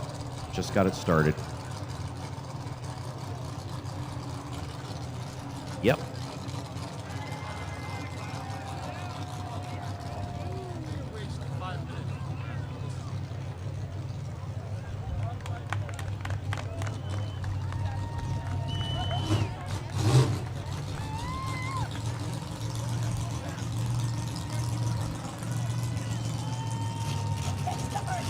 And the safety crew lining up on both ends of the channel there so they can get their traditional hosing down. Like that.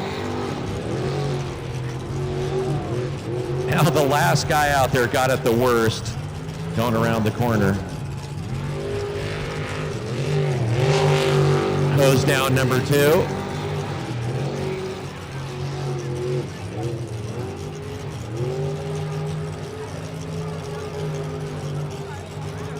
Now that tradition was started by Dennis Hughes.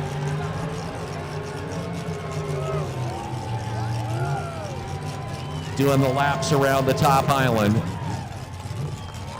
That was a Dennis Hughes thing. He started that. And a great day of racing for Jolly Rogers. Nicely done, TJ. Well done, Keith.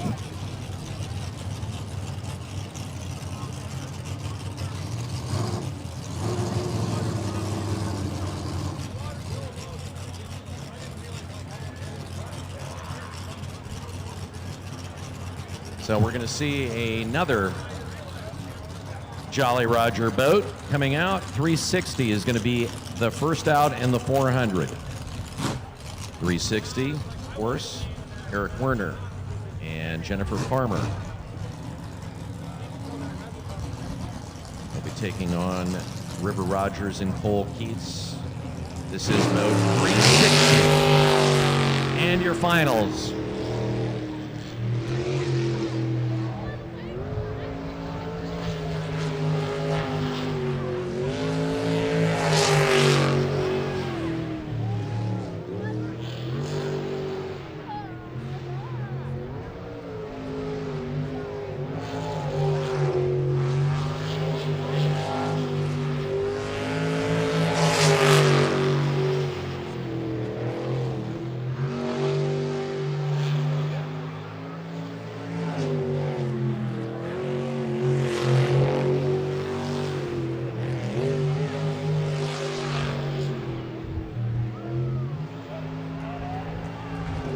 Good. Good. Good.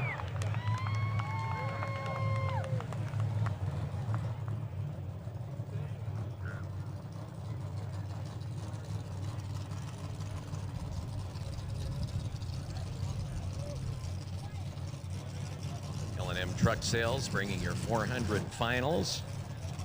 Been around since 1968.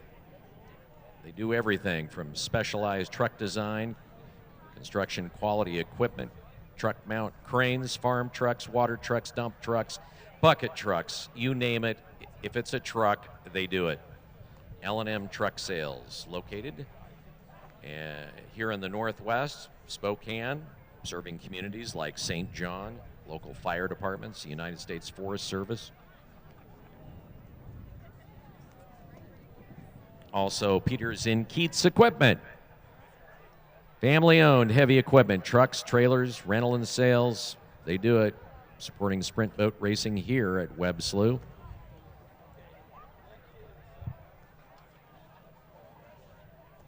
.73. That's a good run. Let's go back and look here. That's his fastest run today. That is Eric Werner's fastest run today.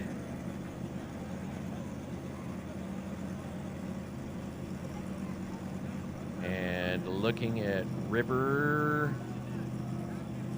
his fastest was a 47.64 in his last run. So about 285. Pure insanity.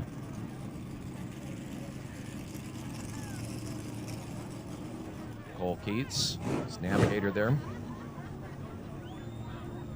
All right, time for him to beat, if he wants to win, if he can win, is going to be a 47.73. I have a feeling this is going to come down to how tight and clean his lines are.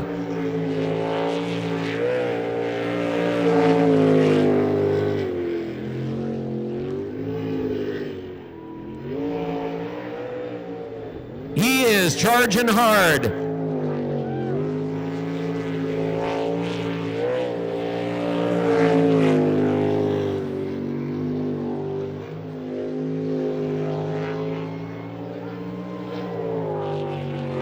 So good.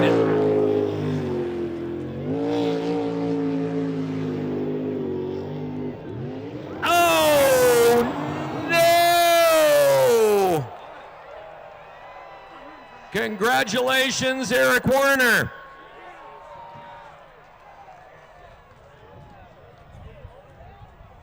All comes down to a mistake and over for River. He takes second.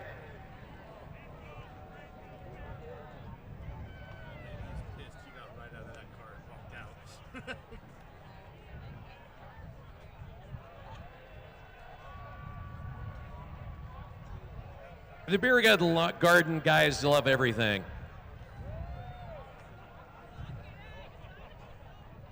That is a heck of a way to end the finals.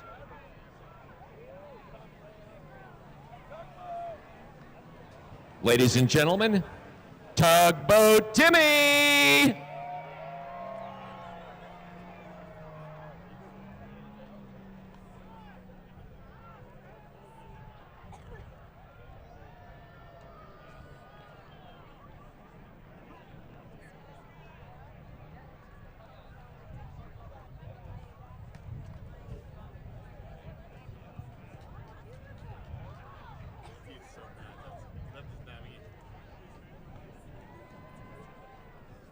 Hey, you guys need a ride?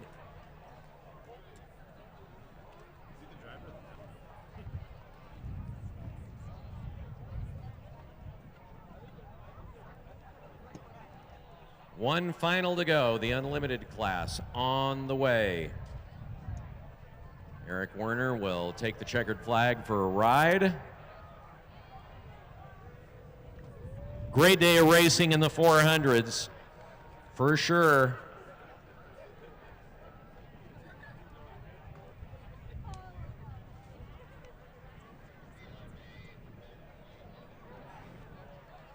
So boat 111 will come out first in the unlimited class, followed by boat 69.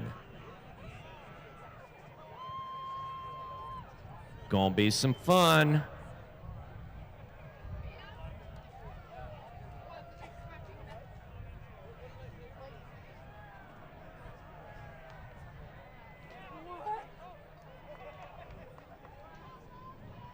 Of course, Tugboat Timmy, brought to you by Zeppos and Mr. Z's Casino.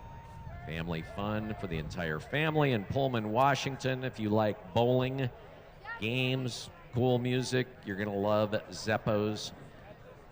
Price, so it won't break your family's budget. Lots of fun in a smoke-free environment. Zeppos in Pullman, Washington.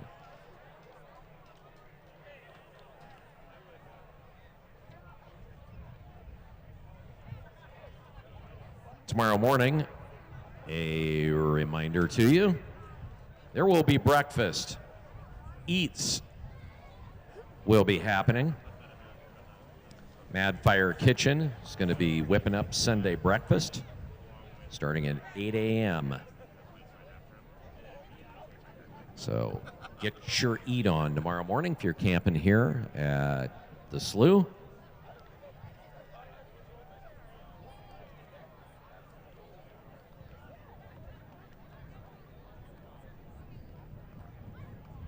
Well, not the way the River probably wanted to end his day, but he made it to the finals.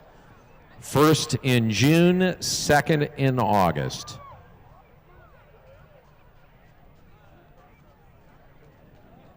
And Eric Werner takes first place in the 400 class here in our final race at Webb Slough this year.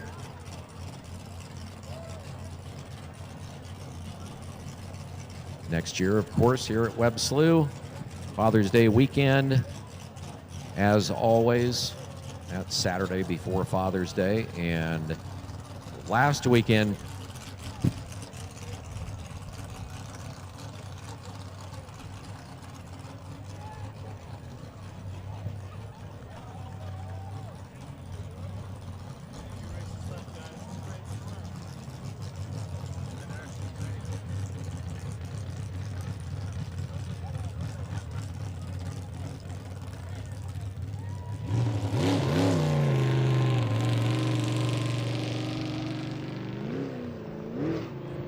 Eric Werner, your champion in the 400.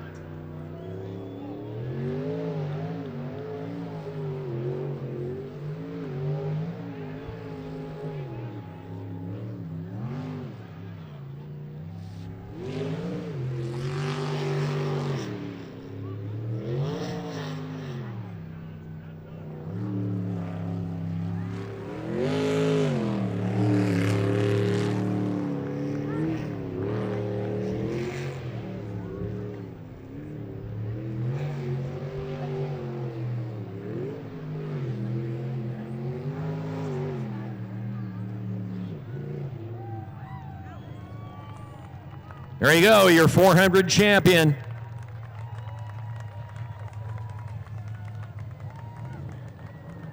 And coming up, it is time for the Unlimiteds.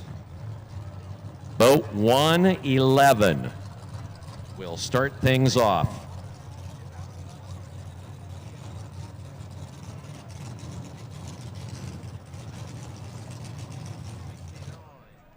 Rob Coley.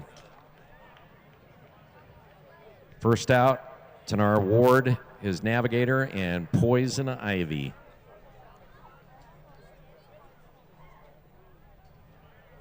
Followed by one Dennis and Samantha Hughes in boat 69, Overkill.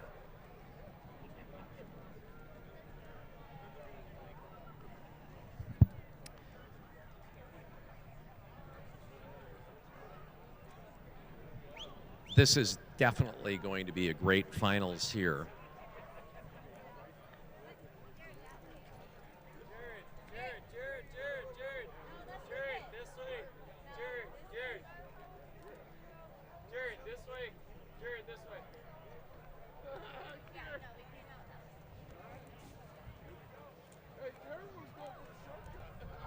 I want to thank everybody up on the VIP terrace. You guys up on the VIP terrace having fun?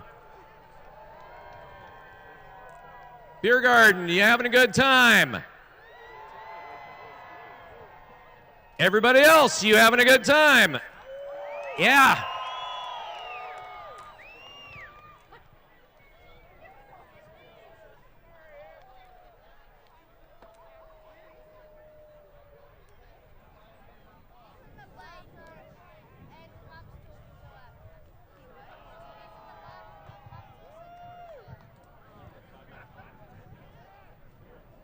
Okay, so here's what the delay is. Once again, we have a defective reverse bucket. This time, it's boat 111. So they're on the 5-minute clock. Because it is the finals, they are not going to run them out of order, because it was supposed to be 111 first, followed by number 69. Dennis Hughes. So we could be here for another, well, now 4.5 minutes, waiting to see if 111 is able to get the problem fixed. So let's build the tension. Yeah, these guys come from New Zealand. It's like, okay, I'm going to make you wait. I'm just gonna build the drama here a little bit. Just gonna make you wait, make you wonder.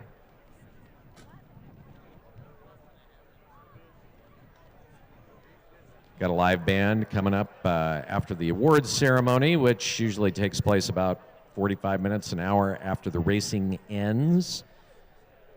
We'll have live music out here on terraces. You are invited to join us for some live tunage.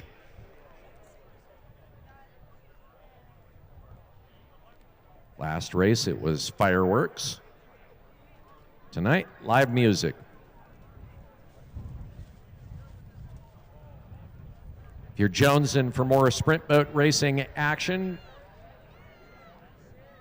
you will be able to check out at the Extreme Sports Park, ASB Racing over there, sprint boats over in Port Angeles. Got a cool track over there. It's more of a bowl as opposed to terraced and long like this is, kind of sitting up above in a bowl looking down on the track. Great setup. Completely different type of track.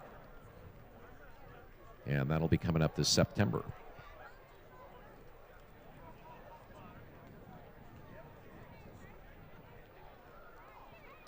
Today's racing also brought to you by the American Powerboat Association. Okay, they are going to make it in. They beat the 5-minute clock on the way. So 111 is going to put her in. That would have been a horrible way to end the day. Somebody run it out on the 5-minute clock. That would just be like the worst. I suppose the worst is if they went back to the pits and somebody had stolen the boat. That would be worse, but losing the 5-minute clock is right up there.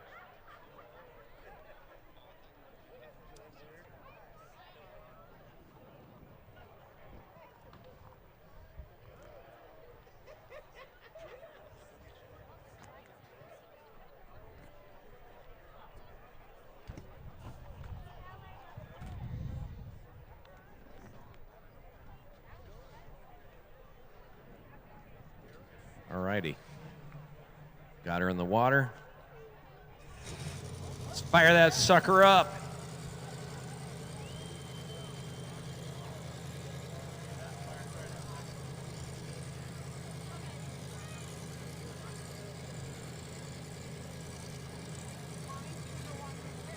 Wanganui, New Zealand. Former champions down under. First time racing here at Webb Slough, and they are in the finals.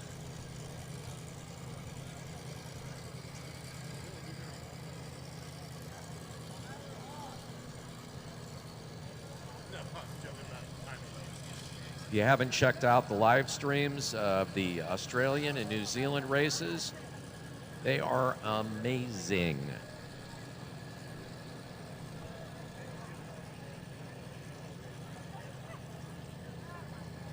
Throwing a shout out to KV, my counterpart there.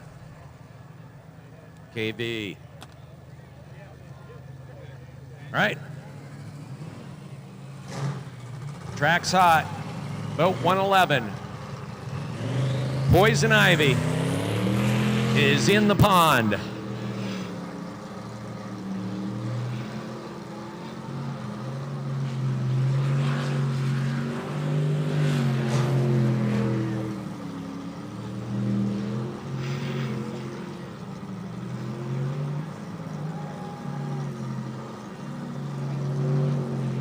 Man, the rooster tail on this boat.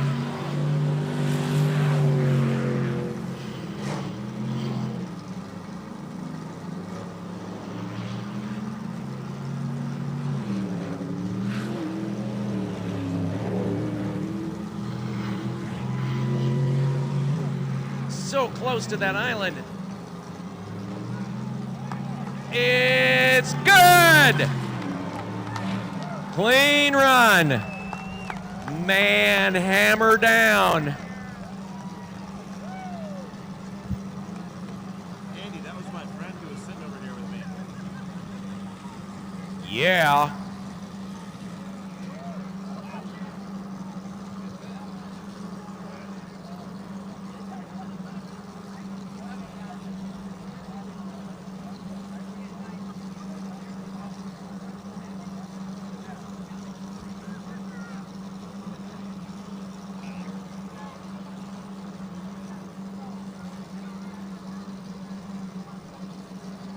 Official time, 5:1.00.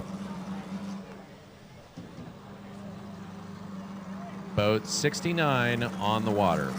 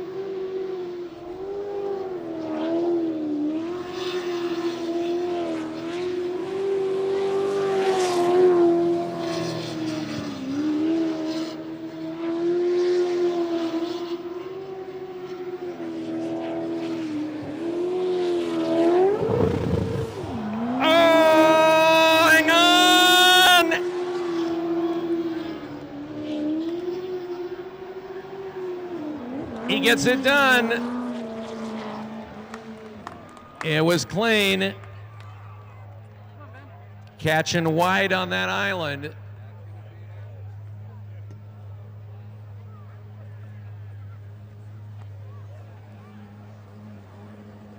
Definitely bled some time off for him on that. Okay.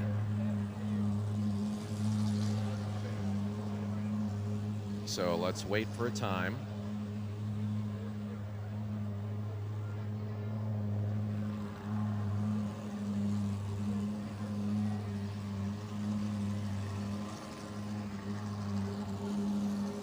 .73.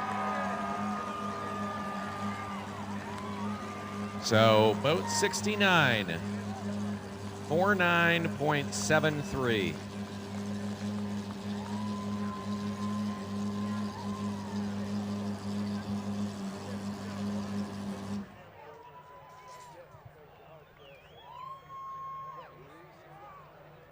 Congratulations to Dennis and Samantha Hughes.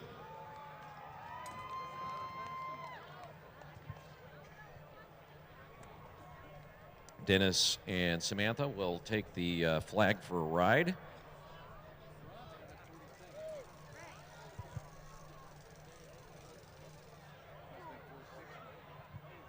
Award ceremony will be happening in about an hour, probably.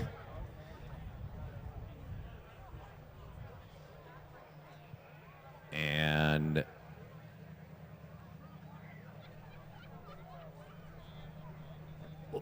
looks like they are not going to take the flag for a ride. I don't know.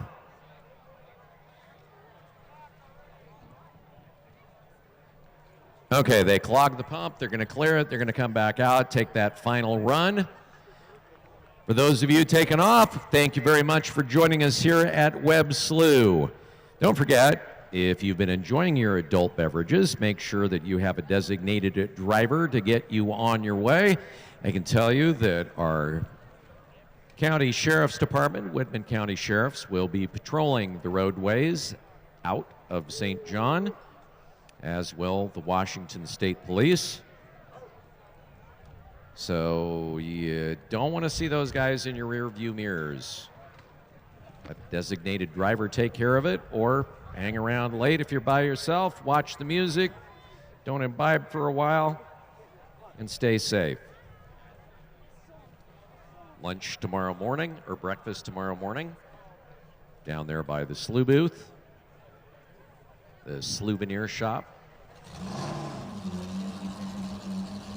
All right. Congratulations to everyone racing in the finals, quarterfinals, and eliminations. Thanks again to our safety crew. You guys rocked it today. Thank you. Looking forward to seeing you next year here at Webb Slough if you're taking off.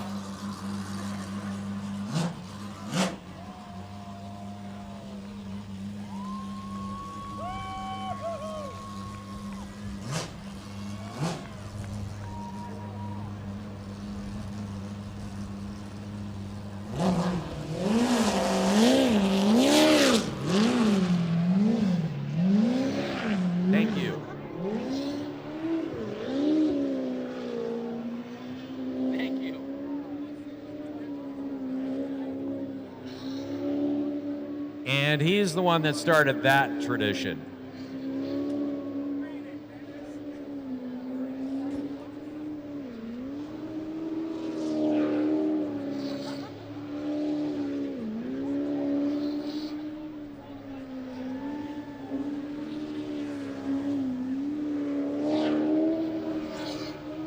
Man, he has it in for that one safety crew member. He's hosed him down a few times.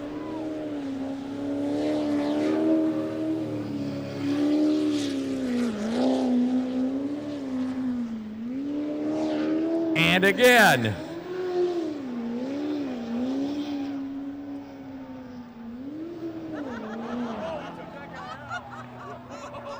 Did he actually knock that guy down?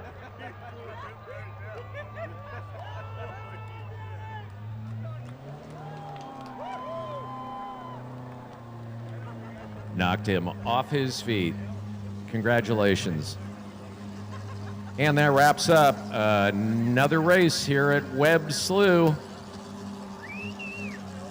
here in lovely St. John, Washington. I want to thank all the volunteers from St. John who makes this a great event. Great community, great people, lots of fun.